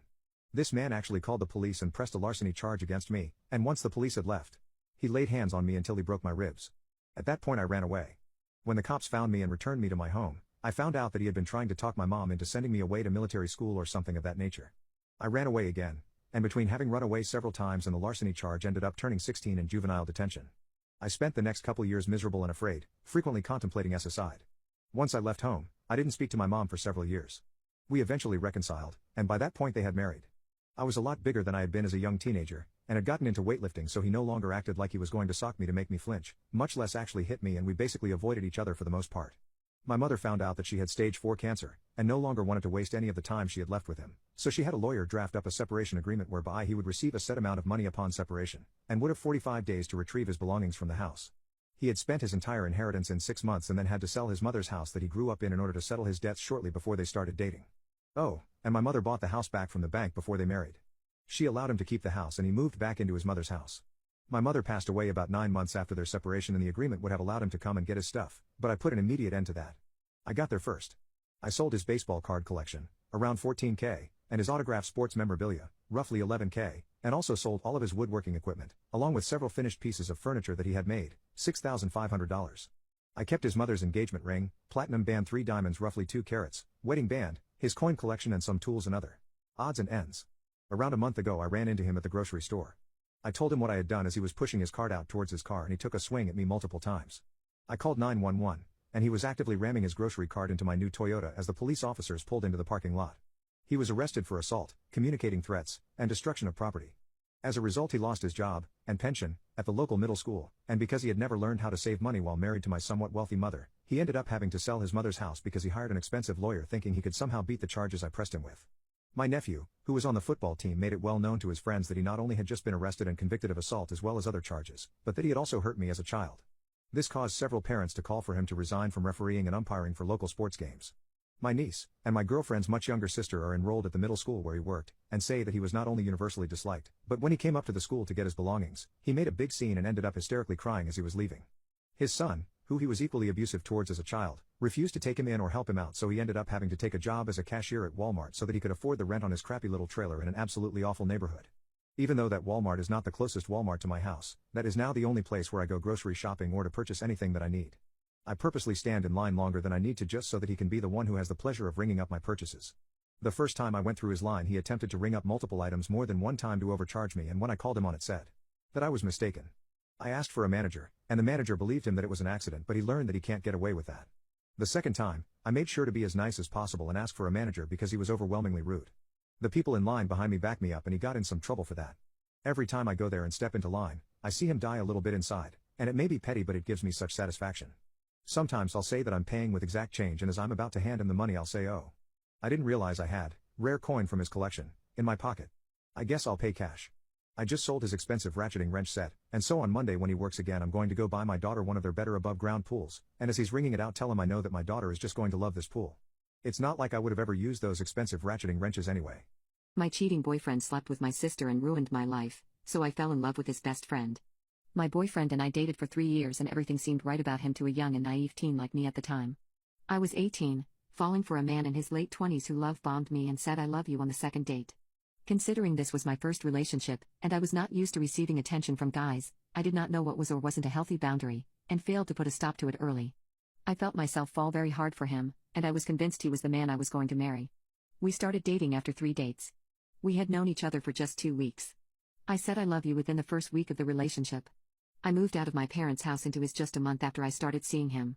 We moved way too fast for anything to ever work out between us, but up until I moved in there was nothing glaring in my face about it all being too much too soon. I quickly found out that moving in with him was the worst mistake of my life. He ended up asking for rent money despite promising he wouldn't do so previously, and that led to me having to work full-time while being in college instead of part-time. He also became extremely controlling, seemingly overnight. Things like him snooping through my phone while I slept were regular. Male friends were off the table, which would not have been a problem if he didn't have any female friends himself. I could not go out to clubs with my girlfriends. I couldn't really do anything. Still, as much as I hated living with him, I still loved him and I do not know how. He was a master manipulator, I suppose. Every time I would get the urge to leave, he would sit me down, sweet-talk me, take me on amazing dinner and make great love to me later that night. I would fall for him instantly again, and the cycle would repeat itself. This was a vicious cycle. He would control my life until I had enough. I expressed desire to leave or at least move out. I'd be love-bombed into staying, and I'd get controlled again. This cycle lasted a total of 3 years. Throughout the 3 years I had lost myself. I had stopped going to the gym as my mental health was so bad from being with him. I had stopped eating and had no appetite. I was always tired and now working 50 hours a week as he had forced me to pay majority of the bills and rent, and of course my school grades suffered so much I was barely scraping by. I had even cut contact with my parents as he had convinced me that they were no good for me and that they were trying to keep us apart. I was 22 at this point and coasting through life, expecting to be treated like garbage every day. I was never hit, but I was certainly emotionally and verbally abused and manipulated. The moment I finally left him was the most painful moment of my life. I thought I had checked out of the relationship. There was no way he could hurt me without laying hands on me, I thought. He could cheat, do whatever, I did not care. That was my thought process at the time. This thought process was proven incorrect, however, when I came home one day after a 12-hour shift to the sound of a woman upstairs groaning. I suspected that he had an affair going on actually. I had checked his phone while he was asleep a few weeks ago and found a few bookings made on different hotel sites. There were other signs of him having an affair too. The usual signs of him being protective of his phone, using apps that were later deleted, things like that. We actually had a fight about it, a fight where I brought up how he was booking hotel rooms and being secretive of his phone. He ended up gaslighting and guilt-tripping me into giving him an apology, and yet he never even explained why the hotels were ever booked. So when I heard the sound of the woman upstairs, I knew what was going on. All of my suspicions were about to be confirmed true, and I was finally going to have a legit reason for leaving him, and I was finally going to have him out of my life. I was happy he was cheating in a weird sense. Well, when I came upstairs and opened the door, what I saw crushed me. I was expecting a random woman. Not in a million years was I ever expecting my sister. I screamed when I saw it. I did not even care that he was cheating on me. The scream was directed at my sister. She was the one who had hurt me and betrayed me. She's 3 years older than me, and she was the only family member who stayed in contact with me. I confided in her a lot about the issues within my relationship, and she always told me to be strong. She told me she was always there for me. What she did hurt me so much more. I yelled at her to explain herself, but she couldn't, she just cried. I stormed out of the house with none of my belongings. I ended up staying at a hotel. As expected, my boyfriend tried to love-bomb me, but for once in my life I stood my ground. I ended up blocking him. I was proud of myself. The next thing I did was text his best friend and ask him to meet up and talk. Why they were best friends is something I do not know. I had met him a good few times, and he is the complete opposite of my ex-boyfriend. He is calm, he seems loving, is 6 years younger than my ex, and he had a girlfriend of his own who cheated on him and left him. I suppose my boyfriend never gave him details of our relationship. I know it was a dumb thing to text him and meet up with him, but I did anyway. He seemed very confused as to why I wanted to meet up with him when we met. I went on to explain everything about my relationship with my boyfriend, and he was flabbergasted. He clearly had no idea about anything that was going on and told me he was so sorry, and blamed himself for never seeing the signs himself. He told me to reach out if I wanted to talk again, and so I did. I texted him again a few weeks later, after I had settled into my friend's place who kindly allowed me to stay at hers. Until I found a place of my own. We met up again and we talked, we had a very good time. I used him to heal. He was one of the few people who truly understood me. He told me he cut contact with my ex as he does not want to associate with someone who is capable of treating their partner like that. That action of his showed me a lot about the type of man he is. I'm slowly falling in love with him and I don't know what to do. I want to ask him on a date, but I really don't know how to. My cheating boyfriend slept with my sister and ruined my life, so I fell in love with his best friend. I did it, guys. I asked him out on a proper date. I ended up texting him and telling him that I'm not sure if this is appropriate, but I found myself having feelings for him, and they're very strong. I told him I'd love to take him out to dinner. He told me he would love to, and he told me there was nothing inappropriate about it.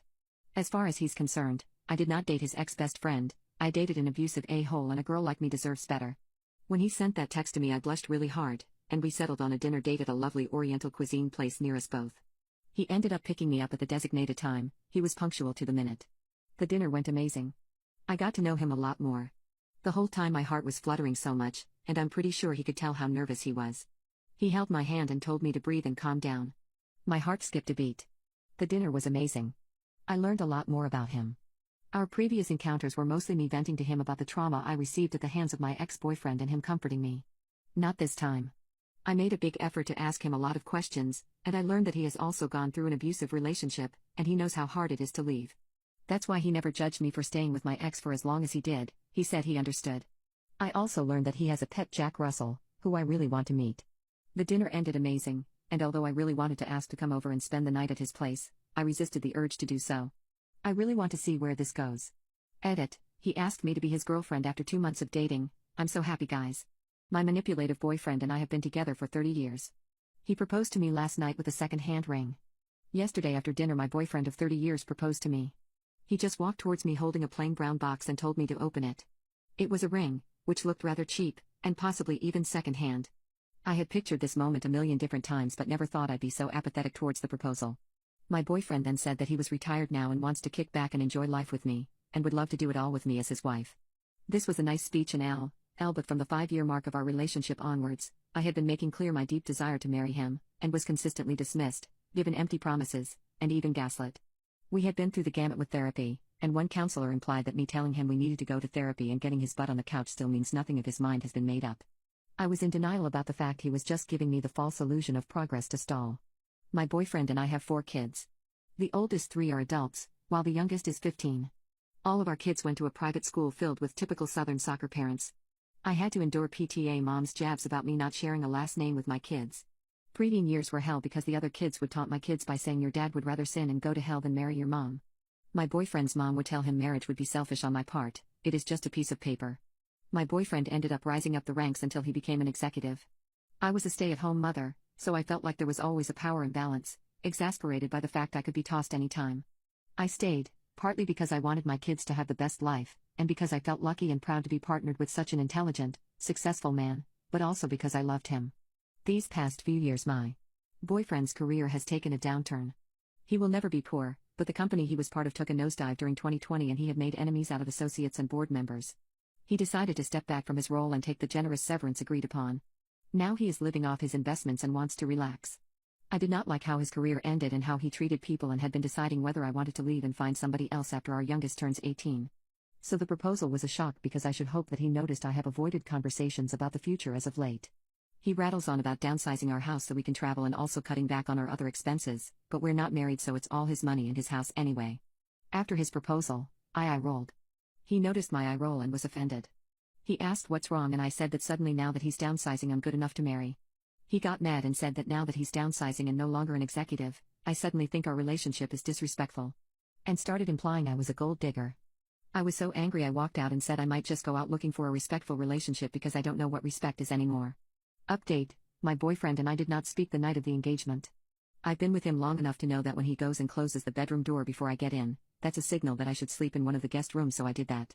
However this morning I broke the ice. I told him about how dismissed I felt over the years. I also said that we are both in our 50s and these last few years have taught us that people at work who kiss the ground you walk on one day can easily turn on you the next.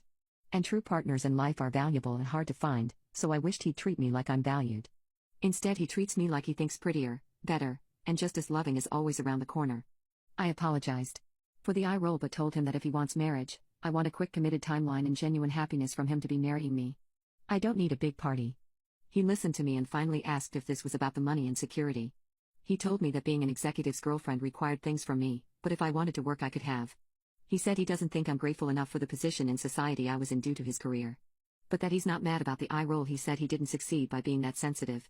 He went on to say I was not his prisoner so I can leave at any time. But to remember he won't tolerate being made my prisoner either via manipulation. He said that for what it's worth, the engagement ring is mine and I could do whatever I wanted with it. He will also not be accused of not providing for his daughter, so be assured he won't shirk child support. But that he felt what I said before was emotional blackmail. So he no longer wants to go forward with marrying but says if I'd like to travel with him that's fine. Him traveling is non-negotiable, and so if I wanted to get a job it would have to be a remote job. It was a sad conversation and I spent a few hours alone after that. I felt I had nothing to lose, so I just asked him if he would support me getting an associate's, but that most associates for technical careers were in person. He then dropped the bombshell that if I wasn't traveling with him he wasn't going to go those periods without intimacy. I was astounded by his callousness because he's back to take it or leave it. We fought again with me saying we're all feeling the effects of age. I've supported him through health issues, and if he thinks he can just find somebody who has that loyalty I've shown him, he's wrong. I walked in on my psychopath son having intimacy with a blow-up doll dressed like his deceased mother. I don't know how to proceed with life. So I never brought up the fact that I walked in on my son doing what he was doing to him, and thankfully I didn't have to. I really thought about doing it. I knew I wanted to get out of the house as I did not feel safe. Also, seeing my deceased wife get violated in such a nasty way made me really want to lay into my son on many occasions. But each time I got the urge to do so, I managed to resist. Just a few days after I made the post, my son was arrested. He was baked with some of his delinquent friends and they decided to go into a store and rob it while armed. They couldn't get their hands on any real firearms, however, and so they decided the best course of action was to walk in with BB guns. I mean, it did work. They got away and managed to rob the store successfully, getting the guy at the till to take all of the cash out of the register. However, being the dumb idiot that my son is, he forgot to wear a mask. He was the only one not wearing a mask, and so he was the first one caught. He then ended up snitching on the other 3 guys that helped him execute this plan. I did not hire him a lawyer this time. He was 16, and old enough to deal with the consequences himself. He was sentenced to spending time in juvie. The only reason he will not be in there for long enough to be transferred to prison upon turning 18 is because of the BB guns. The state lawyer which was provided to him managed to use this information to reduce the punishment. I'm very surprised, however, as my son already has a few criminal charges. In my opinion, the judge was very lenient. My son cursed me out for not helping him with the case, of course, but I expected nothing different from him. He's now in juvie and I spend my days working, watching TV, as well as working out. I used to drink a lot, but I've cut back on it. My wife wouldn't want me doing that. My nightmare mother told my dad that he should sleep with me and then refused to apologize. My mom has always had narcissistic and emotionally abusive qualities. When I was little she used to lay hands on me, and was the queen of playing the victim card whenever someone called her out on her abusive behavior. For the past couple years, she has also been dealing with health issues and my father and I are doing our best to help her manage day-to-day activities. She has enough agency to walk around and clean the house, but she struggles with becoming lightheaded at times along with her elevated blood pressure. We are all currently living together. We both know that she has unresolved mental issues as well, such as high anxiety, and she's possibly bipolar. I know that she will never willingly receive treatment for anything mental health related due to her narcissism. My mother has been acting very weird recently too. It does not matter to her that my father and I are giving up our free lives and every ounce of our spare day to help her. She is just as abusive, just as nasty and just as toxic as ever. I remember her slapping me about a month ago because I forgot to make her dinner a certain kind of way. She made a comment about wishing that my father would rope me like my ex-boyfriend did. That hurt a lot, and I was ready to walk out of her life at that point. Nonetheless, knowing the old hag is going to die soon, I stayed. Unfortunately, this was a mistake. So the incident occurred. For context, the walls in the house are thin, and though my dad is quiet about his intimate frustrations, my mom is a very loud and vocal woman. She will say things like, "I'm too old for intimacy," or "I'm too sick for intimacy," loud enough for me to hear. She has always thought it was funny when I would get grossed out by this talk. She often brings up say 8 issues randomly with my father to me, because she has no friends, and thinks because I'm an adult that it's okay to talk about these things with me. I instantly leave the room and never entertain this talk, but she laughs at my disgust. My dad and I both hate that she is so loud about intimacy talk with my dad, given that I live in the house. She does not care. Again, our disgust amuses her. Recently, something that she said stunned my dad and me, and we are having trouble forgiving her. She did apologize 2 days later, but does not think she said anything extreme. My father and mother were in the kitchen, and I was in my bedroom with the door shut. I did not hear anything from the conversation on my dad's side, but I heard my mom loudly scream, "Why don't you ask your daughter for brain instead of me?" I got sickened. My dad screamed, "What is wrong with you?" and instantly left the house. It took me a bit to actually process that she said that. I collected myself, and a few minutes later asked my mom if she could never say anything like that again. She screamed at me, "It's just words. Brain, brain, brain, who cares?" I no longer want to help take care of her, and want to move out as soon as possible. I don't know, I am used to her saying terrible, awful things, but I am deeply hurt by this comment in particular, like the fact that she would even utter something so gross and disturbing and not truly apologize or see anything wrong with it. My brother will be marrying an absolute moron, and I desperately want to stop the marriage. My future sister-in-law is breathtakingly stupid.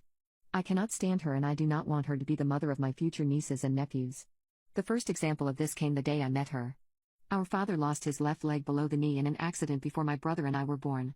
When she first came over our house to meet me and my parents, she said, "Oh wow, it's crazy how you two didn't inherit that leg thing." We all laughed uncomfortably thinking it was a bad joke, but she didn't laugh. Even after my brother explained it wasn't a genetic defect, it was an injury, yet she still thought there was a possibility that my brother or I would be born with a missing leg. She then told us that she thought one of us was adopted as she refused to believe the amputation was genetic. Over the next few months I truly realized the extent of her stupidity. She told us she believed in Santa until she was 16, and her parents had to break it to her and it broke her heart. You know the joke that the pee is stored in the nerds? She thought that was real. She asked my brother how did the pee not come out when he nut during intimacy. She commented that she never sees pink lemons in the store, because she literally thought pink lemonade was made from pink lemons. She didn't realize Donald Trump the actor and Donald Trump the president were the same person.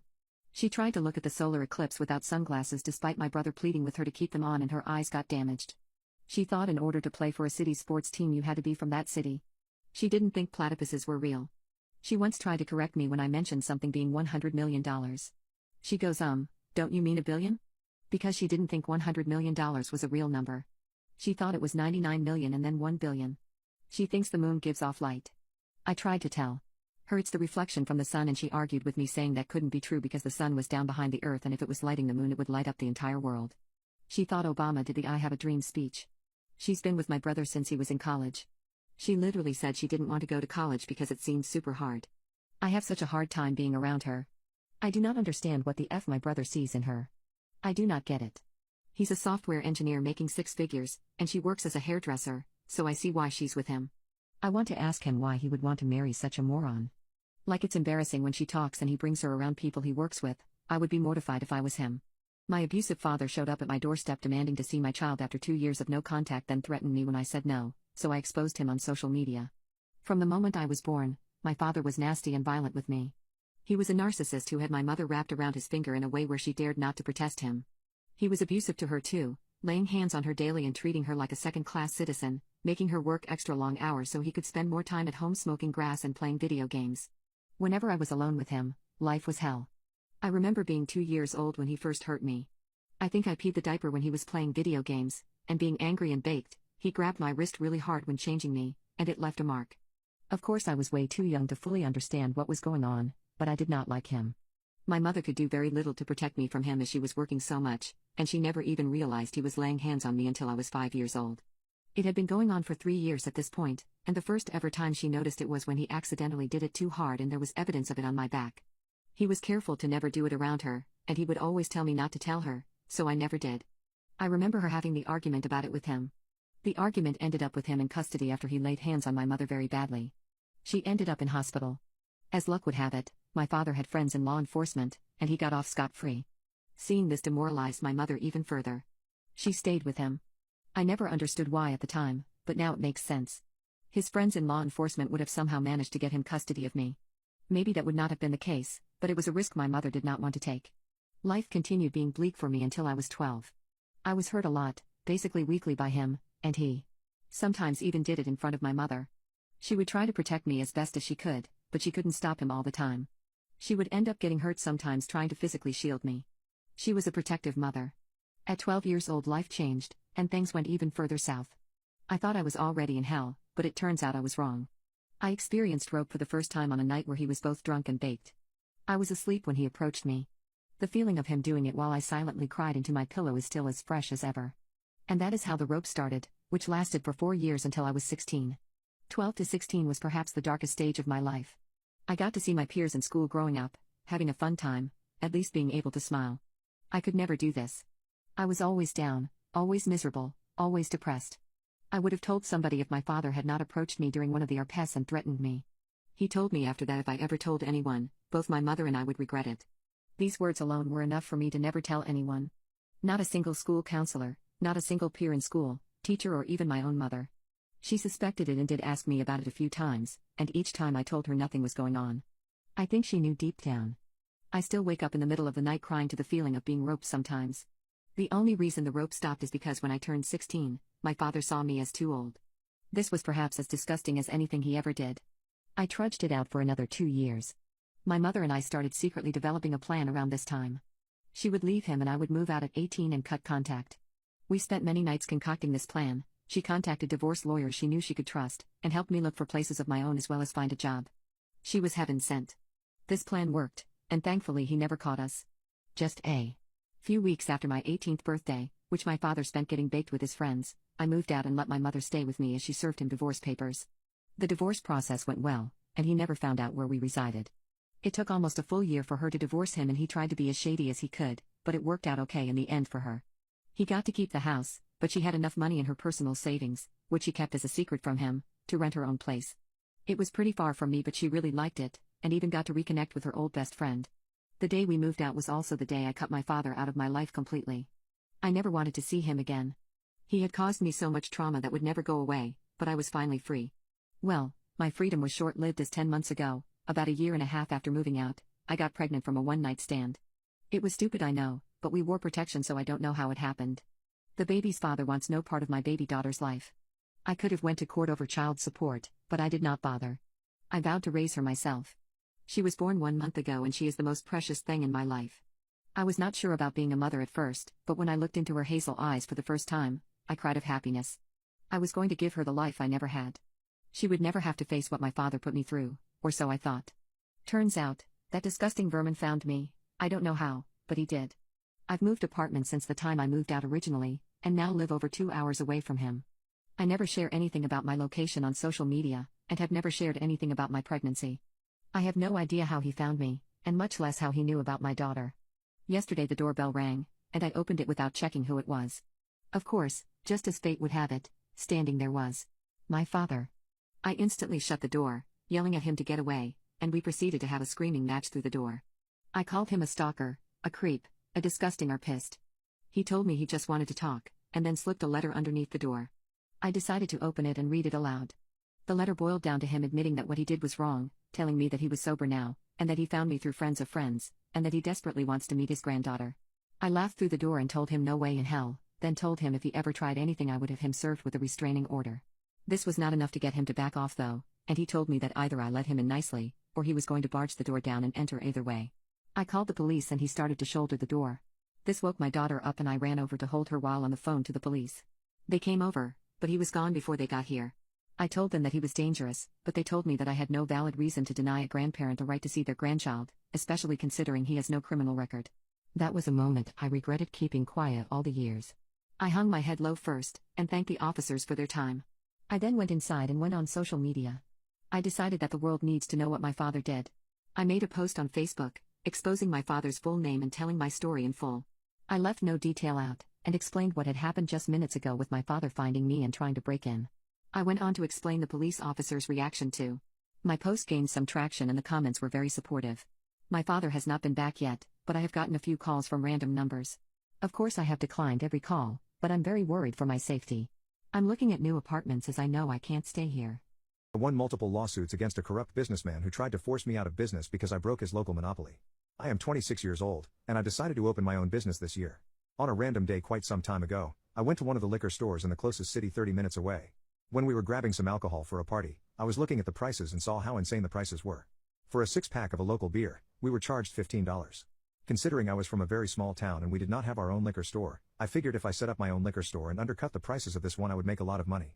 Back in February I was furious about my crappy job and thinking out loud how cool it would be to own my own business to a friend. My friend's mom happened to be the president of the local bank. He told me, "Hey, with CSID, the bank has been struggling to find customers to give out loans. Right now, the bank is giving loans for cheap." A couple of weeks later I went in and met with my friend's mom and pitched my idea with the research I had done on alcohol prices, potential demand, and estimated income. I got the loan at a fantastic interest rate. I bought a building, which happened to be the former bank, and hired my dad to help me renovate the building. My dad is a general contractor, and he gave me an excellent quote on materials and labor. After working everything out with the distributors, getting the proper licenses, and getting my paperwork I needed for the government, I was ready to open my liquor store in May. I had started taking out ads in the local newspaper advertising my store and my prices. When I was in talks with my distributors, I learned that even with inflation and everything else, the liquor store in the other city had like an 80% markup. I talked to a local business owner, and he suggested that I have around a 40% markup. Because of this, I was significantly cheaper than the closest liquor store and had a much wider selection than the gas stations and small local stores nearby. My hometown is near a national forest, as such we have a ton of people who come up for weekends for recreational activities year-round. My first week after opening I had made a $4,000 profit. It was great being my own boss. However, that's not to say that it wasn't difficult running my own business, especially that my only employee was my girlfriend, and we were both working 6 or 7 10 to 12-hour days a week. I was both manager, accountant, and cashier, but damn, it's so much nicer knowing I can tell someone to pound sand for being a jerk. So, couple of weeks after Memorial Day, some old guy walked into my store a couple of minutes after I opened. He seemed friendly enough, but eventually he offered to buy my store. I'm not going to say the amount, but it wouldn't have even covered my principal on the loan. I rejected the proposal outright and refused to negotiate the sum higher. He walked out of my store saying, "Velp, you'll be sorry you rejected that offer." The next month a guy walked into my store and asked if I was the owner. After saying yes, I was informed that my business was being sued by this random guy I never heard of for libel. After he left, I was freaking out and I decided that I was going to close early. When I got home, I googled the guy, and soon saw a picture of the guy that tried to buy my store. It turns out that that is the guy who owns both of the liquor stores in the nearby city. It also just so happens that he is on city council. With a little bit of further digging, I learned that this city has an ordinance that reads, any business institution that does not fulfill the definition of a restaurant, tavern, or liquor dispensary will be excluded from obtaining a license for the sale of alcohol. Later I discovered that the same guy happens to be the head of the board which approves liquor licenses. I love small town corruption. Either way, I had a major issue. My maternal uncle happens to be a lawyer in a neighboring state. I decided to call him and try to get some legal advice. I talked to him and read the documents that I had been handed and served over the phone. After receiving all of the information I had read off, I was expecting to get some sort of advice, but instead heard hang on, I got to make a call. And he hung up. I'm freaking out. A few hours later my uncle called back, "Hey, I just got off the phone with my partner. He agreed that we can take your case pro bono. If you would like to accept, we can discuss it at my office tomorrow." This is how I learned that my uncle is on the bar in 3 states. So we met and we discussed the case.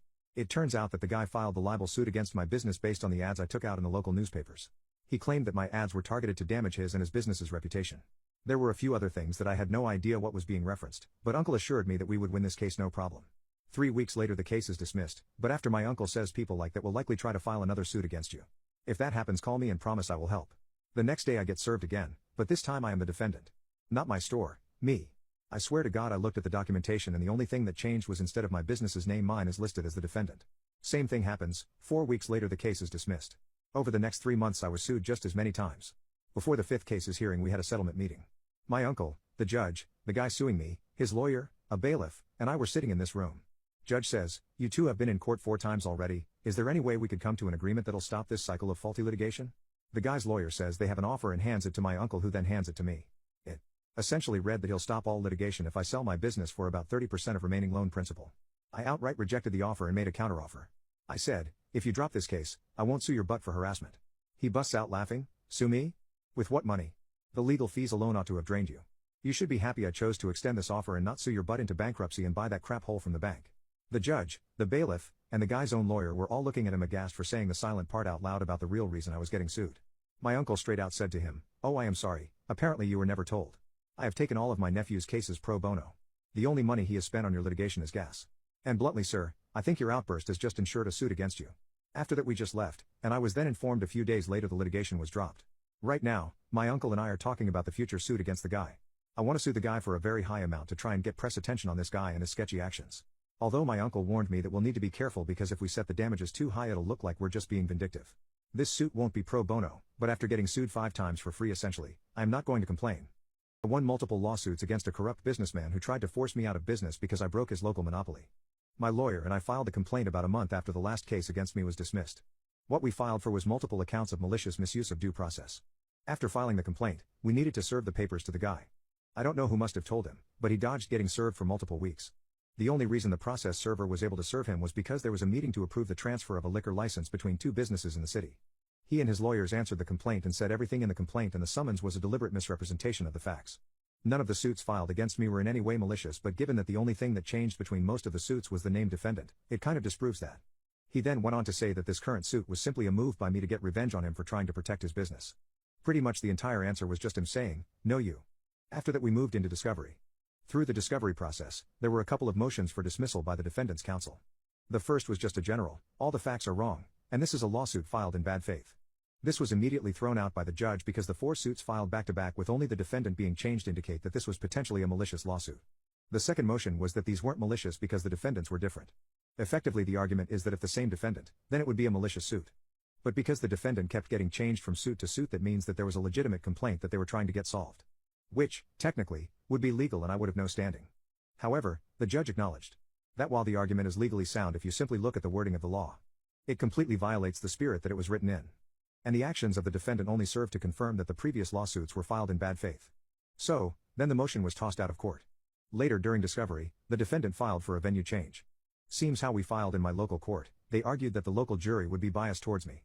This was dismissed because they forgot to ask for a jury trial. We were perfectly fine with proceeding with a bench trial, so we didn't ask for a jury. The judge decided then that because they didn't request a jury, a venue change would not offer any significant change in the trial. They used that decision, and some history I have with the same judge to appeal to the state court to dismiss the case. They refused. So back to discovery. The whole process was extremely slow, and we were still in the middle of discovery when we decided to settle. We had received multiple settlement offers up to that point and rejected all of them. But at the end of November, the defendant decided to fire the manager of one of his businesses. The former manager then decided to turn over some text messages to the court. You see, we requested all communications about the malicious filings from last year that the defendant had made. That included text messages. That showed neither counsel nor the defendant did the proper diligence to comply with discovery. The defense was able to get that text removed from the evidence. While the text might not have been able to be used as evidence if we proceeded to trial, you can't erase that you hid evidence from the judge's memory. They don't tend to take that well. With this coming to light, and the chicanery that the defendant had been pulling, the judge was just over it at this point. Our lawyers had to meet with the judge, at the very beginning of this month, where the defense's counsel was reprimanded. After this, the defendant offered a really big settlement. After my fiancée and I discussed it, we decided to accept the offer. Our wedding is getting close, and frankly, we don't want to deal with court stuff anymore. The whole trial process was still months away, and there wasn't any guarantee that we would have gotten any more money. Unfortunately, it's not the nuclear revenge I and my fiancée were hoping for. Although the settlement, after I settled the contingency pay for my lawyer, did repay the remainder of my loan, we will have a nice chunk of money left over. I love my girlfriend more than life itself. She got me a watch with our picture engraved on it for Christmas. I cried of happiness in front of her. My girlfriend is hands down the most amazing human being I have ever met. She knows how to cheer me up when I've had a bad day, she knows how to make me laugh when I'm down, and she knows the key to my heart is food. She pulled me out of a deep slump when we first met, with me running on cigarettes, grass and alcohol. I'm sober now thanks to her. Considering we met on Hinge, I thought nothing of it when we went on a date the first time, but I quickly realized I'd be an idiot of elephantine proportion if I fumble her. We've been together for 2 years and I'm planning on proposing to her soon, and this Christmas just solidified everything I need to know about how amazing this girl really is. We were exchanging gifts, having a good time, smiling and kissing, regular couple stuff. Then once we had handed each other 5 or 6 smaller presents, it was time for the main one. I gave her a bougie nail set, which glosses and shines her nails. She loves doing her nails, as well as some high-end moisturizer and sea salt mixture meant to completely rid oneself of dead skin. She really liked it, and tried it right away before even giving me my present. She then pulled out a small box. I was very confused at first. The rest of her presents had been big boxes. How was the main one a small box, I thought to myself. I tore open the packaging like an African child tearing open a food parcel, and inside the box was another box. She was effing with me, I thought, but when I opened up the second box, I saw a watch. It was a very cool watch, and despite the fact I already have one, I was perfectly okay with having another one. Besides, this one came from my girlfriend, it's extra special. She then told me to turn the watch around. When I turned it around, there I saw it. On the back of the watch, there was a picture of the two of us. The picture was actually a part of the watch. It was not just a tiny picture slipped in or glued on, it was actually a part of the watch. I looked at it for a few seconds in silence, and I think my girlfriend understood this and she was silent too. I looked over to her gleaming, and she asked me if I liked it. I signaled for her to come over for a hug, and I actually cried in her arms for a few seconds repeating how amazing this gift is. My insane nephew hospitalized my dog. The dog meant everything to me and my sister is blaming me for reprimanding my nephew. The story of how I got my dog is the most wholesome but simultaneously heartbreaking thing ever. I was training to be a vet when I was 25, and a dog in very bad shape arrived at the clinic. The dog looked no older than a few weeks, and I was told he was found in the dumpster and in a locked cage by the man who found him. The man said he had no interest in housing the dog, he just wanted to try to save him. That was an uphill battle. Just upon first looks it wasn't likely that the dog would survive, and further examinations showed an even worse potential outcome. The dog was riddled in fleas, had insects crawling inside its leg, was very sick, deeply malnourished, and had many wounds in its belly that looked like someone had inflicted them. The leg was broken too and dried red covered a large portion of the dog. My heart broke seeing this, and it was a miracle the dog was even breathing. I talked to a head vet about this, and I asked him what he thought the chances of the dog's survival were. The vet recommended we put the dog down and not even bother. I begged him, asking him to save the dog's life. The vet retorted saying that since I am almost complete in my training, I can try to do it myself. If I can somehow succeed, then I can do whatever I want with the dog, but he advised me not to even try to avoid the letdown. I disregarded the words and tried anyway. It was a long battle. I washed the dog, stitched him up, performed a surgery myself, which I technically wasn't supposed to do. Looking into his eyes was hard at first, as I realized the chances of his survival were slim, but I've always believed in miracles.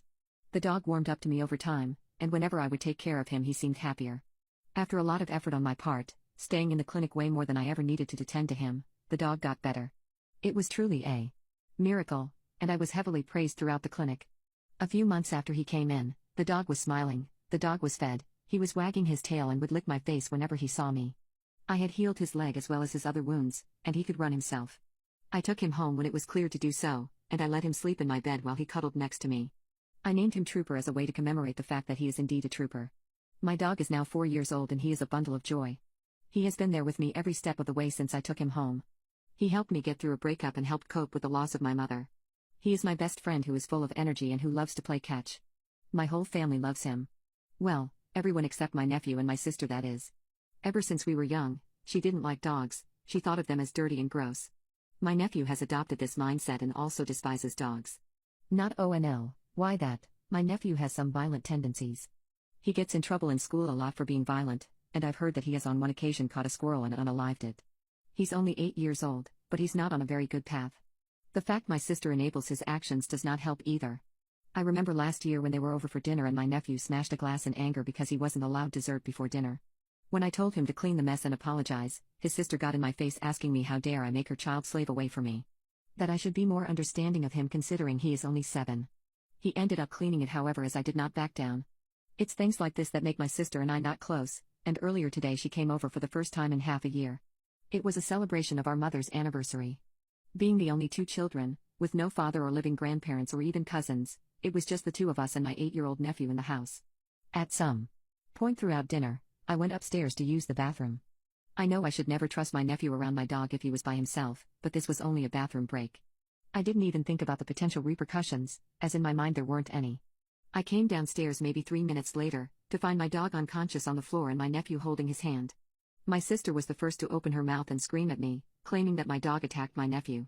My dog has never attacked anyone, so I didn't believe her and went to check on my dog. He had a dent on his forehead. A visible dent. Red was leaking. My sister was still yelling, demanding the dog be put down for attacking my nephew. I got in her face asking what happened, and she refused to answer. I called my clinic informing them there is an urgent situation and that I will be down soon. I kicked my sister and my nephew out, got in the car and drove away, refusing to engage in anything with them. When I arrived at the clinic, I sped in and told the head person I have a theory that my dog's skull is shattered, but he's still breathing. The dog was taken in for tests, and I used this time to check the cameras in my house from my phone. It's an app that I have linked to the cameras. I then saw what happened. My dog went over to sniff my nephew, who then proceeded to slap the dog away.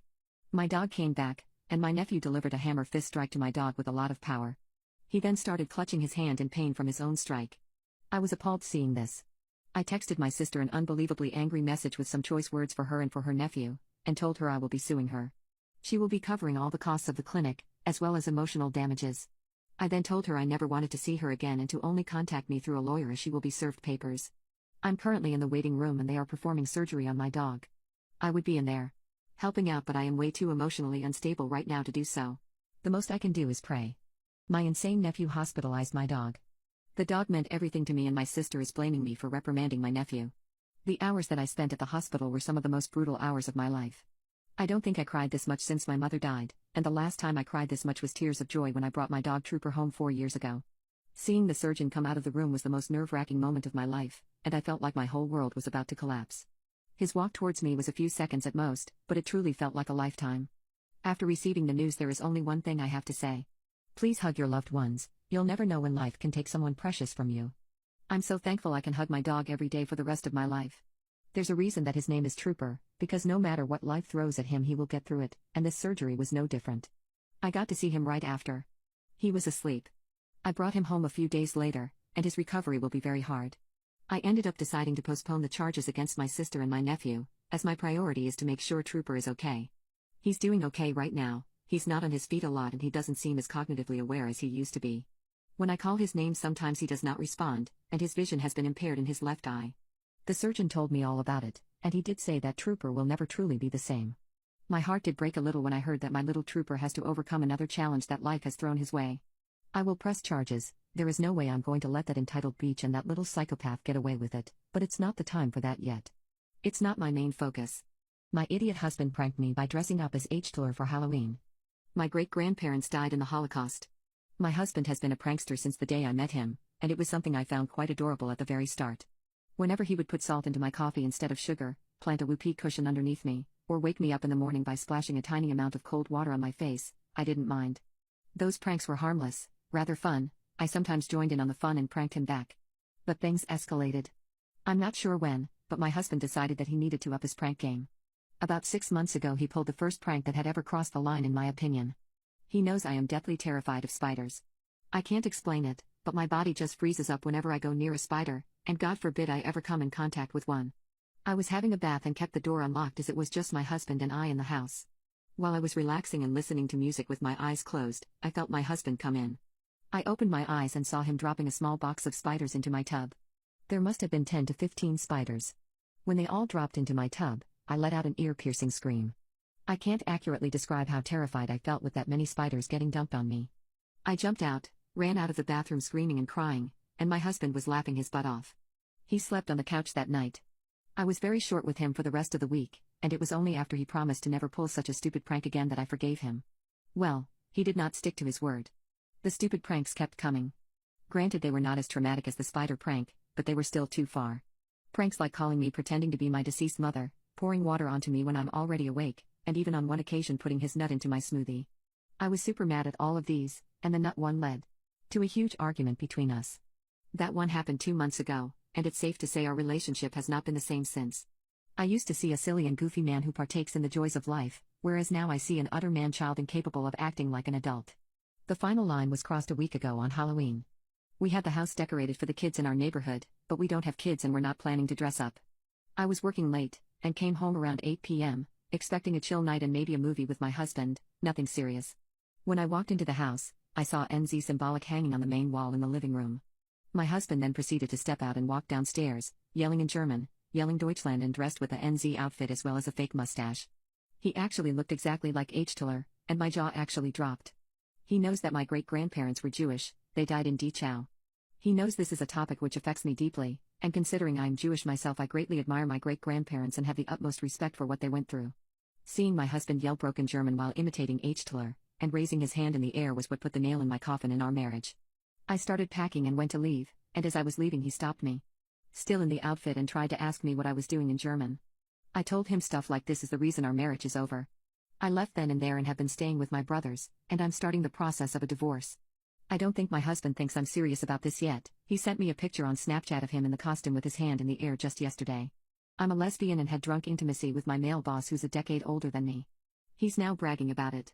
My boss is 30 whilst I'm 20, and from the moment I met him I think I caught his eye. When I first started this job, he always said things like, "Someday, I'm going to transform you to a straight girl, because you deserve a normal life." I got favors from him. My hours were always more flexible, I was always granted time off. He kept me in his office a lot to talk about my stellar performance at work, things like that. He has on a few occasions commented about my looks before. Nothing too provocative, just telling me he likes a new hairstyle or I have nice eyes. When I told him I was lesbian, his response was, "What a damn shame." A thing which is important to note is that I have never had intimacy before and I always like girls, but I have always wondered what straight intimacy is like. I've said this once in his office in front of him. Now, while he may sound creepy from my descriptions of him, that is not the case. You see, when I moved out of my parents' apartment to a bigger city, he became kind of a father figure to me. We discussed a lot of things in the office and we became really close friends. He always helped me when I needed it, even not on work-related matters. I knew he may have been interested in me, but since I was lesbian, I thought he would never try anything and trusted him fully. As I said, when I first started, I was not a big fan of his comments, but over time things changed. He became very respectful to me and told me really kind things about me being gay. There was never a single incident where he ever made an actual move on me, until a few days ago, that is. So a few days ago, the two of us went on a 2-day training trip and we had only one hotel room with one double bed. I was okay with this at the time, I didn't know how things would turn out. Well, after the training day we bought some wine and we drank a lot in our room. I don't remember a lot because I was wasted. I do remember though that when we went to bed, he started touching me and asked me if I'm okay with it. I responded I don't know, I don't care, and then it happened. The thing is that I don't remember if it felt good or not because I was really drunk. I know I would have never done it sober, but for some reason when I was drunk I was more than okay with it. The morning after it happened I had a really bad hangover and the covers of the bed were covered in my red. I went out and cried. Called my sister-in-law who I was pretty close to. She told me that this stuff happens, two people get drunk and have intimacy, so I just don't think it was rope. I talked to him about what happened the next day and how I felt about it. He said that every man would take bagging a lesbian as an achievement and that he expected it to happen because he is a man. He also told me that if he knew I would feel this bad about it, he wouldn't try anything. He thought that it would benefit both of us, because I was really into it and had provoked him and we made out a lot, which was something I initiated. I'm a lesbian and had drunk intimacy with my male boss who's a decade older than me. He's now bragging about it. Well, you know how I said it wasn't rope and how it's my fault it happened? Well, I was in a really bad mental state of mind and after it happened, I couldn't eat, couldn't sleep, I was pale and people asked me if I was okay regularly. I was texting with my boss at the time after it happened and he acted like a piece of crap, gaslighting in every text and telling me how every man would do the same thing he did. I kept telling myself it's my own fault I got drunk, but after some reflection I came to the realization that I was indeed a victim. I really wanted to tell someone from the company, and so I did. I told a coworker I was close with and ever since, she's been my support in life and one of my closest friends. She obviously didn't think what happened between me and my boss was okay and she was convinced it was rope.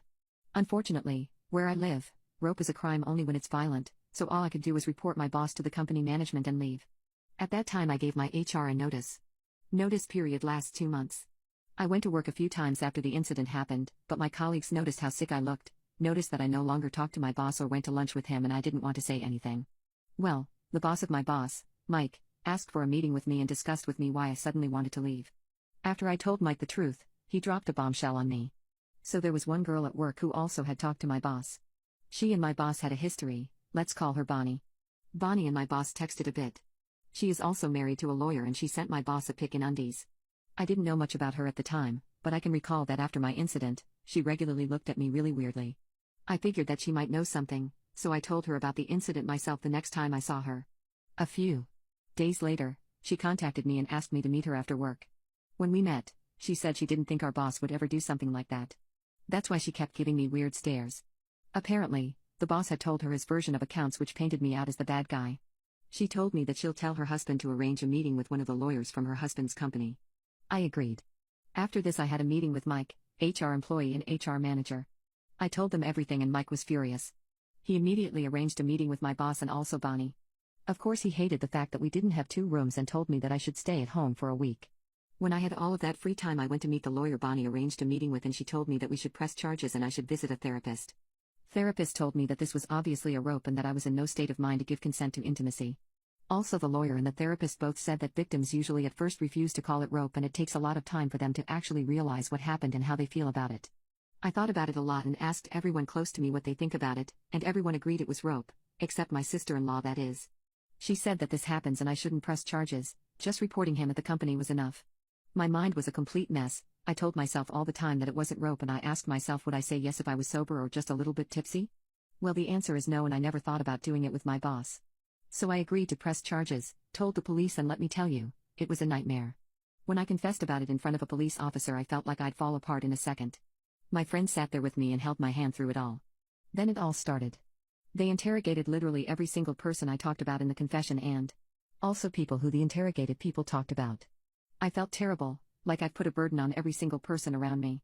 Lots of them were supportive and didn't mind but I felt that they didn't like being put through all this drama. A few obviously thought that it's my fault I got drunk. The company called and told me I'll work in a different workplace for the rest of the notice period so I wouldn't see my boss around. Rumors spread around, soon everyone knew what happened and they despised him for a while. Some people didn't really care. It quickly changed because lots of people from work had to go through interrogation at a police station and they were really annoyed by it. I also found out that his girlfriend that broke up with him that year was abused by him for 10 years and was interrogated as well. She basically said that she wasn't that surprised he would rope someone just to get a trophy of AIF to gay girl. My whole family, except my brother and sister-in-law, really supported me and that was really surprising because I didn't have a good relationship with them since my parents are unstable as hell. My sister-in-law basically cut off my brother and herself from our family because they support a lie. She was interrogated as well and my lawyer told me she basically destroyed my chance to win. I was a mess for a few months, couldn't find a job and then intense anxiety and panic attacks came. It was horrible. My roommate got fired, so I had to borrow money from my friends just to pay rent. So yeah, I lost the case. My boss got demoted, he's not a boss anymore. He chose a new employee that helps him do the same job I did. They also forbid him to choose a girl. I have a different roommate. I have had a different job for 9 months now. I went to therapy a few times, got diagnosed with borderline personality disorder, and I'll move to a different city in a few months for a better paying job. My previous boss sometimes tries to convince my friends from the previous company to hear his side of the story, but my friends couldn't care less. My brother and his family won't talk to me, but I texted him that I miss him and wished him happy birthday. He doesn't respond. My nightmare mother-in-law got our baby lotion with latex despite the fact he is allergic to it, so I sold her present and used the money for myself. My mother-in-law never liked me, and I'm pretty sure that the main reason for this is because I am black. She has never said this outright, of course, but comments like, "I can't trust you people, your kind do steal a lot, your hair is so fuzzy and crazy, why don't you tidy it?" make it very obvious that racism is indeed the driving factor for her hatred towards me. I remember the very first time I met her. She seemed very shocked to see me. She wasn't hostile to me that day, but later on pulled her son out of the room to talk to him in private. Later my husband told me that she told him that she expected me to be different. She never elaborated on it, but I did see my husband seem rather uncomfortable for the rest of the visit. Her racism became more clear as time went on, and the previously mentioned comments started about 6 months into her son and I dating. Her racism became more clear when I became pregnant. She was not happy at all about having a mixed-race grandchild. Her comments about the grandchild were the one that made the most uncomfortable, and it was due to this that we never let her babysit him, and never even let her hold him. She didn't seem to mind, however, as she called my son a mule. I'm a very calm person, and her words were only comments, however, and up until Christmas Day a few days ago she has never done anything outright violent or dangerous. I actually got used to her comments to me after a while. They were only the empty words of a narrow-minded woman, and my husband defended me every time. Well, Christmas came around and she asked us if she could come over for dinner as she had a present for us and for our baby. I had a present for her too. We had not cut contact with her fully, which now in hindsight was a mistake, but I did genuinely think that eventually she would come around, and never in a million years did I perceive her as dangerous. My husband and I discussed it and we told her that she could come over, and the only thing she had to do was be respectful to me and the baby. She agreed. She ended up coming over and we had dinner, we caught up. It was somewhat pleasant. She never made any hostile comments and WWE actually had some good laughs. Her present to me was a bougie watch which I thanked her for, and my present for her was a fancy skincare set. Her present for our 1-year-old baby was some lotions and creams supposed to help with calm sleeping through the nights, as well as rashes and irritations.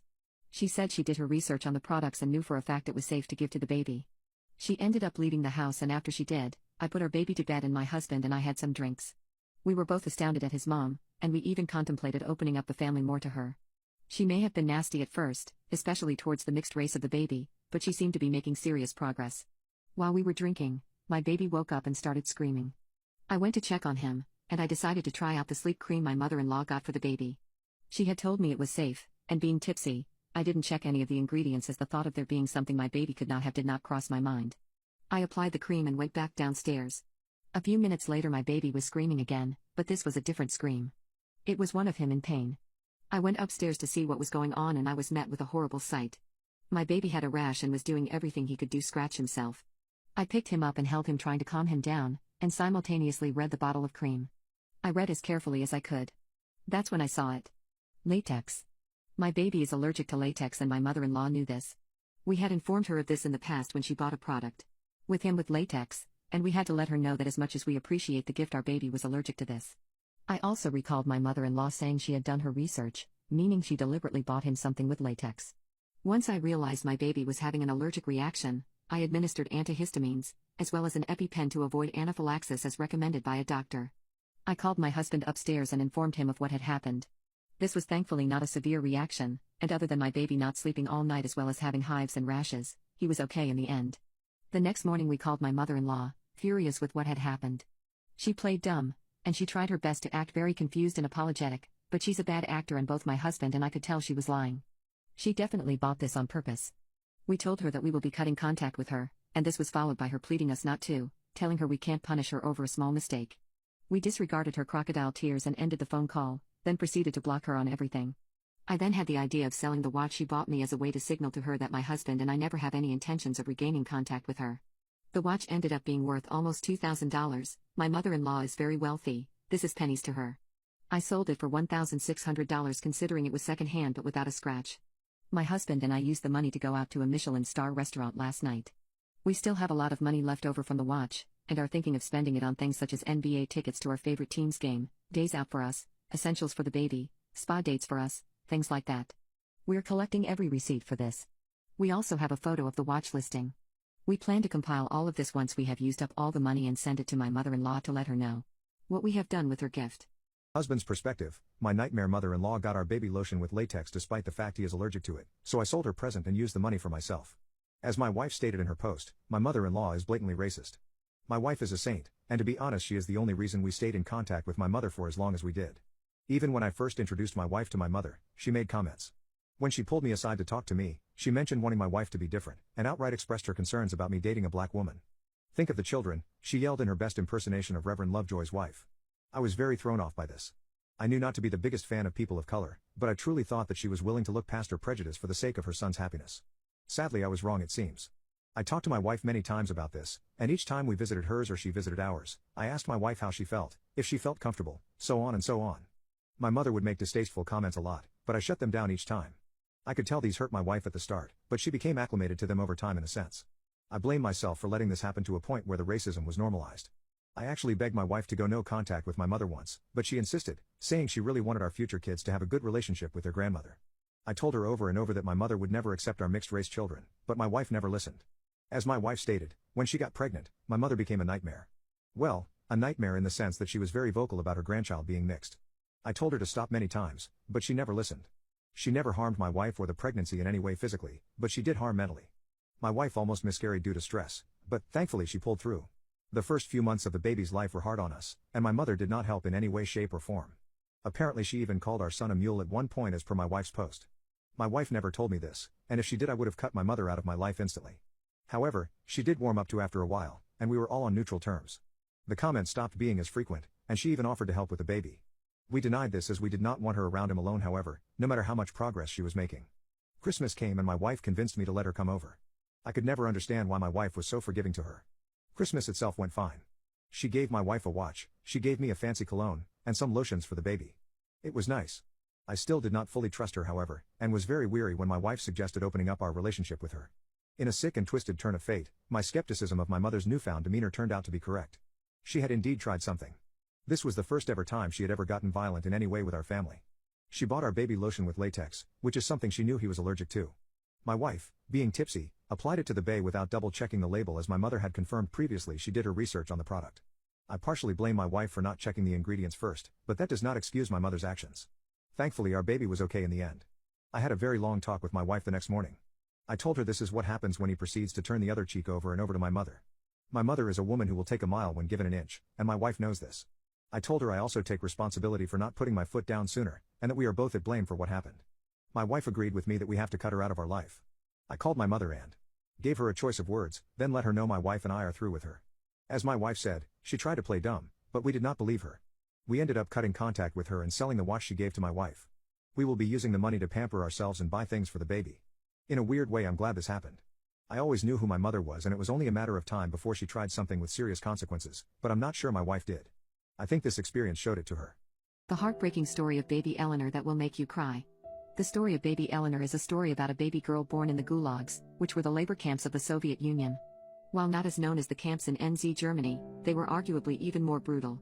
While they were not advertised as death camps, they may as well have been.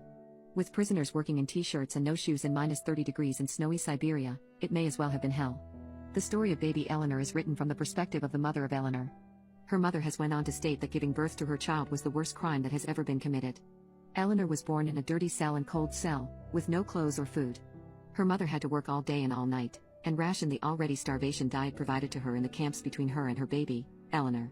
Eleanor was always frail, always sick and always pale in the face. Her small bed which she slept on beside her mother was covered in fleas and urine, and she would cry non-stop. She was suffering greatly, but there was nothing that could be done to feed or clothe her properly as the authorities paid no attention to this. This was not the real horror, however. The real horror came when Eleanor was almost 1 year old. She was taken away from her mother and placed in the nursery of the camp, where she would be looked after by a nurse and not her own mother. This nursery would have 30 or 40 babies, and only one nurse who was just as starved and underpaid to look after them. Due to this, the nurse never cared.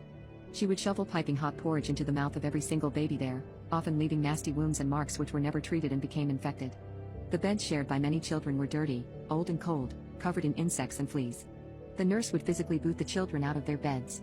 The kids were always so cold and so mistreated, that after a certain point they stopped crying. 2-year-olds were so used to being treated this way that all they could do was whimper, all while the hot porridge was poured into them. Eleanor's mother would try to visit as often as she could, but she was not allowed to do so all the time.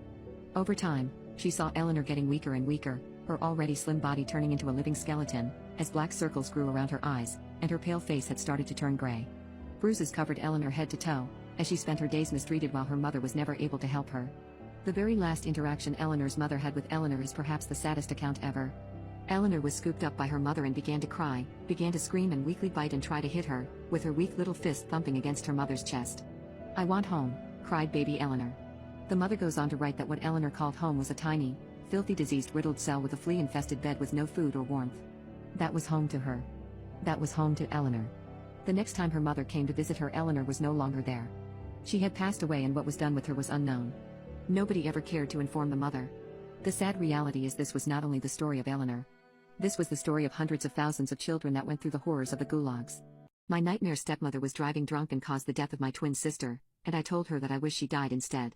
My stepmother and I had never seen eye to eye, not least of the reasons being that she was an alcoholic who happened to be my father's affair partner. She drinks perhaps 4 times a week, regardless of whether or not we are in the house, and has a tendency to get very aggressive when drunk. She has tried to lay hands on me before while drunk, but I was able to defend myself. Last year in September, my twin sister and I had a volleyball game at school. My dad was out of town, so our stepmom had to come pick us up. She arrived an hour late because she took a nap while drunk and forgot about us.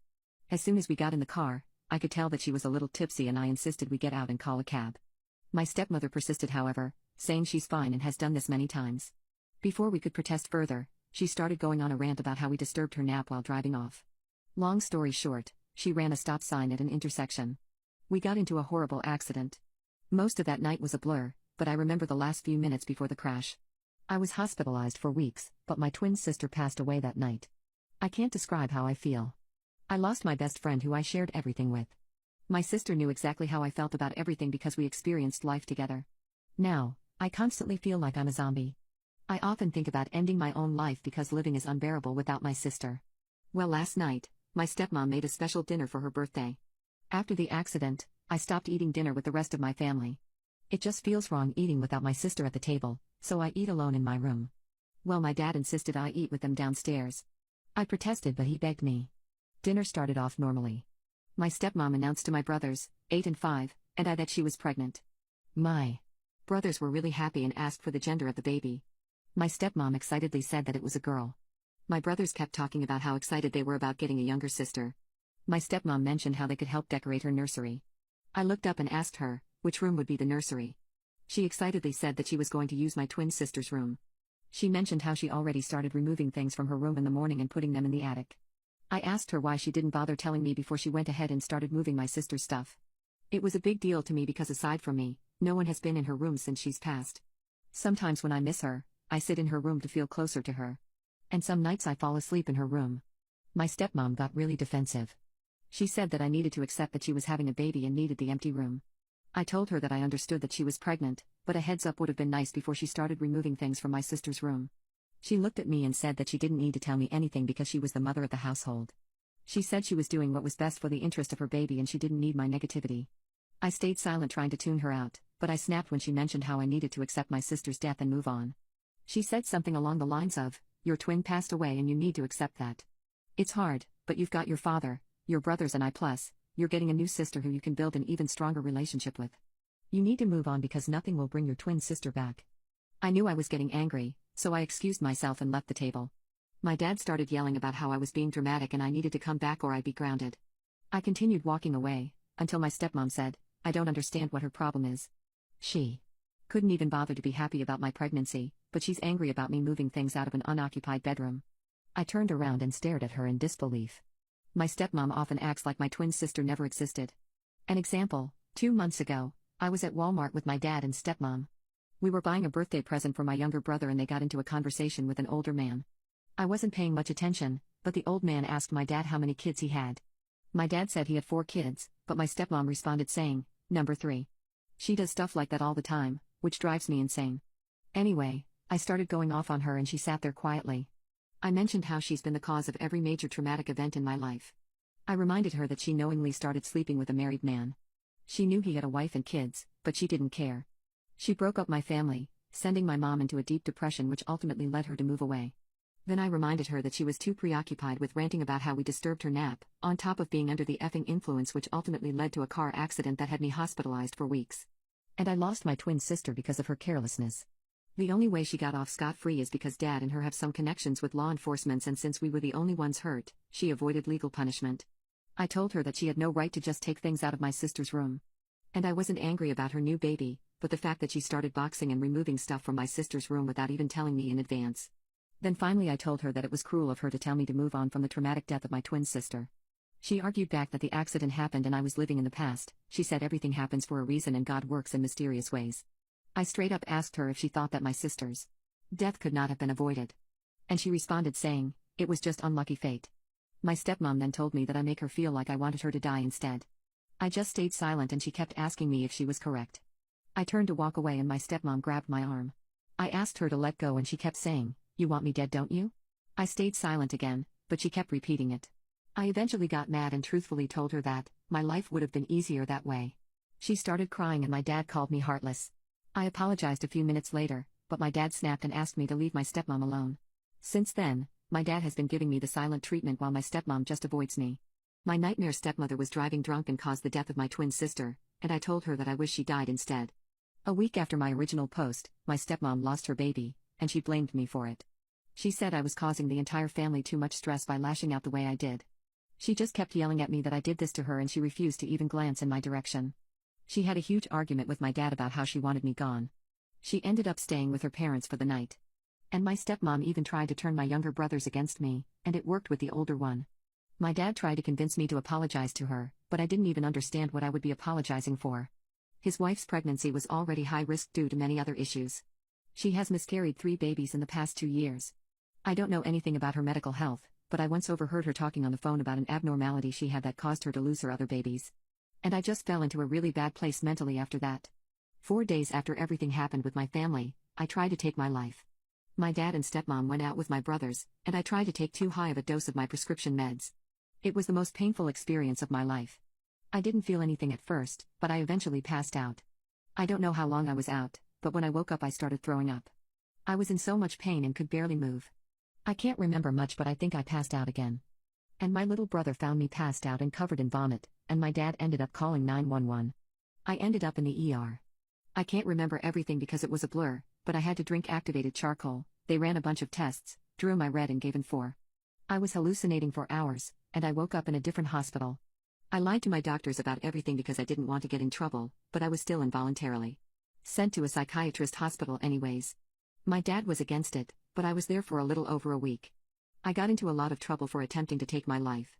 My dad didn't speak to me for a week after I came home. While I was gone, my dad read all my journals where I wrote about how much I hated myself, my life, and wished my sister was still alive. He also found out that I was hurting myself by reading it. He eventually made me read all the pages out loud to him, my stepmom, and my pastor. And my pastor gave me a 3-hour lesson on letting go of anger in the past. They also took away my door because I lost that privilege. And my stepmom made it verbally known that she didn't want me there anymore. My dad told me that he was going to send me to a behavioral camp and teen residential program for troubled kids, since I tried to take my life. I still didn't have any of my electronics back, and they refused to leave me alone for extended periods of time. So I had to stay in the living room all day, and could only go in my room when it was time for bed. My dad made me keep my door open while I showered, so my stepmom could monitor me. I wasn't allowed to play volleyball this year as a punishment, which really sucked. I just felt so stuck and I knew that I'd be sent away to one of those awful camps. I've heard so many bad stories about them, so I took my stepmom's iPad in the middle of the night. I was able to call my best friend. I explained everything to her. She told her parents, and they agreed to help me. I packed a few bags, took a bunch of things that remind me of my sister, and planned to leave 3 nights later. I was able to get my birth certificate and social security card because I told my stepmom I needed them for a job interview at our church's daycare. She surprisingly gave them to me. For 2 nights, my best friend would drive to my house at around 3 a.m. to get some of my things and my sister's old stuff. And then on the 3rd night, I finally found where my dad was keeping my phone and laptop, so I took them back. And I left with my best friend that night. My dad tried to press charges on several people, but that went nowhere. He gave up on trying to get me to go home because my stepmom was happy with me gone anyways. It's been 3 months since I left. I'm happy to say that I'm safe. I haven't heard from my dad or his wife in weeks. And from what I've heard, they're not on good terms. I'm currently staying with my mom's cousin, but once I graduate high school I plan on moving to Europe to be closer to my mom. My manipulative boyfriend contracted chlamydia but swear on his life that he never cheated, but I didn't either. 6 days ago, my boyfriend told me he tested positive for chlamydia. I was so outraged, there were so many things going on in my mind. I didn't sleep with anyone throughout these 2 years we have been together. I of course thought he cheated on me. He had been very secretive about his phone for the last while, but when I snooped through it while he slept to try to get some confirmation, I found nothing. There was never any concrete proof in my eyes until now. I asked him, but he swore on his own life he didn't. I asked him why he was so secretive about his phone for the last while in that case and denied being secretive, and gave me his phone there and then to look through it again, but I denied. Later that day, we talked on the phone and he was actually really convincing about the fact he didn't cheat. I thought initially, maybe he got it before we started seeing each other and just never got tested. So I asked him about that. He said he actually did get tested once, 1 year ago, and was negative. Then I was outraged some more as to why he even got the test done originally. He said he went and got tested because he was having painful urination. We kept going back and forth. Later, I guess he got his actual results, and what did the results say? That he was negative for chlamydia. I asked him why he told me initially he had it. He told me when he was talking to the nurse, they told him it could be this. My first question was, why did you tell me you tested positive when you didn't have your results? This to me was super weird. But I had calmed down because seeing that result put my mind at ease that he didn't cheat. However, one weird thing was that he kept insisting I go get tested. He must have mentioned it 4 times that same day. And kept telling me, send me your results when you get it. If he didn't cheat and I didn't cheat, and he already had a negative result, why was he so insistent I get tested? I got tested the same exact day we were talking about all this. I got my results a few days later, and I was positive for chlamydia. Same thoughts came back, he was definitely cheating on me. I showed him my results. And his behavior was super weird. He asked me if I had slept with someone else, and said that he wouldn't be mad if I did. I was confused by this. He said, just go get treated, babe. Now I know it's possible I could have given it to him from my previous relationship that I was in. But no, I had actually gotten tested in 2018, after my ex and I broke up, and 4 other times during the course of our relationship. I was negative each time. I only got tested during our relationship because I was having weird symptoms like burning urination for months, and my gynecologist would always automatically test me for diseases. One time I was tested during my PAP. My boyfriend tried to convince me the times I was negative could have been a false negative. There is absolutely no way all these times I got tested were false. He also tried to convince me I probably had this for a long time since my ex had cheated on me with multiple women. Honestly, my theory is that he cheated on me, started having symptoms, went and got tested and treated, got tested again to show he was negative and then tell me about it so he could put the blame on me. I know that I very well could have a false positive, but how common is this really? I'll go get tested again just to make sure, but this is definitely not the behavior I would expect from my boyfriend. I just found out that my husband planted evidence of me cheating so he would have an excuse to break up with me.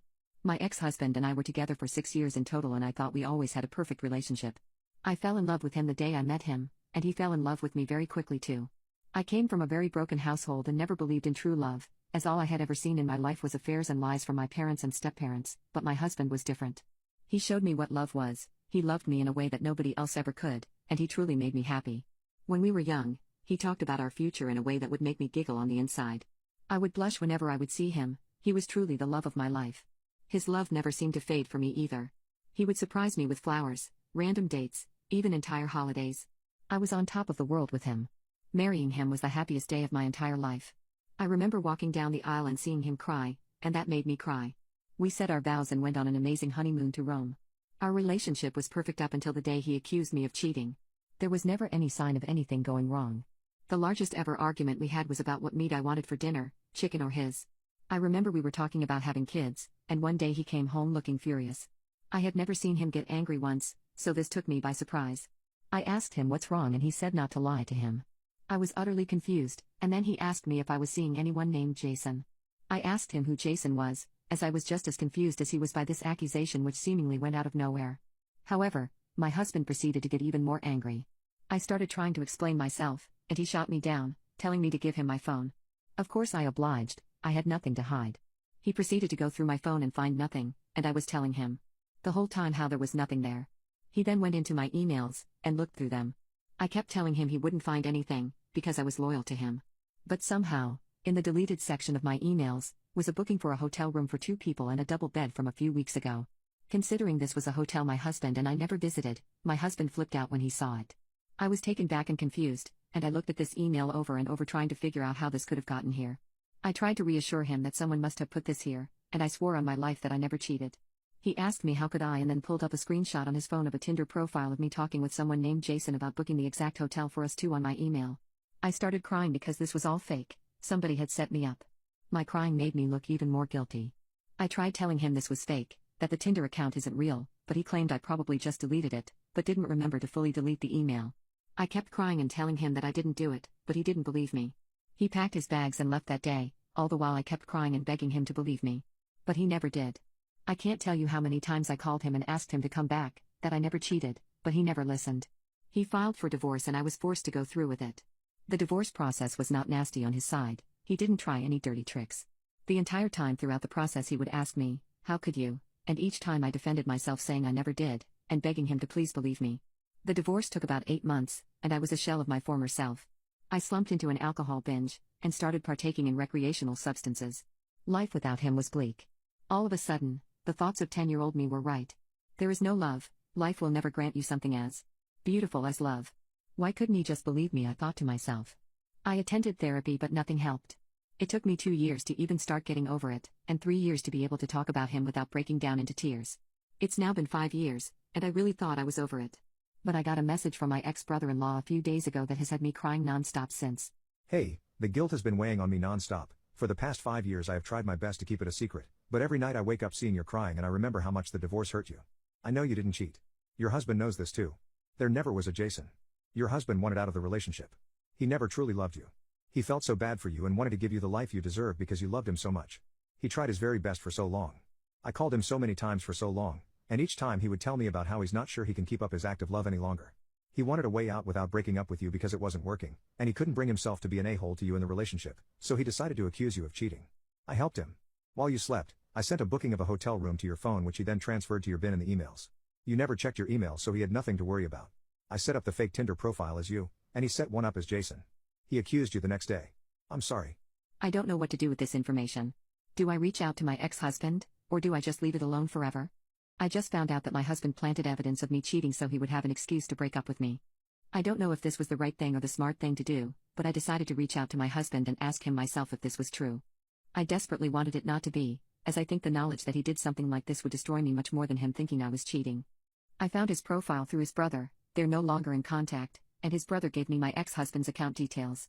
I sent a huge text message to my husband telling everything that my ex-brother-in-law had told me and asking him if this was true. I got a lengthy response back a few days later. A response which broke my heart. I won't type the whole response in here, but I will give you the gist of it. What my ex-brother-in-law said was true. Everything was completely true. My husband had fallen out of love with me about a year into our relationship, but he made a deal with himself around the time. He told himself he will spend his entire life serving me.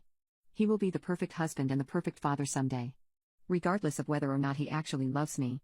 In his words, I was so beautiful inside and out that he felt giving up his entire life for my happiness was a sacrifice that seemed worth it to him. However, when he reached the 6-year mark, he could no longer do it.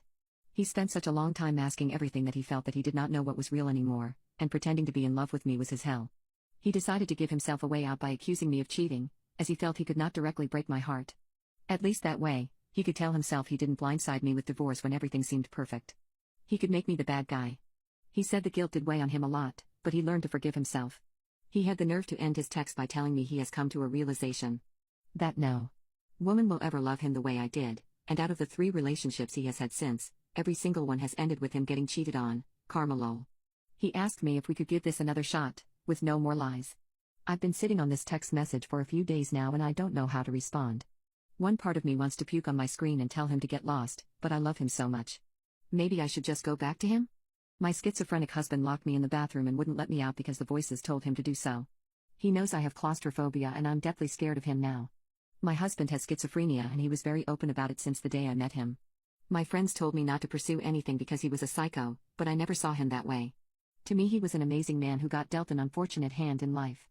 We have been together for 4 years total and the schizophrenia only started to seriously affect him about 6 months ago, when his father was mugged and unalived. Something like this is of course very traumatic, but it sent my husband into a spiral where he started fully believing that everyone, including me, was out to get him.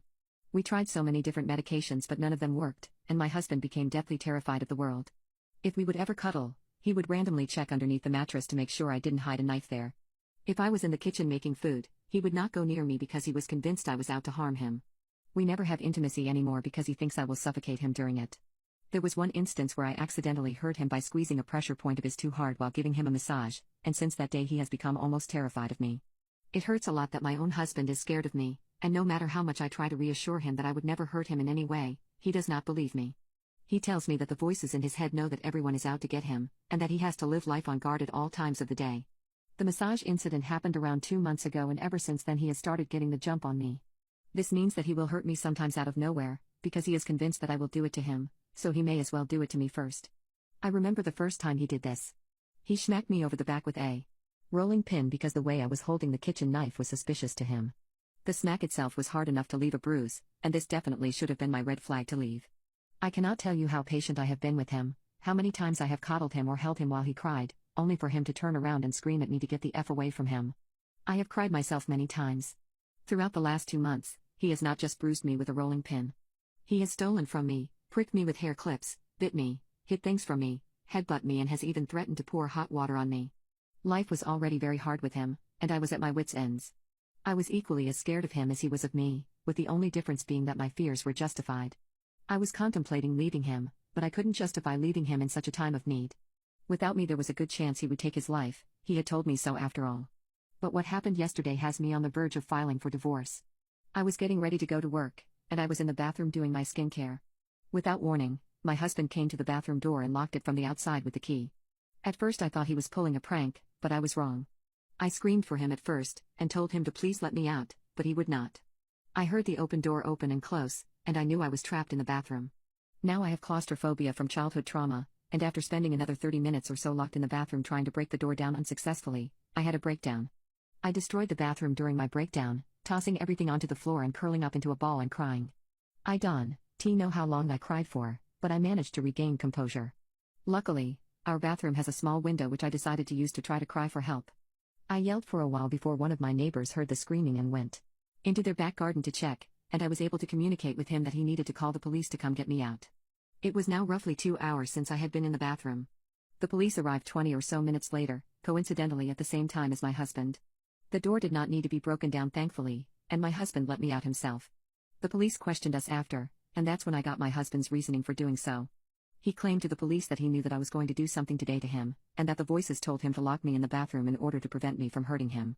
Upon hearing this, the police looked very concerned for my safety, and all of us drove away where we ended up admitting my husband to involuntary psychiatric hold. He will be held there for 21 days. I ended up missing work and got about a dozen calls from my manager, but when I explained the situation she seemed very understanding. I'm now waiting for the 21-day period to be over to see how my husband is after all of this. I'm very scared of him, but there's still a part of me that hopes he will return to normal.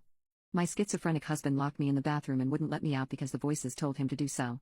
He knows I have claustrophobia and I'm deathly scared of him now. I'm trying hard with my husband, I really am. The day he got out of the hospital was a good day actually. He ended up apologizing and begging for forgiveness. He condemned his actions and told me that what he did was the man he wants to be, nor is that the man he is proud to be. He told me he is very, very sorry for all he has put me through for the last 6 months, and he vowed to do his absolute best and be on a path to recovery. This was a month and a half ago. I have to say that the first few weeks after he got out of the hospital seemed to be going well. The doctors told me what I already knew, he had schizophrenia and that his father's unaliving triggered a reaction in him which made him believe that the world was out to get. They ended up giving him a different kind of medication which seemed to be treating him well. We even managed to have intimacy on the second week he came back and went on a romantic dinner date, and there were very few signs of the schizophrenia affecting him. Sadly, he stopped taking his medication, and as soon as he did, things went back to the way they used to be when his dad was first unalived. He became irate again, he started avoiding me and hurting me again, refusing to let me hold him and even going as far as leaving the house for days on end to get away from the bad things. Right now, my husband and I don't speak very much, and I very much worry for my safety. Edit. He just came home after being away for 2 days and told me he has plans to burn the house down, regardless of whether or not I am in it. The voices tell him that the house is one of the roots of evil in his life and he is convinced that if he gets rid of the house he will be safe. I'm packing up and leaving ASAP. I can't risk it. I love him a lot, but this will have to be the end of our marriage.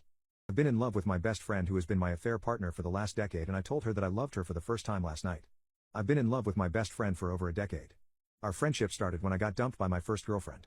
A 7-year relationship had gone down the drain and I needed to flush it all out with a good alcohol binge.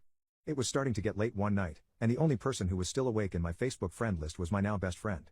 She was a clerk at a convenience store near my place and we never really talked outside of the shop. I took my chance, told her I really needed to get drunk tonight and asked her to come out.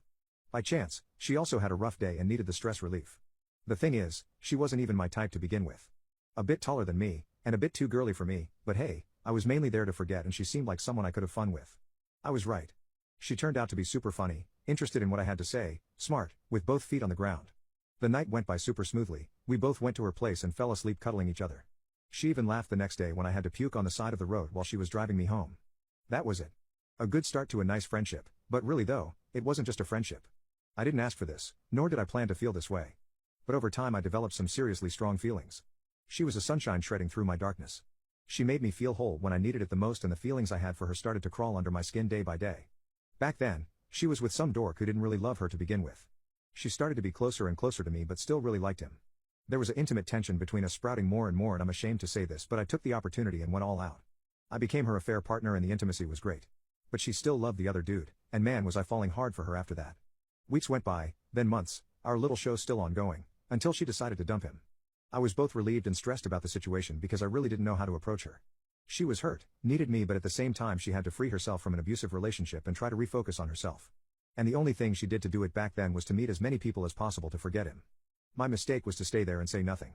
I've let her talk about all of the men she met and slept with without saying a goddamn word. I should have just walked away, grieved and moved on, but hey, love is blind. I finally overcame my sadness by meeting a super sweet girl who was a bit older than me. Super funny, had a strong heart and was super gorgeous. A girl was my ideal type.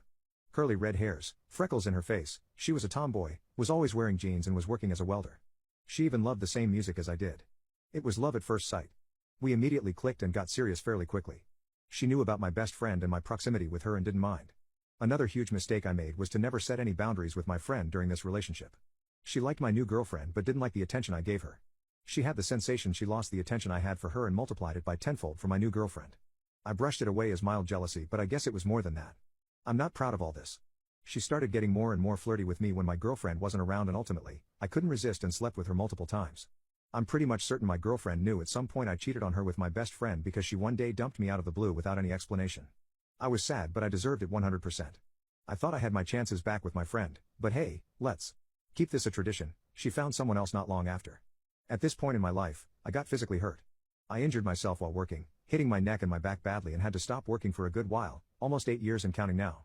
I was still in love with my best friend but was too much of a coward to tell her, yet again, because she had found someone new and I didn't want to lose her. I've kind of forgotten about being with her, even more when she married him a year after they started dating. But I couldn't move on.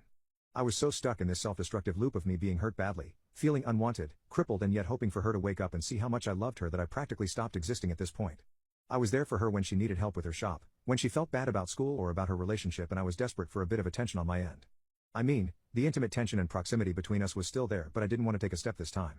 I didn't want to ruin a marriage, especially my best friend's relationship. I dug a hole and went silent about it for years. Yesterday I made the biggest mistake of my life. For context, she decided to end her marriage a couple months ago.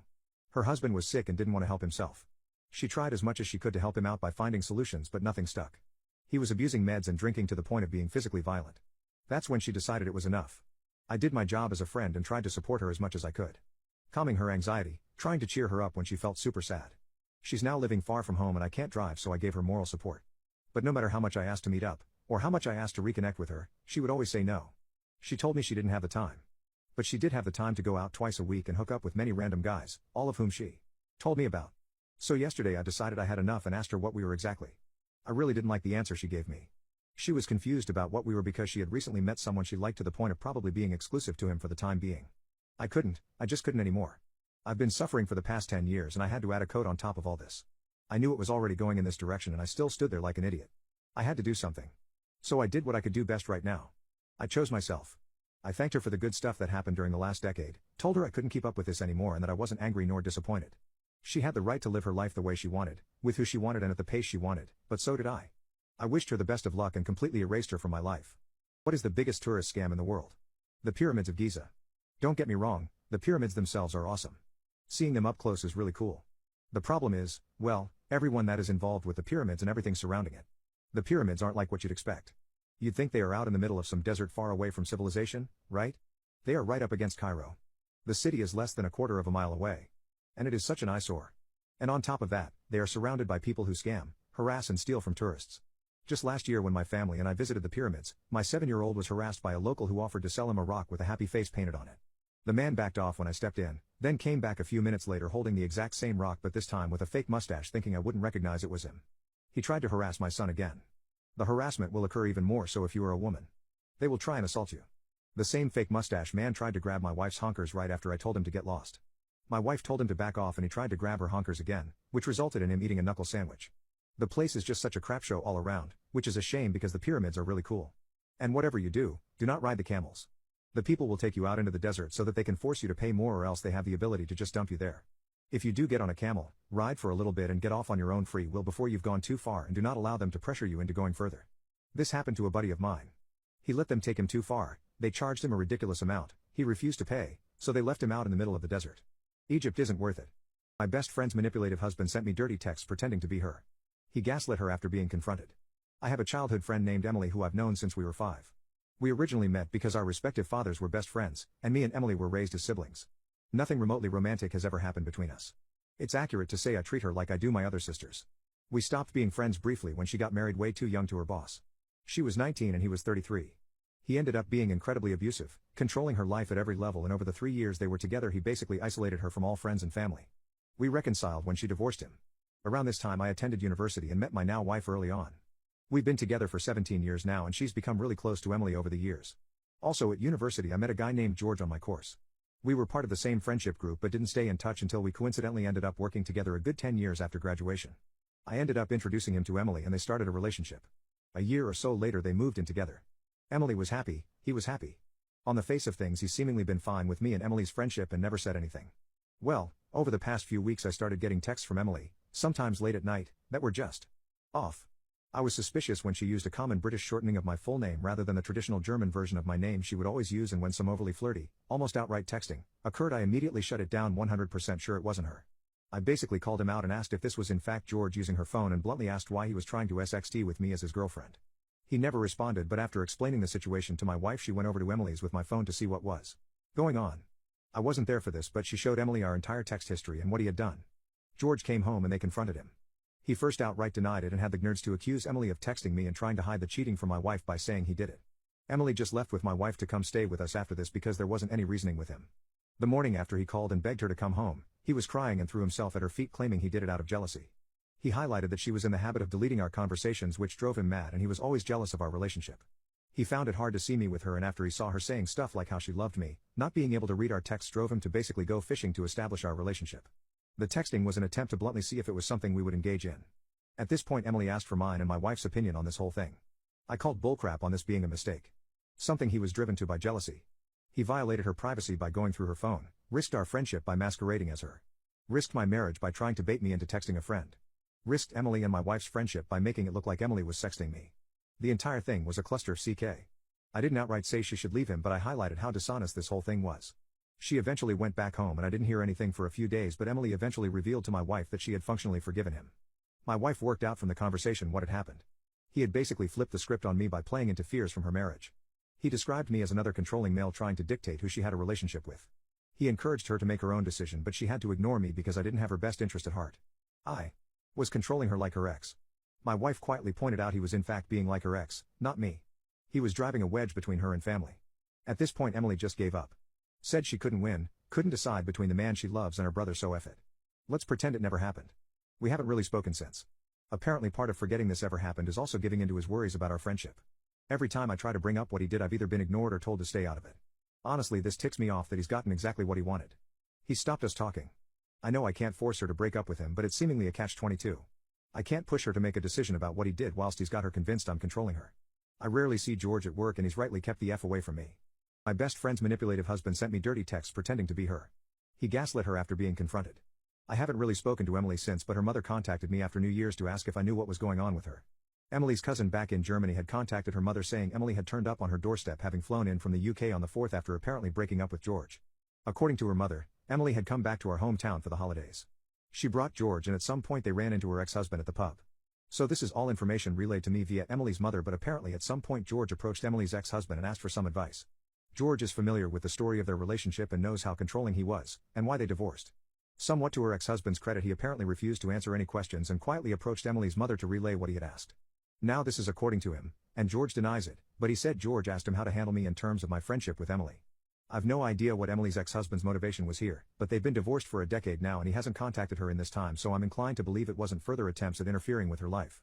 We're all inclined to believe that is what was asked, because how else would her ex-husband know he had an issue with me recently?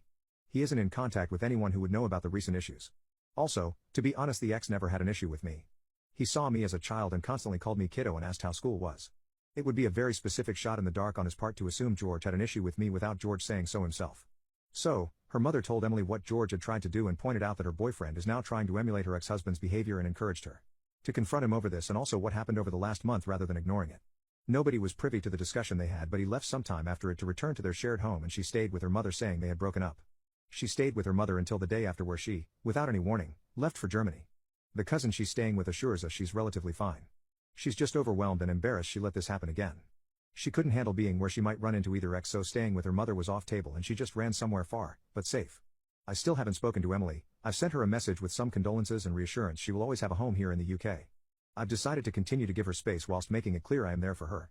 She hasn't responded, but I assume this is just out of awkwardness over what happened and how technically George was once my friend. He hasn't spoken to me either and I haven't seen him at work at all. Update 2. My best friend's manipulative husband sent me dirty texts pretending to be her. He gaslit her after being confronted. So, Emily came back to the UK just before the country was locked down and moved in with us reluctantly. We grabbed some beers whilst we hashed out exactly what went down from her perspective. I apologized for going behind her back and speaking to her mother about it all. Situations like this are never helped by information being relayed through other people, and I asked if she wanted to go through it all start to finish. Basically, she buried her head in the sand the day she found out he had been trying to SXD me as her. It was just too much. She couldn't win. She either lost the man she loved or lost her brother. I assured her she'd never lose me, but she revealed she low-key hated the fact she let herself be taken advantage of like this twice and couldn't face me having not listened to my advice. She also mentioned that breaking up with him would inevitably land her on my doorstep for support, and that made her feel bad also. This went deeper and she opened up about her insecurities, how she regretted never going to university, instead marrying her abusive ex-husband, and how she feels like an accessory to other people's happiness. She saw me and my wife and just felt so small by comparison. She did love George, but leaving him would leave her with functionally nothing again, and she couldn't handle that. We talked about this a lot. I revealed I was aware my support of her could be a problem. I was feeling like I had made their relationship awkward by being so involved in her life. It might have been hard for George to feel like her boyfriend whilst I was there picking up her tabs, doing the DIY and basically acting like a father coddling his child. I asked if my financial support of her tied into this feeling of inadequacy, like I was dragging her along for my ride, and she said it was a problem. She felt trapped when the relationship ended because she had no independence or true control. Whilst I would never use my position to control her, she would still be living by someone else's good graces. She felt she needed to stand on her own 2 feet, be her own woman rather than relying on a man. That way her decisions would be her own, rather than under some level of duress. In the same way a child wants independence from her parents, she feels she finally needs independence from me. So we came up with a game plan. Now the lockdown has obviously made this harder. She is still living with me and my wife currently, but the plan is she's going to go back into education. She was capable of attending university but decided not to due to marriage. My financial security was really born of an inheritance I had after my father died. I used to not have to worry about rent during my extended time in education and early career. I've decided to pay it forward and put her in a similar situation by lettering her use of my flat. Yes, this is me financially supporting her, but in a strictly limited way. No more covering errant bills, paying for holidays, or footing the bill when we socialize. She will not pay rent, but she will cover all bills on the flat, and she moves out the moment she's in work. She didn't love the idea of me owning her home, but I called it my last act as that guy in her life, the pseudo-brother/father/sugar daddy/best friend. After this we'll just be independent siblings/best friends. She will be moving soon. We'll need her room after all, since my wife is now 5 months pregnant. My crazy father has delved into the conspiracy theory rabbit hole and refuses to talk to me. Plus update. I'm a heartbroken 24-year-old guy who is about to give up and leave my dad for good. I'm an only child and it's been almost 10 years since I lost my father to the QAnon and flat earth rabbit hole. YouTubers and podcasters have manipulated my father's beliefs, political views, and conspiracies into adopting these cult-like views which have destroyed our relationship. He can't go more than an hour without a rant about politics, about how the earth is flat, how vaccines are dangerous, how Obama is an alien, and how Trump will save America. He is always on his phone, never talks to me, pushed my stepmom away, let his family fall apart, and seeks comfort from his online echo chambers and not his family. He calls me a brainwashed sheep because I don't believe the earth is flat and that vaccines are a death sentence. In the mid-2000s my pre-QAnon dad pulled me out of school in the 4th grade, because of the brainwashing in school systems. He never put me back into any sort of curriculum, and refused to even homeschool me. I'm completely self-taught in everything. He never made me read a book, never taught me to shave, how to change a tire, do taxes, balance a checkbook, etc. My whole childhood my dad told me, if I ever told anyone I wasn't in school, the government would put me in a foster home and I wouldn't have a mom and dad or be loved. And once I turned 18, no longer afraid to be taken by CPS, I struggled for years to get a social security number because my dad didn't assign me one at birth, and I didn't have any school records, which are only heard of in communities like the Amish. He thought it would be so easy because they just give out socials to all the illegals. So even before social media, he was really far gone. I taught myself culinary arts, web design, laws of physics, botany, mycology, marketing, and more, all from YouTube and the internet, but my dad still insults me and calls me an idiot for all my hard work to nurture my passion for science. I don't have a car, he owes me $5,000, I work for the family company for barely any pay, and I get taken advantage of, and he still threatens to kick me out and threatens me with violence. I had my only family friend come pick me up yesterday and I told him everything, and he listened to every word I said for hours. Edit, I had a long conversation with my dad where I expressed where I was at mentally, and it ended neutrally with a hug. I secretly recorded the conversation and of course, before the conversation ended, he went right back to the goddamn patriotic freedom fighter, saying, but just remember, I have 40 years of research and I've done my studying and all will be revealed in the end. Q plus is Trump, election fraud, Dominion systems, Michelle Obama is a man, not only is 9/11 a false flag, but the planes weren't even real, it's all connected. Essentially, with my newfound clarity, he proceeded to show me exactly how horrible this chronic wasting disease really is. My heart was broken as he went off for 45 minutes about his conspiracies, the rapture, Satan's spawn, flat earth, and it's so clear how much all of this pollutes his mind. How much more passionate he is about this compared to anything else. It's so fascinating to observe, but also horrifying to see someone lost at the bottom of the rabbit hole, waiting for the next cue drop. My girlfriend was roped and then isolated herself from me due to trauma, but then cheated on me and tried to get her therapist to convince me to forgive her. 1 year ago my girlfriend was roped and threatened with a knife as she was leaving work. Fortunately the police were able to catch the attacker within a day. Between the camera footage and DNA testing he did not even contest, he just plead guilty in exchange for not receiving the max. Since there were aggravating circumstances, the knife, the judge gave him a 20-year sentence, and with time for good behavior he can be out in about 10 years, give or take. Right after the incident she did not want to see me. I get that, it hurts, but I understood. Her parents picked her up from the hospital and I did not see or hear from her for a week. Finally a week and her sister calls me and lets me know that she is staying with her parents and she will be calling me in a couple of days. She never called me. Instead I once again get a text from her sister saying she would like me to come over for a few minutes so we can talk. I get up and go over and am greeted at the door by her mother, who very calmly and very coldly starts laying out to me how I am to act and what I am to say. I am further instructed to not attempt to make any physical contact with her, as in hug or anything. Okay, again I get it, major trauma. I'm sure they have been coached by therapists and counselors or something in what to say and do around her, so I play along. I walk in and she is sitting on a chair with her dad standing next to her and her sister sitting on the couch. As I walk in the room the sister starts talking and telling me that my girlfriend wants me to know that she is okay, but obviously she has been traumatized and appreciates my understanding in her recovery. She never said one single word to me and barely looked at me. Again, this was right after the event and I'm understanding that this is how it has to be. But honest to God, that entire conversation was just awkward as hell. I leave, go home and attempt to focus on how I can help her. I start Googling how to deal with a rope survivor and what I can expect. She starts going to therapy initially 2 times a week, then after 2 months it goes down to 1 day a week. In the meantime she finally makes contact with me and asks to meet at a coffee shop. I get there and she is already there and waiting. At this point in time they had her so medicated that I was dealing with a zombie for the most part. There was no emotion and she was very methodical in her speech. Basically she wanted to get together that day to tell me that she couldn't go out with me for a while until she got past some issues she was dealing with. Of course I told her I understood. This was almost a month after the attack and this was our first conversation by ourselves, so I was already living under this assumption. I told her I would be there for her and that whatever she needed, whether that be space or a shoulder to cry on or anything, I was there for her. I started to tell her that I loved her and she stopped me. She told me that right now she didn't want to hear that and that I had to respect her wishes. I was once again a little hurt and frankly surprised, but I said whatever she wanted. She starts texting me the next day. Little things, nothing important, but I think it is a big step in getting back to where we were. This goes on for another month and a half. I finally asked her at the month and a half mark if we could meet for dinner. She didn't reply for 2 days and then said that she had to wait to talk to her therapist. Finally she agrees to this but sets the date for another month away. Now mind you, this is almost 4 months after the attack and so far I've had one physical conversation with her in person and one bizarre conversation with her and her family.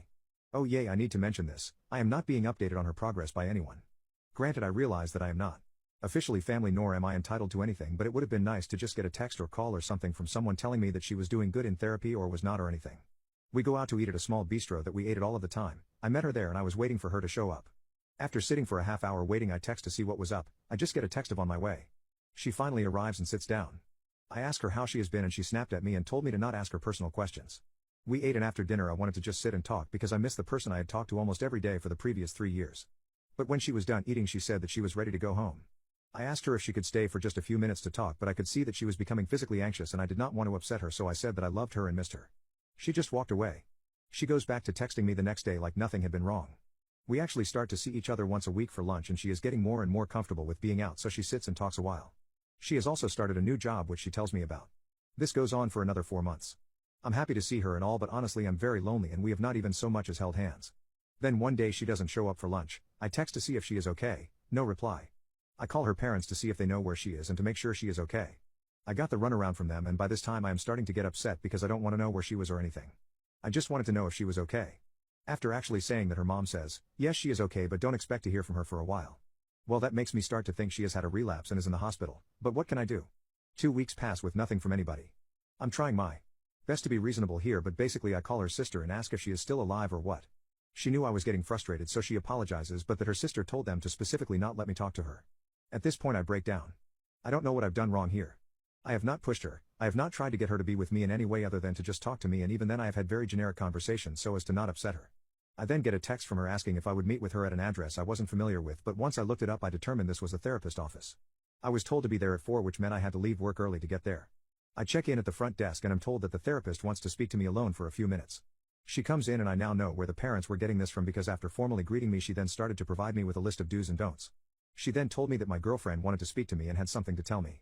I go in and she is sitting on one chair and I am instructed to sit in the other. She has a box of tissues and has been crying. The therapist tells me that I am here because my girlfriend has something to tell me and that she wants the safety of the therapist office to feel safe. She then proceeds to tell me that the reason she did not meet me for lunch that day is because she was with another guy, somebody from her new job, and that they had been intimate with each other. She might as well have unalived me, it couldn't have hurt anymore. I just drop my head and begin to cry. The therapist then pipes in with some logic about her taking back her sexuality since she was attacked and how this wasn't cheating in the same sense of cheating. My girlfriend then proceeds to tell me that she does not want to lose me and that she is just very effed up in the head and that it was a one-time thing and blah.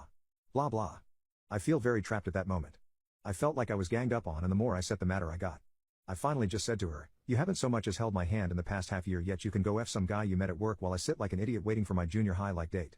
This of course caused her to go into hysterics and the therapist asked me to leave. I told the therapist to go F herself. I told my girlfriend to text me if she wants to keep working this out.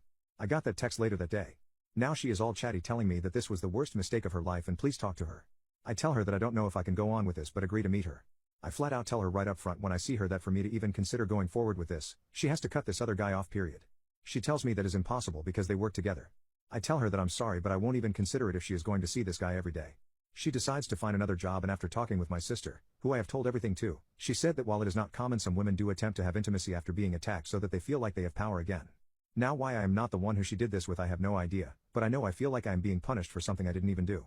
She changes jobs and we go back to our lunches, and I do this twice when I tell her that I am getting a little tired of just meeting for lunch and doing nothing else, so she agrees to come over to watch TV with me.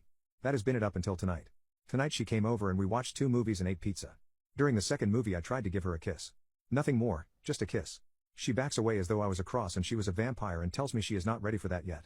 Okay, not my finest moment here I admit, but I tell her that it's been a year and I have not tried one goddamn thing with her or forced her into anything, and yet she willingly slept with some other guy months ago, but here I'm still waiting to hold hands. She of course starts crying, but this time I'm not as fast to apologize. I do apologize for the tone of my voice and tell her that I would never try and force her to do anything against her will, but honestly I feel like I've been kept on the outside. I've been cheated on and I feel like I've done everything to try and be a supportive partner. I tell her that honestly I don't want her to text me until I decide what I'm going to do. I don't want to be unfair to her, but by the same token a year is a long time and we are really no closer to being back to normal than we were 6 months ago, and I have no idea how long this will go on. My girlfriend was roped and then isolated herself from me due to trauma, but then cheated on me and tried to get her therapist to convince me to forgive her. I have decided to type a letter that I am going to send to her therapist, along with a note to the therapist explaining what to do, for my girlfriend to read in her office. That way there is immediate support for her. When she goes for her appointment Friday morning, I will then send emails to her parents and a text to her sister informing them of what is happening so that way they can be there for her when she gets out. Here is word for word the letter I have written to her. Dear Sarah, I know that this is not the best way of doing this, but honestly if I had to look you in the eyes I know I could not go through with this. I have loved you since the first month we have been together, and the first 3 years of our relationship were the best 3 years of my life. You were my everything, and I know that we had both talked about marriage a lot, and I know and believe with all of my heart that we were going to be married. Nothing would have made me any more happy or proud than to be called your husband. I don't know how to say this because every fiber of my being does not want to say this, but for my own mental health going forward I have to let you go. Believe me when I say that decision did not come easily to me, nor can I say that it is not heartbreaking on my end. I have always and still love you, but I can't be with you anymore. You need to heal and you need to be able to 100% focus on you while you are healing, and having to worry about me and my feelings is only getting in the way of your healing. I will always hate the jerk who did this to you. He has ruined so many lives that death seems a lot more appropriate than what he got. But I don't get to make that call. I know holding on to hate is not healthy, but he has ruined my life as well as yours. I know you are going to hate me for this. I don't blame you at all. I know that you feel abandoned, but please understand I have done everything in my power to be there for you. I wanted to be more involved in your healing, but for whatever reason I was somewhat excluded from being a significant part of your inner circle. This has left me feeling very lonely and alienated from you and your family. I wanted nothing but the best for you and wanted to be there for you, and I hope I was whenever you would let me. I won't lie, you seeking comfort in the arms of another while still to this day denying me any affection has weighed very heavily on me. I did then and I do now forgive you, but forgiving does not take away the soul-crushing pain that comes along with that.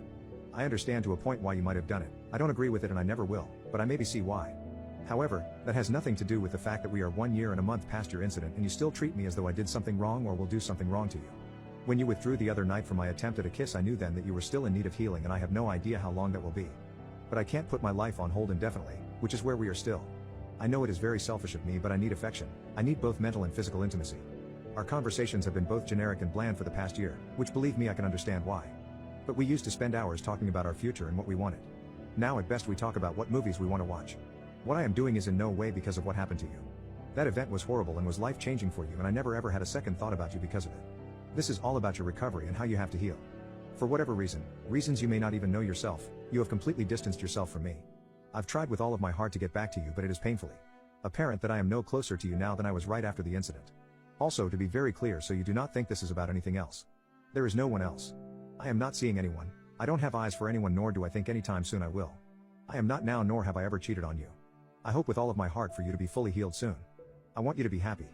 I hope someday you can look back on our time together with fondness and find it in your heart to forgive me. I will always love you. This breaks my heart more than you will ever know. Love, Chad. Update 2. My girlfriend was roped and then isolated herself from me due to trauma, but then cheated on me and tried to get her therapist to convince me to forgive her. Wednesday night I had a knock on my door.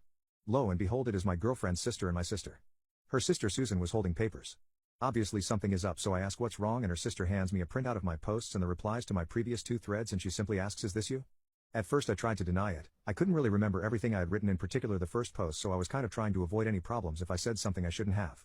But my sister just straight up got in my face and told me to stop lying, which by then I was caught. I knew and she knew it. I just dropped my head. This then led to a very long conversation that lasted till the wee hours of the morning.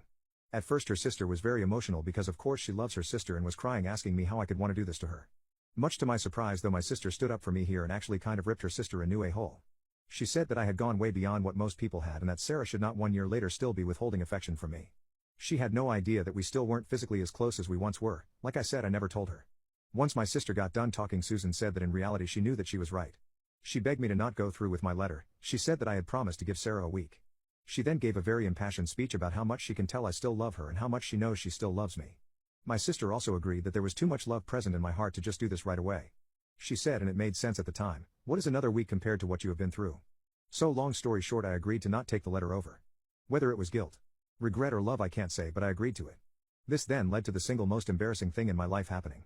Susan gave me a very big hug and cried as they were leaving. It's been a very long time since I've had any type of close contact, and let's just say it's not a lot of fun being called a disgusting pig by your sister. All I could do was say how very sorry and how embarrassed I was. Fortunately Susan seemed to take it in stride. She just wanted to make sure that I would talk with Sarah the next day. Even though I was a virtual zombie from lack of sleep, I went ahead and went to work. I have lots of PTO time available to me, but I didn't want to burn it all up over this in case I needed time later. I got home from work and my intention was to go straight to bed after eating dinner and maybe watching some TV. That went to hell in a hurry as I was eating my dinner when someone knocked on my door again. This time it was Susan and Sarah. This time Sarah is holding the printout. You can tell they both had been crying and Susan asked if they could come in. I just shook my head yes, because I was honestly a little nervous, and no matter what she has done or not done, seeing Sarah emotionally always upsets me, and she physically looked horrible. I mean as bad as she did after the rope.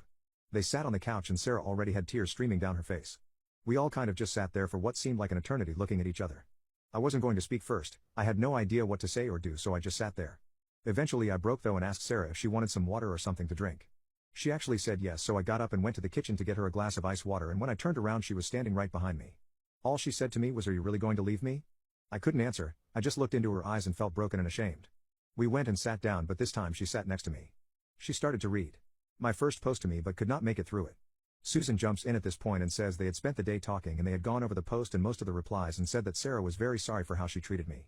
She said that they have spoken to their parents and everybody agrees that the way I was treated was not fair.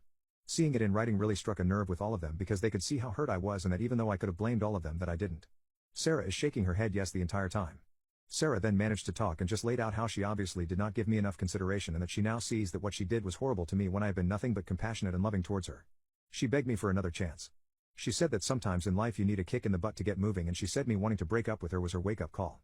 She can't and won't take me for granted and said she had a year's worth of apologizing to do to me. Susan actually very calmly said that they had spoken at length in the afternoon about her infidelity and then not even touching me. Sarah then replied that she had no real excuses. She knows that what she did was horrible and that she had no right to ask me for forgiveness but was going to anyway. She also said that she is making it the top priority of her life that she talk with her therapist to get past any physical limitations she has with me. This went on for a long time. I could give you a lot more of what was said, but this is already a wall of text as it is. The one thing though that I want to say is that while she was talking to me she was holding my hand. She reached out and took it. Now I realize that she read my posts and I made a big deal about that in my posts, but whether she did it because she read it or just did it on her own, I won't deny that it felt really good. They ended up staying the night. Susan slept on the futon and Sarah on the couch, and I actually went to my bed. I called in early Thursday morning to work before I went to bed as I knew that I would not be able to function on so little sleep. I get awoken around 10 by Sarah sitting next to me in the bed rubbing her hands on my arm to wake me up. She said that they were getting ready to leave because she had moved up her therapy session to 11 and she didn't want to leave without her telling me how much she loved me and to let me know she was coming right back after the session. She leaned over and kissed me. It wasn't a long passionate kiss, in fact it was just kind of a quick kiss but right on the lips. This was a mistake, I'm sure, because that broke my resolve right there. Up until that point I was still holding on to the thought that this was all just words and that it took me threatening to leave her to get her to even pay attention to me. I went back to sleep and around 1 she showed back up at my place carrying lunch. Susan was not in tow, so it was just going to be the two of us. We ended up spending the afternoon together. We ended up spending the weekend together, and we even had intimacy. I'll just say that I was probably more scared about it than she was. I was worried about triggering anything or saying or doing anything that would upset her. She on the other hand was very loving and emotional about it. She cried afterwards for a good long while, which caused me to freak, but she said it was a combination of joy and regret. That she had forgotten how love felt and it just kind of overwhelmed her. We laid there for hours. She had the recommendation from her therapist for a couples counselor who we are going to start seeing next week. For the first time in over a year I have been happy for 4 days. I know that this isn't the end, that we are still going to have hurdles to overcome. I honestly believe that this was a wake-up call for her. If not, then why go through all of the emotional drama and turmoil? Wouldn't she just let it go? Bottom line is I love her. I have always loved her, and all I wanted was for her to show me she loved me as well. This past weekend was a really bonding experience for me and for her as well. I think we can build something new together. Update 3. My girlfriend was roped and then isolated herself from me due to trauma, but then cheated on me and tried to get her therapist to convince me to forgive her. Last week my girlfriend Sarah wanted me to attend her Friday therapy session with her to provide me with additional information regarding things that had happened over the past year, specifically in regards to her being with someone else. I went to the office and was expecting the absolute worst. I was expecting that she either had been with other people as well or she had been with this guy since she agreed to quit. I actually got there before she did and got to sit in awkward silence in the waiting room until she came in. The therapist tells me that Sarah has something she wants me to see and she hands me a handwritten journal that she has been keeping since the first week they started therapy. Sarah starts bawling and buries her face in her lap, and there are 2 post-it notes being used as bookmarks that I am to read. The first post-it note was very early in the book, and in it she describes our first meeting at her parents' house from her point of view. In the book she wrote, "Chad was very cold and distant from me," and goes on to talk about wondering if I thought she did this on purpose and if she was ruined. It kept spiraling down until she started to have bitter feelings towards me because of it. If you remember from my very first post, I was instructed to act this way by her mother. She said when she saw my post it immediately struck her that we were both talking about the same night. She has since confronted her mother about this and confirmed my version of the story. As it turns out, this was not the advice of the therapist, nor was this advice from a doctor. This was advice they were given by a rope advocate who was with Sarah in the ER. This woman literally told them to not let me near her until she wanted me there. Nobody ever asked her, she thought I didn't want to be there. This was more of a kick in the gut than I can describe accurately. Every single damn thing that went downhill from there was because a man-hating woman told them to keep us apart. I have already filed a complaint with the hospital administration and they have asked for a written statement which I am sending to them. How different would the last year have been if this person had not interjected herself into our lives? Both of us thought neither of us initially wanted to be around the other, when in fact that was the furthest thing from the truth. Now honestly it does not explain everything else that happened, like her distance with me even almost a year later, but that was the catalyst for everything. We spent almost the entire hour talking about that part, then I went to read the second post-it note that was about midway through the journal. She wrote very vividly about the day it occurred, and 2 things are coming from this. 1. She had been placed under a 72-hour detention at the hospital. Apparently the night it occurred she tried to take her life. Her sister is the one who found her and she was told by Sarah to not ever tell me about that. The second thing she wrote about was her cheating. It was her second day at the new job and she was working the second shift and a group of people were in the break room eating. She was the new girl and this is an all-male workforce. Of course, being the new person, they were all very friendly trying to get to know her better. She wrote that one guy John sat right next to her and kept talking to her and asking about her, and as the others were leaving to go back to their work she was getting up and John grabbed her thigh and told her to hold on and not be in a rush. She wrote that once he grabbed her thigh she froze up in fear. She had no idea what to do or what was happening, but eventually when everyone else was gone he started to do intimate things to her. At this point in time someone walked past the door, so he backed off and she was able to leave. She was able to leave that night without having to see him again. The journal was handwritten in several different colors of ink, and if she did just write this before we went there she would have had to hand write in excess of 100 pages. So this leads me to asking several questions, not the least of which is, why did you let me think that you had cheated on me for almost 6 months without ever telling me what actually happened? In her mind she said that she felt like she didn't stop him and that she thought I would consider it cheating anyway no matter how it happened. She also said that she felt very guilty about not saying no or anything for that matter, and that is what led her to take the meds and try to take too high of a dose. She had even told her therapist that she had cheated on me and never told her the extent of the story until recently. So when we went to the first meeting the therapist was acting on the same information I was. So that happened Friday. I told her that I needed some time to process my thoughts and would get a hold of her on Saturday. I exited and she stayed behind to do some one-on-one with her therapist. At the end of the day I think a lot of this has been very much dumb luck. But dumb luck doesn't take away the bitterness I have built up over the past year. I came to some conclusions Friday night and Saturday and I went over them with her on Sunday. I feel like I have taken a back seat to everybody and everything for over a year now. I've placed my life on hold and honestly felt neglected. I now see some of that was due to outside interference, but I also see some of that as my fault for not standing up for myself and letting this get out of my control. So while I know this is really going to tick some of you off, here is where it stands and likely be the last thing I say on it. I want her back in my life. She wants to be in my life. I love her and she loves me. That being said, I have to put myself in a place where she can be a part of my life, not just me trying to fit into hers. I will be involved from Sunday forward in all parts of her recovery. I will be consulted on any changes, progress or updates. She is going to be moving back in with me, but not until after I return from a vacation. I am taking 1 week all to myself and I am going on vacation. I would have been happy to go somewhere with her, but since she has changed jobs she has no time off available to her. I have enrolled both of us in a self-defense class. She thought this was a great idea and really likes that we can do this together. Her family and I had a heart-to-heart Monday night. I got a lot of things off of my chest that I had wanted to say, and to their credit they never got mad or defensive. I know for a fact that they were doing what they thought was best for Sarah. Yes, her sister was teasing me about my accident with her. I'm not sure who had more fun making me turn red, Sarah or Susan. But in the end they also agreed to making me part of the team. Overall the rest of the week has been kind of business as usual. She has absolutely kept her word about trying to make things right. She is much more the Sarah I remember. We both know that we have a long way to go, but we both believe in each other. I stuck gum in a random girl's hair on a plane because she kept annoying me. She went insane when she saw what I had done. So a few weeks ago I was flying to Paris to visit some family for Christmas, but there was one major problem with my flight. In front of me was seated an entitled brat who looked no older than 20 years of age. She was one of those people on planes that kept pushing her chair back and invading my space that way, and the way she treated the plane staff was very rude too. There was one thing she kept doing that was annoying me to my limit. She already had her chair pushed back, and now she decided she would danger her Rapunzel-length hair over the top of her seat and directly onto my face. The first time she did it, I shoved her hair out of the way and back over to her seat, and she looked back at me super confused. I could tell she was a bimbo considering she flicked her hair back over a second time. Once again, I tossed her Goldilocks hair to the side. She must have thought this was a game of sorts, as she proceeded to do it a third time. Now I was seriously mad. Not only was this entitled beluga beach reclining her seat into my space and having her rolls flop out of the seat and spread to the side, but she was also flicking her extremely long hair directly into my face by tossing it. I angrily pulled her hair back over and told her to cut it out. I don't know if she was mentally disabled or what, but she laughed, and about 30 minutes later decided to flick her hair over one more time. I was getting seriously heated at her, and figured that I should report her to the flight attendant for being so rude, but instead I decided to teach her a lesson. I could tell that she took pride in her. It's the one good thing about her that seemed to be well maintained. I knew that this was wrong of me to do, and perhaps a man in his 40s shouldn't take part in such petty revenge, but damn it, I was sick of this girl making my trip a misery. I happened to be chewing gum at the time, and I took it out of my mouth slowly and as sneakily as possible, stuck in her hair. She didn't seem to notice, and a few minutes later I flicked the hair back over. As expected, the bimbo didn't notice, and a few minutes later rested her hair over to my side once again. I was kinda making a deal with God at this point. I thought about how I shouldn't punish her for being ignorant, but then I remembered my late father's favorite quote, "Idiots get beat even in church." And so with that I took out another piece of gum and spent 10 minutes chewing it with as much saliva as possible, before again sticking it into her hair as sneakily as possible. For the rest of the whole flight I kept at this, sticking a total of around 10 pieces of gum into various parts of her super lengthy hair. I didn't stick to just gum either, I went all out. I wiped my crummy hands over her hair while she slept, I spat in my hands and proceeded to lightly rub my hands all over her hair. Now that her hair was marinating in near a dozen pieces of gum, my saliva, as well as bits of chocolate and salty crisps. Just as a final touch on top, while she was sleeping I decided to dip the tail end of her hair in my cappuccino. I left her hair alone for the rest of the flight, and she woke up about 15 minutes until it landed. I don't know how nobody noticed the state of her hair, but I sure did, and I couldn't stop laughing. Just as we were getting off, she noticed. She proceeded to let out a scream, and then started frantically crying about how her hair was ruined. I must add here, not only was her hair ruined, it was completely and utterly destroyed. Going bald was without a doubt the best option for her. There was gum scattered everywhere, crisp remnants spread throughout. It looked oilier than the last country that America invaded, and there was solid and dried cappuccino on the ends of her hair.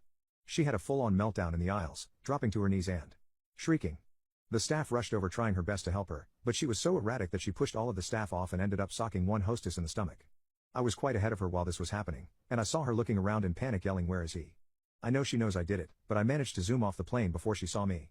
Caleb Williams, a college football quarterback, just single-handedly propelled masculinity leaps and bounds forward by crying on national television. Caleb Williams is the star college football quarterback and deemed by many as one of the great quarterbacks of the next generation. His game is undeniable, but I am not here to talk about that. What I am here to talk about is that he has just redefined the social norms of being a man. You see, last week Caleb Williams played a college football game where his team, UNC, lost a heartbreaking and crucial game to Washington. Williams did not have an amazing game himself, matter of fact, he was jaw-droppingly awful. And this was a crucial game for him and his team. Literally second after the loss, Williams is seen running full speed towards the stands. And he runs to none other than his mother. He leaps into her arms and starts sobbing uncontrollably in front of tens of thousands of people there in person, and with millions watching him on live television. The camera pans to him and you can see his mother place a notebook over his helmet, in order to try to make sure that nobody sees this young man crying. Williams' dad also comes over and consoles him. Why is this significant? Well, for as long as we can remember, men have been taught not to show weakness, not to show emotion, and look where this has got us. To a population where 80% of the people that commit suicide between 18 and 24 are men. A society where men's mental health is neglected, because they are told man the F up and get on with life. Well, Caleb Williams just did the opposite. He is a star prospect with his life ahead of him, a traditionally masculine athlete who many young football fans look up to. And what does he do? When faced with failure, he does not mask his emotions, he goes to this mother for comfort. Regardless of who is watching. Because he knows that emotions affect all, and this nonsense that men cannot show them is ludicrous. That's why he runs to his mother, that's why he cries and shows emotions. Because there is nothing as comforting as a mother's embrace.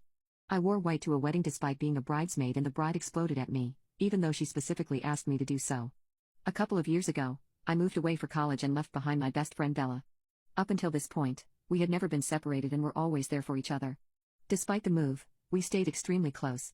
She would come visit me frequently, stay with me, and we had great times. We even experimented with the idea of being bi once while she was over but realized it wasn't for us. Anyway, while in college I met a guy named Barrett and realized we had a lot of friends in common. He was a smart, attractive guy, so we ended up hooking up a few times after study sessions. It was fun, but there wasn't really long-term chemistry, so we remained friends. We never even talked about dating.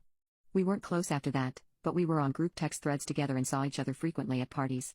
I introduced Bella to Barrett at a party senior year and it was love at first sight for her. She interrogated me about him and I informed her of our history. She seemed pretty upset about the fact that we had hooked up, but I assured her that there was absolutely nothing romantic there and that she had my blessing to pursue him. She did, and after a few months, they started officially dating. She was over the moon. I was happy she was happy. I graduated and accepted a job 6 hours away from home. Shortly afterwards, Bella and Barrett ended up moving in together in my hometown. I visited them frequently at first, but life got busy, so we ended up seeing each other annually during the holidays. Last Christmas, my family hosted a Christmas Eve party with our two families at which Barrett proposed to Bella. It was a heartfelt proposal and everybody was thrilled for them. Bella wanted to talk about nothing but wedding planning that holiday and we had tons of fun brainstorming ideas together. There were no signs of what was to come. Over the next few months, I expected to be formally asked to be Bella's maid of honor as she had mentioned this over the holidays, but the ask never came. She started screening my calls. Finally, I received a save the date in the mail and still hadn't heard from her about whether I was in the wedding, so I got her on the phone and asked her. She told me that she had thought it through and didn't think that I should be at the wedding at all because I lived so far away. She thought it would make coordinating bridal events too difficult. She was making her cousin, who she doesn't even like, her maid of honor. I was pretty hurt by this. I was her closest and oldest friend. I introduced her to her fiancé and was friends with him too. I told her that I could get the time off work, would buy plane tickets, whatever was required of me to participate. That I didn't think that it was going to be as challenging as she thought. She shrugged this off. Instead, she directed the conversation to whether I was going to be bringing someone to the wedding. I was a little confused by this question because I just had a bad breakup with my ex-boyfriend kidnapping and holding me hostage, and she knew all about what went down. I told her that since I wasn't seeing anybody currently, I'd probably be attending solo. She told me that she would keep my +1 open until the last possible minute and encouraged me to try to find a date so I wouldn't be lonely. I thought this was a nice gesture, but reassured her that with my family present and tons of mutual friends from college and our hometown that I would be fine. The next few months passed without much incident. I didn't hear a ton from Bella. I probably could have reached out more, but I was still stinging a bit from not being asked to be in her wedding party. I also saw on social media that she had an engagement party that she had not told me about or invited me to. That also hurt, but I didn't say anything. I figured we were just growing apart. It happens. Then 6 weeks prior to the wedding, I got a call from Bella. She told me that one of her bridesmaids had dropped out and that she was hoping that I could fill in. I wouldn't be going to any of the events as those were already booked, but I would be at the wedding party. I was thrilled and relieved and accepted immediately. She told me that she was doing a reverse color palette for the bridal party where all of the bridesmaids and groomsmen were wearing white, and she and the groom were wearing black. This didn't seem that strange. Bella has always liked to stand out and has unconventional taste. She apologized for the late notice and asked if I could find a white dress in time. I had a white slip dress already that would work and sent her a picture of it on the call to see if it would work. She verbally approved it and tagged it with a thumbs up on the text chain. The wedding was at noon, so we were supposed to meet to do hair and makeup at the venue at 8 a.m. I left my parents' home early and arrived in sweats with my dress in a bag and greeted Bella and the other girls. We had fun drinking champagne and getting ready. About 2 hours prior to the ceremony, Bella told everybody to get our dresses on so we could do some pictures. I grabbed my bag and went into the bathroom to change and tweak my makeup. When I re-entered the room, every last bridesmaid was in a blue dress. I was the only one in white. My stomach dropped. My mind raced back to the conversation I had with Bella. She had said white, right? I hadn't misheard? No, I was certain. She had called out the reverse color scheme. I had Googled it. No, this was a setup. Bella was in the middle of the room in a bathrobe with a resigned look on her face. She said to her cousin, "I told you she was going to do something like this." Her cousin approached me and asked what I was wearing. I mumbled that Bella had told me to wear white. Bella didn't even blink. She stared back and huffed out a laugh. And said something about how of course I would have to make today all about me. The cousin started screaming at me, going off on me about how I was jealous, in love with Barrett, and how completely unhinged I was. Honestly, I froze in that moment. I was so spun around by how fast everything went from great to crap, I couldn't even find the words to defend myself. Eventually I stammered out that I had another dress at my parents' house and could go home and change. Bella said something like, "I think we both know that this is the end of our friendship. I've given you too many chances. It's time for you to go." I started to cry. I didn't really know what was happening or what she was talking about, but I knew that whatever was going down was really bad. Finally my legs started to work again and I fled. I left all of my things at the venue and just ran to my car and went home, sobbing in the white dress. About a half hour later, my phone blew up. Texts from nearly everyone in my life, telling me that I was bitter, that I was a WHRE, that I needed to grow up and get over my jealousy, asking how I could do that to Bella. Even my mother sent me a text telling me how disappointed she was in me and that we'd talk when they got home. I did what any rational person would do in the situation. I broke into my parents' liquor cabinet and got drunk. As a result, the conversation when my parents finally arrived home was somewhat confused. My dad wouldn't even look at me and my mom and I kept talking past each other. She outright didn't believe that I had been told to wear white and I didn't understand why. Then finally she said something like because of everything else that happened, and I was like, "What are you talking about? What does that mean?" And she said, your ultimatum to Bella." The next few hours revealed the truth. Over the last several months, Bella has been building a fiction with nearly everyone in my life that I am mentally unstable and madly in love with Barrett. She has concocted a web of outlandish tales and systematically poisoned my family and friends against me. Apparently I told Bella that she needs to choose between me and Barrett. Never happened. Apparently I told Bella that I couldn't be in the wedding party because I couldn't support her marriage given that Barrett was meant for me. Lie. I had a major meltdown before the engagement party and that's why I wasn't there. On and on, lies on top of lies. In all of these stories, Bella has painted herself as the patient, long-suffering friend trying to deal with a friend clearly going through a tough time. She expressed understanding for my unrequited love for Barrett and empathized with how hard it must be for me to see her marry the love of my life. And has made great efforts to try to sustain our friendship despite how complicated the situation is. The lie has been going on so long, my mom literally did not believe me. Finally I grabbed my phone and handed it to her and told her to go through my text messages with Bella. Asked her to show me any evidence of any of that happening. It was when she was scrolling through reading our messages that she saw the picture of the white dress I had sent Bella with her thumbs up on it. I had completely forgotten about it. The absence of any ultimatums or Barrett drama in our texts and the picture of the approved dress flipped my mom. She finally believed me. She was horrified that she had bought into a false narrative. She called my dad into the room and explained what was what. My dad isn't the type of person you want to tick off. We had to spend significant energy trying to calm him down so he didn't walk next door and rip the house from the foundation. My mom still says that I'm a bit of an a-hole because I should never have assumed that I could wear white to someone's wedding. I should have confirmed with the other bridesmaids about what they were wearing, and that was part of my job as a member of the bridal party. Fine, I own that. But it doesn't change the fact that I never meant to hurt Bella, and she has been setting me up for this epic fall for months. The next day, hungover on multiple levels, I sent screen caps of my call history with Bella and a photo of the approved dress text to multiple people. Unfortunately, this is where my occupation works against me. I am a graphic designer, and people believe that I photoshopped the image. Trust me, if I was going to Photoshop some proof, it would have been a hell of a lot more compelling than somebody liking an image. So pretty much nobody believes me except my mom, dad, and one of the other bridesmaids. She was there during the dress incident and she found me on social media and DM'd me that she could tell from the stunned look on my face that I was telling the truth. She said that Bella had a pretty bad case of the cold at the beginning of the year, and ever since then had changed as a person, becoming cruel and self-absorbed. She said the wedding events had been horrific and Bella was a monster and she was planning on going no contact now that it was done. I recruited 70 kids to come help me beat 5 6th grade girls, and it was the most deserved beatdown ever. When I was in the 3rd grade, my elementary school was ruled by a gang of notorious and dangerous bullies, also known as a bunch of 6th grade girls who thought their poop didn't stink. They were always pushing the little kids in elementary around, shoving them out of their way, saying nasty comments that would make them cry, make comments about effing their dads, and generally making their lives miserable. Remember that girls tend to be quite a bit bigger than boys at that age, so when you're a shrimpy 8-year-old boy who's about 4'2" tall, a 5'2" girl's one-handed shove might as well have been a mountain giant swatting a flea. One day, after being unceremoniously shoved sprawling out of the way in the halls of the school by one of the bigger girls in the gang, I had enough. I stood up and told the girls that we were all sick of them and if they wanted to fight they would get one. This resulted in spontaneous fits of laughter. I told them we'd meet at the end of lunch behind the hill by the playground where the teachers couldn't see and we'd fight. But not just me and the shover. I told her to bring all her bully friends because they were all going to get it. Me and my friends versus her and her friends. They scoffed, said I was a dead man and walked away talking about the ridiculous beating they were going to dish out on us wimps. First recess, I talked to my male classmate friends. They agreed they were sick of being bullied and would all fight. But we knew we didn't stand a chance unless we got more help. So we hatched a plan. Not just my friends, not just all the boys in my class, or even in my grade. Every boy in the school in grade 3 or lower. We split into 2 groups and started recruiting. Word started getting around that there was going to be a big fight. Lunch rolls around and we are scouring the playground. Japanese kid practicing high kicks? Come practice.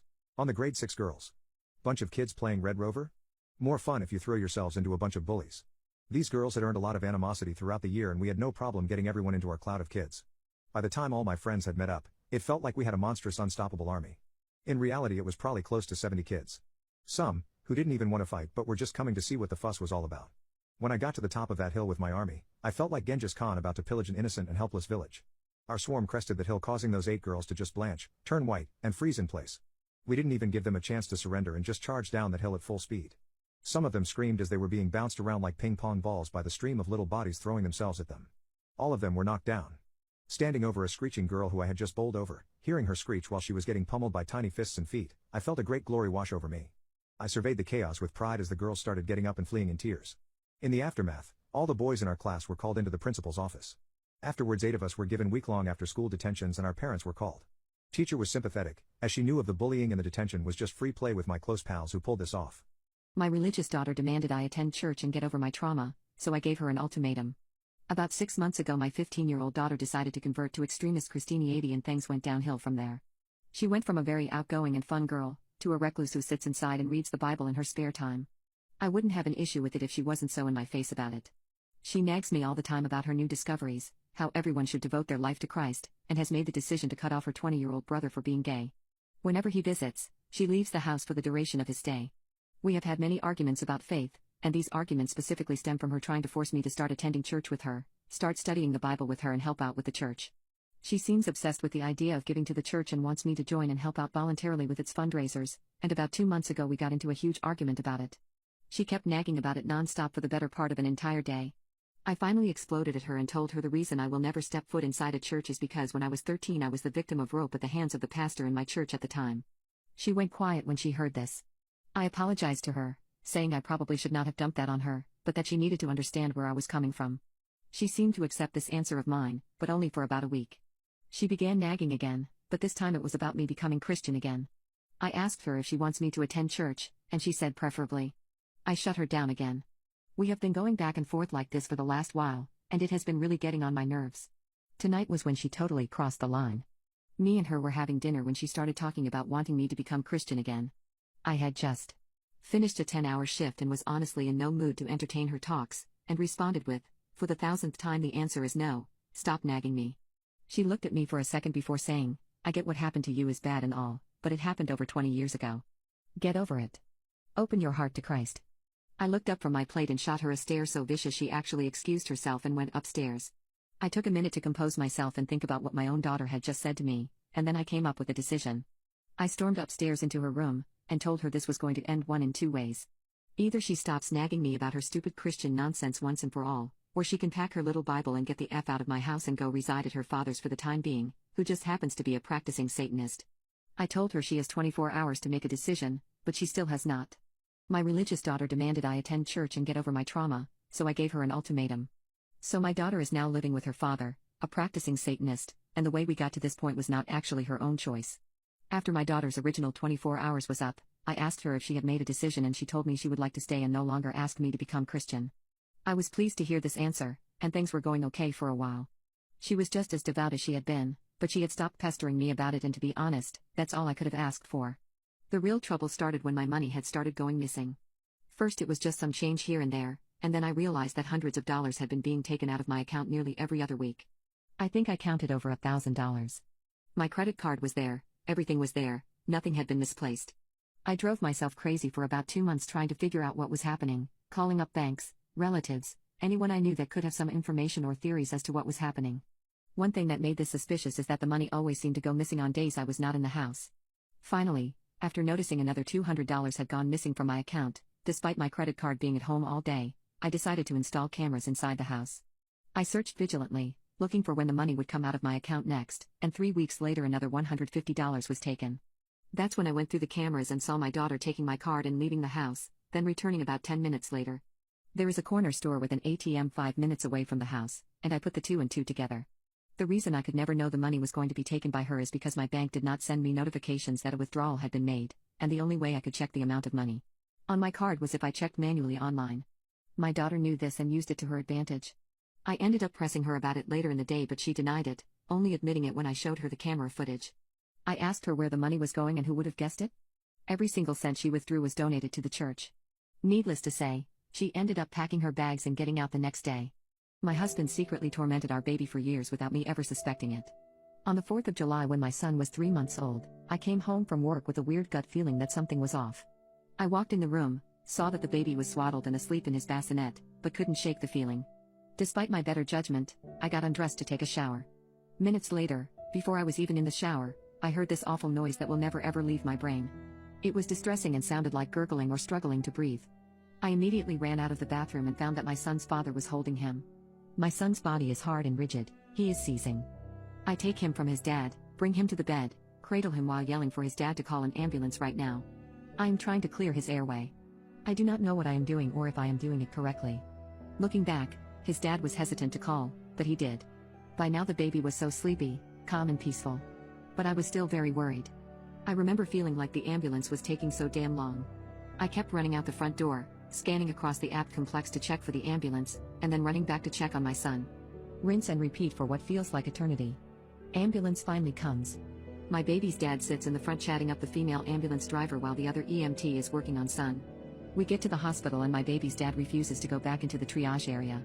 I didn't care. I handed him insurance forms to fill out and followed my son into the back. Nurses begin taking off his onesie.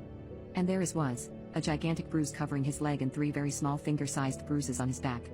I could not explain this. I thought about my husband, but he has never shown me violence and there has been absolutely no sign of abuse towards my son at all. The baby has never fallen. There is literally no explanation. Hours and many tests later, I remember a nurse walking into the room while I was burping my son over my shoulder. Her exact words were, "Be careful patting him, all his ribs but 2 are either broken or fractured." My world as I knew it ended right then and there. I marched out into the waiting room in tears and shock. Informed my baby's father of what I had just found out. His face expression gave me all the answers I needed. He abused him and caused this. From that moment forward, I literally have never spoken to him in person since. He disappeared at one point and the US Marshals had to hunt him down. Eventually he gave a full confession and it made me literally physically ill to read the disgusting things he did to my baby. It started out small, the pinching, the yelling. He would repeatedly blow in his face so that he could not breathe, or throw him in the air then catch him to make the baby quiet. It escalated over time. He admitted to shaking him on several occasions and admitted that the seizure I witnessed was not the first one. That night that I discovered the seizure was the night he banged his head on the bar railing of the bassinet, wounding his skull, and had also picked him up by his leg and yeeted him across the room onto the bed. Again, there were no bruises. He would be sneaky about it, harm him enough to cause pain but not bruises. The total injuries included brain damage, wounded skull, shaking baby syndrome, broken/fractured ribs, fractured tibia, dislocated knee, temporary loss of full eyesight. My son spent a long time in the PICU. When we were discharged from the hospital, we immediately began using resources and therapy including ECI until the age of 3. We had weekly appointments with eye specialists and other specialists at the care team. I was told he would be forever disabled, but we would not know the extent of the damage until time went on. Areas of brain damage included speech, motor skills and memory. He is 7 now and as of now, cannot do kindergarten level curricula. He struggles immensely despite all of the resources I provide him. He will forever be this way. I wish I knew earlier. I wish I could have saved him. My manipulative wife cheated on me for the 3rd time with my best friend and is now gaslighting me into taking her back. Throughout my 17-year marriage to my wife, there have been 2 occasions where I discovered she was being unfaithful. The first was an on and off affair that lasted 3 years with her married coworker, the other was a fling with an ex she dated in high school when she went on a girls' holiday away. I found out both times through the guy and not even her. I forgave her reluctantly both times as long as she promised to never do it again. I even managed to rationalize her first affair due to us being young and dumb and her second affair to alcohol and persuasion from her girlfriends. After I forgave her for the 2nd time, things were seemingly okay.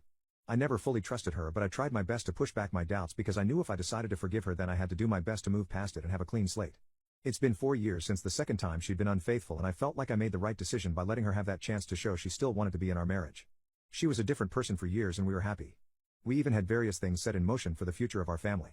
However, 2 months ago my reality was once again shattered by yet another incident of her cheating, an incident which in my mind was way worse than the other 2.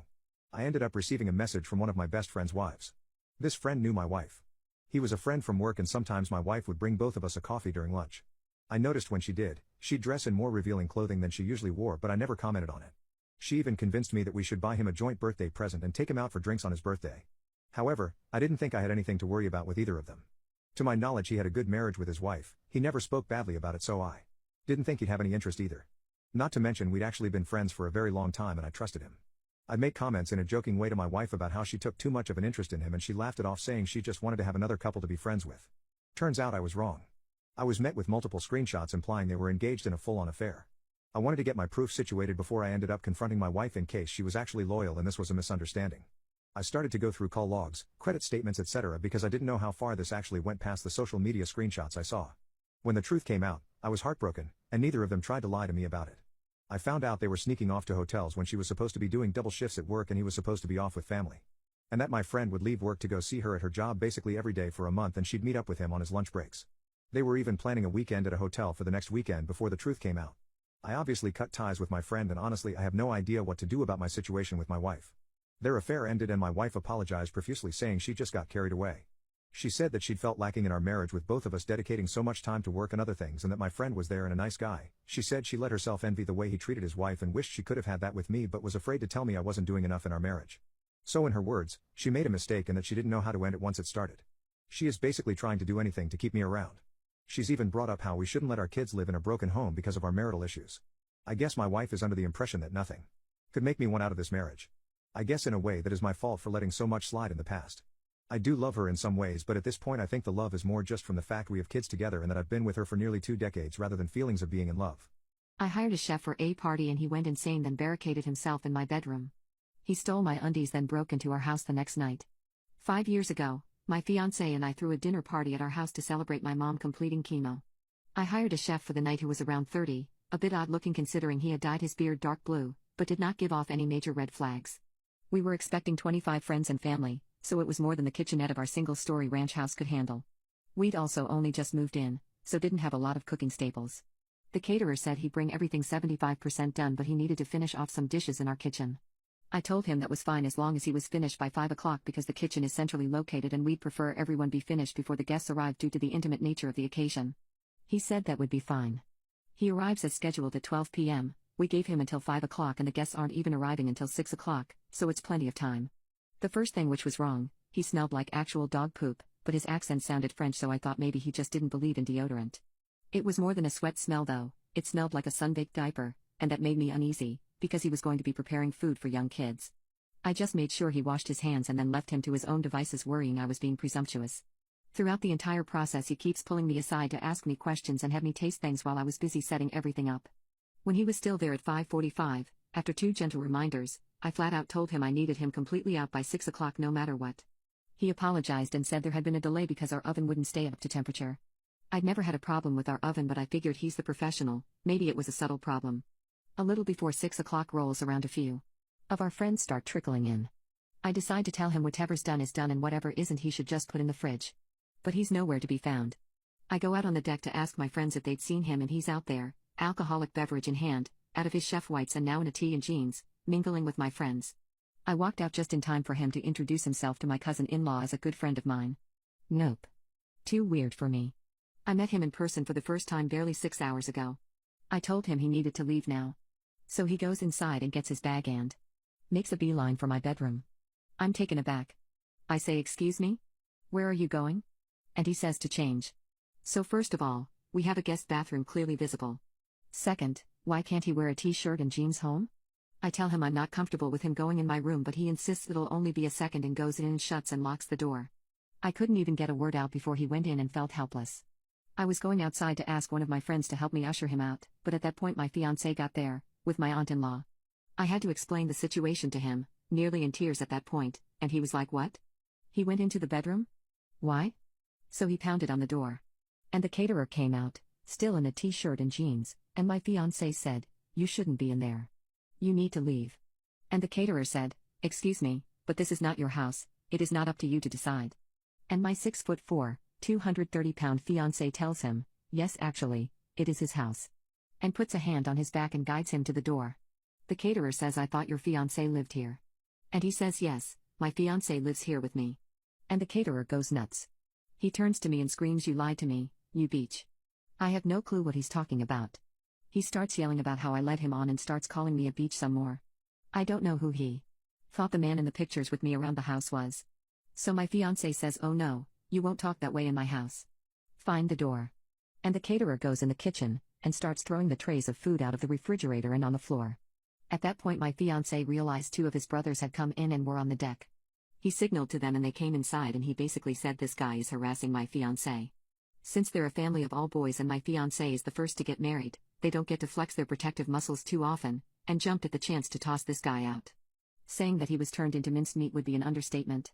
The party then went on as planned, but I insisted we just order pizza and throw out all the food he made. My fiancé and friends kept saying, "Isn't that a bit much?" But I was insistent. We went out late drinking with his brothers and got home around 3:30 a.m. and passed out in our room.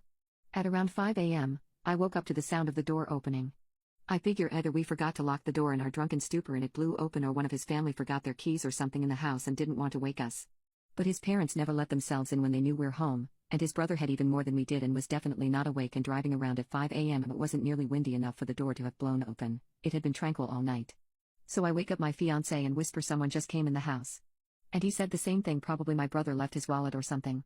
I figure I'm being paranoid and try to put it to rest when I hear a loud crash sound. With that, my fiancé was up and on his feet in one movement. He told me to lock myself in the closet and call 911 while he went and looked around. As I was pulling out my phone, we heard in that distinct accent come out, "Sandra. Hello?" And I realize it's just this insane caterer. I'm not worried about this caterer physically overpowering my fiancé, or me for that matter, so I charge right out there. The caterer is shirtless and clearly on something. He's taking the pictures that are of just me off the wall and holding several in his arms already.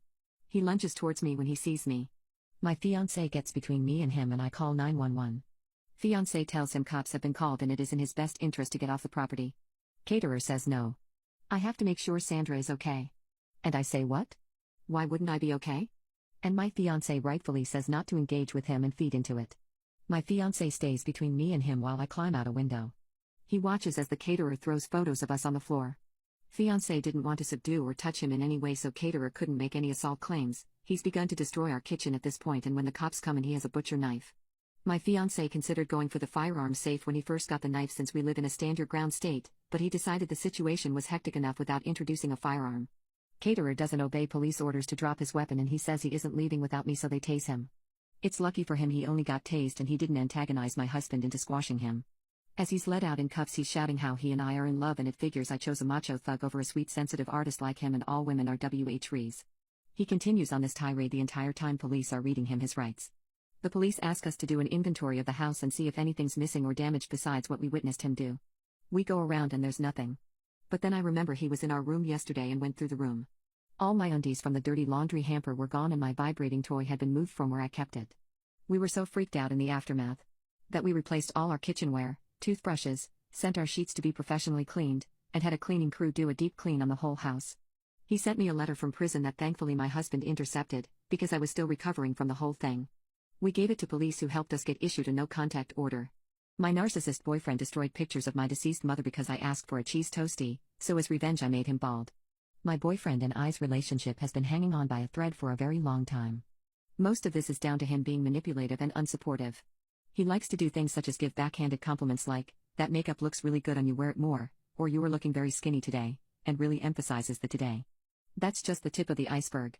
Other things he does include being extremely petty with money. He will ask me to pay him back money for coffee or takeout to the cent whenever he buys it for me. However, the main problem that we have in our relationship is his anger issues. They are very bad. This man loves video games, and he routinely buys a new controller every 2 weeks or so because he broke the last one. If he is in a bad mood, I do my best to stay out of the way because I know I will be verbally abused if I do not. Just last week he had an outburst over overcooking chicken and he proceeded to get angry at me for this, calling me incompetent and shouting at me. Now on to the main issue. My mother died 3 years ago and it has been very hard for me ever since. I would say I am doing a lot better and have recovered a lot, but there are still days where I think about her and get down. My boyfriend does not support me during these days. They happen randomly, sometimes once a month, sometimes twice a month, and sometimes no days like that occur for a few months. But when they do, it's bad. I like to stay in bed all day and not do much as I physically cannot force myself out of bed. Well, last week was my mother's death anniversary. This day is understandably very hard for me, so I was downstairs on the couch, watching a movie and feeling down. I asked my boyfriend, who was sitting across from me, if he could make me a cheese toastie. He was already in a bad mood because he had broken another controller earlier that day. When I asked for the toastie, he just exploded. He sternly said that I should do it myself, that I am lazy, that I am using my mother's death as an excuse to lounge around and do nothing, that he is supposed to be my slave whenever this happens, that I do nothing but feel sorry for myself over something that happened over 3 years ago. He was borderline screaming this at me, and it made me feel so crappy about myself that I actually started crying. He then continued, saying that what I am doing is guilt-tripping and that I am crying crocodile tears. He then ran upstairs and I stayed downstairs, still crying. I then heard loud banging and smashing, as well as the sound of glass falling and breaking. I ran upstairs myself to see what was going on, and what I saw made me freeze in the moment. I saw him in our room, destroying pictures of my mother. I had a photo of my mother and I on my nightstand. He destroyed it. I had a whole entire box full of my mother's handwritten letters, pictures of her, pictures of me and her, some rings and jewelry she owned. He was destroying this box.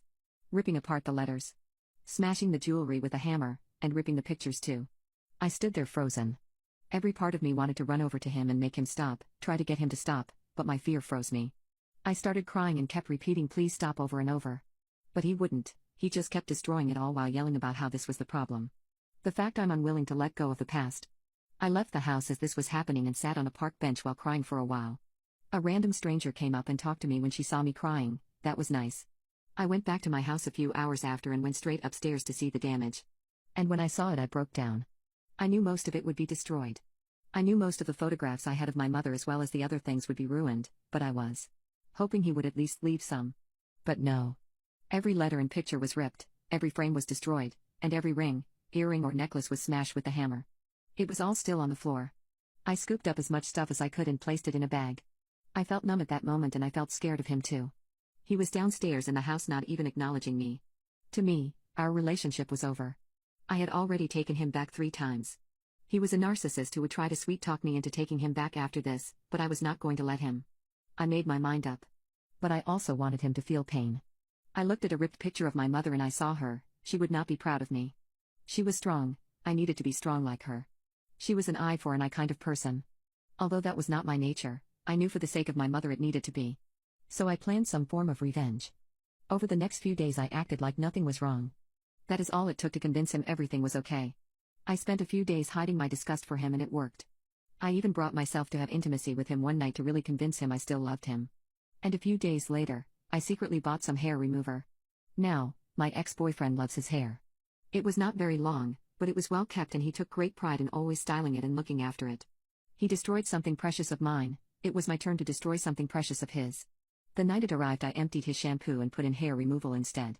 I also spent that night packing and getting ready to leave. The next morning I woke up before him and made a comment to him about how the smell of his hair when shampooed really turns me on. This got him to tell me he was about to go shower and will be right back. As soon as he left for the shower, I grabbed my bag and left quietly. As I was leaving, I texted him saying I am done with the relationship, that how he disrespected me for years has been unacceptable, and him destroying my mother's belongings was the straw that broke the camel's back. I also told him to enjoy his new hair. This happened this morning and he has tried to reach out a few times, but I blocked him as soon as he did. I'm currently staying with my sister. My blind date turned out to be pro-Israel, so I ordered the most expensive items on the menu and made her pay. Last weekend I went on a blind date with a girl that my friend set me up with. He told me this girl was smart, beautiful, and very family-oriented, which is something I look for in a partner. Considering I had been out of the dating game for 3 years ever since my ex left me for drunkenly calling her father the N-word, I was excited to potentially meet someone. I don't know what I was expecting when I showed up to the restaurant, but it certainly wasn't this. She walked in wearing sweatpants and a hoodie, with her hair sweaty and tied in a very messy fashion. I mean, look, never judge a book by its cover, I guess. She was very beautiful, I have to admit, it's just the way she presented herself on a date rubbed me the wrong way. I introduced myself to her, and she dapped me up. The kind of dap you would expect from a seasoned dapper, not a girl. I began by telling her it's nice to meet her, and she said the same. Before I could even ask anything else, she asked me if I liked her Rick and Morty socks and proceeded to take her shoes off and lift her legs slightly in the air for me to see. By this alone, I had kinda gathered what this chick was like, and I was actually digging it. I like girls who are more chaotic and all over the place by nature, so I was actually kind of amped that this is how she was.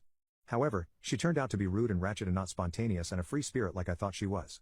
When the waiter came over, he asked us if we were ready to order, and she responded saying, "Give a beach some time, goddamn," and sent him on his way. This was the first real red flag I got from her, and the red flags kept coming as dinner progressed. Matter of fact, we didn't even need to progress throughout the dinner. Right after the waiter left, I asked her what she was interested in. The truth was her reply. Interested by what she had to say, I asked her what she meant for the truth. She shot a look at me that signaled she was about to start yapping, and start yapping she did. The first thing on her truth agenda was the virus and how it was a scam. When she started on this tirade, I knew what I was in for. After making about 10 points which could be dismantled with any amount of thought, she moved on to the elitists and how they run the world. She then moved on to Russia and Ukraine, and tried to claim Stalin wasn't that bad. I sat there bewildered. Midway through her monologue, the waiter came back, and she sent him packing again. I was already losing my mind listening to her talk about these things, but my blood started to boil when she mentioned Israel and Palestine. I have family in Palestine who have been greatly affected by what is happening there, so this is a sensitive topic for me. Without missing a beat, as soon as I ask not to talk about this topic specifically, she responds, I see you're a sheep like the rest who believe that Israel are the bad guys, huh? That's ridiculous. I mean, just look around. Open your eyes. Anyone with half a brain can deduct that every single supposed bombing is a false flag made to divide the people. I was just about done when she said this, and instead of continuing the conversation, I called the waiter over and ordered for the both of us on the spot as she insisted she was not yet ready to order. I picked the 2 most expensive starters and mains, and sat in silence until the food arrived. I didn't even look up from my plate, and she was still going on about the truth for the entirety of dinner. After I ate, I excused myself to the bathroom, when in actuality I just left the restaurant and called my buddy to ask him who the F he set me up with. People who have been shot, what does it feel like? I was struck in the outside of my thigh accidentally as a kid. Searing hot pain is the easiest answer. It just felt hot, almost like I got jabbed very quickly with a red-hot fire poker. That was followed by an incredible and unexplainable pinching feeling, like someone just grabbed my muscles tightly and pinched them harder than a human could. I guess that was caused by the severe damage my muscles sustained. After a bit, adrenaline kicked in and all I can really remember is the feel of hot Reddit just flowing out down my red. I remember the smell of the red too. Past that, it's a blur and I don't even remember the ride to the hospital. I just woke up the next day, hopped up on meds, and I really only felt confused. It didn't hurt much until the second day, and I was released on the third. I don't remember it at any stage other than being healed. I don't think I ever saw the wound, just the red. I wish I could see it. The worst part of it all was the healing. It was a really gross wound, and I guess being so deep and awkward they had to keep it open. Something about closing a wound that deep can cause infections, I don't know. My parents had to stuff it with gauze covered in some disinfectant, and I took some nasty liquid antibiotics. I still can't eat specific foods that remind me of that taste. I would scream so loud that they had to explain to the neighbors our situation as they recall it sounded like I was being killed. It took a few months for it to heal, but again I was 5 so my timeline isn't the best. I had to be careful on that leg specifically for about a year as it was so sore constantly. I used crutches for several months. I was incredibly lucky in the fact I didn't die, and the fact I have my leg with seemingly no issues. I played many sports as a kid, and have even done a couple of marathons. It does ache out of nowhere, and I swear I can feel when a storm is coming since it is such a deep ache. It didn't really hinder me, for what I remember being 5. It was always just a fun thing to drop in conversations. Definitely a fun card to play to make the atmosphere very awkward very fast.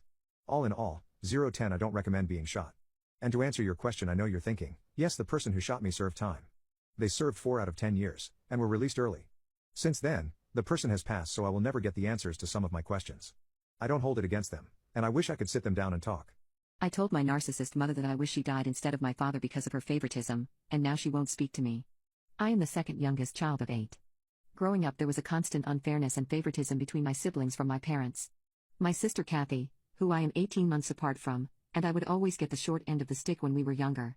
Our birthdays were celebrated less, if at all sometimes, our clothes would have holes in them and my parents refused to buy any for us. When I was 15 and Kathy was 14, our parents stopped financing high school for us, so we had to find part-time jobs to be able to afford. We got pulled out of school so my parents could pay for my older sisters and brothers' universities. In high school, I participated in many things like ASB and swimming, but my parents never showed up for anything and never gave us rides to school, so we had to walk. When it came time for applying to college, my parents only gave Kathy and I two options: community college we put ourselves through or no college at all. In 2015, my dad was diagnosed with pancreatic cancer. When his condition got worse in 2016, I would visit daily. He passed away in late May of 2016. After he passed, the favoritism from my mom got even worse since my dad would normally mitigate it. Fast forward to 2021, my mom began planning on how her possessions would be dispersed after she passes, as she is in her 70s. She called all of the siblings up to her house so that we could make lists and plan on who received what. Many people wrote lengthy lists that she promised they would receive. I wanted a few sentimental items, photos of my parents, and a specific ring that my mother owns called the mother's ring that has the birthstones of all of her children. When I gave her my list, she told me that if I wanted the ring, it would be the only thing I would inherit, and beforehand she would remove its stones and give them to other siblings. This sparked an emotional argument, as I asked for much less than other people, and she said I didn't deserve more. We started bringing up things from the past, with me mentioning how she mistreated me, and she completely blew me off. I then tearfully told her I wish she had died instead of our father, because he would have treated his children much more fairly in this situation. This hurt her greatly because she has never recovered from the loss of her husband, and despite her behavior she does love all of her children. After this happened, our relationship was never the same. We didn't speak for many months, and every time I would see her, I would only say hello and goodbye. She hasn't apologized for what she has done in the past or about the mother's ring. I do feel like what I said was harsh, but I won't apologize for it since I think someone needed to give her a reality check for how badly she has treated some of the siblings, and it was a moment of pent-up resentment I held down for many years.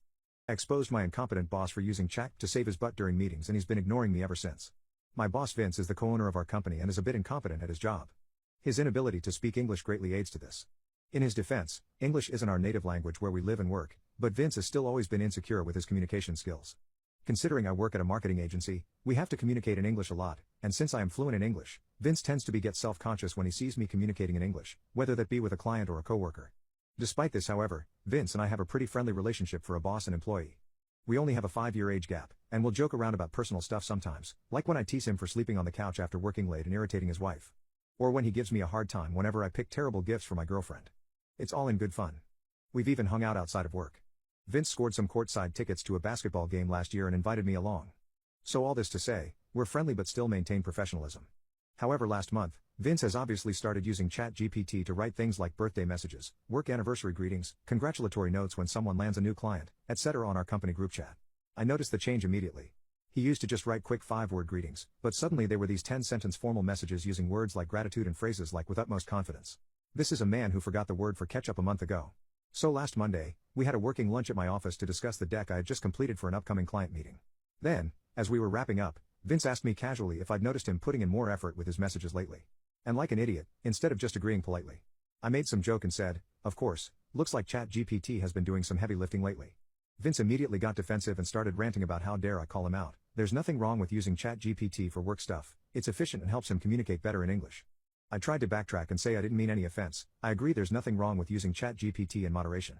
I was just trying to give some friendly feedback so that maybe he could use better prompts and customize the output a bit to sound more natural coming from him. But at that point, Vince was too ticked off, called me an a-hole and stormed off. Of course, I didn't want the incident to damage our relationship long term. Vince had been an amazing mentor and friend to me. I'd hate for some dumb joke to ruin the mutual respect we have for each other. So later that day I just came to Vince's office and apologized.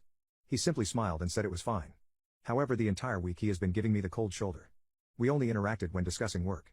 I tried making jokes about other stuff, but he's not acknowledging them. Also, since then, he has gone back to his usual 5-word greetings. I fear that I might have just ruined the healthy work environment over that stupid joke. Update: I exposed my incompetent boss for using chat to save his butt during meetings, and he's been ignoring me ever since. The entire last week my relationship with Vince had been reduced to professional interactions, and there was no enthusiasm from his end at all.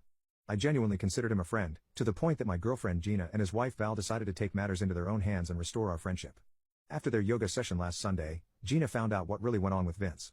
Apparently, he thought one of our clients tried to poach me as their in-house creative director. Vince found out through one of our account executives that during one of their meetings, the client's CEO said something like, if only I had someone like me in my team, our department would have better outputs, nothing of this chat GPT crap for my writers. Then he joked about making a job offer to me. Then, at the end of the meeting, the client apparently asked for my number, which the account executive gave. However, what's really confounded me in all this is that none of this information actually reached me. I was not in that meeting, so I had no idea at all about any of this. The CEO never contacted me as well. Apparently, it was all just a series of coincidences and sitcom-level miscommunication. When I made the joke to Vince, he thought I was referencing the client's remark, which was why he got so defensive and triggered when I mentioned ChatGPT. He was giving me the cold shoulder the entire week because he thought I was already negotiating with the client behind his back, thinking that I was actually taking the job offer. Val even told Gina that Vince was really affected by all this. She said that during their dinner the night of the incident, Vince was really bummed. He was expressing how he felt so betrayed if I left the company that way, since I didn't even give him the courtesy of a heads up, as he also considers me a close friend. When Gina told me all of this, my initial reaction was to laugh, because it was very on brand for Vince to overthink, assume, and misread things. So later that day I called Vince on his phone. He didn't pick up, so I just texted him, as an AI language model, I think you're stupid. Gina told me she and Val talked about us. You thought I'm quitting, idiot? You'd have to fire me if you want me gone. Also, you owe me beer. Lucas' team lost in the World Cup. Then he called about 15 minutes after, apologizing for everything. He said he just got really paranoid and stressed about everything because the board was breathing down his neck the entire month, and losing one of his top-level employees would be a huge blow to the company. He also said that he would have had no problem if I really did want to move on, but he just thought I'd put some value to our friendship and be more upfront with him. I then cleared everything up and told him that I didn't even have any idea. I also told him I'm expecting an apology email written by ChatGPT, then we just laughed everything off. Everything's back to normal now, and I've also taught him how to use ChatGPT prompts better. My boss tried to strong-arm me into not giving me my promised Christmas vacation, so I resigned and cost him $700,000. I was brainwashed at an early age that loyalty to your corporate company and hard work would add countless zeros to your paycheck. I remained optimistic after receiving year after year of 3% raises and working holidays. I missed my children's first steps, their school functions, and other life events so I could make the CEO more money. After the passing of my stepfather and my boss calling me during the funeral, asking me to troubleshoot an issue while my mom cried into my shoulder, enough was enough. I changed companies and made a personal pledge to put family first and my career a distant third or fourth. Fast forward to the present day. I find myself as the cornerstone of our department. Many of our clients' processes are automated through a custom API developed by me. I have maintained a thorough documentation library on how to support the API, the reports, and all of its dependencies. I have offered to train backup so we are not single-threaded. My manager told me no way, we would never do anything to lose you. Up to now, life was good. At the beginning of December, another company was audited by the government and found to be out of compliance. They hired our company to regain their compliance by the end of the year or risk fines near $750,000. The other company dragged their feet getting us the information we needed to start on the work. I saved my vacation days so I can take the week between Christmas and New Year's off and have been doing this for a while, and every year my boss promises to give me time off. I spend it with my kids to make up for all the time I lost when I worked when they were younger. This time is very precious to me. Last week and this week, I have been notifying the project manager and my manager about my time off. I let them know I would need the other company's information soon so I can start on it. I offered to work extra hours to ensure my piece would be finished prior to Christmas Eve. On Tuesday, my manager called me and told me the company finally sent the data I requested over 2 weeks ago. He looked beaten because he knew what was about to happen. I told him who I should walk through the project with because I'm off after Christmas. My manager says, I'm sorry, but I have to ask you to work. I declined your time next week. I asked, what happens to my vacation time? My boss says, I'm sorry. You know the rules. Use it or lose it. I fought for you but HR wouldn't budge. I drafted my resignation letter after the call, set it to delay delivery on Monday at 8 a.m., and closed up shop. ABC Company will now pay $750,000 because nobody knows how to program that system since there is no backup. Our other clients will be expecting their monthly, quarterly, and annual reports within the first week of January. No one knows how to do this. We had 6 projects in progress involving extensive API and reporting, now those projects are dead in the water. 7 clients prepaid for API and automation upgrades in 2022 Q1. I don't know what will happen to those. Please remember. Family first. You never get that time back. I don't know how to help my wife's anorexia which she developed after I blew our savings buying my mother a house. The last year and a half has been really rough for my wife and Allie. I got a job offer we couldn't refuse and moved from SoCal to Oregon. Money has been tight due to some bad financial decisions that I have made, such as alcohol and blow, and in an alcoholic binge I found myself blowing our savings to buy a house for my mom to live in. After this, Allie almost divorced me but stayed. Allie had a miscarriage about a year ago and fell into a depression when we moved, and I was in the midst of an addiction I wasn't yet facing. Everything was crazy and came to a head in February when she went down to SoCal to visit family for a week, but it turned into her being gone for 3 months when my addiction problems really became clear to me. I took some time to figure myself out, went to 12-step, and Allie finally came back home in May. I noticed immediately that she had lost a ton of weight. She's always been a curvy woman, but in 3 months I swear she had dropped probably 40 pounds. Her pants were literally starting to fall off her. We've had some rocky moments, and for work she traveled a lot during the summer too. When Allie came back, she had lost even more weight, and she told me that she was taking her old teaching job back in SoCal for the semester so that she could earn more money. I got a roommate while she was gone, and she's renting a room there. Money has been tight, and I finally had to sell the house my mom has been staying in because we were drowning financially. My mom hates me, but I don't know what else to do.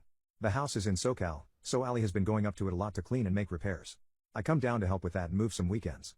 Every time I see her, she looks thinner and thinner.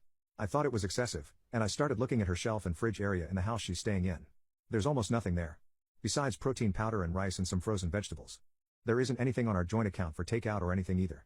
Her mom bought her a new pair of jeans last month, and they're 2 sizes smaller than what she got from Goodwill in August. Then I used her computer to look something up and saw a pro-Ana site pop up in her history with bookmarks on how to stop your stomach from growling without eating and tips for not eating. One of the tips was buying a multivitamin, something she had never done before, but then I found a bottle of them in her dresser. I tried to bring it up with her family, but they all told me that they're just happy she is finally losing weight, and when I mentioned the pro-Ana stuff, I was told that someone can't be anorexic if they're overweight. I know Allie has wanted to lose weight for a long time, but this seems like way too much too fast, even if she isn't anorexic. I don't know how to help my wife's anorexia, which she developed after I blew our savings buying my mother a house. The last year and a half has been really rough for my wife and Allie. I got a job offer we couldn't refuse and moved from SoCal to Oregon. Money has been tight due to some bad financial decisions that I have made, such as alcohol and blow, and in an alcoholic binge I found myself blowing our savings to buy a house for my mom to live in. After this, Allie almost divorced me but stayed. Allie had a miscarriage about a year ago and fell into a depression when we moved, and I was in the midst of an addiction I wasn't yet facing. Everything was crazy and came to a head in February when she went down to SoCal to visit family for a week, but it turned into her being gone for 3 months when my addiction problems really became clear to me. I took some time to figure myself out, went to 12-step, and Allie finally came back home in May. I noticed immediately that she had lost a ton of weight. She's always been a curvy woman, but in 3 months I swear she had dropped probably 40 pounds. Her pants were literally starting to fall off her. We've had some rocky moments, and for work she traveled a lot during the summer too. When Allie came back, she had lost even more weight, and she told me that she was taking her old teaching job back in SoCal for the semester so that she could earn more money. I got a roommate while she was gone, and she's renting a room there.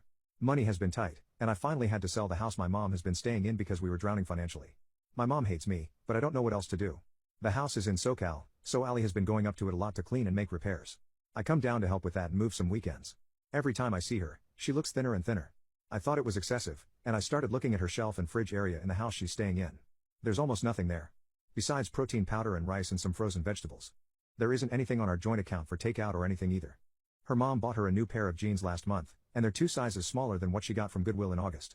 Then I used her computer to look something up and saw a pro-Ana site pop up in her history with bookmarks on how to stop your stomach from growling without eating and tips for not eating. One of the tips was buying a multivitamin, something she had never done before, but then I found a bottle of them in her dresser. I tried to bring it up with her family, but they all told me that they're just happy she is finally losing weight, and when I mentioned the pro-Ana stuff, I was told that someone can't be anorexic if they're overweight. I know Allie has wanted to lose weight for a long time, but this seems like way too much too fast, even if she isn't anorexic.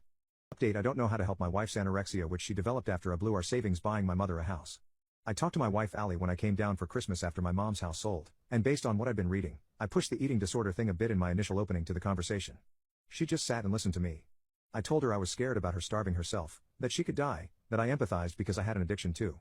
Called her out on the pro-Ana sites and lack of food. I don't think I'll ever forget her reaction after I finally shut up. She just laughed. This really cold and angry kind of laugh I have honestly never heard come out of her mouth in the almost decade I've known her.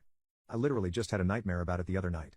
It was followed by her saying, "Are you serious right now?" She launched into what can only be described as an avalanche of anger and incredulity wrapped in a bomb. She ranted on for about 10 minutes. She said that in the beginning of the year when she'd left, she apparently got really into fitness and nutrition, and after a couple of months started training for a half marathon. She pulled up her calories in an app on her phone and gave it to me. They were all probably more than what I eat, mostly tofu, rice, beans, veggies, and protein supplements. Always over 2,000 calories a day. She told me that she'd worked her way up from nothing to going 10 miles a day. She loved it, but I was so engrossed in my own addiction and 12-step stuff that she didn't really mention it because she didn't want me to crap on that too, because I had a habit of not really saying much about her accomplishments. She kept it up all year until fall when she went back to SoCal. I didn't mention it in my last post because I didn't think it was pertinent, but I had a relapse in late September, early October. It spent a lot of cash we didn't have, but I guess I didn't really realize how that would affect her. She apparently couldn't afford to eat. She stopped training because she couldn't buy enough groceries to even eat enough in general. She started crying and practically yelling at this point and told me about how her stomach started growling during one of her classes loudly, to the point where another teacher came up to her between classes and asked her about it. I'll never forget, ever, Allie yelling at me and saying, "Do you have any idea how humiliated I was?" I felt, and still feel, like an absolute piece of crap. The pro-Ana sites were bookmarked from early October, not in her recent browser history like I'd thought. She said she ended up there after Google searches had landed results that amount to just eat food when she literally could not. She said she felt disgusting and horrible even reading through those sites, but that they were the only things that got her through her classes without public humiliation. She said that practically not eating for a month was agony. The amount of guilt I feel is incredible. I asked her why she didn't say anything, and she said that after multiple conversations about money and begging me to budget, she finally gave up and just got her own bank account. She did bring up what was mentioned here, about my thinking of her as so strong and unbreakable and how much pressure that put on her. She was crying at this point more than yelling, saying how she lost her best friend to an addiction and how this hadn't been a partnership in a long time and how alone she felt. How the program was almost as bad as my addiction because it was the only thing that started to matter to me. I guess she had a point. I went to almost 2 meetings a day. It was like a second job. We talked a lot about all of this, but I eventually did convince her to come back to Oregon and work on our marriage. I made a big effort and got a new therapist too in addition to the one I had. We started counseling together. I hired a financial advisor and started to seriously budget. We bought a house with the profits from my mom's place. At this point, I really thought the update I'd be writing was, it wasn't anorexia, I was a jerk, but with therapy and love it's happily ever after. But I, of course, had to go and royally screw this like I always do. In my new therapy sessions, my therapist helped me realize that a lot of my issues come from a place of not knowing who I am. He gave me a lot of homework assignments, one of which was on who I thought I was supposed to be in a marriage and if that was who I wanted to be. I don't really know what happened, but I was so tired of feeling guilty and tired of feeling like I failed as a husband and just sick of therapy and everything. I was tired of working hard all the time emotionally. I missed my addiction, I missed not feeling so much responsibly. I was tired of strict budgets. I just fantasized about back when I was in college and single and none of it mattered. What I wrote on the page was raw and full of resentments I didn't know I even had and had a lot of stuff about Allie. I looked at it after I wrote it and it didn't even sound like me. It wasn't even true. I was just angry and hurt and feeling so much shame it was like I couldn't handle it anymore. It honestly disturbed me how ugly it sounded, because they were things I didn't know I even thought about. I left the paper on my desk and figured I'd look at it when I got back from work. Long story short, Allie found it. Allie read it.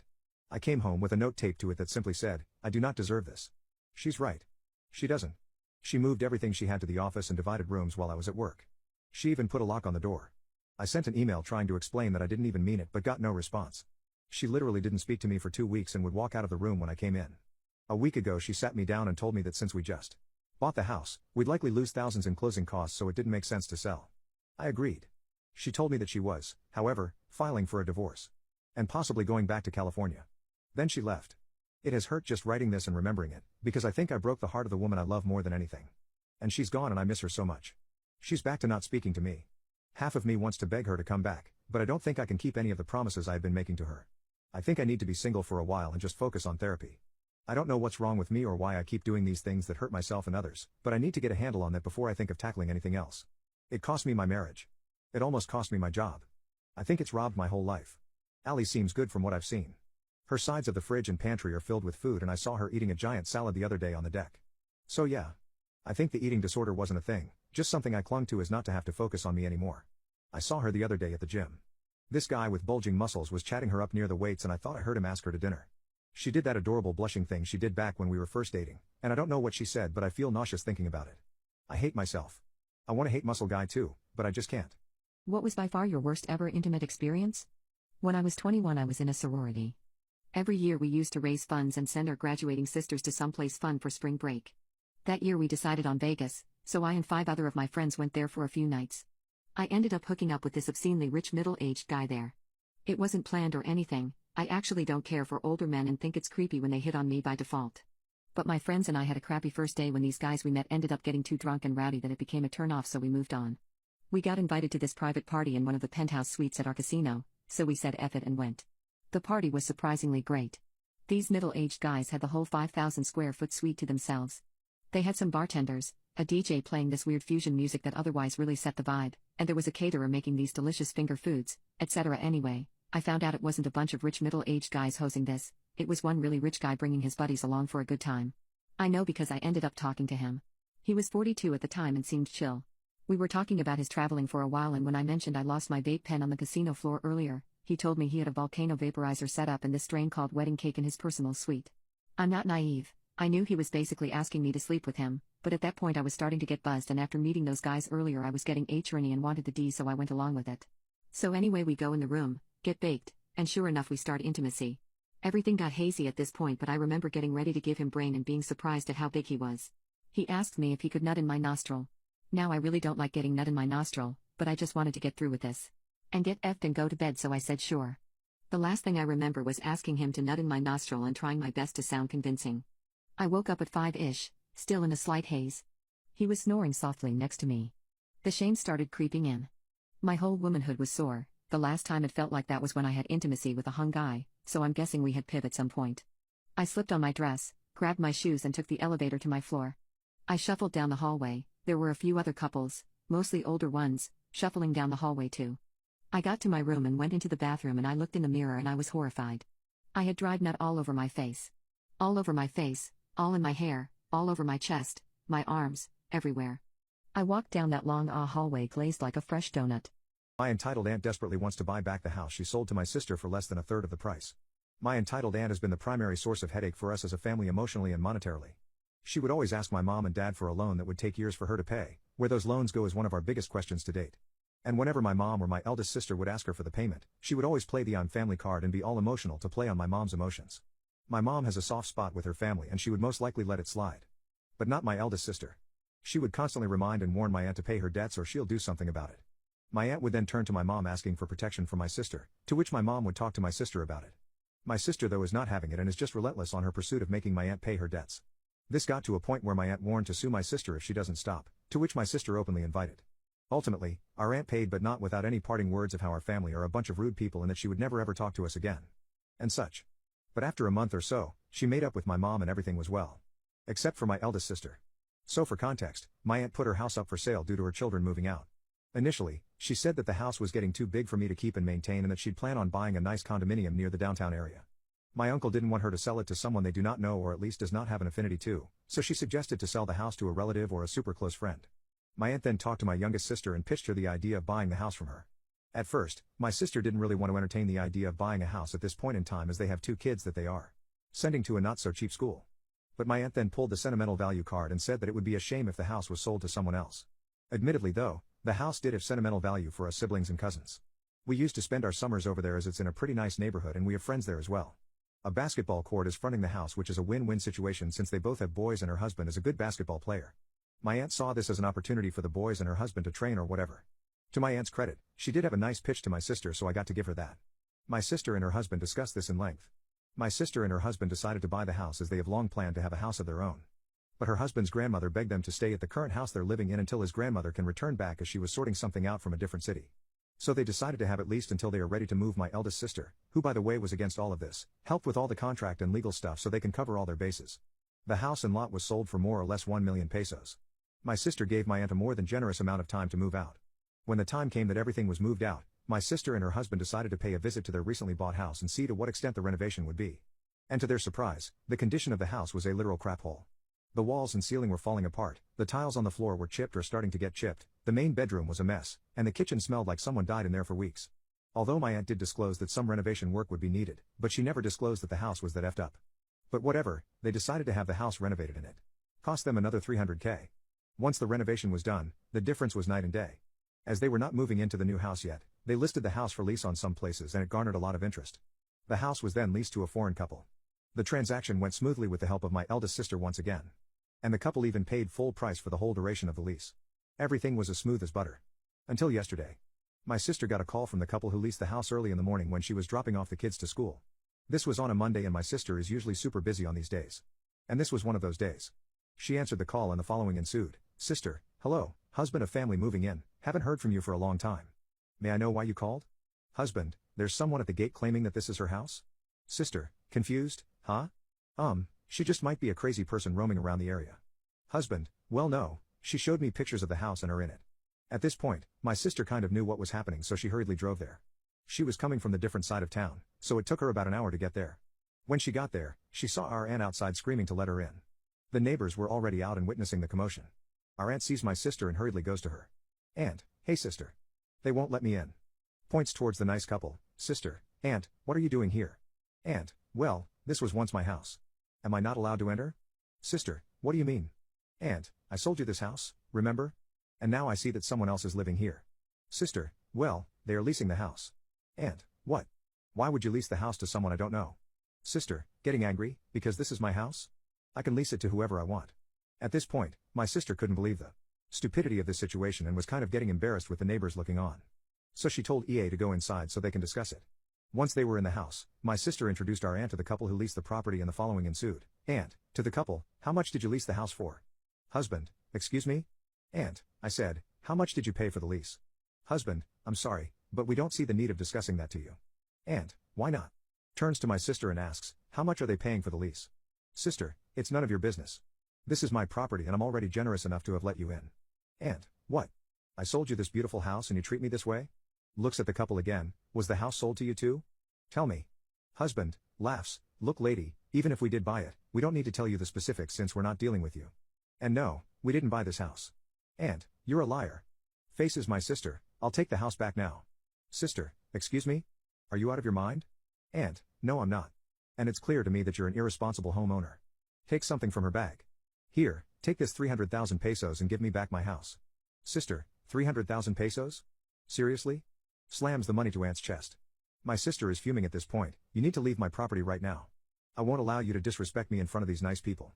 300,000 when we bought this house from you for 1 million? Aunt, you can't kick me out of here. This is my house. Sister, grabs her phone, I'm calling the cops now. And then bolts out of there. On her way out, she screamed I'll come back and take the house. This is not the end of this. After Aunt was nowhere to be seen, my sister broke down in front of the nice couple. The couple asked her a few details about our aunt and they were super understanding. My sister offered to return about a quarter of the total money they paid for the lease, but the couple said that it's not necessary.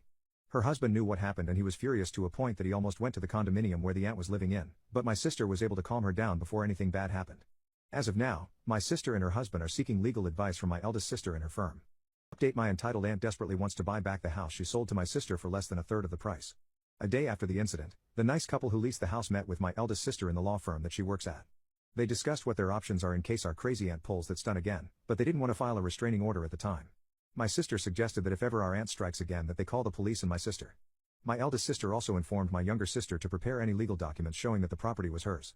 As this was happening, my uncle, who talked to my aunt the day the incident happened, spoke to my mom and told her everything that our crazy aunt did before and after the house was sold and what happened a day before. Apparently, I was wrong on the assumption that my aunt bought a condominium. Instead, she bought a new house. Before the house was even sold, our crazy aunt was able to somehow convince her eldest daughter into buying a new house with her. And that they'd split the cost once the house was sold.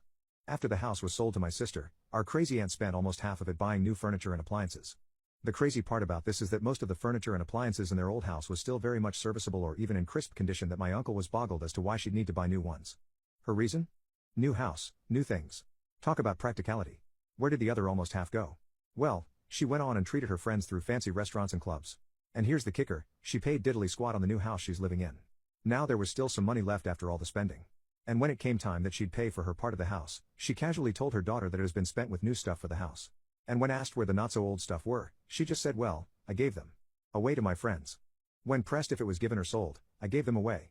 I can't sell my friends' old stuff. Now obviously, her daughter got upset with all of this and threatened to no longer pay unless she pays her part. Crazy aunt then played the "you ungrateful beach" card to her daughter, and surprisingly turned the tables around. I don't really know how she did it, but she did it. As mentioned earlier, there is some money left but it's not much. And my crazy aunt heard of this investment scheme that is quite honestly, too good to be true. This investment scheme promised 30% return to your investment per month. As it turns out, the remaining money, upwards 50k, was invested in this scam.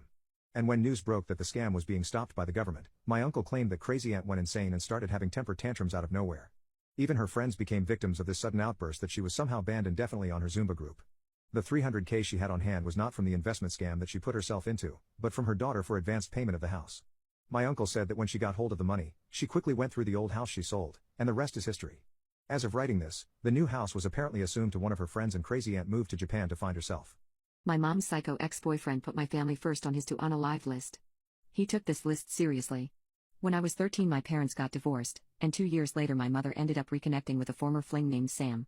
I remember my mom speaking very highly of this man, in ways she never really did about my father when they were together. Sam had lost his daughter to cancer and his former wife to suicide, and my mom was the first woman he was talking to after losing his family. Sam experienced brain damage after getting into a fight with some junkies to defend someone else they were attacking, and my mom couldn't stop talking about how brave he was. The only thing that halted their relationship was that Sam lived in a different state. For my 16th birthday, I had begged my dad to see this musical that was touring, and was making a stop in a city in California close enough to make a day trip out of. My dad agreed. It was going to be him and I for the weekend, and I was elated. Until my mother found out that the city we were visiting was the same city that Sam lived in. My mother begged to come along with us, so her and Sam could spend the weekend together, and while I was hesitant, my father agreed. Even after divorcing, he still wanted to do whatever to make her happy. I, on the other hand, was not happy about having my mom tag along, even for the car ride, but my dad convinced me that it was for my mom's sake, and everything would be fine, so I begrudgingly agreed to have her travel with us to California. The plan was that my dad would drop my mom off at Sam's house, where she would spend the night, take him and I to go see the musical, get dinner together, return to a hotel, and then pick my mom up the next day. Everything was going according to plan up to this point. The musical was fantastic, and my dad and I were having a great time. When him and I were eating at the restaurant, he got a text message from my mother, and that is when things started to go downhill. My dad seemed nonchalant about what was going on, but was clearly invested in this text message conversation he was having, so I started to pry. He explained that he and I would be picking my mom up after dinner, instead of tomorrow. I ask why, and he says that it's adult stuff and he can't tell me. A couple minutes pass, me still eating, and my dad still texting my mom, and he informs me that we aren't picking her up, that things progressed and he is sending an Uber to pick my mom up immediately. We wait in the restaurant until my mom arrives in the Uber. I'm growing more and more curious about what happened, but don't pry too much, because I assume that something went wrong with my mom and Sam romantically, or possibly sexually. When my mom arrives, and we all load up into my dad's car, she begins to talk, eerily calm the entire time. She explains that her and Sam were having a fine time at first, watching a movie and cuddling, and when things started to take a more adult turn, Sam started crying and talking about how much he missed his wife and daughter. My mom tried consoling him, but it wasn't working, and he kept trying to make advances towards my mother while in this emotional state. My mom started to get a weird feeling about it, and made up a lie to Sam that she got a text from me saying that I fell ill and wanted her to come back to the hotel, and she had to leave. Sam immediately flipped, going from mourning to anger. He started yelling at my mom, telling that she couldn't leave. When she insisted, he punched the wall so hard that his hand broke, and he had to go to the ER, giving my mom an opportunity to leave. I was floored. Despite barely being 16, I was old enough to recognize the telltale signs of an abuser, and alarms were going off in my mom. Despite my shock, and fear on my mother's behalf, my mother seemed calm, even insisting that she felt bad for Sam. Because of his wife and daughter, and his brain damage, and now, his broken hand. My mother behaving like everything was alright confused me to no end, but we were heading back to the hotel, and leaving California in the morning, so I didn't push too hard. Things continued to escalate from this point. Once we get to the hotel, my mom receives a text from Sam, saying that when they tested his blood at the ER, he tested positive for H-herpes, and it was my mom's fault and he was going to sue her. For context, both my parents are H-herpes positive. My mom is upfront about this with her partners. My mom talks to some of her friends in the medical field after this, and they raise some concern at this. Why would they test his blood for diseases when he is in the ER for a broken hand? Not to mention, H-herpes takes days, if not weeks, to show up in the bloodstream. It is impossible that he would have gotten that from my mom. Despite this, my mom still continues to express sympathy towards him. It's late by this point, so we head to bed. My dad snores louder than any other person I have ever met, and not quite thinking ahead, I didn't bring any earplugs or headphones with me. I asked my mom if I could borrow her phone and earbuds to listen to music while I sleep, to drown out my dad's snores. She agrees, and I pull up some random music to make you fall asleep YouTube video and lay down to get some rest. Unfortunately for me, at least once every half hour, my mom gets a phone call from Sam, interrupting the video, lulling me to sleep. I turn the ringer off, too close to sleep to fully understand what's going on, but it's to no avail. The incoming call pauses the music, thus allowing me to hear my dad snoring and waking me up, again and again and again. I somehow manage to get some sleep, but by the time it's morning, my mom has dozens of missed calls from this guy. I believe he left voicemails as well, but I'll be honest in admitting that I don't quite remember what he said. Nothing good, I know. My mom still doesn't recognize. This behavior is odd, and my dad seems to be keeping his mouth shut, so without any fanfare, we pack up and leave the hotel, beginning our drive out of California and back home. We're about an hour or so outside of the city. I'm sitting up front with my dad, and my mom in the back, on her phone, when my mom tells my dad to pull over at the next stop. He does, and they get out of the car and start talking. They're too far away from the car for me to hear anything. After a couple minutes, my mom gets back inside the car, and I ask her what happened. She explains that she's been receiving non-stop texts from Sam during the duration of the drive so far. Texts claiming that he has friends in the police force who he is going to convince to mark my dad as a child lover and are pissed, neither of which is true, and then call CPS to get me taken away from my family. Texts detailing his firearm collection. How everyone in his life leaves him. How everyone in his life hurts him. How he has our address. How he has a list of everyone in his life who has ever hurt him, and my mom and us are at the top of his list, and he's going to be getting his revenge. My dad is on the phone with the police outside as she explains this. Once we're back home, miles away from Sam, my mom receives even more texts from him. I know you called the police on me. They showed up to my house, Searched everything and found nothing. I'm still here and I'm not leaving. My mom immediately calls the police again, and speaks to the same woman my parents spoke to before. My mom explains the text that she got, and asks the dispatcher why he wasn't detained or anything. He's clearly a threat to himself and to others. The dispatcher is confused, and explains to my mom that Sam isn't at home still. The police arrested him, and he was being held in a psychiatric hospital. There was no way for him to still have his phone on him, but somehow, he did. We don't hear from Sam after this phone call. The dispatcher must have informed who she needed to inform, and his phone was properly confiscated. Things are pretty silent for the next few days. My mom decides to call Sam's sister, having known her from when my mom and Sam first dated, and getting back in contact during this current relationship. My mom explains the situation, and Sam's sister is beyond horrified, and apologizing for her brother's behalf. My mom still tries to empathize with Sam, saying that the loss of his wife and daughter must have been what caused him to spiral like this. Sam's sister stops her, confused. Sam's daughter never died of cancer, and his wife never unalived herself. They simply divorced, the ex-wife gaining custody of the daughter. I think it was at that moment it finally hit my mom how serious the situation was, and how deeply ill this man she once loved was. Am I the a-hole for telling my friend that he deserved to have his girlfriend cheat on him and then get himself beat by her affair partner? My friend Mark has recently been having a lot of relationship troubles with his girlfriend Leah. They got together back in February of this year and their relationship has become a complete train wreck, mainly because of Leah.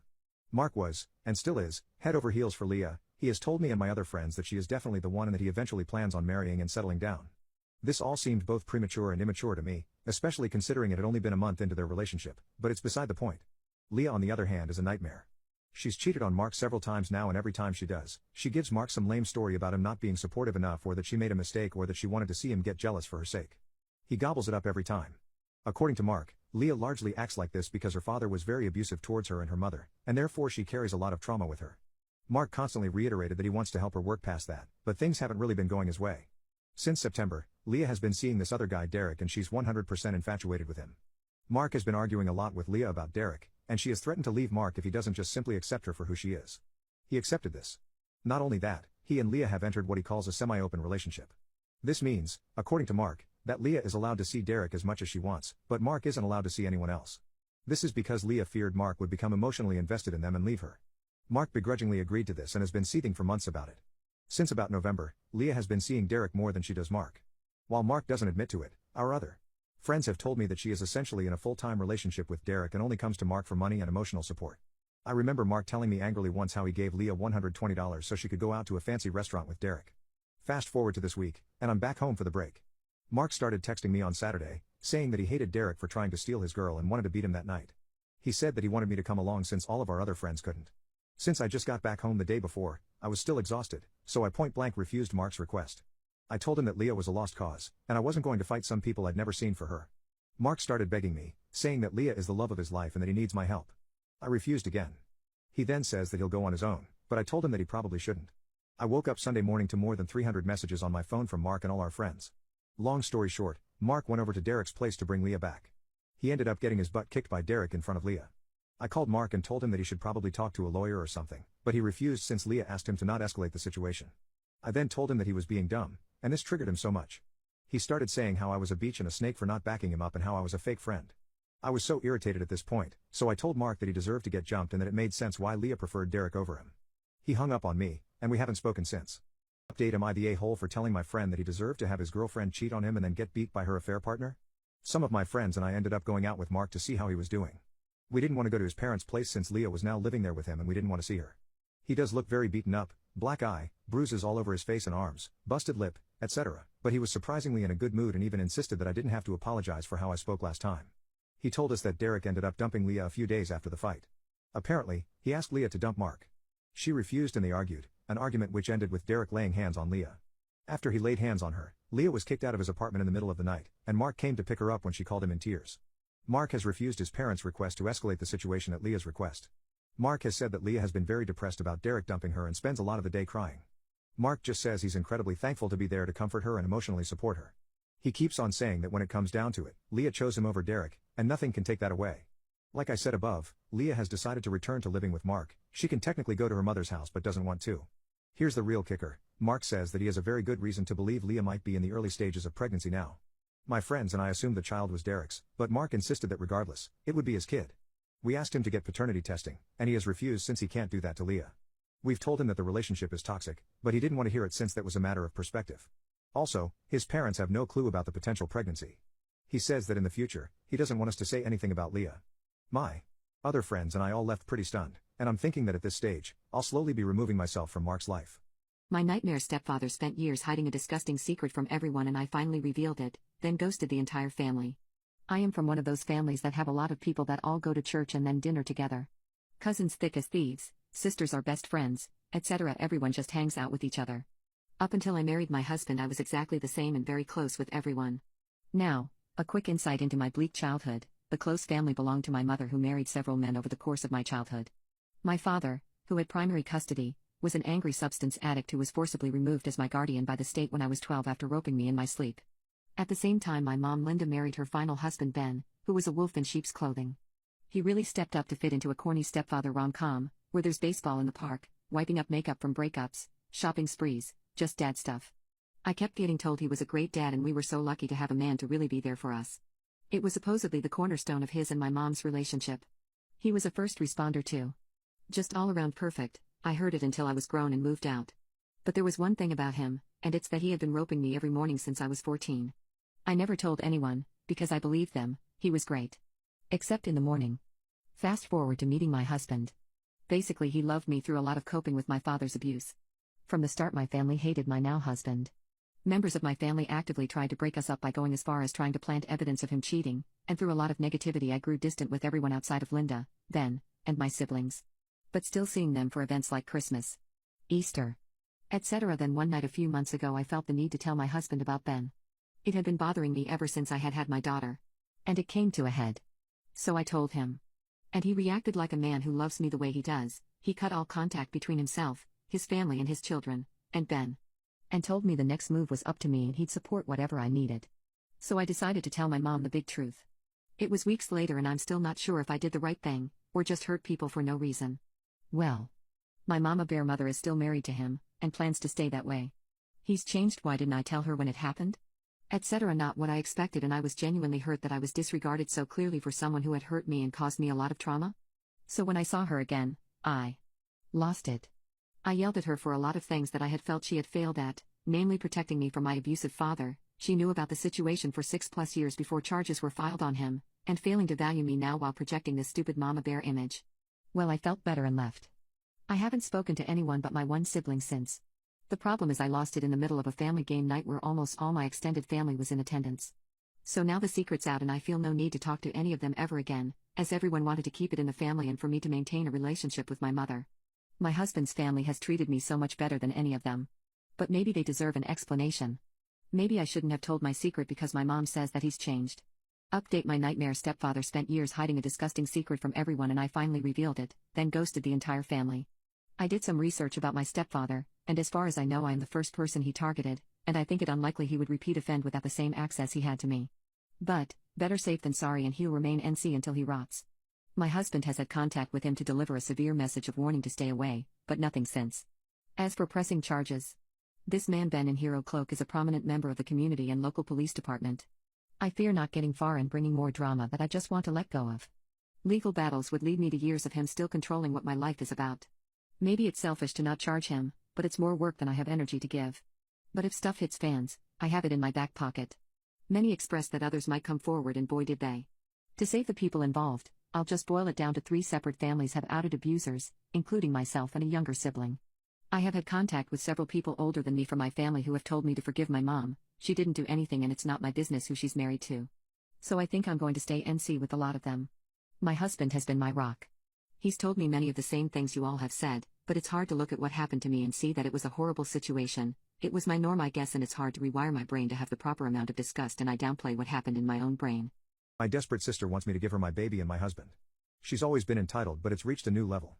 It's me, 28, my husband Lucas, 39, and my younger half-sister, Dad's side, Leah, 24.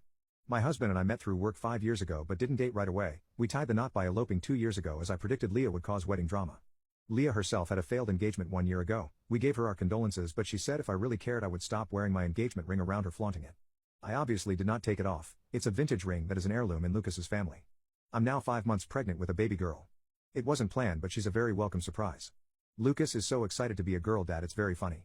Ever since I announced my pregnancy, Leah has been very snippy and standoffish with me. It didn't really affect me, we're not close. But then I noticed when we'd go to visit my dad, or are at family gatherings, she's very touchy with Lucas. She giggles at every joke he makes. It doesn't really bother me, I'm secure in my marriage, and if anything it makes her look silly.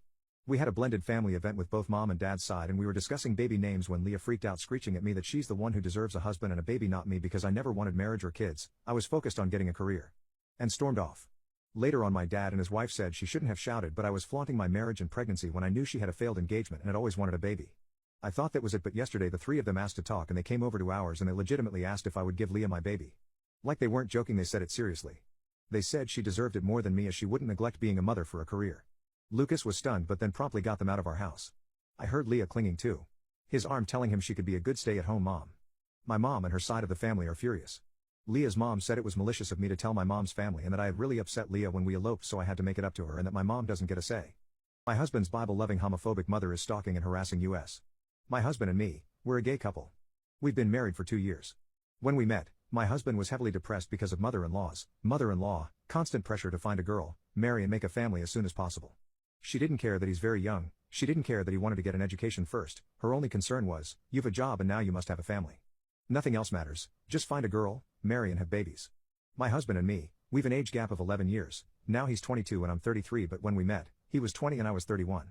That's why we kind of started as friends, because I was unsure whether something more was possible due to our age difference. However, as the time went by, we realized that we're falling in love, there's nothing we can do about it, and honestly, that age gap has never been a problem for us. We dated in secrecy for 2 years. He was staying at my place often, which led mother-in-law to think that he had found a bride. My husband was like, yes, Mom, I've someone I love, and mother-in-law was like, well great, then bring her over so I can judge whether she's the right choice. Even if he was straight, that's a messed up thing to say, as she obviously meant that he can only marry her if mother-in-law approves it. Then my husband told me that he was tired of hiding, that he wanted us to marry and then he would come out to mother-in-law. I was happy to hear it because I was getting tired of hiding too. We married the same way we dated, in secrecy. We only had a handful of good friends there with us, and the next day my husband and we both went to visit his mother to tell her the truth. Even though my husband warned me beforehand that it might get ugly, I was still hoping that his mother would support her son, as he's her child after all. Fast forward to meeting mother-in-law, it did get ugly, more ugly than I could even imagine. First she thought we were joking, and when she realized we're not, she got livid. I've heard many homophobic things in my life, but I had never met a person that would be more homophobic than she was. You've got the gay disease, don't you? Oh no, you're not a crap pusher. There are no such abnormalities in our family, where the hell did you get it from? 2 men cannot be a couple, that's bull. You need to see a psychiatrist. All these arguments and many more made me feel as if we were still living in the Middle Ages. She slapped my husband several times. When I pushed him behind me to defend him, she slapped me as well. She cursed me and cursed her son, telling him that he's not her son anymore and won't be until he refuses this lewd lifestyle, and yelled at us to get out of her house, which we gladly did. First we thought about going to the police and report mother-in-law for assaulting us, but then we realized that we cannot prove it, no witnesses, no cameras, no nothing. My husband was very upset because I come from a big family, I've 3 brothers and 2 sisters, I've aunts and uncles, and I've a bunch of cousins. He doesn't have a father, he doesn't have siblings, and his mother is basically his only relative. Of course, now he's a part of my family, but still, hearing your own mother saying such things to you is really hurtful. A few days passed and then my husband received a call from mother-in-law. It seemed that she had calmed down and was able to talk to him in a civilized manner. She visited him at his job, but my husband was wrong when he thought that she was going to accept us. Once again she tried to convince him that that's all nonsense, that our feelings aren't real, and that she has found a good doctor who could cure him from this. Of course, my husband refused to see any doctor because homosexuality is not a disease and no medically educated doctor would say a cure is necessary. And then she asked my husband what I'm doing for a living, what my profession is, and he told her that I'm a firefighter. Suddenly she seemed a lot happier and she was like, oh, then it's not so bad after all. My husband asked her why would my job change her thoughts about me, and she was like, well, it's a dangerous job, firefighters often have many accidents. Maybe he'll burn up one day.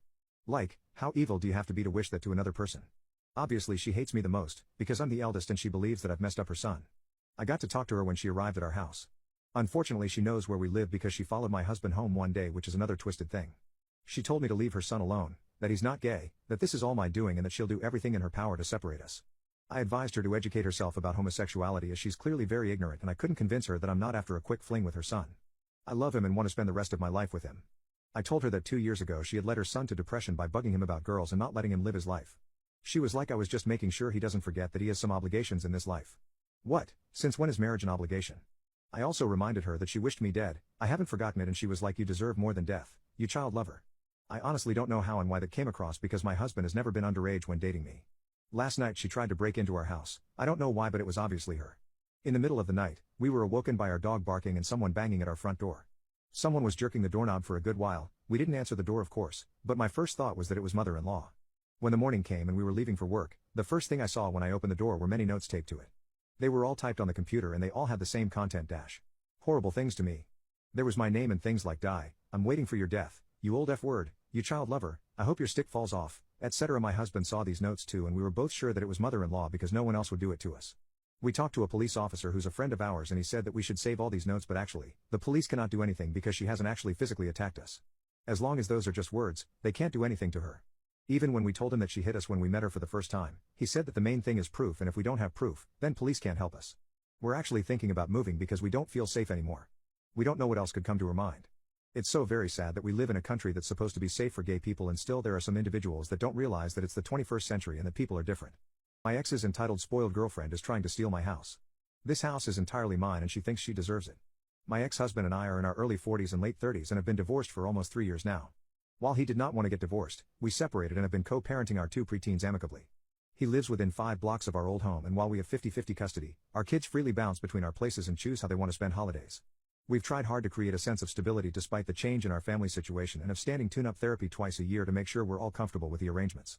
His recent partner Maria, 29, has been the only one to make it past the 6-month mark, and prior to this encounter I would say that she makes him happy and is a pretty reasonable lady. She has a very sweet and precocious son, 9, that we all adore and generally I thought things were going well. I invited Maria to bring her son to my place if she would like him to join my kids in private language classes. She accepted and this has been going on for a few weeks now. My kids adore him. Last week she said something to me that was surprising. She asked me when I would be moving my things out so that my ex and her could be able to cohabitat. I was taken aback and confused, asking her to clarify my current home, this home? And she nonchalantly told me you don't need all this space for 3 people. We wouldn't have space at my ex's current condo. Her son looked so awful and embarrassed at this point, that I was like this conversation would need to include my ex. My kids and I live in a brownstone that my ex and I purchased together 50-50, but that I have been renovating since before the divorce. My ex lives in a nice condo that's spacious but is still a little bit of a man cave. Later in the evening I got a text message from her son that was pleading for me to forgive his mom, that he's sorry for his mom and to not tell my ex. I feel awful, but I think I should let my ex know this conversation occurred and let him handle it. I'm the single owner of the house. My ex insisted throughout the divorce that I keep it. We do co-own his condo though, haha. The world's scariest haunted house which promises $20,000 to make it through, yet nobody has ever completed it. McKemmy Manor, or MM as I will be referring to it, is advertised as the world's most terrifying haunted house, and for good reason. Surely somebody would have made it through the house for 20 bands, but unfortunately the owners of this house make it literally impossible. You see, the first thing is, MM isn't exactly scary or haunted. What makes it hard to go through is that it is literally never-ending torture, and I don't mean that in any other way than literal. You will be subject to burning, having your head covered in wasps, waterboarding, rat-infested cellars, water torture, as well as mental humiliation among many other things. While you're going through this, the owners themselves will record you and live stream you, constantly asking you to beg for them to stop. Even when you say stop, they will continue until you ask specifically the way they want you to. There is no set amount of torture to endure either. It is literally never-ending. Even if you somehow make it through 5 hours of this, they will keep doing it until you give up. If you somehow find a way to make it through 20 hours until they themselves get bored, instead of letting you win they will literally claim you are having too much fun, and you will lose. The psychological trauma of this has been captured online a lot, with accounts of real victims who will never be the same after going through this. What's extremely messed up about this is that the owners get you to sign a contract which states you sign yourself up for potential death, and considering the owners are friends with the local police, nothing will be done. One more thing, the whole haunted house is a scam. There is no haunted house. On the official contract, the owners claim to have a 2.5-mile long zip line, which would shatter the world record for the world's longest zip line by 3/4 of a mile. They have no zip line. They advertise having a 200-yard underwater swimming pool which they do not have, and they advertise having a 40-foot no safety harness rock climbing wall. This is illegal of course as no insurance company would ever allow this, but no need to worry as of course they have no wall either. The whole thing is a scam for the owner to torment people. He is a sadist, and his ex-wife has gone on to say he is very strong child lover and serial killer fantasies. He uses this house as an attraction for people so he can torture them for his own enjoyment. Nobody will ever win the 20 grand, it doesn't exist. The entry fee is a literal bag of dog food. My meat-eating daughter is refusing to go vegan like the rest of us, so my husband and I are thinking of sending her away. 2 years ago my husband and I became vegan and we have been avid preachers of this lifestyle ever since. We organize protests, attend groups, try to spread the good word of veganism all around and are very much against cruelty against animals. The one thing which has been very difficult to deal with however is my daughter. She is now 17 and no matter how hard we have tried to turn her vegan, she has refused.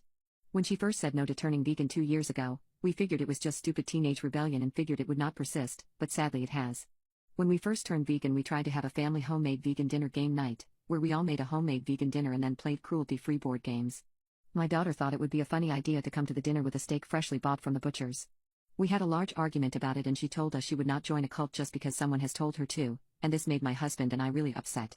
Comparing us, people who strive to abolish unjust animal suffering as a cult was not right at all. For the past 2 years we have tried everything we could to make her vegan, but nothing sticks. We have tried giving her vegan chicken nuggets for dinner without her noticing, we have tried educating her on how severe the animal cruel in the meat industry is, we have even tried giving her a PowerPoint presentation with facts as to why you should turn vegan, but alas we have got no results. My daughter still eats meat at the dinner table, and this has resulted in my husband and I eating upstairs sometimes as we cannot stand to be in the same room as someone eating meat without feeling sick and nauseous. Last night was a breaking point in our family life. I had gotten my daughter to finally agree to have a vegan dinner with us, something she has not done in a while. My husband and I thought this may be a breakthrough, so we decided to use this to turn her vegan. As soon as dinner started, my husband and I suggested putting a movie on while we ate and my daughter agreed. We then proceeded to turn on a documentary about the meat industry. We hoped that while eating vegan, my daughter would see this documentary and truly realize what she has been doing to these animals all her life. Instead, she flipped out. She started screaming about how the one time she agrees to have a vegan dinner, not because she wants to be vegan but because she wants to spend time as a family, we decided to try brainwash her into our vegan cult. This reaction from her really ticked my husband and I off, and my husband went on a rant to her about how this is quality family time. Educational content with a good meal, as well as an opportunity for my daughter to learn more about the consequences of her dietary choices. My daughter stormed off calling us insane. This morning I went in and spoke to her. I told her that the way she acted was unacceptable and she owes us an apology. I also told her that her father and I have discussed this and we have decided that she either turns vegan and continues living here, or she can go live with her grandparents on a farm where she will be fully exposed to animal cruelty. She has not made her decision yet, but I'm hoping she at least gives veganism a chance. Update: my meat-eating daughter is refusing to go vegan like the rest of us, so my husband and I are thinking of sending her away. My husband and I are very much heartbroken and devastated right now. We had no idea that what we've been doing to our daughter for the last 2 years has made her resent us, and we regret it very much. My daughter has chicken, so go live with her grandparents, and when she did, my husband and I were not nice at all about it. The drive to her grandparents was 3 hours, and we had to drive her since we have not yet allowed her to get a license. My husband refused to drive her and she had to contact her grandparents to come pick her up. We were very quiet to her as she was packing her things and we kept saying things like, "You'll regret this very soon." In hindsight, we were such a-holes. I think it was just the shock that our daughter would rather unalive animals that be with her own flesh and blood that made my husband and I so angry. It's been over a year since my daughter has moved out and we have only heard once from her. This contact was made in the form of a no-contact letter. My daughter wrote that she loves life on the farm. She even bragged about how good the fresh steak tastes. I actually puked reading that. She went on to say in the letter that this has been the best thing we have ever done for her and she wishes for us to respect her wishes and not to reach out until she feels comfortable. My husband and I drove down immediately to try to talk to her, but his parents called us both insane and told us to leave. My husband and I really regret what we did. And yes, we are still vegan, this has not changed that part of our lives. My girlfriend got extremely drunk and called my best friend the N-word, but it turns out she wasn't being racist. So for the last little while my girlfriend has been acting quite strange around my best friend. There have been new inside jokes which I'm not privy to, they're going out to lunch together, things that have been making me extremely suspicious. When I confronted them about it, they told me not to worry about it, which of course made me worry about it. Turns out all these lunches were an excuse to plan a surprise birthday party for me, and I apologized to both of them profusely. It was exactly at this birthday of mine a week ago that stuff hit the fan. The party ended with just the three of us back at mine around 3 a.m., telling stories, smoking, drinking the last bit of vodka we had, things like that. We were all extremely drunk, and my girlfriend started getting uncomfortably close to my best friend at one point. I didn't question it, however, as there was nothing obvious going on. A few minutes later I asked my girlfriend to get me a drink for the kitchen, and as she was doing so she said something I'll never forget. She turned to my best friend who was sitting beside me and yelled, "You N-word, stay there." I turned pale upon seeing this. My girlfriend wasn't racist, she was adopted by a black family, she has never used that word before, especially to my best friend. I turned to my best friend to see his reaction, and he was chuckling to himself. My best friend does not care much about that word, so I assumed this was just his natural response, so I turned to my girlfriend to give out to her. My best friend stopped me and told me to just let it go. I tried to tell him that her saying that was okay, but before I knew it was being ganged up on with both of them telling me to let it go. Over the next week I kept pestering my girlfriend to tell me what that was all about, that I'm not sure I can continue dating a racist who is willing to insult my best friend. Like that, and it was only when I threatened to break up with her that the truth was revealed. Turns out my initial suspicions were not in vain. My best friend and my girlfriend were indeed hooking up, but this was not even the worst part. It turns out, and this is so sick to write, that they enjoy some roleplay. Servant and master roleplay, which includes my girlfriend calling my best friend the N-word for his enjoyment. She said it aloud to embarrass him, as well as to let him know of the fact that she was a tranny and wanted him at that moment. I excused myself to go puke in the bathroom when she told me that. I broke up with her there and then, but I've yet to confront my best friend about it. I don't even think I want to. My entitled son spent the family holiday acting like a brat and got us kicked out of the hotel we were staying at, so I threw his suitcase into a lake. My son Andrew is 24 years old and is perhaps the most entitled person I have ever met, and this is in large thanks to his mother. I am to blame for this too. We have coddled him all his life, so much so that at 24 he still doesn't drive, lives with us, doesn't know how to cook or even turn the oven on, and expects to be pampered and treated like the king he is. This means he never expects to help around the house or do anything for himself. Whenever he asks me something, if I say no he will run to his mommy who will then overturn my decision and give him the money he asked for. He is a very materialistic person, decked out in designer clothes, new MacBooks and phones, headphones, his nails and makeup are always done, hair is always groomed exactly like he wants it, things like that. His entitlement first started getting out of hand when he entered middle school, where he would often bully kids who were less well off. I tried to reprimand him for this, but his mother stuck up for him. This pattern of behavior continued, with his mother turning a blind eye to anything that he does.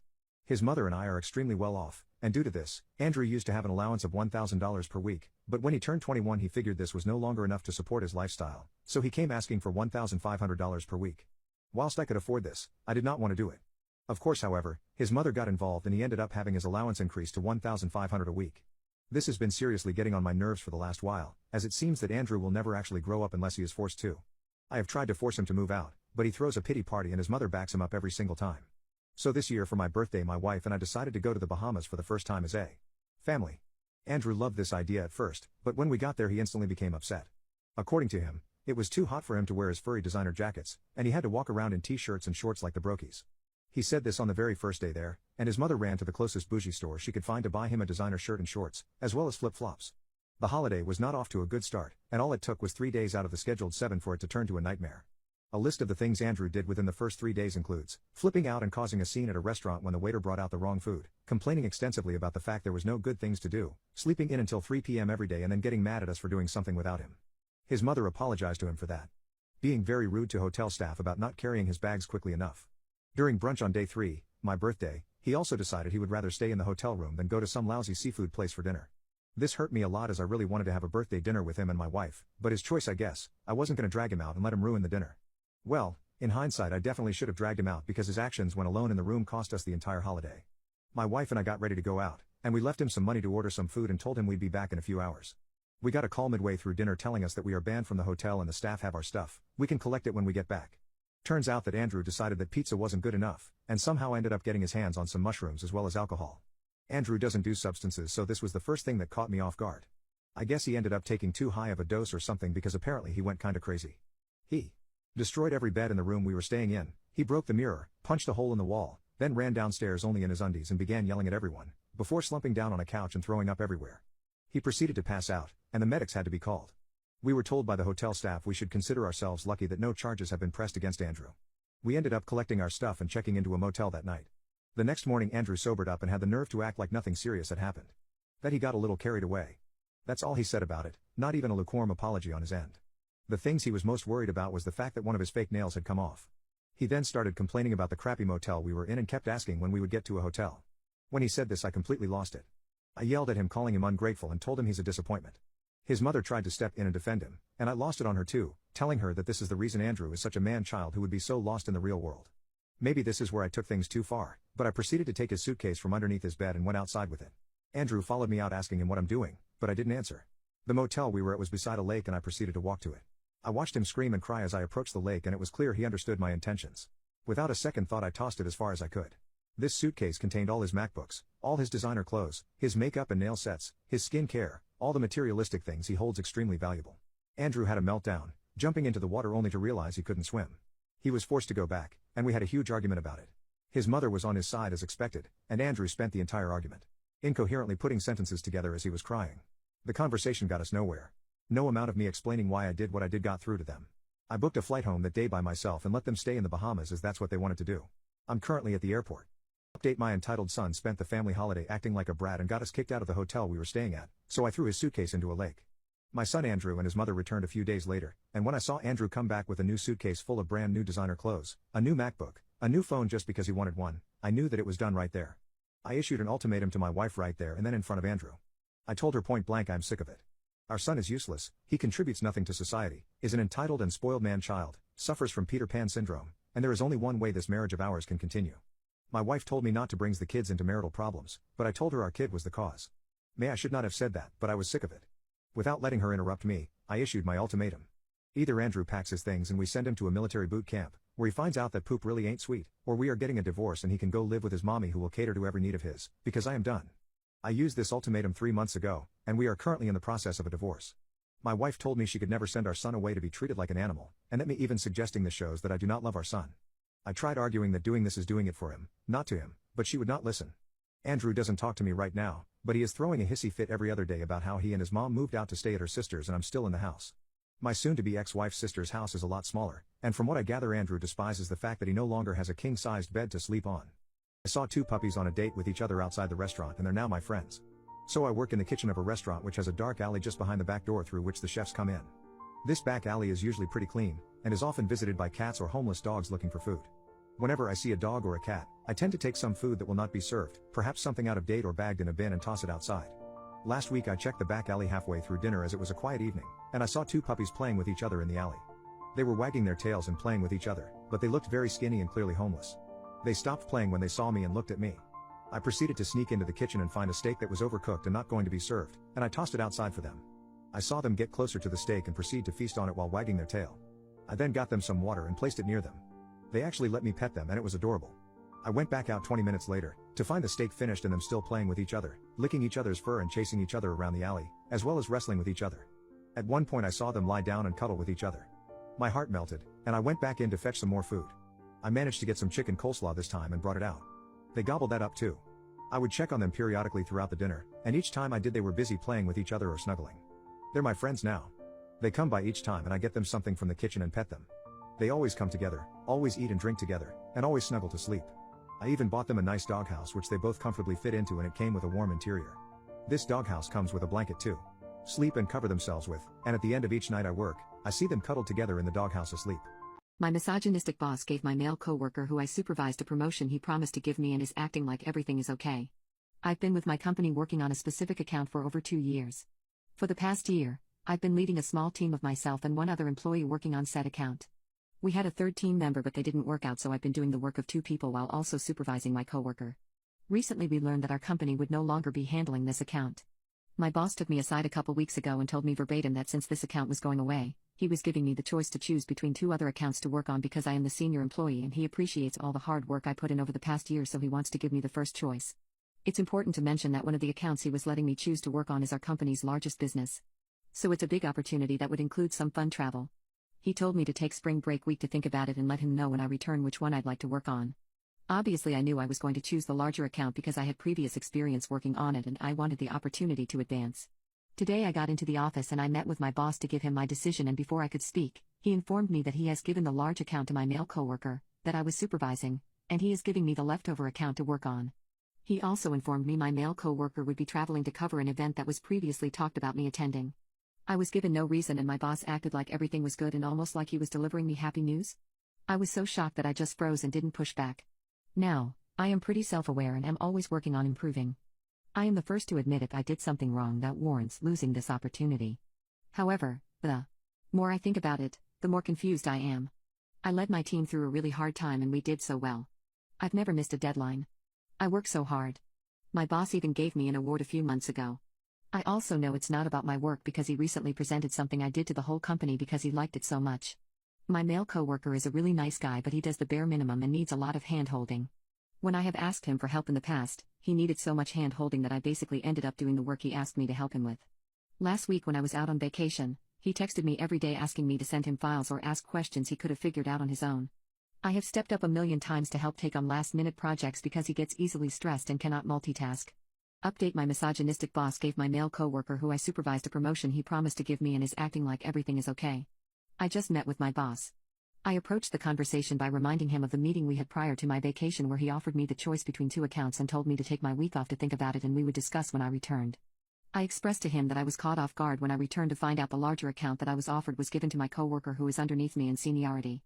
I told him I was just trying to gain clarity on the situation and understand why that choice was made so I could in good faith move forward and not harbor any uncomfortable feelings or to feel like I had done something to warrant this opportunity being taken away from me. Right away, he acted like he never remembers the conversation, where he offered me the choice, ever happening. I had a strong feeling he would try and say he didn't remember, but I did not back down and insisted that it indeed happened. I am no liar, he knows that. He then acted like him giving the account to my coworker wasn't that big of a deal, and he claims the reason he gave him the account was because my coworker was chosen to travel to the big event in May, attached to this account. I asked him why he was chosen for that opportunity. He got really flustered when I asked this. He fumbled his words and finally said, well, because he has experience covering live events. This is a ridiculous excuse. First and foremost, I also have experience covering live events. In fact, I have more experience than he does when it comes to this area. After he said it, he immediately regretted it because I was deadpan. He then says, do you also have experience with live events? He knows the answer unless he's just ignored every conversation I have ever had with him. Even if he didn't remember, he can deduce this from my work history that was in my resume, but alas, I have talked about said experience a million times. He knows, but pretends he doesn't. So I just responded to his question with yes, I have extensive experience. He replied, well, I didn't know that he did know it. I then asked him if my coworker wanted this brand. He said he never asked for it, but was excited when he was offered the travel opportunity, so that's what made him excited too about having the account. So my coworker doesn't even care to have the account, he just wants to travel. Either way, I was given a load of word salad in an attempt to placate me and keep me on the team. He kept telling me how amazing of an employee I am, how much he appreciates all of my hard work, and reiterated over and over that I have done absolutely nothing wrong in the time I have been here. I asked about the social aspect and reiterated to him that it can be hard for me, and he again insisted that the company cares more about the work you create than the social stuff. After I left the meeting, I learned that all of the men on our overall team are going to the event. About 20 minutes after our meeting, I walked in on my coworker and boss having a private conversation in the hallway that seemed to end when I walked out. Update 2. My misogynistic boss gave my male coworker who I supervised a promotion he promised to give me and is acting like everything is okay. After I confronted my boss about my coworker receiving an account I was promised, my boss gave me 2 different accounts, later found out one of those was taken from someone without her knowing until the day I took over. At first things were good and I was enjoying the change. It didn't last long and issues began to arise again. My boss became extremely micromanaging over everything I did and literally followed me around all day, at times ensuring things were getting done the way he wanted them done. He partnered me with a copywriter that he doesn't get along with, so they were constantly fighting and I was in the middle having to mediate and pass messages along between 2 grown men because they refused to speak to each other.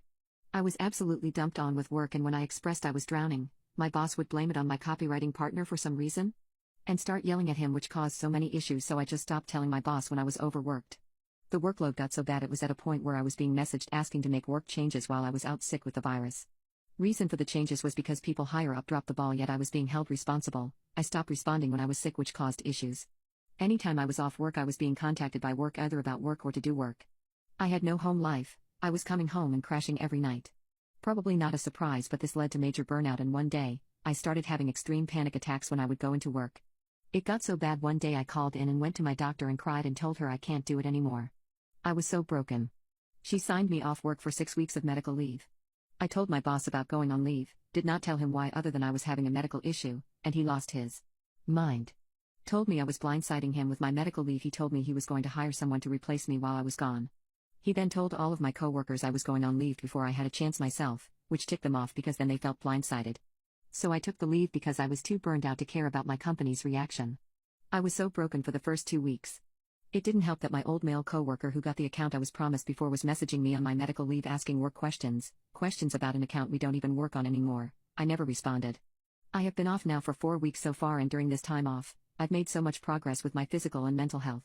I began exercising, I've lost 13 pounds, I started new medication and even have been working more with my therapist and started seeing a psych nurse practitioner who is helping treat my ADHD symptoms that cause me a lot of issues. It's been great and I feel like a new person. Oh. And my hair stopped falling out since I've been on leave, so I know now that was due to stress. But now I have to go back in 2 weeks and I'm already panicking about it. My psych no problem thinks it's too soon, but since she's not the original doctor who filled out my leave paperwork, I don't know if she would be able to fill out the papers that are required to extend my leave. I'm scared to ask my GP to extend because then she will have to fill out another huge packet from my company and she's a busy doctor. My psych no problem said if I do go back, she wants me working from home 3 days a week and only in office 2. See, on top of all the stuff I've had to endure at work, I also have really bad ADHD, sensory processing disorder and suspected autism. All of which has been untreated until now. While my new medication is beginning to work, the environment in which I work is adding to my overwhelm on top of the toxicity I'm experiencing from my boss. There's a huge, long accommodation process that I have to go through at work that can take months. I used this time off to look for a new job. I had been too burned out to even consider looking at other jobs while I was working, but since I've been on leave at the end of the year, not many companies are hiring and I haven't had any success in locating something else during this break. So that's where I'm at currently. It's such a mess. This company has destroyed my mental and physical health. But now, I'm stuck. I'm a single mom. My ex-husband doesn't work, so I am responsible for my son's insurance and majority of his expenses, so I can't just quit my job without anything lined up, but at the same time, I'm terrified of the mental and physical repercussions of me returning. Gay people are copying straight people, and I'm tired of everyone acting like this is normal. So nothing against gay people, but the fact that your relationship dynamics copy straight people relationship dynamics is a prime example of how your behavior is unnatural. If we take a look at the dynamics in a straight relationship, we will have the feminine part of the relationship as well as the masculine. These come in the form of a woman and the man. Now, in gay relationships there are either two men or two women. However, there is still always a feminine and masculine figure present within these relationships. In a gay relationship, there's going to be the feminine man who acts as the woman, and there's going to be the masculine figure. This is the exact same dynamic that straight relationships have. It's the same with lesbians, there's the femme and the butch, and that's how it is. Want to know why that is the case? Because it is the natural order of the world. That's how relationships work, and even when you try to twist it and have a man and woman, that relationship itself will revert to some form of a traditional dynamic. That's why I believe gay relationships to be semi-invalid. I'm gay with internalized homophobia. My boyfriend abuses me and lays hands on me in the name of love, but my friends all tell me I should leave. Should I listen to them? My boyfriend and I have a strong and intense relationship, and I understand that it is not most people's cup of tea. His behavior can be seen as controlling in some sense, as he tells me not to wear a skirt if it's too short or a top which shows too much skin, but I'm okay with it. I think it's very dumb when people cause ruckus about their partner setting boundaries. My boyfriend is a very strong character who stands up for his opinions, leads the way in the relationship, and always has my back. It's his strong character that I love for him, but it's also his strong character that makes my friends dislike him. According to them, he shows toxic masculinity by wanting to be a traditional man who makes the money and takes charge in the relationship, while I stay home and be a housewife and mom. I usually argue back with my friends when they call him this, saying they only think that because social media has brainwashed them into wanting soy boys. You see, it was only recently that my friends found out what my boyfriend is like, and they are now calling him an abuser. I don't agree with it at all. My boyfriend's abuse is doing things like keeping my weight in check. If I put on too many pounds, he will let me know, and I truly appreciate it. He also tells me I'm not allowed to have any male friends, and although that hurt at first considering one of my best friends is male, I understand where he is coming from, and he does not have any female friends, so I think it's fair. The real trouble with my friends was when they noticed a bruise on my wrist after I had spent the weekend at my boyfriend's. They were already not fans of him, and once they saw the bruise they jumped to conclusions about him doing this to me. I told them that yes, it was true that my boyfriend had laid hands on me, and as soon as I said that, I was cut off. Every single one of my 3 friends piped up about how I'm now a traumatized victim, should dump him immediately and get a therapist to heal. I argued back, however, saying that this is a victim complex that actually leaves women more traumatized than they would have been. I told them my point of view, which is that when everyone makes a problem out to be huge and traumatic, it will manifest in such a way, which can be very harmful. I got called delusional by my friends and they proceeded to storm out of my house. It almost seemed like they cared more about being right and wanting to portray me as a victim than actually making sure I was okay. The next day, while my boyfriend was over at my house, the police showed up and told me they wanted to check in on us. They had received an anonymous tip of domestic violence occurring and had to investigate. We talked to the police and confirmed to them that it was all okay, and I had to lie and say the bruise on my wrist, which was now almost fully healed, was from a skateboarding accident. After they left, my boyfriend asked me what that was all about. When I told him, he flipped out, calling my friends a bunch of narcissistic bitches, and I had to tell him to calm down. He asked me why the figured that a bruise on my wrist from a rope we used for intimacy warranted police checking on us, and I explained the story to him. He actually laughed before calling them dumb. I know my friends are trying to be protective, but I really don't need any protection. My 8-year-old stepson is a lunatic who is violently dangerous, and I've given my manipulative husband an ultimatum about him. My stepson has been off for as long as I've known him, going on 3 years now, which is the length of my marriage to my husband. One of the first things to really throw me off was a picture he drew of his mother when he was barely 6 years old. It was all red and black chaotic marker. He had hidden the drawing from his teacher at school by strategically hiding it at the back of his folder. When I asked what all the red was, he confirmed that it was blood and that in the picture, his mother was covered in a lot of little CTS as well as red from her eyes, but he didn't know why. He eventually settled on a story that she fell off a bike. After this, I caught him as he was spilling water at the top of our wood staircase because he knew his older sister would walk up without socks on and slip back and fall, which would satisfy some vindictive plan to get back at her for upsetting him earlier. This was one of the first times watching him and my stepdaughters by myself. I was shocked. At 6. He was 6 years old and already knew how to plan a cruel way to seriously injure his sister. He bragged to me once that he had stolen money from a younger child just to rip it up in front of him. He strangled another child on the playground last year. He apparently flipped a table at his mom's house when he was upset just a few weeks ago. He's expressed that he wants to unalive his mother so that he could run the house. He's expressed that he wants to unalive his sisters during fights with them. I started hiding the kitchen knives at this point. His oldest sister upset him once outside, so he used an BB firearm to shoot at her. Had it not been captured on our outdoor alarm camera, it may have been hard to convince my husband of this. He has said plenty of times now that my being upset about these incidents has only compounded his stress and has made him feel like he's the whipping boy for my concerns. If I talk about my concerns as we approach another weekend with stepson, or bring up concerns on a good day, I get stonewalled. So, there's that. Now that my stepson is 8, we get the pleasure of punted dining room chairs when he's reminded he can't have video games as a result of his behavior. He screams and screams and screams.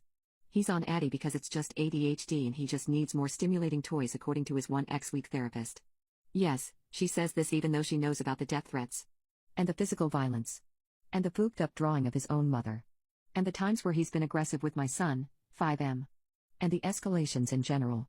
And the time when he said on a nice walk outside that he'd like to find a squirrel just to yeet its tail off and laughed. And the baby talk.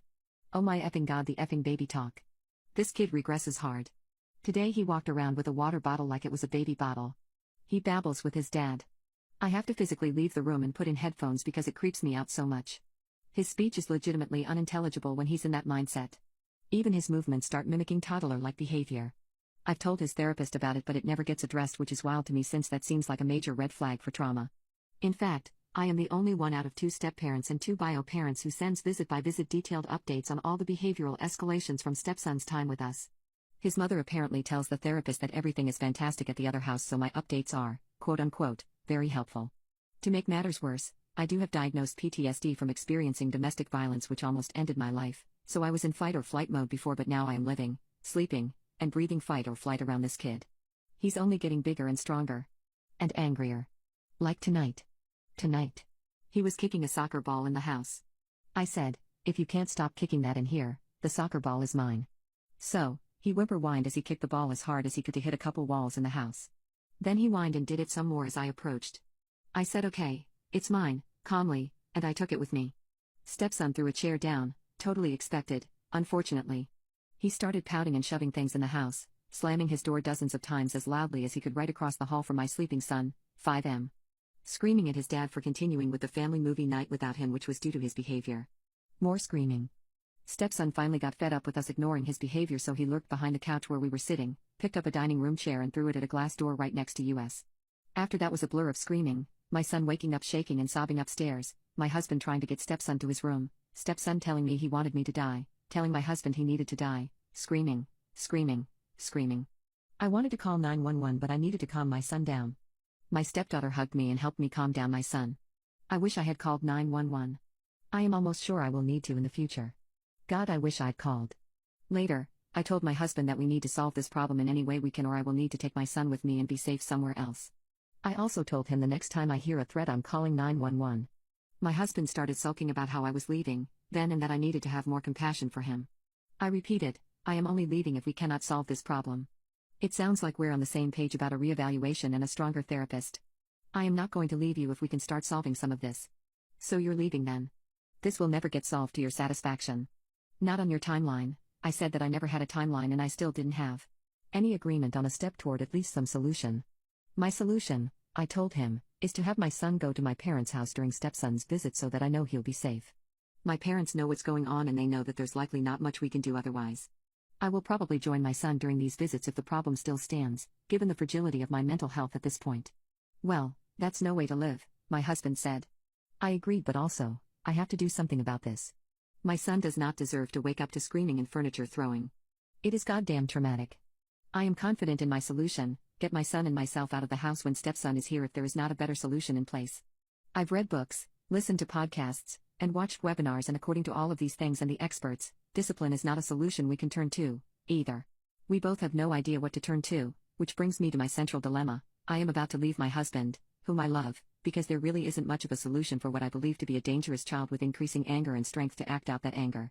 I have no problem doing what's best for me and my son, but my husband is reacting to this ultimatum as though I will never be satisfied with any solution and that there's nothing more to be done. I think we're both right. I'm right for wanting to work on this and he's right for thinking it might be unfixable. My boyfriend stood by and watched another man slap my butt and flirt with me, then cried when I talked to him about it. My boyfriend is a traditionally feminine man, and at the start of the relationship I did not think this was going to be a problem. I never had a problem with him painting his nails or wearing skirts or makeup sometimes. I thought it was very cool how he expressed himself and broke stereotypes of what it means to be a straight man. However, I learned that with this expression came the side effect of him being, for lack of a better word, a total wimp. As someone who is used to standing up and fighting for herself, I have no problem with this, but sometimes it's exhausting and I truly want my boyfriend to stand up and fight for me, yet he seems to be unable to do that. He is truly terrified of confrontation, so much so that when he shook my dad's hand for the first time, he refused to look my dad in the eye.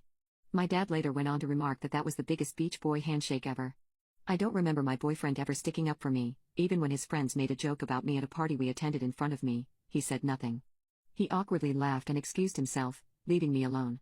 I remember us being at a club once and while he was in the bathroom I was approached by a different guy. I tried to keep the conversation short and uneventful, trying to shut him down ASAP when I saw my boyfriend come back. I said aloud, "Oh, there's my boyfriend," and when the other guy saw him he laughed. He said to us both, "Ain't no way this nail painter here is your man? Don't you want a real man?" I was the one who had to tell him to back off as my boyfriend stood looking at the ground. We had a serious conversation that night. I told him he needed to man the F up, plain and simple. I was not going to be dating a wimp who can't tell another man not to hit on his girl. My boyfriend was quiet, and all he could muster up was an "I'm sorry" and "I love you." I know it's true, my boyfriend really does love me, and I love him. This is not something I ever have to question, but it really does weigh on me when the man who is supposed to be able to protect me relies on me to do the protection. We ended the conversation with him telling me he was not willing to change the way he dressed or looked, but he was willing to try to be a bit more confrontational if the time came for it. I was pleased with this and saw it as progress. We ended up hugging and cuddling to end the night. Over the next few weeks he was talking about taking self-defense classes, told me he seriously wanted to start going to the gym with me and even said he was willing to come meet my dad again. I was extremely happy with his thoughts, but they were just thoughts. He would talk about doing these daily, but he never actually did them. Every day it was the same thing. I became actually sick of it one day and told him that he either actually signs up to the gym or stops talking about it. He didn't take it too well, proceeding to lock himself in the bedroom upstairs to think about things. When he came out, he looked like he had cried, but I didn't ask and he never told me about it. We never addressed this issue, which I think was what led to a major downfall. A few weeks later we went to the mall together, and while standing in line waiting to order food, I felt someone slap my butt. Seeing as my boyfriend was behind me, I turned around expecting it to be him, but instead I saw a tatted out 6'3" maybe 6'4" guy smiling at me. I asked him what the F and he replied, telling me not to pretend as if I don't like it. Before I could respond, he pulled out his phone and told me he had a survey for cute girls and proceeded to give me his phone with the add contacts page pulled up. I looked at it and told him no, then told him to get lost before I yelled that he's a creep. He ended up leaving when I said that, and I looked at my boyfriend. He was standing back face to me with his phone in his hand watching TikTok. I then asked him what that was all about, and he replied what with a confused look on his face. He pretended he didn't see any of that happening. We got our food and ate in silence, and drove home in silence too. I told him I wanted to talk as soon as we got home, and he asked about what? I lost it on him. I told him I wanted to talk about the fact that he is a wuss, a wimp, the biggest and most pathetic excuse for a man I have ever met in my entire life, that I'm embarrassed by the fact that he's standing there with his tail between his legs while another man hits on his girl. Not only that, he is so scared of saying anything to this man, that he pretends he doesn't see it happening. This rant was all it took for him to burst into tears and hurry upstairs and lock himself in the bedroom, which is where he has been residing for the past 2 days. He only comes out to use the bathroom and refuses to talk to me. I've been sleeping in the guest room. Should I just end the relationship? My dementia brain mother-in-law fought me because I'm having a baby girl. She thinks I've cheated on my husband just because I had a girl. I am 26 and my husband is 30. Mother-in-law is 70 years old. She and my father-in-law had my husband later in life as a last chance to have a kid. My husband has a name like John William Smith, for the name has been passed down for literally generations. I will also mention, as it's important, there has not been a girl born on his side of the family in more than 100 years. There's a huge running joke that the men in his family cannot produce female babies. So fast forward to our wedding day in 2017. I've had a pretty good relationship with my mother-in-law up until this point. Wedding was great, a beautiful ceremony, funny speeches, everything was great. Really, until it's the end of the night and we are getting ready to go leave to enjoy our honeymoon suite and she looks me dead in the eye and says, "Now go make us our," insert my husband's name, plus an extra Roman numeral. I nervously laughed and we departed. Well, ladies and gents, I indeed did make a beautiful baby with my husband over those 2 weeks, and who would have thought, a baby girl. Everyone was so shocked when we announced it was a girl, and most of the family denied it up until the moment she was born. That's when the horrible comments started. Whenever my husband isn't around, my mother-in-law and her family members will make snarky comments like, "I wonder where she got that nose, it's definitely not my husband's." For your information, my baby, as beautiful as she is strikingly, obviously my husband's. She genuinely looks more and more like him as the first year has gone by, and even more so approaching 2. Well, as it would happen, we are now expecting our second baby. And, yep, another girl. I begged my husband not to tell my mother-in-law the gender when we found out, as I just wanted to enjoy a bit more of this pregnancy before she ruined it. I had Decided to keep the mean comments his mother made to me about our first daughter to myself, as she's old and in poor health, and I felt guilty about potentially ruining their relationship when she probably doesn't have many years left to be around.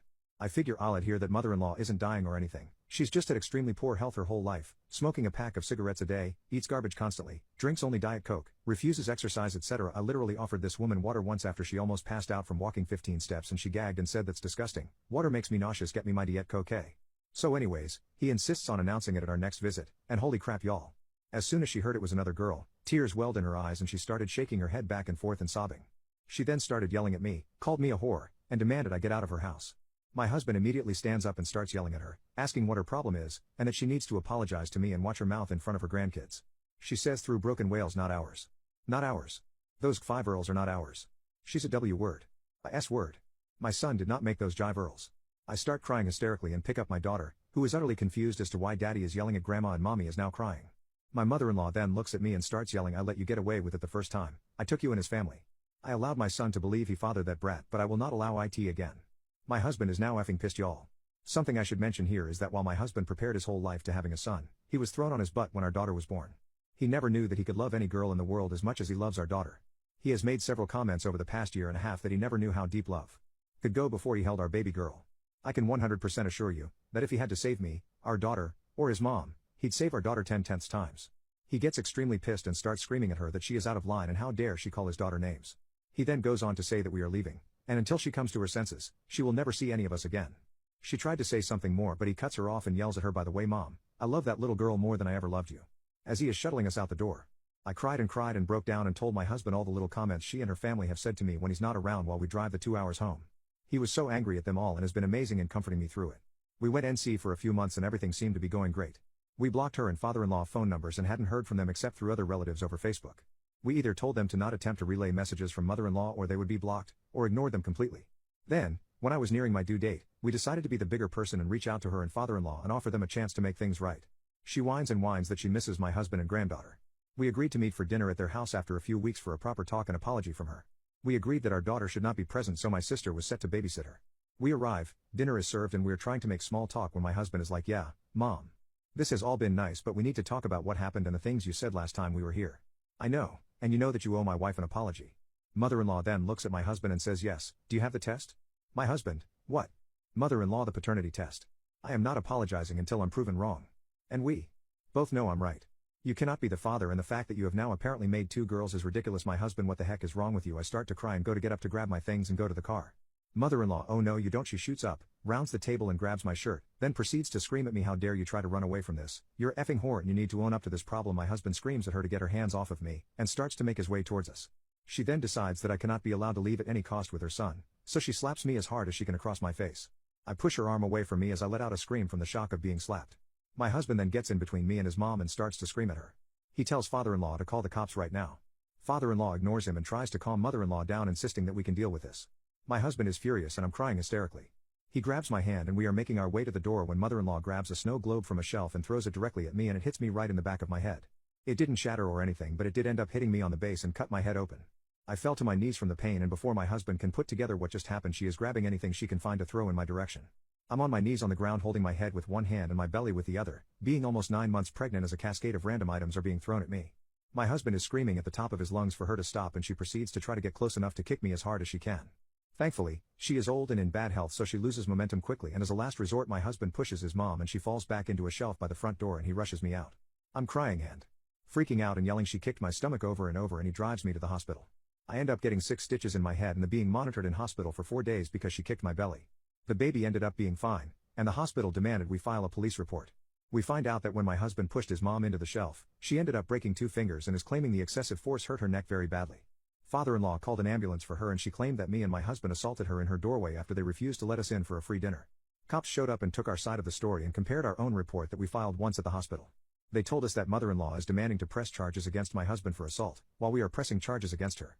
So then my husband gets arrested but then quickly released after father-in-law is forced to tell the truth, and mother-in-law then gets arrested for my assault. Father-in-law is now begging us to drop the charges as no one was hurt. What? I was effing hurt. And my baby could have been hurt, and that we are being cruel to lock up an elderly woman. He insists that we drop the charges, say it was all a misunderstanding, and he puts mother-in-law in counseling. Thing is, because my injuries were documented in hospital, we literally can't drop the charges even if we were stupid enough to do so. Because it was filed through a hospital, there's no way it can just go away. We are currently at home waiting for baby number 2 to arrive. I am on a strict bed rest order and my husband has taken the week off of work to help pamper me and take care of our daughter. I asked my husband if once baby number 2 arrives, we get paternity tests for both girls to send to his mom in jail, as a huge FU. He thinks it's a hilarious idea and thinks we should also make copies and send them to all the relatives who were entertaining his mom's craziness, along with a written letter saying goodbye. That none of them will ever see us or his daughters again, and that he hopes they're all happy knowing that they've ruined any chance they had to have a relationship with him, or our children ever again. We are so thankful that our baby girl is okay through all of this, and so relieved that we decided against bringing our older daughter to their house that night. We can only imagine what could have happened had she been struck with something. My due date is currently 8 days away and I have an appointment the day of to discuss induction if she hasn't arrived by then, and baby number 1 was a week overdue and I had to be induced last time after my mother-in-law hit me while I was pregnant because she thought I was cheating. I did a checkup on the baby. Baby does end up being alright in the end, even after my mother-in-law kicked me a handful of times while I was on the ground. So, this is where it turns for the worst. We are home, and my husband has been a rock, very supportive and comforting to me the whole time. We went no contact with my mother-in-law and father-in-law and I genuinely thought he was on my side. I had come up with the idea to do paternity tests on our girls and send them to my mother-in-law to get back at her, and it seemed like a great idea. We got in contact with a lawyer and he suggested that we take the paternity tests through the court so we have it as evidence and then the results couldn't be contested as fraudulent/fake. That sounded great, right? Well, over the next few days my husband got more and more depressed. He started trying to get me to entertain the idea of minimizing mother-in-law's actions, and chalking up her behavior to old age. While I am aware that she's older, she's pretty sound-minded. I told him that she will be getting full screenings for her mental health when we go to court, and that while yes, she's old, she doesn't get to assault me and accuse me of horrible things and use her age as an excuse. If she's found to have some mental issues going on then I can deal with that, but that doesn't mean I ever want to be around her or have her around my kids. A few days go by and I'm nearing my induction day because the baby girl isn't making her entrance, and I find out that my husband has been talking with father-in-law and mother-in-law behind my back. We get in a big fight and he tells me that he still wants his mom to meet her granddaughter, and that we can put this aside until the baby is here. Then afterwards once she's gotten to meet her we can resume the legal issues. I am crying at this point as I thought he was supporting me through this but in reality he caved in no less than 4 days to his mom. I reminded him that we have put in for a restraining order and no contact order and that he has now broken it by contacting them. His response? Well, the no contact order is issued to you, not me. And the restraining order hasn't been approved yet, so mother-in-law can come meet baby girl number 2 before we get approved without breaking any rules. All I could do was shake my head and cry.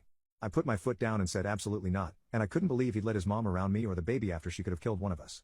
He said that I was overeating, as the baby was not injured and she wasn't actually trying to hurt the baby, just me. What? She kicked my very pregnant belly repeatedly after she threw a snow globe at my head. We got in a huge fight about me not forgiving her and holding grudges and being unreasonable and eventually he just left. Where'd he go? Yep, his mom's house is a few hours away. He then called me sobbing and told me that if I could see his mom right now I'd understand. Apparently when he pushed her while she was assaulting me, he indeed broke 2 of her fingers and she sprained her neck when she fell back into a shelving unit. She's laid up on a sofa in her living room, can't walk and in a severe depression.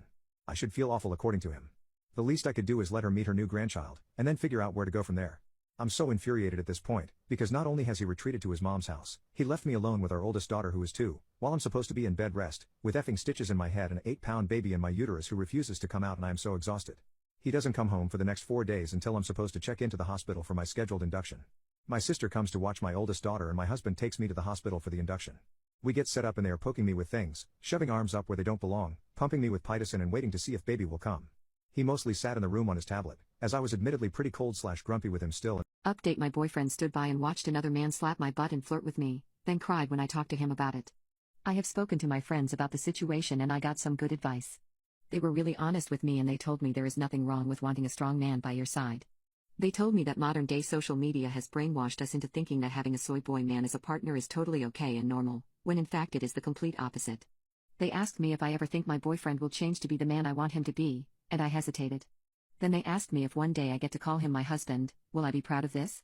Will I look at him and feel cared for and protected by this man? And my answer was no. There was no hesitation. I told them that I do not feel protected by him. They told me that my answer was clear then. So I went to break up with him. He was still in his room, only stuff that he could out in the oven then come down and get and leaving the room to use the bathroom. It has been 4 days by now and I came by to knock on his door for around the 15th time, and I got no response as usual. I yelled through the door I'm breaking up with him, and got no response. I told him I needed to get in to get my stuff, and got no response. The door was locked too. I kept telling him to open the door, and he only did when I threatened to call the police. As soon as I said police, the door flung open. He proceeded to beg me as I was packing, even resorting to getting on his knees and grabbing my leg. I ended up calling him pathetic. Maybe it was too far, but what else was I supposed to say to a man who acts like a butthurt and super entitled 14-year-old girl who did not get her way? I ended up leaving and blocking him. I served in Afghanistan and went through war without emotion. My friends say this makes me a sociopath. I have spent a total of 12 years in the military, and I spent 4 years total serving in Afghanistan. What I saw was enough to break any man. The horrors of war cannot be understated. Bullets whizzing by your nose while you fire back, seeing your best friend catch a bullet to the dome a few feet away from you is something you can never forget. Seeing an entire battalion of people you called friends get hit by a landmine, seeing their arms and legs fling off into the air. Having to put down your own teammates because they're in too much pain to live and unaliving them is actually an act of mercy. It's all effed up and is enough to crush everyone. Except me, that is. I grew up in an abusive house where my father and 2 uncles took turns roping me every weekend when I was as little as 6 years old. I saw my mother die from cancer, my sister succumb to suicide after going through the same treatment I did at the hands of our father. I saw my first girlfriend get hit by a drunk driver and die on impact while I stayed alive and barely injured in the passenger seat. I saw my little brother take his life too when my dad ended up walking free despite the amount of evidence presented. All of this happened before I turned 21. Life had chewed me up and spit me out, and the only real choice I had was to join the army. I was a model soldier by all accounts. Due to the amount of death I had seen, I was never fazed by it. I had seen so much violence in my life, it's all I knew. Enacting violence was nothing new to me. My physical attributes were highly coveted as well, but the thing they cherished the most in the army was my level-headedness. I never showed emotion and never do. The last time I cried was when my girlfriend died in the car crash. The fact I never showed any sign of care made me rise through the ranks. Well, being competent helped too. When war came around, I was unfazed. Seeing my best friend die in front of me led to me shrugging my shoulders and saying there goes another one, before opening fire back. Putting down a teammate gave me a weird sense of satisfaction. Seeing our battalion step on a landmine resulted in me chuckling to myself. Everything I did there, I did nonchalantly. If I die was my motto, and it proved effective. As far as I'm aware, I'm one of the few from my entire team who does not suffer horrendous PTSD. I would say I suffer from it, but it's not like most people. I miss it to a certain level. I miss waking up with a purpose. Even if that purpose was to listen to orders of some daft generals and go unalive. It was something to do at least. Now I don't even have that. I might just go unalive someone for fun. At least a trial process will spice up my life. They'll probably let me walk free though, like they did with my dad. Justice system is effed anyway. My nightmare stepmom sold my late mother's watch to buy a new car for herself, so I'm destroying the car. My stepmother married my dad just a year ago and she is already easily my least favorite person in the entire world. She first came along just a few months after my mother died, and I questioned Dad as to how he could move on so easily. He gave a vague answer, but I remember just before my mother's passing she was starting to get suspicions of infidelity, and now I'm thinking my stepmother was my father's affair partner while my mother was terminally ill. I don't want to believe it, but it's a possibility. My stepmother is not a nice person, and although she is not straight up nasty to me directly, she does everything she can to remove any memory of my mother out of the home and out of my life. The very first thing she did when she moved in was demand all pictures of her be taken down in the house, even in my bedroom. Of course I did comply with this, but my father took her side, which led to me taking the pictures and placing them in my ensuite bathroom instead. This already got us off to a bad start, but things only got worse. She went on to demand my dad remove all of his memories of my mother, memories which she herself gave to him. My dad ended up giving in to her despite protesting at first. She has even gone as far as banning the mention of my mother around her, as she does not want to hear about her at all. All of this makes me feel super alienated from my stepmother, and I want no part in her life. Things got from bad to ugly about a month ago when I came home from my maternal grandmother's with a new watch. The watch looks expensive and it looks bougie, and it was a watch I had only found out about myself that day. My grandmother told me it was a family heirloom and the tradition is to pass it down to the daughter after death, and she was going to pass it to my mom soon. But now that my mom is gone, it will be passed to me. My grandmother said that she wanted me to have it now, as it is usually passed to the daughter after the death of the mother, and even though my grandmother was not dead, my mother was, and that it was right to have it passed to me now. Well, when my stepmother saw the watch she kind of flipped out. She knows a bit about watches as her father collects them, and she was able to spot that this one was of high value. We got into an argument about it over dinner. She asked me where I got it, and I explained the story of the watch to her. She then offered to buy it off me for $1,000, and I declined, saying it was priceless to me. She upped her offer to $2,000, then $3,000, then when I said no, $7,500, she flipped out. She told me that I was an idiot for holding on to a silly watch when I could have so much money. I screamed at her, saying this was yet another example of her trying to remove my mother from my life and I will not let her take the watch. My father stayed quiet for this whole dinner as I excused myself to go upstairs. As I was walking up, she said she's going to have my watch one way or another. I heard them arguing later, but I did not make many details out. I thought my stepmother had dropped the watch as she had not brought it up for a while, but it turns out that she had completely gone behind my back and took matters into her own hands. I came home 3 days ago to find a brand new car in the driveway and I questioned my dad as to who bought it. He told me it was my stepmother's, and I thought that was that. Well, when I was getting ready to go out for food with my boyfriend later, I wanted to wear the watch and so I went looking for it. After being unable to find it after looking through every place I could have put it, I thought about the possibility of my stepmother taking it, her words a month ago ringing in my ears. It was a shot in the dark, but I went up to my dad and stepmom and started accusing her of stealing it. As I said, it was a shot in the dark, but my stepmom instantly went into denial mode and my dad looked flustered. Seeing this was no longer a shot in the dark, I started seriously pressing while hoping this was not true. They kept denying, but I relentlessly kept pestering them over and over until my dad admitted it. My stepmother started seething at my dad for admitting it, and I started yelling immediately at her. She defended herself saying she needed a new car, and I flipped out even more. Her car was perfectly functioning. She had no way to defend herself other than telling the truth, which was that she wanted the watch gone because she did not want me to be bonded with my mother. She went on to break down into crocodile tears and cry about how she wanted to feel like a mother, but the things I do make her feel like she'll never be my mother. I responded saying that she's right, she's never be my mother, and went upstairs. My dad didn't talk to me that day. He and stepmonster haven't spoken to me in the last 3 days as they believe what I said is disgusting and disrespectful. However, I am not going down without a fight. Tomorrow during the night, my friends and I will egg her car, stick feathers on it, cover the inside of it in manure, honey, we might toss some spiders and insects into it, we might slash some tires and car seats. There is no way she will get away with this. Also, I have found whom she sold the watch to, and it was her father, who I have only met once. He seems nice though. I plan to try to get the watch back from him. Update: my nightmare stepmom sold my late mother's watch to buy a new car for herself, so I'm destroying the car.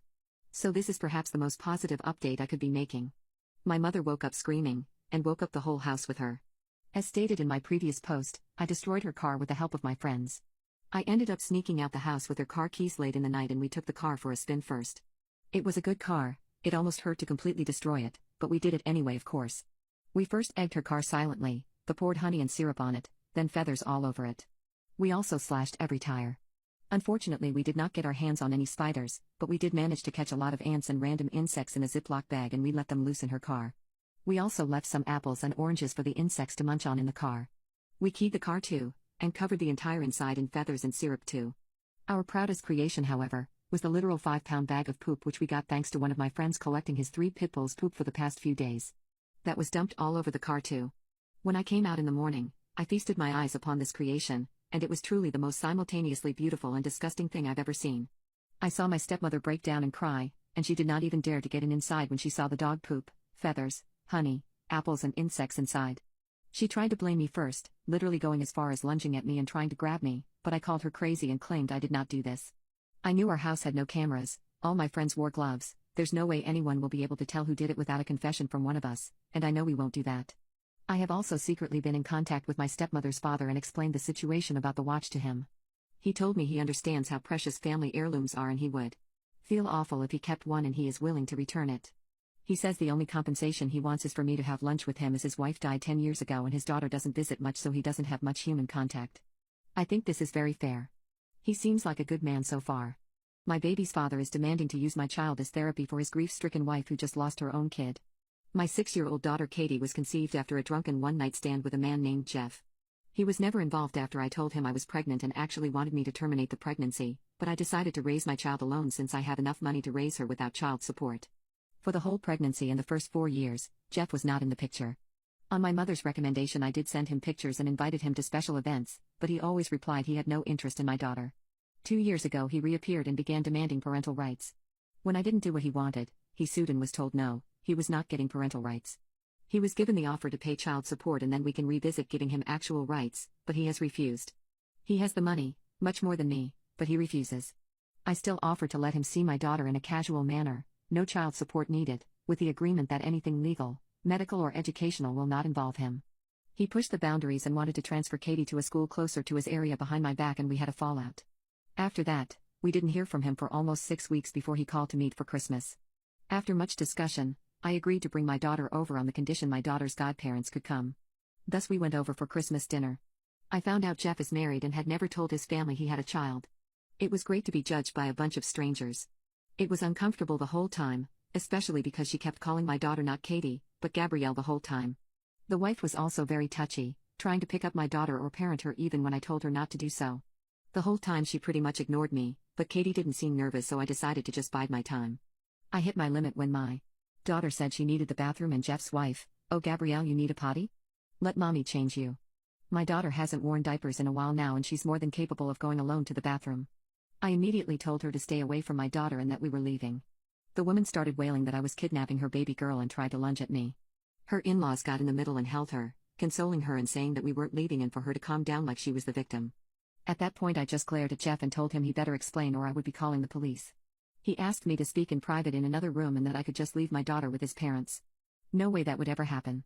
Katie's godparents took her with them despite the wife having a full meltdown. Jeff and I spoke outside and he explained that he and his wife recently lost her daughter named Gabriel due to cancer. And as I can only imagine, it had caused some psychological issues to his wife. Apparently he had the brilliant idea that having Katie pass as their lost child would help his wife. Without telling me. And that's why he wanted visitations and parental rights. He pleaded for me to leave my daughter with him for a little bit. I asked him what was his plan when his wife heals. His response was disgusting. Well, I'll just send Katie back with you and it will be just like before. I told him he was insane if he thought I would let him use my daughter like that. What his wife needs is therapy with a professional, not feeding her delusions. And I would not let that woman within miles for my daughter. He told me I was being cruel and didn't know the pain of losing a child. I agreed with him, but reminded Jeff that my priority is not his family, it's my child. What he and his family do to work through their grief has nothing to do with us. I also told him to call his lawyer because I am making sure he never has contact with my child. I'm considering ending my marriage because of a tampon, but a strange discovery that I made today is making me think the truth behind it is a lot more sinister. I have been with my husband for 7 years and I've never had reason to suspect he was unfaithful to me or even remotely dissatisfied with our marriage. He likes to joke that we're still living the honeymoon phase nearly 5 years and 2 kids in. I wouldn't have questioned that, were it not for a surprise I found in his car last month. When buckling our daughter into her car seat, I noticed something slotted between the cushions. I pulled it out and saw that it was a tampon. This wouldn't have been so unusual had I not had an IUD that has stopped my period for the past year, and I didn't even recognize the wrapper style.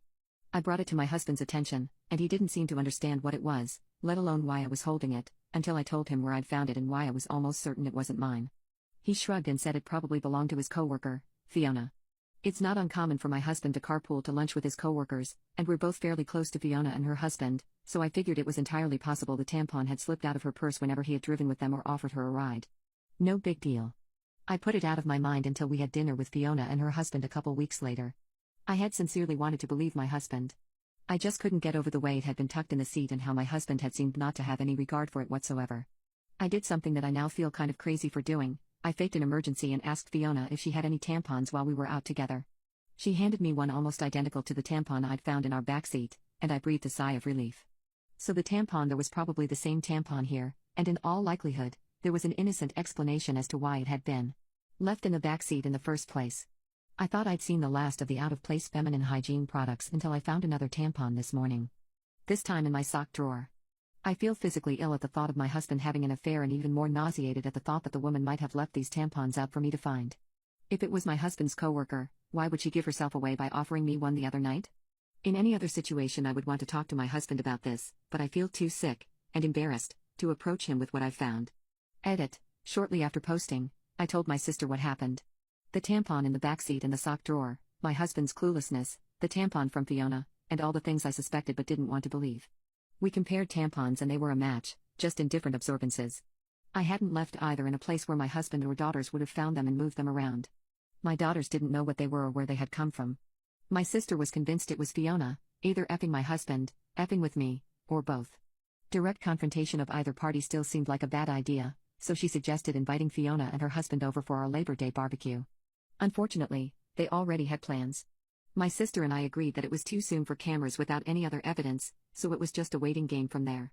Watching my husband for any changed behavior, there was none. Our house for any misplaced and foreign items, there were none, and even the girls for any new friends they might have met. My sister's husband was adamant on this last point, and partly why he was inclined to believe that the tampons were harmless. If anything had been happening in or around our home, he said, it would be nearly impossible to keep it from me and the girls, since my husband was the one taking them to and from daycare and most other activities during the week. I felt a good bit of consolation in that. It wasn't until my younger daughter, 2 years old, came down with something last week that I felt any differently. I wanted to be the one home taking care of her, but my husband insisted that I stay at work while he stayed home with her. I was okay with that. My sister and her husband figured it was a good sign that he would take the time off at a moment's notice, and at that point, we were all already beginning to put the tampon fiasco behind us. By the 3rd or 4th day, I was just happy to see a near-healthy child and a husband who was helping see her through it. Toward the end of that week, though, I came home to something strange. The toddler that I'd left that morning in an old PJ set was now dressed in a onesie I'd never seen before, with a tiny clip in her hair. I'd sworn off the full-length sleep suits with snaps across the front long before we'd ever had our second. It's just not something I would dress her in, and my husband knows as much. He doesn't plan for, or buy the girls' clothes, and he certainly doesn't accessorize them, so I was bewildered. And kind of floored at the thought of someone around our sick child without my knowledge. I didn't think twice, and I went straight to my husband to ask if anyone had been over to see him or the girls. He seemed confused, like before, and asked me why I would think that. It had just been him and the kids all day. I asked him again if someone had so much as stopped by to say hello, and he denied it. He told me to calm down. I might have lashed out and come forward with the accusations right then and there, but our older daughter was in the room, and she sensed something was up. In a calmer voice, I asked him a third time if anyone had been around our children, and my husband swore that the girls hadn't been around anyone but him. He also denied buying new clothes or doing anyone's hair. With our daughter in the room and my emotions all over the place, I decided to leave it. I couldn't make sense of it then, and it hardly seems clearer now, after I've driven myself half crazy with explanations that aren't adding up. Update: I'm considering ending my marriage because of a tampon, but a strange discovery that I made today is making me think the truth behind it is a lot more sinister. After nearly losing my mind over a hair clip and a onesie, I realized I wasn't getting anywhere with the accusations and half-baked guesswork. I'd gotten so absorbed in the paranoia and misery of my situation that I wasn't sleeping, eating or caring for my kids the way I should have been. And I wasn't getting any answers. So I decided to pull the trigger on the hidden cameras and have them shipped to my sister's house, with my brother-in-law agreeing to help with the install and setup over at mine. Before the cameras were ever delivered though, I got my long-awaited confirmation last week. A ring notification had alerted me to motion at the front door while I was at work. Half expecting to see a delivery person, pet or lawn care salesman for the 15th time, you can imagine my surprise when I saw a clip of a young woman leading my daughter into the house hand in hand, with my husband and other daughter close behind them. The girls were supposed to be in daycare and my husband at work. The woman, as far as I knew, was living 2 states away with a court order keeping her there. I immediately called my husband to ask him what the F this woman was doing in our house. He didn't answer, so I texted it to him. Even in his stupidity, he probably realized he had messed up by going through the front door, knew I had gotten the ring notification, and wanted to delay the inevitable. By the 5th or 6th subsequent call though, he did pick up. The woman on the camera was my husband's sister. As I would come to find out later, she was the likely source of both tampons, the onesie, and the bow. She is also a registered intimacy offender and a recovering addict, who spent the better part of her adolescence and young adulthood coercing the silence of another one of my husband's family members after she had roped them. I hadn't seen or heard from her in years, and from the way my husband talked about her, I didn't expect I ever would. But here she was, in our house, with our children. Suffice to say I was livid. It wasn't an affair at all and still, somehow, infinitely more disgusting knowing who it was and why all of this had been happening. Apparently my sister-in-law, fresh off another stint in rehab, had wanted to reconnect and make amends with people she'd hurt, and my husband was high on that list. My husband didn't want me to know or, worse, try and keep her family, our children, away from her, so they'd been meeting in secret, often at our house when I was at work. They would enter through the garage, in my husband's car, so the ring camera at the front door wouldn't tip me off. She spent the night on a weekend I had been on a business trip and slept in our bed. She babysat our girls on a night my husband told me he had dropped them off at his parents'. She bought the girls' clothes and dressed my youngest in the onesie and bow that my husband had promised on his life I had dressed her and myself. My husband swore this was all in my head. The tampons, the onesie, the bow, and all the rest. He was perfectly content to watch me agonize for weeks over a woman he insisted didn't exist. This is the most bizarre unalive motive of all time? On July 6, 2021, Daniel Hussein Emmer reared 2 sisters, Biba Henry and Nicole Smallman, in a savage attack at nighttime in northwest London. The 2 girls were there to celebrate Biba's birthday and decided to spend the night in a woods by a campfire, capturing their memories and having fun. What's extremely chilling about this is that there is a last photo taken by Biba and Nicole. The photo shows them far away from the camera, seemingly getting ready to pose, but both turned away staring at something. Nicole seems to be screaming and Biba seems to be terrified. This is their last ever photo. They were found the next morning, with many STB wounds in them, long dead. The K-Yer was caught and his motive was first unknown. It later became clear that this man was deranged, and when his motive came out, it was jaw-dropping. It turns out that this man believed he had made a deal with the devil himself, where he had to sacrifice 6 people every 6 months. If he did this, he would one day with the Powerball jackpot. I've cheated on my wife over 100 times, but I don't think I'm in the wrong. My wife and I have been together for over 10 years and she is perfect in every single way.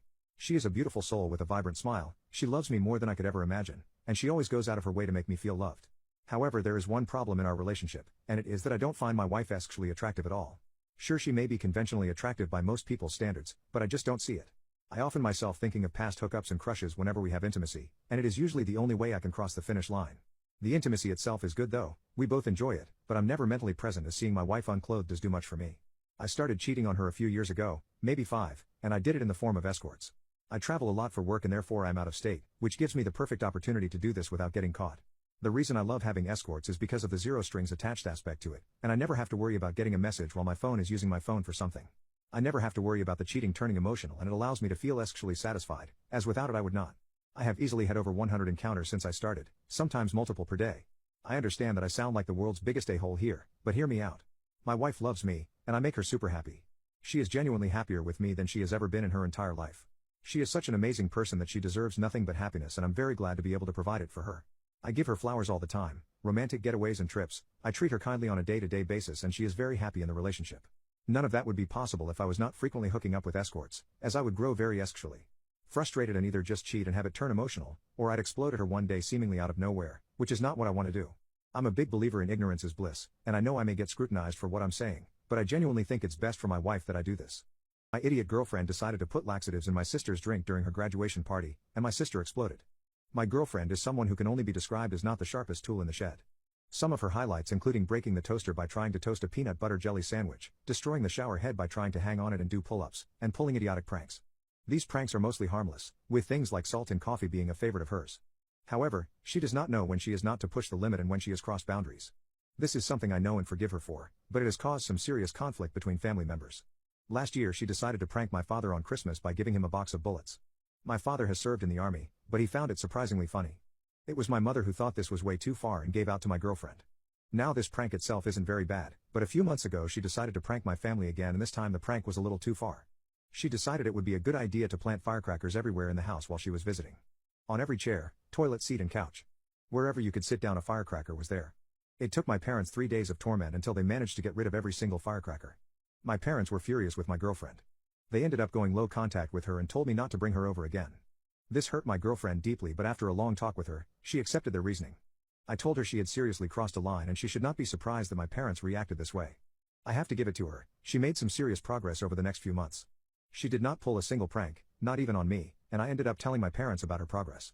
They were very pleased and my sister decided to invite my girlfriend to her college graduation. The graduation happened a week ago, and it's safe to say my girlfriend will never speak to my family again and I am inches away from breaking up with her. So this graduation party was held for all family members after the official graduation, and it was held at my parents' house. I talked to my girlfriend before it and told her not to pull any pranks as my parents are pleased with the progress she was making. She promised she would not. Most of the party went without a hitch, with my girlfriend conversing with everyone and my family seeming to enjoy her company. This meant a lot to me and I was very glad with this development. But then something weird happened. I was talking to my sister, just shooting the poop, when all of a sudden she excused herself and literally sprinted upstairs. Wondering what just happened but not giving it too much thought, I got myself another drink. 15 minutes went by and my sister was still in the toilet. I went to check on her and I heard her crying. I asked her what's wrong and she told me to give her a minute. I obliged and went downstairs. The first person I saw was my girlfriend, so I decided to ask her if she knew anything. My girlfriend was a bit tipsy, and therefore did not hesitate to laugh and aloud say, "Oh yeah, I slipped some liquid laxatives into her drink." I knew I was going to pull this prank on someone tonight, I just didn't know who. Don't get mad though, what's the worst that's gonna happen? I was appalled when she said this, and refused to say anything to her besides telling her she effed up. I went back upstairs to check on my sister and she came out by that point. Not gonna lie, the laxatives did some damage. It looked like she had pooped 3 days worth of breakfast, lunch and dinner out, with the toilet looking very much brown, and even a large chunk of the seat and outer portion of the toilet was covered in quickly drying brown. My sister started to cry, which got the attention of my parents. Her white dress had some stains of brown on it, and I could understand why she was so mad. I would be too. The whole time I kept thinking whether or not I should tell her what really happened, but I decided against it for the time being. My sister ended up causing a scene and telling everyone to leave the party prematurely, which included my girlfriend and I. My girlfriend and I had a huge and long talk when we were home, where she begged me not to tell my parents and my sister what happened, and she promised in turn not to speak to them again. This whole event has shown me a very immature side to my girlfriend, and for the past week I have been seriously thinking of ending the relationship. I still haven't told my parents though, I don't know if I should. Update: my idiot girlfriend decided to put laxatives in my sister's drink during her graduation party, and my sister exploded. So the last week has been very hectic, and I'm very disappointed at the outcome of this whole situation. I ended up wrestling with the idea of telling my parents and sister what my girlfriend did for a long time, but what sealed the deal for me was that my girlfriend showed no remorse for what she had done. She was very convinced it was just a silly prank, and there was no need for my sister to get so mad. My girlfriend only apologized because she wanted me not to tell my sister as she was worried they were going to demand I break up with her. After I thought long and hard, I figured the only appropriate measure was to tell my sister. And the reaction I got really stumped me. This was the first interaction I had with my sister and parents since the party over a week ago. I went directly to my sister first, and what she told me made me feel like a terrible older brother. She told me she knew it was my girlfriend, and so did my parents. They were only waiting to see if she would own up or not, and were also waiting to see if I would come forward and tell them myself. I asked them how they knew, and my sister said that my parents ended up hearing my girlfriend's words at the party, but their mind was not on confronting my girlfriend and I but rather making sure I was okay.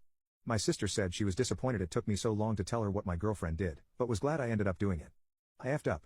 I called my sister a manipulative a-hole for doing this, and told her that she just stood by and watched me be consumed with guilt and be torn apart by loyalty to the two most important things in my life. She hung up when I called her a manipulative a-hole, and my parents called me later telling me they would like to go low contact with me for now as I have made it clear to them I will choose my girlfriend over them and my sister every single time. I talked to my girlfriend about this, wanting to hear her side of the story. She agreed with me and took it a step further, going on to call my sister a bitch who I don't need. When she said that the mistake I made was clear to me.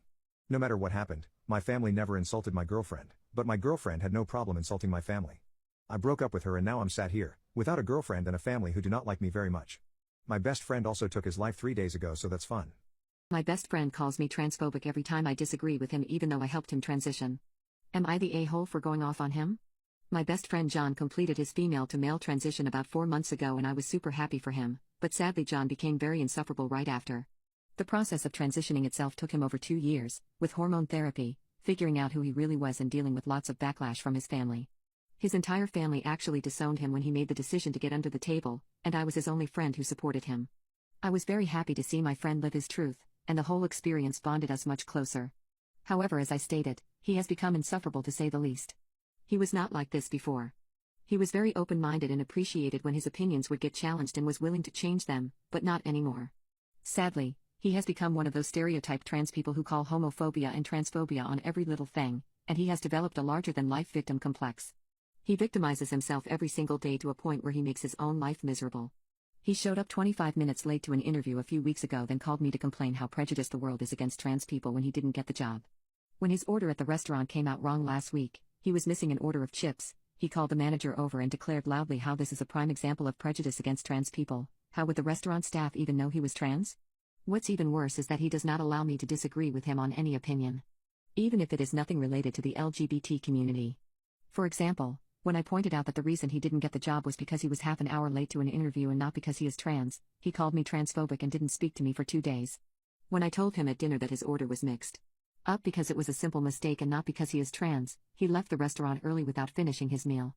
My breaking point with John came yesterday when we were over at his house. It was just the two of us and we had some wine. John tried to then initiate kissing and making out. I am lesbian, and before John transitioned we hooked up very infrequently to release stress, maybe once a year. Well, when John tried to initiate I turned him down and I said I was lesbian, I was not into trans men. John exploded, calling me transphobic and saying that he knew I looked at him differently ever since he transitioned. He proceeded to throw out these wild accusations about how I probably thought he was a freak and I was only friends with him because I felt bad for him, and he tried to initiate again right after. I pushed him off and lost it on him. I yelled at him, saying I am sick and tired of him. I have been there for him every single time. When his entire friend group and his whole family turned their backs on him, I was there for him.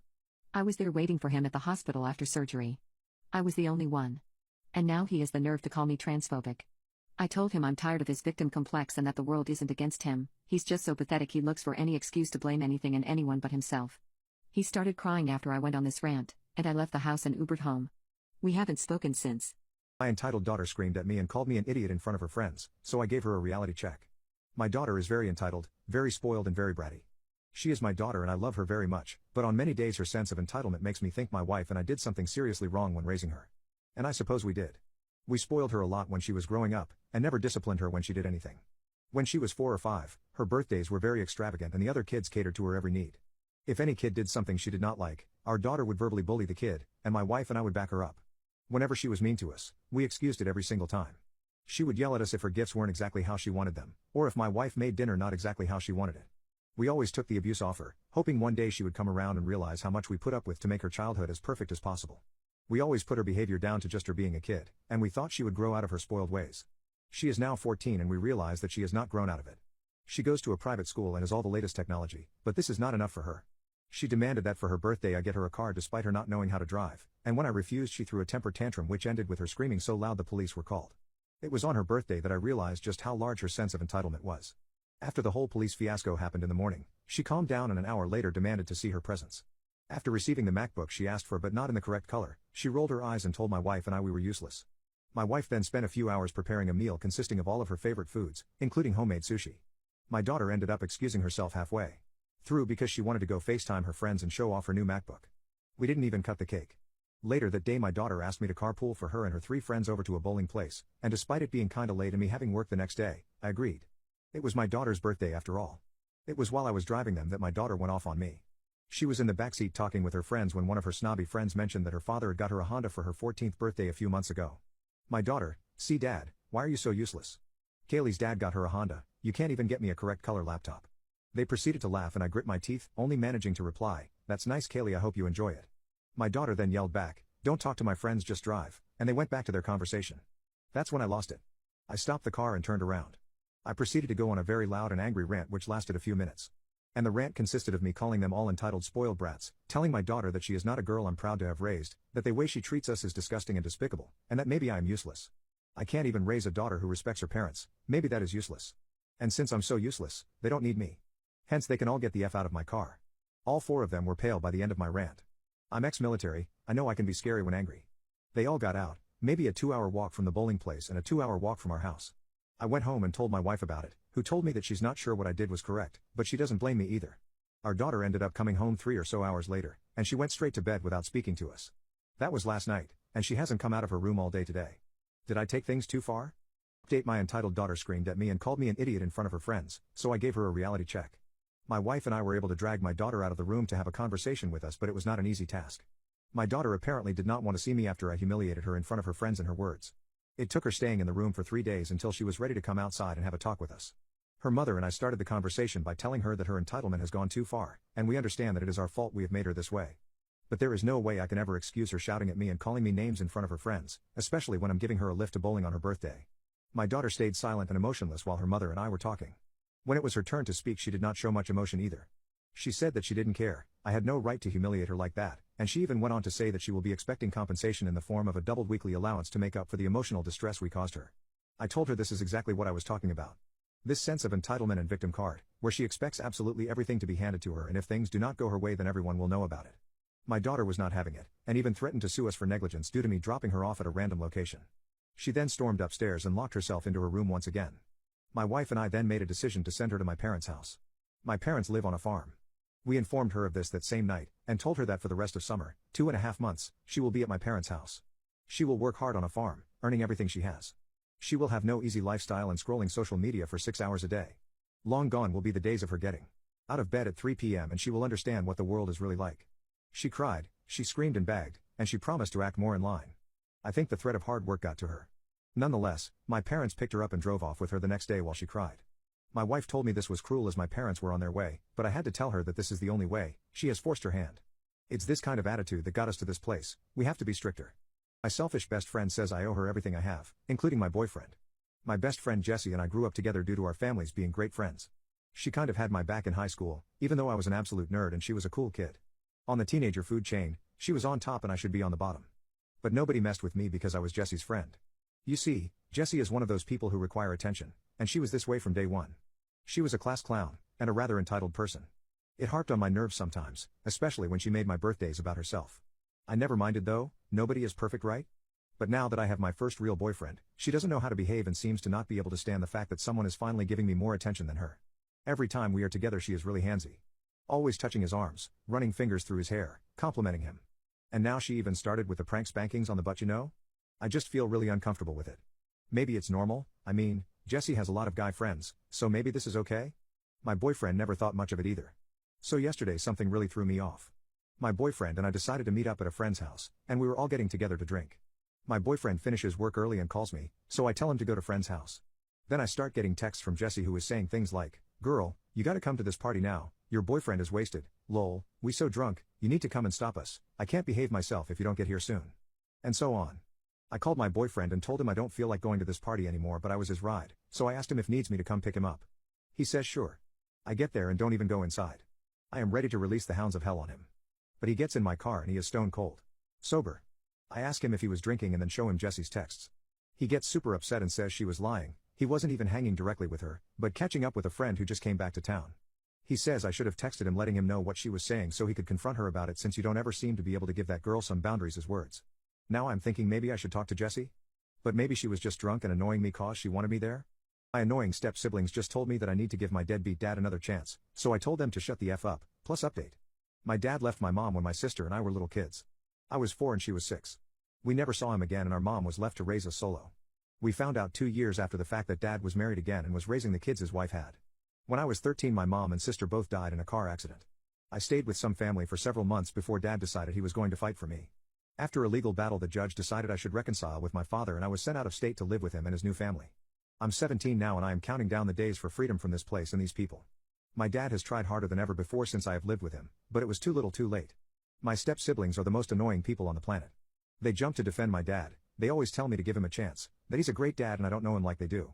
They also claim my sister is their sister and have mentioned how they wish I would share some photos of her with them because she is our sister. I told them how my sister would not have liked them calling her that. I would be told I couldn't know that, blah blah blah. Over the years it's been a lot of therapy, a lot of my dad and his wife trying to convince me I should be part of their family, and a lot of my wants being ignored. The biggest one is to go home to my actual family. My step-siblings keep bringing up how hard I am on dad, and how great he is, and saying they don't understand my rejecting him. A few days ago dad wanted me to go on a father-son fishing trip with him and I turned him down. They barged into my room and started telling me how wrong I was. His stepkids are 16, 14 and 12. They said I need to give him a chance and how I'm a bigger a-hole than he ever was. They said I could not appreciate that he was a good dad to them and was there for them even if he couldn't be there for me. I lost it. Told them to shut the F up and they can't seriously expect me to be grateful for that. I could see they were upset and I told them I had no desire to care about them, or him, or their mom, and that I wanted them to act like I wasn't there because I will be gone soon enough. My dad and his wife were furious and honestly, the stepkids were too. They all said I was out of line and was taking my anger at my dad out on them. I told them they were harassing me and were selfish to think I would be glad the deadbeat who abandoned me and my sister was there for 3 random kids. I said if anything I would love to see if they'd say the same thing when he one day walks out on them too. Update, my dad just asked to talk about the incident with my step-siblings and find a way for us to move forward as a family. I was never going to agree to that, and once he figured that out he started getting increasingly agitated, and then in front of his wife and stepkids he yelled at me asking if abandoning his family would really make me forgive him, because he'd do it, he'd do anything, he'd give them all up for me to give him a chance and let him try to make it up to me. He did not hold back at all. Poop hit the fan and his stepkids are all crying in their rooms while his wife and him are yelling at each other. But I think this might help me get back to my family sooner, because I don't see his marriage surviving this. From what I'm hearing he's telling his wife he needs to win my love and she's furious that he would hurt her kids like that. My crazy neighbor tied her dog to mine and let him rope my dog, so I got her arrested, plus update. I have a beautiful golden retriever named Luna. She's my life, the furrier sister I never had. Last night, I went out with friends and left Luna in the backyard with a fresh bowl of water and a full toy box. When I stumbled back in around 2 a.m., I nearly tripped over a furry tangle in the middle of the lawn. It was Luna, tied to our grumpy neighbor's poodle named Mr. Snuggles. Now, Mr. Snuggles is special. He's one of those designer doodle hybrids, and my neighbor Susan, 50s, is obsessed with ethical breeding. We've had plenty of heated discussions about her stance on backyard breeders and designer dogs, mostly fueled by me ranting about how ethically wrong doodles are. Turns out, while I was out sipping tequila sodas, Susan decided to play matchmaker with our unsuspecting pups. She admitted to letting Mr. Snuggles out while she was napping and hoping Luna would take care of things. Apparently, Susan wants designer golden doodles and thinks it's perfectly okay to use my dog as her personal breeding machine. I was livid. I untied Luna, thankfully she seemed unharmed, and marched over to Susan's house, ready to unleash the mama bear in me. She was unapologetic, rambling about designer breeds being the future and how Luna's healthy genes would create the most adorable puppies. I told her she had no right to involve my dog without my permission, especially considering our differences. Susan then dropped the real bombshell. She already lined up buyers for the non-existent puppies and expected me to be on board with sharing the profits. Like, I should be thrilled my poor Luna was used against her will and I get a cut as some sort of consolation prize? Long story short, I called the cops. Susan is throwing a tantrum, accusing me of ruining her business venture, and Luna is cowering behind my legs, probably traumatized by the whole ordeal. Update, turns out, Susan's business ventures weren't as ethical as she liked to preach. The cops, tipped off by concerned neighbors, paid her a visit, and let's just say her doodle dreams officially went belly up. Unlicensed breeding? Check. Animal cruelty for keeping her dogs in cramped, unsanitary conditions? Check. Turns out, Mr. Snuggles wasn't the only victim of Susan's twisted schemes. Several other unfortunate pups were rescued, and Susan's facing a mountain of charges that would make a Rottweiler wince. As for Luna, my fierce golden girl, she's thriving. The shock of the unexpected pregnancy has faded, replaced by a warm anticipation for the little miracles growing inside her. The vet bills, thanks to Susan's oopsie, are still a hurdle, but with the investigation underway, there's a chance Susan might actually have to face financial consequences for her actions. Ladies, what's the easiest way you've gotten a guy to fall for you? I started employing the mirroring technique to get my bisexual boy best friend in my pants. To preface, everything was and is consensual. My guy best friend is bi, but has always had a stronger preference for men. It was only until last year where he told me he participated in his college's music club's org that he was able to experiment with a couple girls there and actually really enjoyed it. This was music to my ears. Low-key, I was crushing on him for around a year or two. I'm lying, it was 2 years. But I never wanted to push anything because he used to always tell me, oh, I wish you had a clique. He's on academic scholarships, works out regularly, is one of the most gentle men, not even, people, you'd ever meet, and hardly likes girls. What more could I ask for Lamau? When he told me that he wanted to start experimenting with more girls, I started plotting on how I'd get my chance before he changed his mind or something. I started reading different techniques. Being mean to him? Nah, he'd just walk away. Pretend to be his mom? Too Freudian for me. Then I saw the mirroring technique. You know those times when you think you're in perfect sync with someone? You say the same things and laugh the same way. Chances are, that person is in love with you and is doing the mirroring technique. For around 5 months I started mirroring Bestie. What he ate, I ate. What his TikTok feed was also my feed, so I'd get his sense of humor. I started matching my laugh to the same pace as his. I started pairing my clothing style to a more streetwear look to match him. I needed to be wife material. 2 weeks ago I secured the bag. We were in the movies watching Saltburn and we got to the bathtub part. The way we both collectively say ew in sync. We looked at each other for a second holding eye contact. I pulled his chain and kissed him. We made out during that entire scene and it was the weirdest, most erotic moment of my life. I don't ever want to relive that experience. That worst part is I was on my period just like in the movie and bro still went down on me. That, ladies and gentlemen, is how you score yourself a Valentine. This haunted house will literally torture you for hours without a break. If you make it through you will win 20,000, but nobody ever has. McCamey Manor is a haunted house situated in Alabama and is run by a sadist named Russ McCamey who enjoys torturing people via waterboarding, burning, and other sick stuff. The house promises once-in-a-lifetime attractions such as a 200-yard underwater swimming pool, a 2.5-mile-long zip line and a 40-foot no-safety harness rock climbing wall.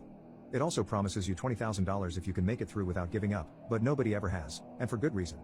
Here's what will happen to you if you decide to attempt to go through it.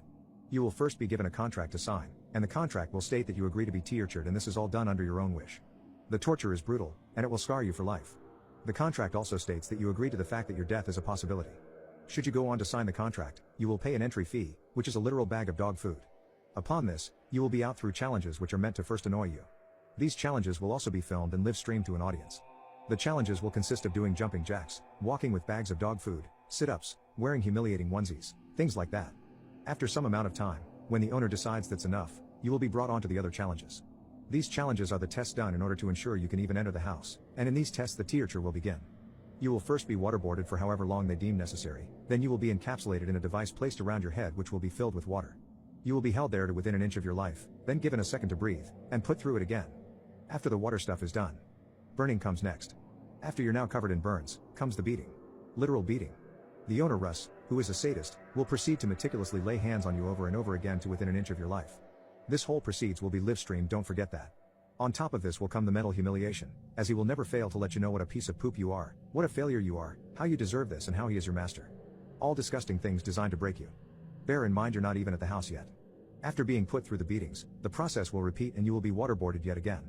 This torture cycle of physical and mental torment as well as humiliation will repeat over and over. And here's the real kicker. The haunted house doesn't even exist. Nobody has ever made it into the house because the owner will not let you. The owner will repeat the torture until you give up. If you are a girl, chances are you will be shaved bald, even against your will. Even if you make it through 5 hours of torture, which people literally have, he will keep going. This will be done until you quit. And you can't just quit either. You must ask him to stop specifically the way he wants you to, which will usually be something like, "Yes master, I quit, I'm a piece of poop, please stop." If you somehow go through 20 hours of this, he will pull a stunt like saying you are having too much fun and this isn't designed for people like you. If you ever get annoyed at him after going through 10 hours of torture and ask him to see the house, he will deem you uncooperative and stop the whole thing, then disqualify you. You cannot win. The effects of this have been demonstrated online, with accounts of victims saying they will never be the same and wake up the feeling of him torturing them. The owner is also friends with the local police, so good luck trying to pursue a legal case. If you are stupid enough to believe you can win the 20,000 Russ advertises, be my guest, it's just natural selection. My substance addict neighbor has been breaking into my house and estimizing herself with my guitar, so I'm getting her arrested. So I have a neighbor who is borderline psychotic, and is clearly very much on substances all the time. I don't see her a lot, but when I do she is usually outside smoking grass or just doing blow on the side of the road. She literally uses her credit card to make lines on the pathwalk. That's the level of crazy I deal with. That's not the full extent of it either. Whenever I walk by her she does one of two things.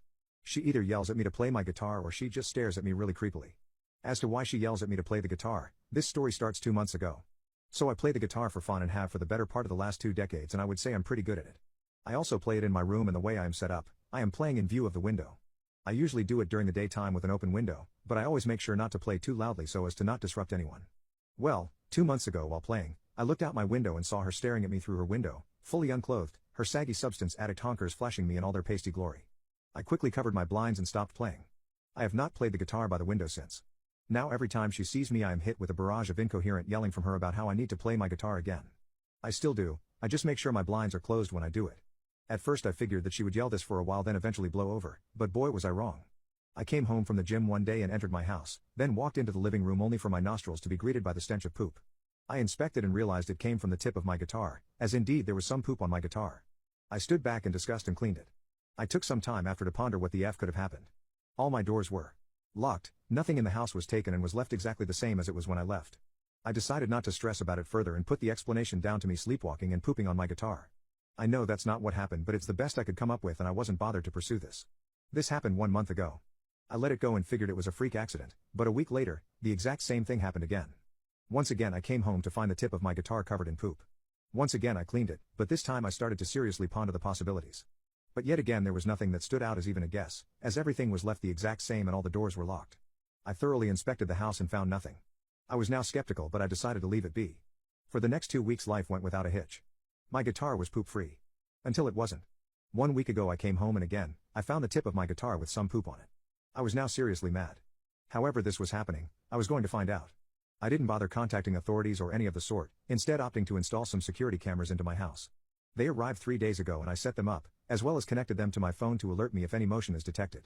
Whoever was messing with my guitar was going to be caught the next time they did it. Well, today it happened.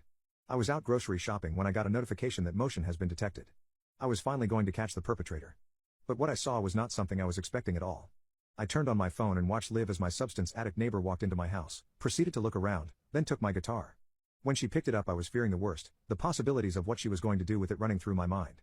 She proceeded to unzip her pants, and I watched in horror as she proceeded to push the tip of the guitar into her back door and open her mouth agape as if she was really enjoying this. After a few minutes of this, she placed the guitar back and left my house. I left the grocery store and threw up on the sidewalk, the horror of what I just saw fresh as a daisy in my mind. This guitar was handed to me by my dad, and this woman used it to estimize herself with. I rushed home and proceeded to inspect my guitar, and found the tip covered in a small amount of poop again. This time I called the police. I explained the situation and despite sounding very taken aback, they came quickly. They knocked on the door of the woman who opened it with a cat in her hand and wearing nothing but undies. I was there with the officers and I confronted her. She of course denied it, but the proof was there.